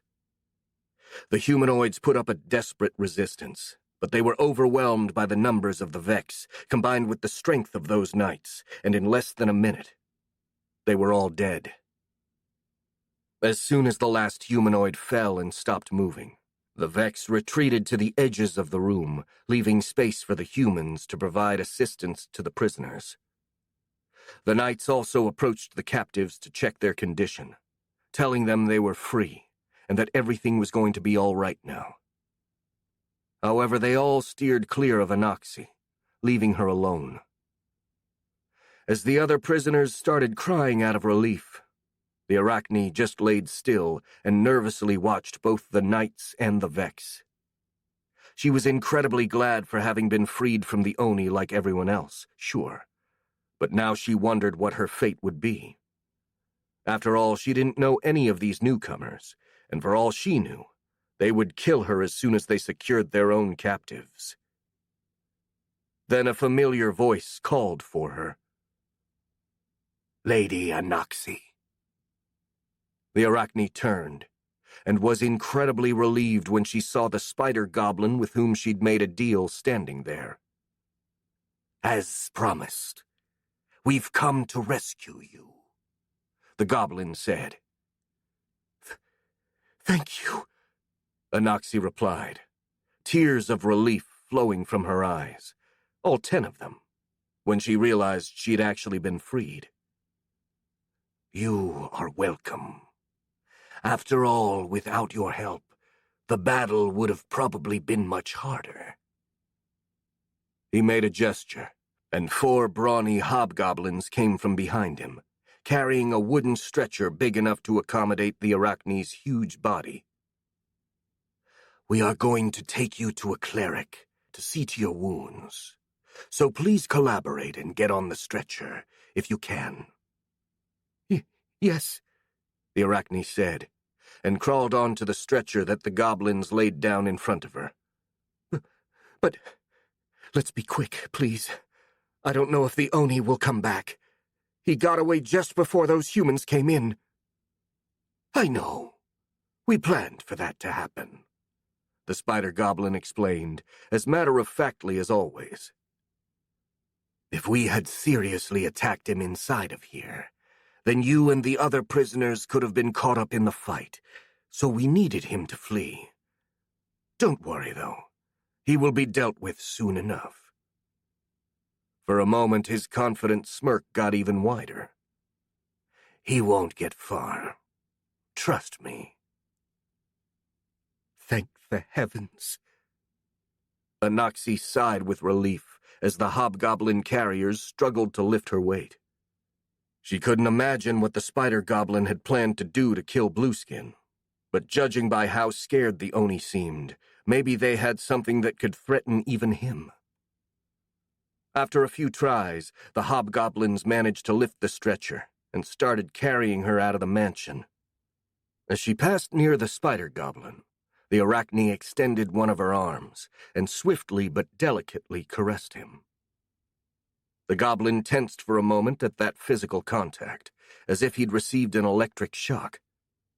But then he relaxed, though his eyes became a bit unfocused. Anoxi let out a satisfied smile. Thank you for all you've done for me, she said softly. I hope we'll keep being friends from now on. What's your name? Arag, the spider goblin promptly replied in an automatic tone, though his eyes had become even more troubled. Well, thanks again, Arag, the Arachne said. Come visit me again soon. Please. The matriarch's smile widened as she was being carried away. All of a sudden, she felt much safer knowing she had someone she could trust. Someone who couldn't refuse her orders. Chapter 47. A Lesson in Humility. For the second time that day, Blueskin was running for his life. He'd all but forgotten his plans of revenge, and cared only for getting the hell away from the Vex that chased him. The horrible memory of being swarmed over and hacked to pieces by the bug-like creatures was too fresh in his mind for him to even consider fighting them. The only option left was to escape. Luckily, he'd completely recovered after devouring the Piraka Emperor and absorbing his aura. Being able to use his shape-shifting again made avoiding the bugs much easier. As soon as he'd jumped out of the mansion, he assumed a form suitable for running, with long legs and a higher center of gravity, and he easily smashed through the few Vex that surrounded the manor before bolting into the forest to lose them in the trees. Much to his chagrin, he soon discovered that not only was the whole place teeming with the bloody bugs, but a few of the flying ones were constantly following him from above, not giving him a chance to take flight. He kept running like a hunted animal, trying to lose them on the ground. In his panicked state, he didn't realize that the Vex were herding him in a certain direction. After a few minutes of this chase, Blueskin entered a large clearing covered in grass and flowers, and the Vex ceased their pursuit, stopping at the edge of the clearing. The Oni kept on for a few more seconds before realizing that something was wrong. He turned to stare at his enemies, who were now completely immobile at the border of the forest, seemingly waiting for something. The only ones that crossed over were the flying ones, but even they kept high in the air. What are they doing? He wondered. Why aren't they following me? Is there something dangerous in here? After a moment, he decided the reason wasn't important, and that he should just use their reluctance to chase him to put some more distance between himself and them. He then turned to move to the other side of the clearing, and froze. The Vex had completely surrounded the place. Countless glowing purple eyes stared at him from the shade of the trees, with a literal wall of chitin marking the edge of the glade in all directions. The Oni desperately looked left and right, trying to find a way to escape, but there was none. Then the Vex in front of him parted, forming a corridor to allow the passage of a small procession, the sight of which made Blueskin's blood run cold. At the back of the line, but still perfectly visible because of their size, were the 4 gigantic Vex that the Oni had fought earlier that day. One of them still lacked the arm he'd cut off, but apart from that, they didn't seem any worse for wear. And 3 humanoid figures were walking before them. One was Yazan Harp, carrying his huge glaive on his shoulder, approaching in a seemingly carefree and relaxed manner. However, his eyes were focused, and the Oni had no doubt that his lax attitude was nothing more than a facade. What could be described as a mix between a Vex and a human girl walked beside the Aura Master. She wore a plain white tunic and had a completely blank expression, plus the way she moved had something rather wrong to it, almost as if she were a puppet rather than an actual person. Blue assumed she was the queen of the Vex, though she lacked the intense aura. And finally, marching in front of all the others was a tall female lichen with snow-white fur, dressed in form-fitting black shorts and a sports bra. She was extremely muscular, but quite shapely, and despite not really having been a furry in his previous life, Blueskin had to admit that she was really quite attractive, though this wasn't the time for such appreciation. More than anything else, she quite literally radiated power and barely controlled bloodlust. As he processed the situation, Blueskin's anxiety grew more and more. The Vex and Yazan were serious threats by themselves, and he couldn't see how he could get out alive when facing both of them together. And that was without taking into consideration the Wolf Woman, who by all accounts also seemed to be extremely strong. That said, he wasn't quite driven to desperation yet, as he'd been in seemingly hopeless situations many times before, and had always managed to survive. After all, such was the life of the main character. Because of this, he stood on guard and waited, or rather prayed, for anything that would give him a chance to escape or turn the tables. And it seemed that something like that was indeed happening, as the newly arrived enemies didn't immediately attack him, but instead started talking to each other. "So that's the Oni?" the Wolf Woman asked her companions while pointing at the Blue Terror. "Yes," Yazan replied with a nod. "It doesn't look like much, though. Can't even get away from a few bugs." The lichen sighed. "It seems I set my expectations too high after all." "Do you want to leave it to us, then?" the captain asked. "Nah," the Wolf Woman shook her head. "After all I went through, I want to at least vent my disappointment. And who knows? He might be hiding something interesting." She turned to the other two and added in an adamant tone, "Remember what you both promised me. No interference. Understood?" "Fine," Yazan confirmed. "As you wish," the Vex girl said in an emotionless and alien voice. "Good." The lichen smiled and stepped into the clearing, leaving the other two behind in the trees. She stopped at about 30 meters from Blueskin, who was still keeping his guard up. "My name is Alia Vilka, Grand Champion of the Federation of Chule." I demand a duel with you, Oni. At these words, Blue had to struggle to keep himself from smirking. The wolf woman was very overconfident. He could use that to his advantage. I am Blueskin, ruler of the Caligare Forest, also known as the Blue Terror, he replied in a dramatic voice, glad that he'd finally found an enemy with whom he could banter with. I will agree to have a duel with you on the following conditions. That there will be no outside interference until one of us is dead. No chickening out halfway. He smiled derisively. Unless you're too scared to fight me fairly. No problem, Alia replied nonchalantly. That's how I wanted it to begin with. I already told my friends over there not to interfere. She started stretching her arms. And tell you what, I'm feeling particularly generous today, so I'll give you a minute to prepare.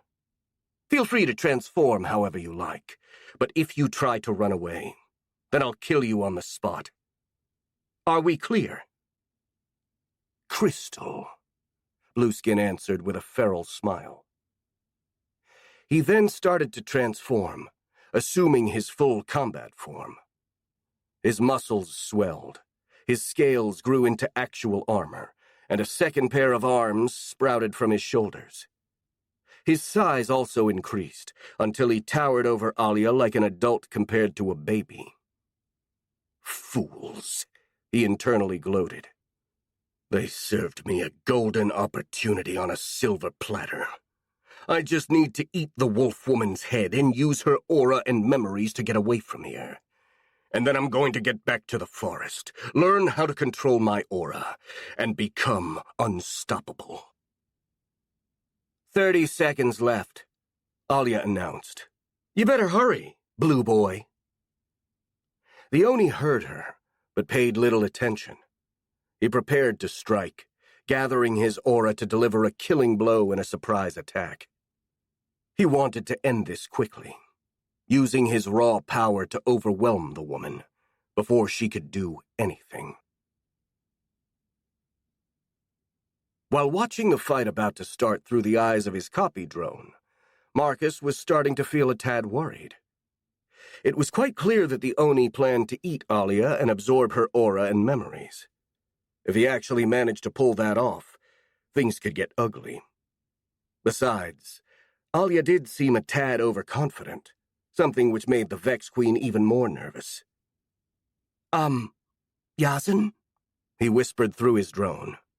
Are we really going to wait and do nothing while Alia fights the Oni?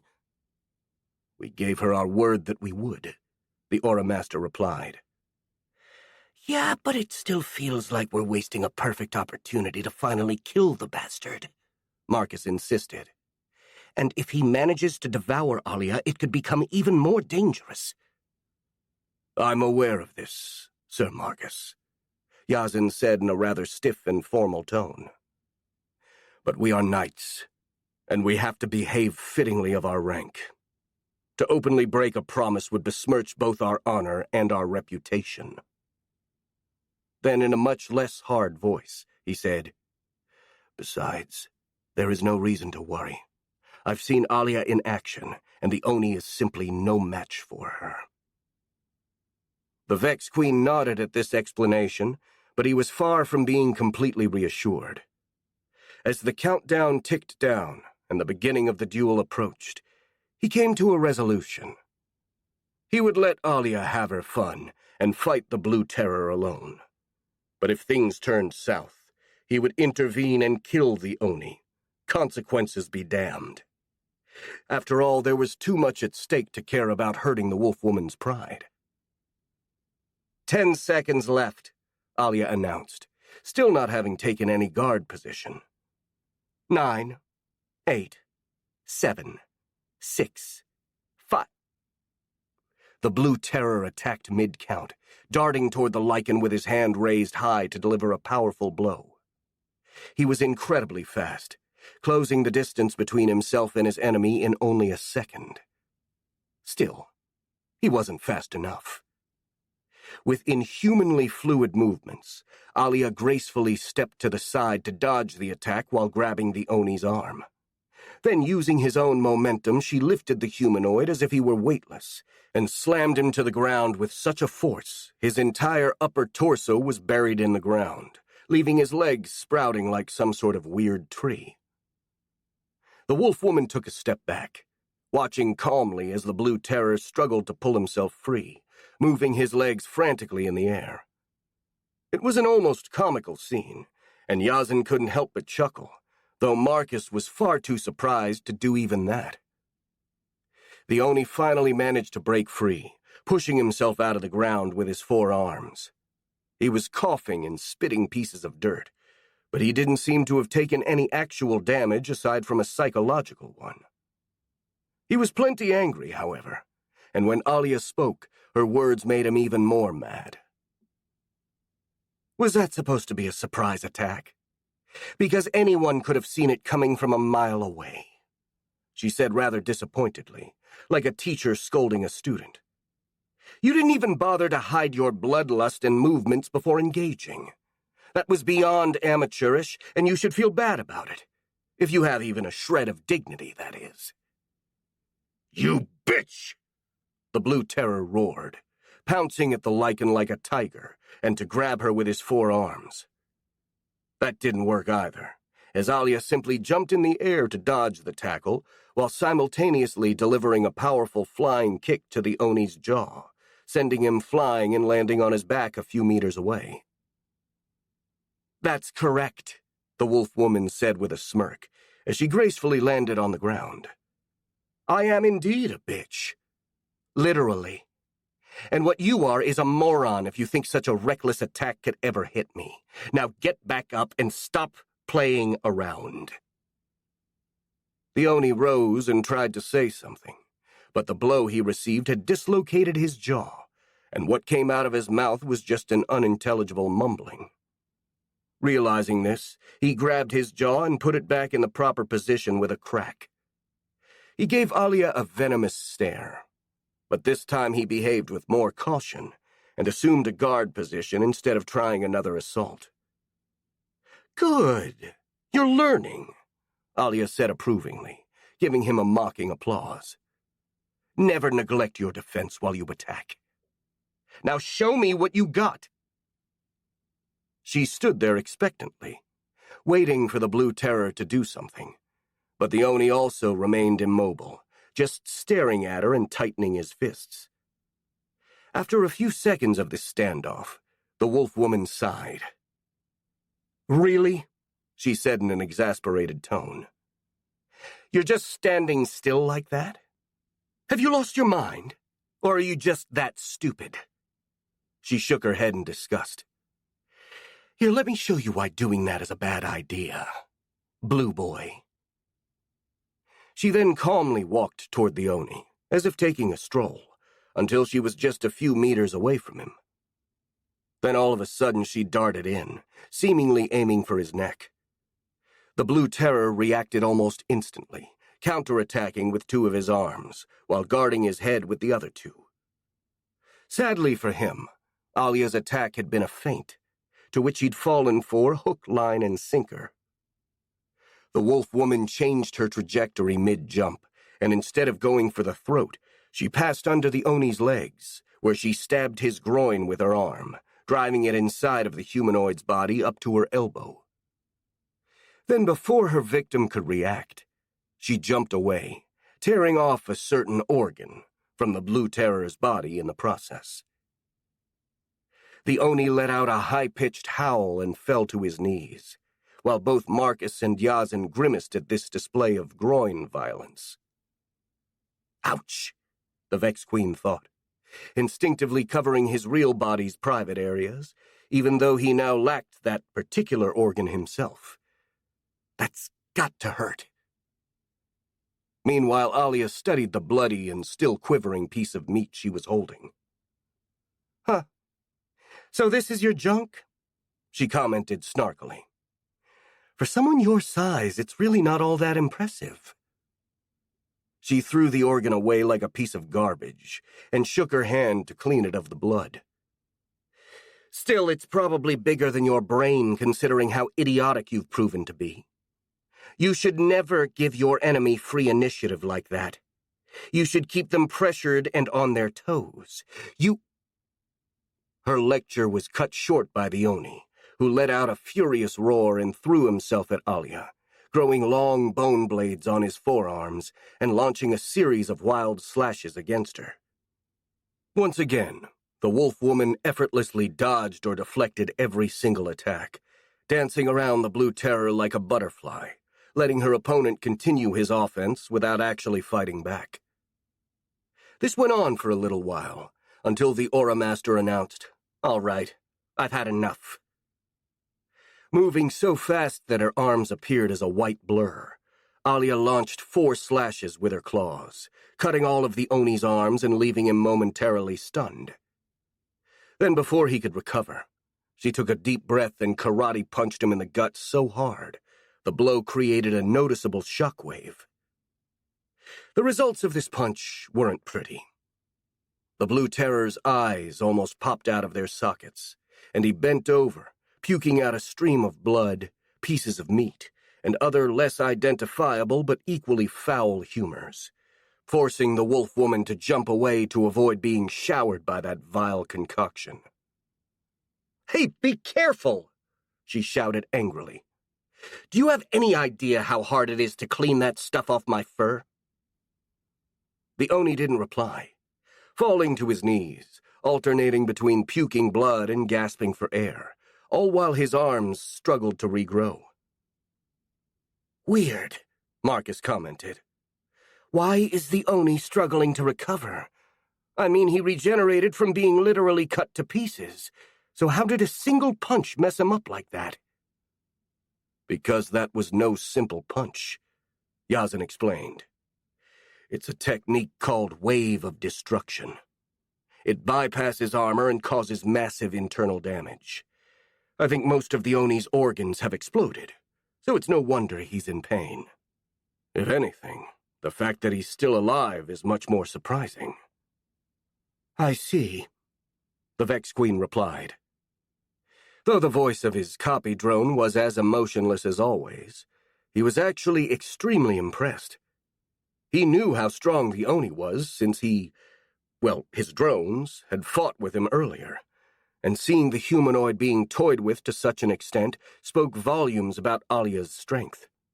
In fact, he was so in awe of the wolf woman's power that he started feeling a familiar tingling sensation in his nether regions. Unlike previous times, he decided there wasn't anything wrong in being aroused by the sight of a big, beautiful woman enacting righteous violence on someone who absolutely deserved it, so he gave it a pass and just enjoyed the show, especially because it seemed that it wouldn't go on much longer.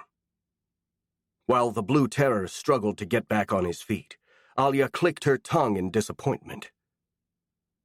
"Well, this was a complete letdown," she declared in an annoyed tone.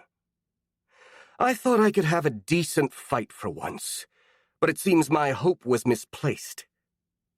She gave the Oni an icy stare. "Listen here, blue boy. I'm tired of playing with you, so now I'm going to come at you with the intent to kill. If you have any tricks you've been hiding, now is the time to use them. Otherwise, you're going to die." She then started walking toward the Oni, raising both of her arms in front of her with her fingers flexed like claws. As she did, she also took a deep breath, and her hands started vibrating incredibly fast, generating small sparks that crackled around her fingers, while a cold, murderous presence filled the air with a bloodlust so intense, Marcus was able to feel it even through his drones. Chapter 48. Don't lose your head. When Alia gave her ultimatum, Blueskin was still struggling to recover from having his arms cut off, and most of his internal organs turned into mush. However, these physical wounds were still nothing compared to how much damage he'd taken to his ego. The Oni's mind was a maelstrom of emotions, a kaleidoscope of fear, desperation, pain, anger, frustration and confusion flashed inside of his head, preventing him from thinking straight. Never before had he found himself so powerless. While the Vex, Yazan, and even the dragon had overwhelmed him with either numbers, speed, and technique, or just sheer strength, he'd always been able to hold his own and even fight back to an extent. Against Alia Vilka, he felt like a leaf caught in a tornado. The wolf-woman seemed to have an answer for everything he tried, countering his every move while mockingly lecturing him about what he did wrong, just to humiliate him further. Worse still, judging by her words and casual attitude, she wasn't even putting effort into the fight, and was still easily dominating him. But now, as she calmly walked toward him, Blue could tell she was about to get serious and put an end to the duel. Her hands vibrated and crackled with sparks of lightning, while the cold bloodlust she emitted was enough to send a chill down the Oni's spine. For a brief moment, the Oni felt so desperate that he wanted to just lie down and let it all end. But his pride and will to live fought back, shaking him from his terror. "Screw that," he thought angrily. "I'm the fucking main character here. I can't die like this." He finished regenerating his body and pulled himself to his feet, trying to come up with a plan before Alia could launch her attack. However, he still couldn't find any way of getting out of this situation, no matter how much he racked his brain. "God damn it! Why is nothing going the right way?" he internally ranted. "This should be a perfect occasion to unlock a power-up, or some bullshit like that. So why isn't that happening? In all the manga I read, there would have been some kind of secret technique that would allow me to go berserk and defeat this bitch or something." Then a faint memory popped in his mind. The aura warrior he'd eaten earlier had known about something called berserk state, which was apparently rather easy to achieve for anyone with basic knowledge of aura arts, and that would allow even the most hapless novice to instinctively use aura techniques in battle. While it had some drawbacks, like losing your mind and risking to strain your aura, it was also the only way Blueskin could think of to defeat the wolf-woman. The only problem was that the royal knight he'd eaten had never actually entered a berserk state himself, so Blueskin had no clear instruction on how to do that. He didn't have much time to experiment either, since Alia was just about to kill him then and there. His only hope for survival was to buy some time using whatever means necessary, and hope to find a way to trigger the berserk state in that span of time. Luckily, from what he'd seen of the Lycan's proud warrior gal personality, he knew exactly what buttons to push to stall her. "Wait a second," he cried, putting his hands in a time-out gesture. "If you only give me a moment, I have another technique to show you." The wolf-woman, who seemed just about to charge at him, stopped in her tracks, a glint of interest in her eyes as her hands stopped vibrating and sending out sparks. "Is that so?" she asked in a suspicious tone, eyebrow raising. "Then why didn't you use it before?" It has some drawbacks," Blue justified himself. "And I thought I could win without using it. But now it's clear you're a worthy adversary, and I need to go all out to match you. I only need another minute to prepare." Then with a forced smirk added, "Unless, of course, you want to play it safe and kill me before I can unleash my full power. But that would be rather cowardly for a warrior like you." Alia remained silent, considering Blueskin's words. The Oni took advantage of this moment of respite to try and access the berserk state. However, while he was trying to focus, he was suddenly distracted by a shrill and alien voice that echoed in the clearing. "What a load of bullshit." This phrase took Blueskin by surprise, because it had been spoken in Earth's English, rather than this world's language.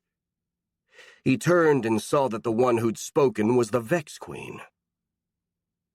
"He's clearly just stalling for time," the monster girl kept complaining to Yazin, this time in Imperial. "Alia should kill him and be done with it already. She's dragged this pointless fight on for far too long." "Patience, Sir Marcus," the knight replied. "I'm sure she will end the fight shortly, no matter what the Oni will do." The Vex Queen kept staring emotionlessly at Blueskin, who was trying to process what just occurred, and more importantly, how to use it to his advantage. He still needed time to find out how to activate the Berserk state, so he decided to buy some more time by engaging in a conversation with the monster girl. And if he managed to turn her against the others, or cause some confusion, that would be even better. "Hey, you!" he called out to the Vex Queen. "I heard you speak in English. Are you perhaps a reincarnated human?" "What if I am?" the monster girl replied. "Well, I'm one too. I was reincarnated here from Earth," the Oni said, waiting to see her reaction to this revelation. "I already knew that," she replied, without any particular emotion behind the words. Blueskin waited a few seconds for her to add something, but she remained silent, her face completely blank. She felt so cold and alien, the Oni would have believed her incapable of emotions if not for her earlier outburst. Since trying to sway or confuse her didn't work, the Oni settled for trying to cause some outrage instead. "If you know that, then why aren't you helping me?" he asked in a sly, provocative tone. "Why the hell should I help you?" the monster girl asked.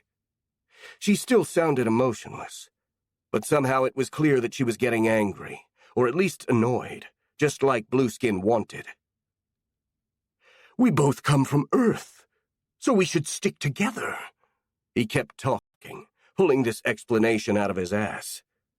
"Meanwhile, these people you are with are basically aliens. You can't trust them. Especially because you're not a human anymore either. You're a monster to them. And they'll turn against you as soon as you stop being useful." "Oh, because you treat your fellow reincarnators so much better, don't you?"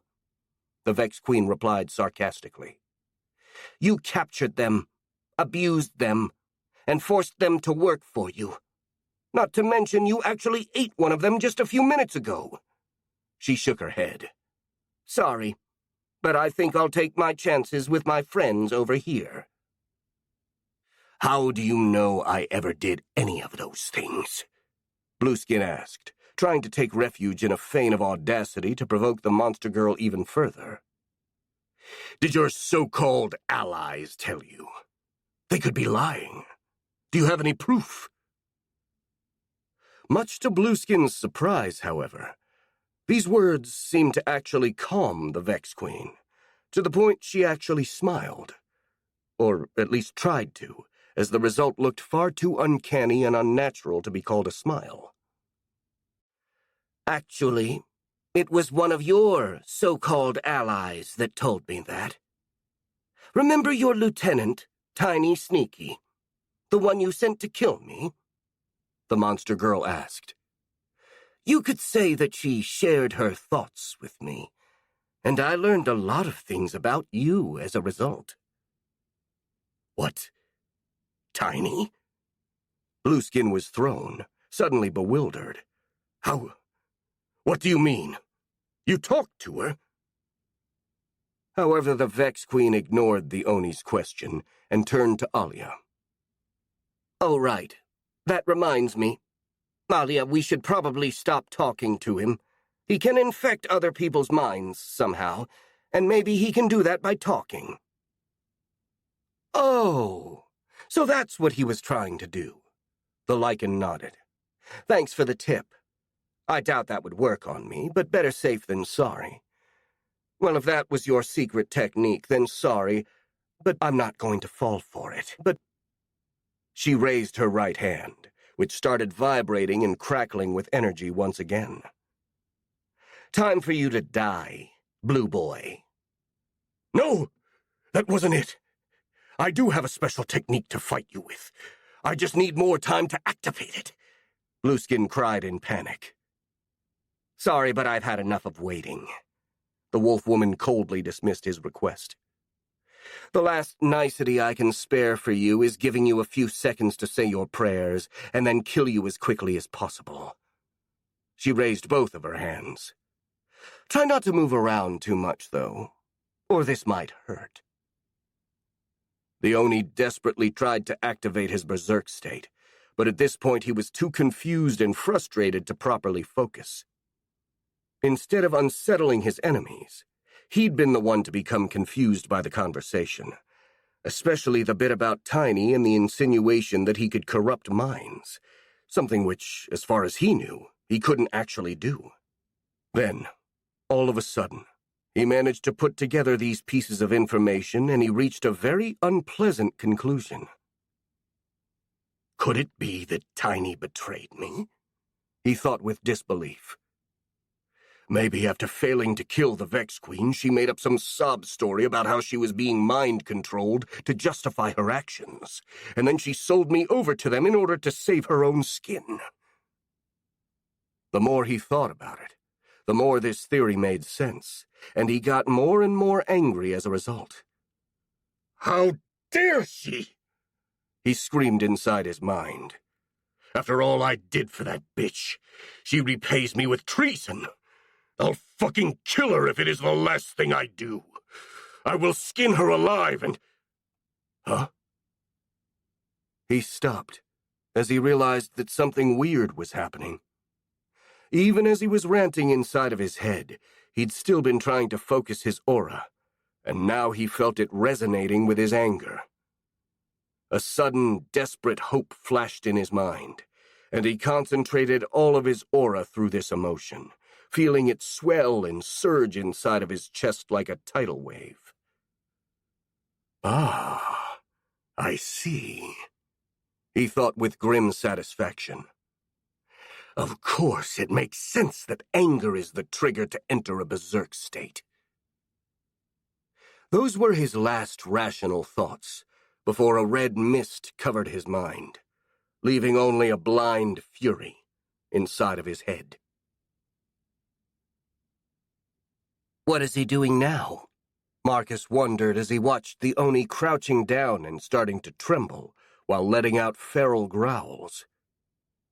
In any other situation, he would have thought the Blue Terror had just lost his mind out of fear.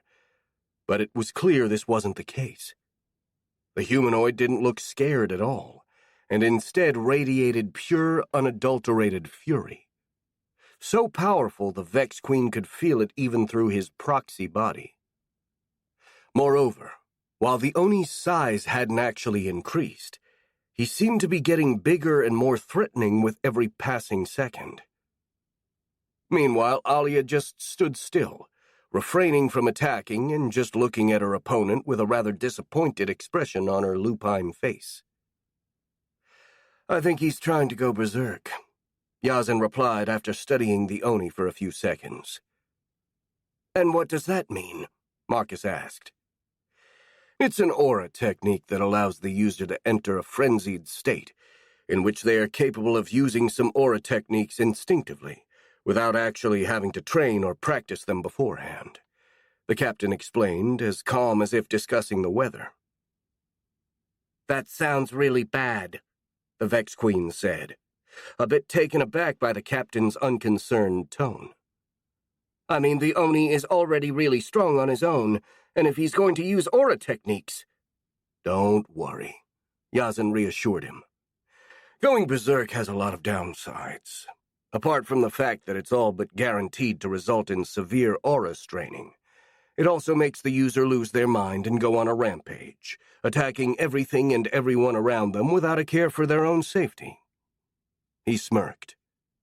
That could still be enough to win against most opponents, but it isn't going to work against experienced fighters like me or Alia. Just as the knight finished talking, The Oni stood up and let out a terribly powerful roar, so loud it created a small shock wave that flattened the grass all around him. An aura of power and pure, undiluted rage surrounded him like a miasma, and despite Yazin's words, Marcus actually started to feel a tad nervous. Alia, however, didn't seem even remotely worried. If anything, she looked bored and disappointed as she took a guard position to face the frenzied humanoid. Then the Blue Terror attacked. The Oni sprinted for Alia, moving so fast that the soil behind him was shredded, and lifted one of his right hands to deliver a mighty hammering blow to the wolf woman. However, as fast as the humanoid was, his opponent was faster. Moving with ethereal grace, Alia jumped to the side, neatly avoiding the Oni's arm, which instead impacted the ground, causing an explosion that sent pieces of dirt flying everywhere. Whoa, Marcus thought. That punch must have been stronger than a cannonball. The Oni screamed, throwing a flurry of wild punches, each so powerful that it created a gale of wind that rustled the leaves of the nearby trees. Once again, Alia easily dodged every blow with contemptuous ease, dancing through the attacks like a feather in the wind. See?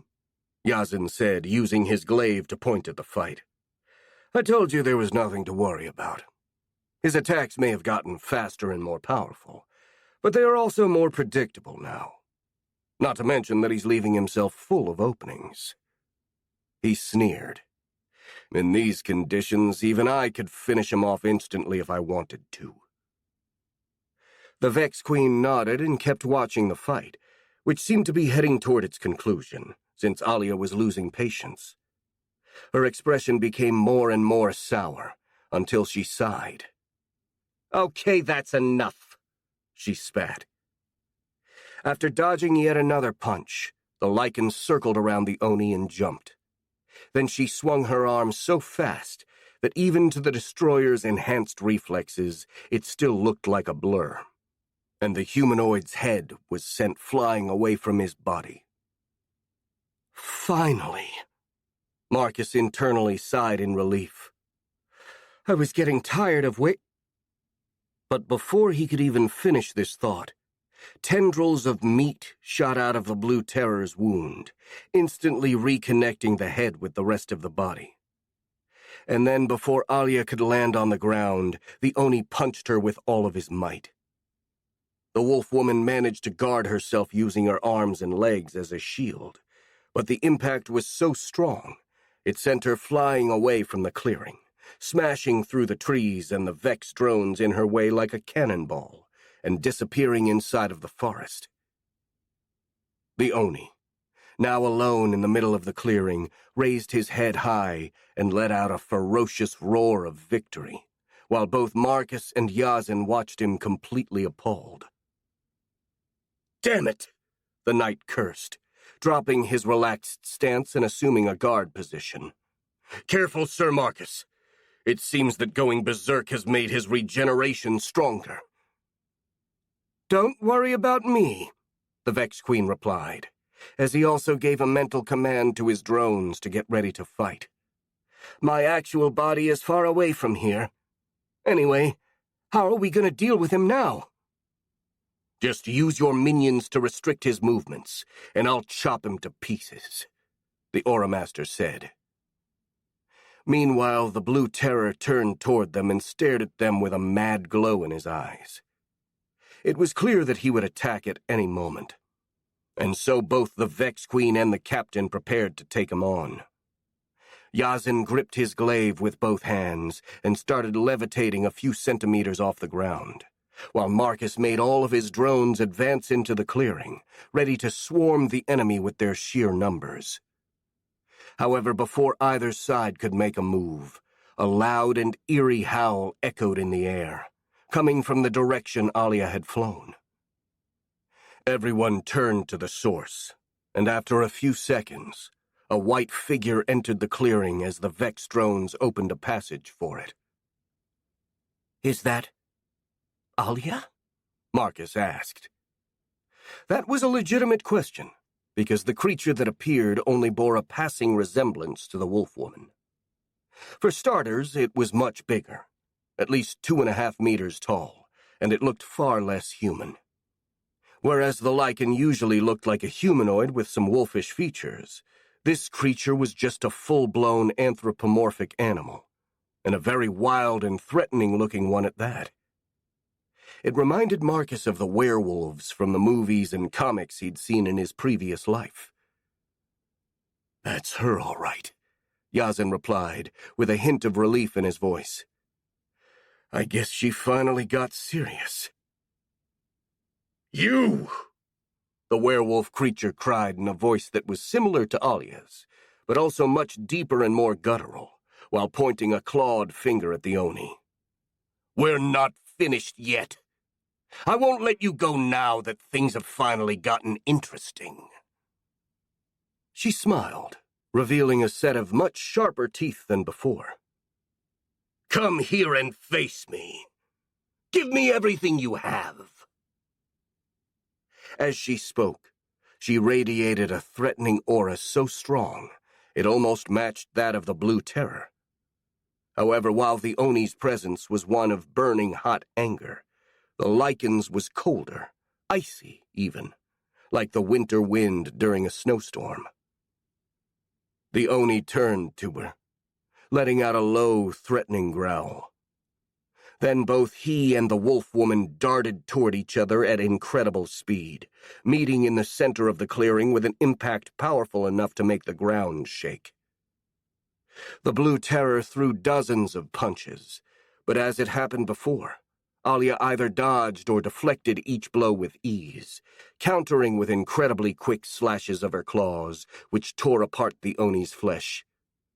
The Oni simply ignored the wounds he received, which regenerated instantly no matter how grievous they were, and kept attacking without pause, pressuring his opponent with an endless assault. As this stalemate went on, Marcus, who was still looking in awe at the show of strength from both fighters, leaned toward Yazan. Yazan, could you explain to me what happened to Alia? Why does she look like this? Oh, that's because of her condition, the knight replied without taking his eyes away from the fight. It's called the Werebeast curse.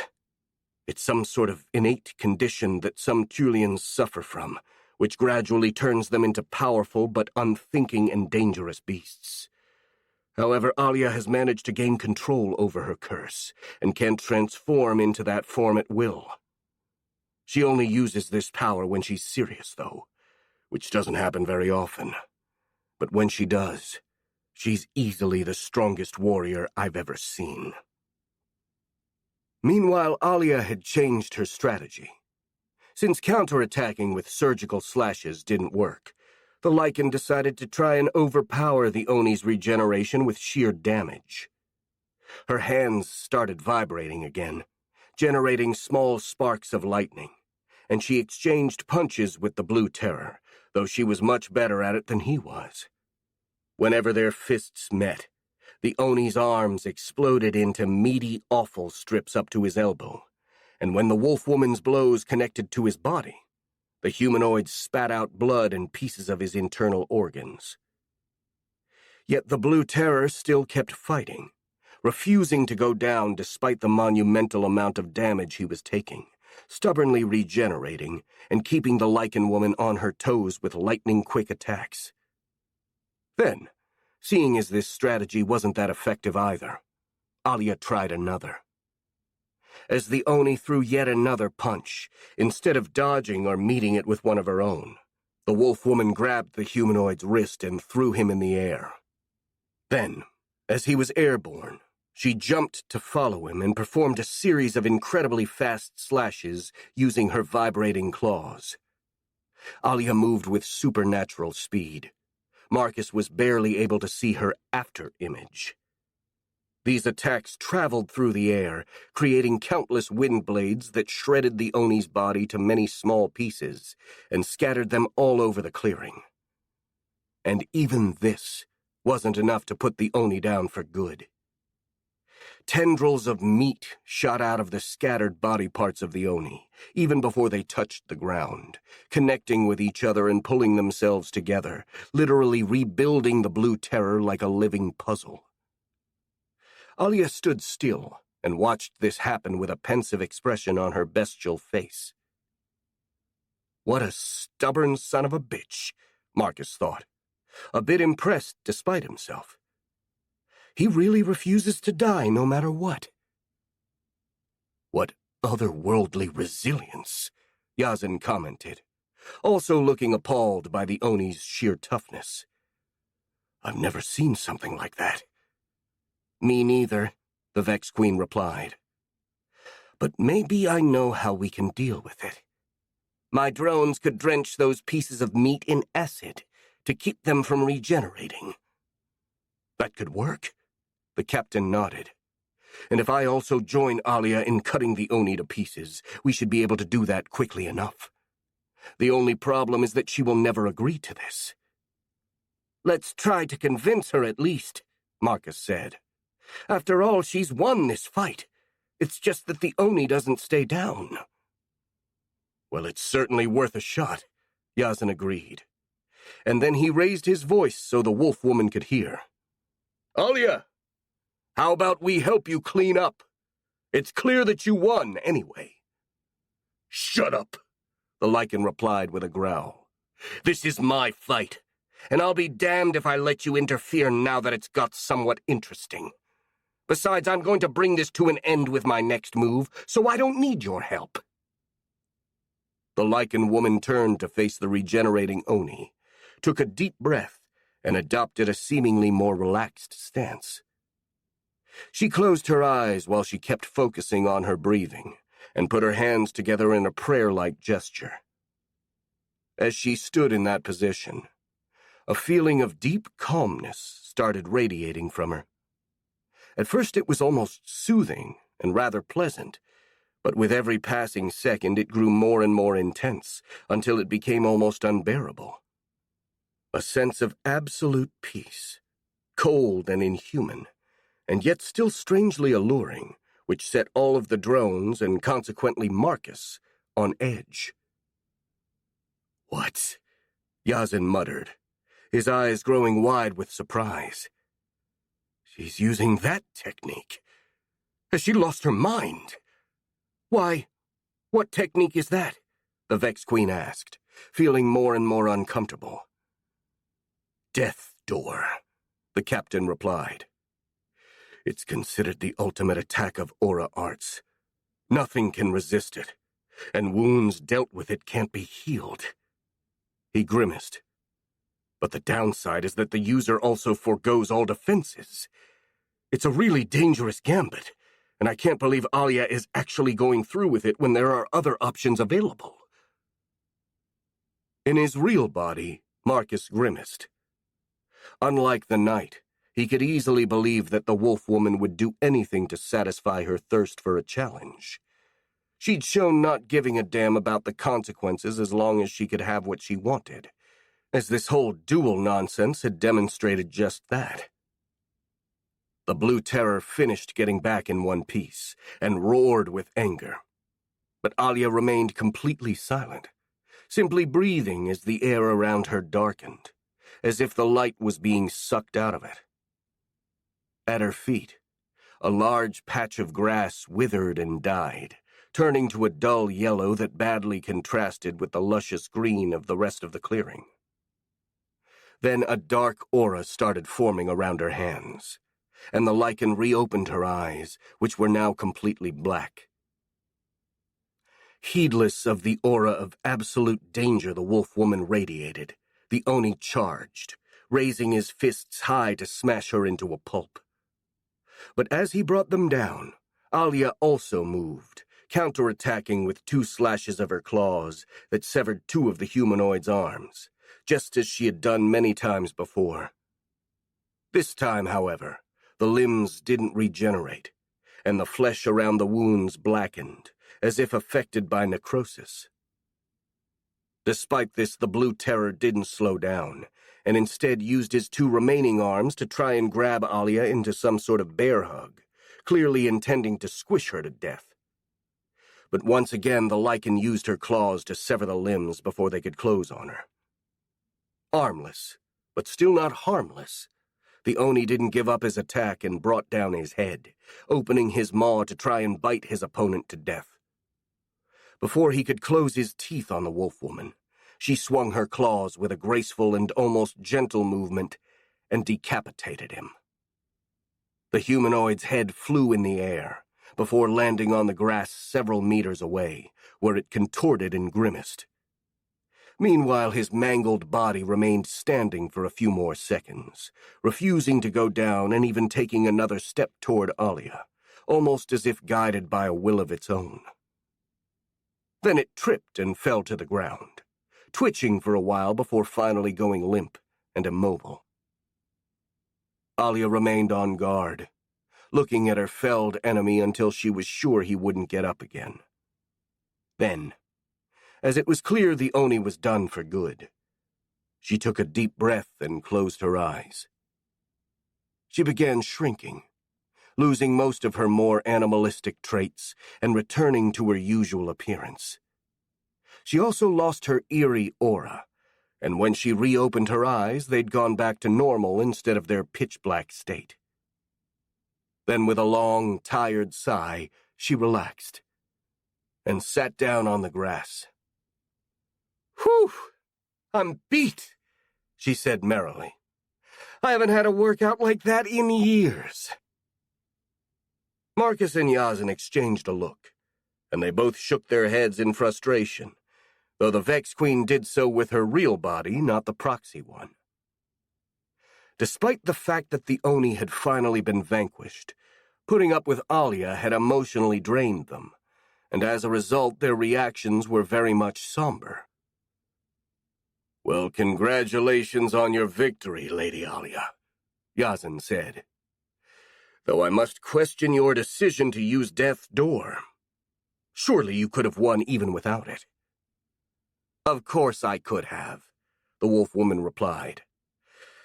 "But it has been far too long since I've used it, and this was the perfect occasion to get some practice. Being in a berserk state, the Oni wasn't able to take advantage of the weaknesses of Death's Door, and the fact that wounds from that technique can't be healed or regenerated was exactly what I needed to take him down." The captain looked at her for a moment, and then shook his head in resignation. "Well, I can't argue with the results. And it wasn't as if I expected you to behave sensibly to begin with."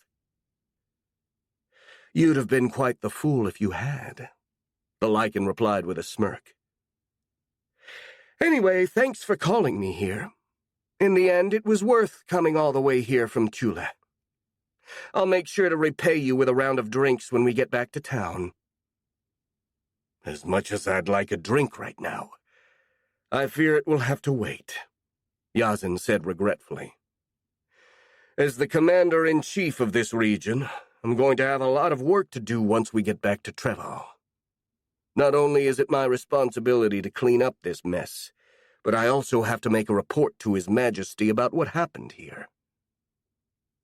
"That's what you get for accepting official titles and things like those," Alia said. "You should have just stayed a champion like me. You'd have much more free time and autonomy." "Sometimes I wish I did," the captain replied jokingly. "But sadly, it's too late for that. And besides, I work better as an officer than I did as a simple champion." Then his tone turned rather mischievous. "But I guess I deserve at least one drink, after the day I had. Especially if you pay for it." "Ah, now you're speaking my language," the Lycan said, getting back on her feet. She then looked at Marcus. "What about you, Marcus? Are you coming with us?" "I'll take care of the remains of the Oni first," the Vex Queen replied, pointing at the body parts scattered around the clearing. "I don't want to risk him resurrecting or something like that. Besides, in case you've forgotten, this is not my real body. I'm actually near Treval right now. Oh, that's right. The wolf woman nodded. We'll catch up with you then. And I don't think the Oni would come back to life, since I killed him with Death Door. But I guess it never hurts to be cautious. She turned to Yazan. Shall we be on our way? Of course, the captain said. And the two Aura Masters left the clearing, heading for Treval. When they got out of sight, Marcus got to work. He made the warrior drones rip apart and devour the Blue Terror's body, saving only a few chunks of meat that the flyers would bring to his real body, so he could eat them and acquire the humanoid's DNA. He didn't actually have high hopes to gain useful traits for his drones, since most of the Oni's abilities seemed to be magic-based, but it was still worth a try. If he managed to get even a tiny percentage of the humanoid's strength for his drones, then his hive would get much, much stronger. A thought that made him really excited, to the point that his mouth started watering. As he was thinking this, however, he was suddenly alarmed when he noticed that the Oni's head was still twitching. Damn, he thought. Is that thing immortal or something? He made his destroyers carefully approach the head, ready to douse it in acid should it start regenerating or do something weird. However, upon further inspection, it became clear that while the Oni was moving, it was on his last leg. The wound around the neck had gone completely black, and the necrosis was expanding while its movements were weak and erratic, without any sign of getting better. Still not entirely convinced, the Vex Queen made her copy drone approach the head and pick it up to give it an even better look. Much to Marcus's surprise and horror, the Oni was still conscious. Not only that, he'd somehow slipped out of his berserk state, and now he was completely lucid. His eyes were wide with fear and pain, tears flowing down his cheeks. He was desperately trying to say something, though he lacked the lungs to actually emit any sound. By reading his lips, the Vex Queen managed to understand his words. Help me. Please, help me. In his real body, Marcus shivered. As much as he loathed the Oni, he still felt uncomfortable watching him suffer like that. After only a moment, he decided to be merciful and help the unfortunate humanoid the only way he could, by ending his pain. He made the copy drone gently lay the head on the ground and take a step back, while destroyers advanced, their chitin blades raised high. They quickly chopped the head to bits, and then, as a final touch to make sure the Blue Terror was really dead, they spit acid on the remaining chunks. What a pitiful end, Marcus thought somberly, sighing. Maybe he deserved it, but it's still pitiful nonetheless. Well, at least it's over now. Time to move on. And then he made all of his drones walk away from the clearing without looking back, leaving behind a puddle of melted flesh as the only proof of Blueskin's existence. Chapter 49. Voices in the Woods. After the Vex left, the clearing where the Oni had met his demise was completely deserted. No bugs nor birds approached it, and the silence was broken only by the occasional breeze rustling a few leaves. Then an angry, young-sounding voice spoke. "This is bullshit!" The one who'd spoken was a young boy, barely in his teens by the looks of it, with crimson-red hair and golden-yellow eyes. He wore extravagant red and black attire that was reminiscent of that of a jester, with baggy Renaissance-style pants and pointy shoes. He'd appeared out of thin air and was angrily staring at the puddle of melted flesh that had been the Oni's head. "Well, I do have to admit that was rather anticlimactic." Another, more feminine voice chimed in. But then again, it's nice to see events unfold in such an unpredictable manner for once. A blonde woman, dressed in a simple yet elegant white and golden dress, also appeared out of nowhere. She bore a striking resemblance to the boy, even sharing the same golden eyes, but her expression was calm and serene, in stark contrast with the boy's manifested frustration. "You're only saying that because you benefit from this," the boy replied, staring daggers at the woman. "Maybe in part," she admitted. "I honestly think it's good to have a few surprises every now and then. You, of all people, should like surprises." "I do," the boy said sulkily. "But only when they're good for me. And this is far from good. I invested a lot of points in my move to the Caligare Forest, and they all went to waste because of that damned Vex Queen." He frowned, his expression turning angry. "Her presence derailed all of my plans for this region." "Well, as you know, true chance does actually not make favoritisms," the woman said with a faint smile. "Random events are indeed statistically more likely to spread chaos, but they can enforce order as well." She paused for a moment, and then she added in an encouraging tone, "Besides, not everything is lost, is it? The Arachne is still alive, so she could do something." "She's not someone I can rely on in the current situation," the boy sighed. "She may cause some minor disturbances with her schemes, but nothing more. The Oni was the one I really put my hopes on. If his army of orcs had managed to evolve into ogres, he could have become a big enough threat to influence the game on a global scale. But because of the Vex Queen's intervention, he just fizzled out before he could do anything significant." "Well, if he was so useful, you could always resurrect him again in a new body," the woman suggested. "There are no rules against reincarnating someone twice." "Can I do that for free?" the boy asked, his eyes suddenly gleaming with hope. The woman smirked. "Of course not.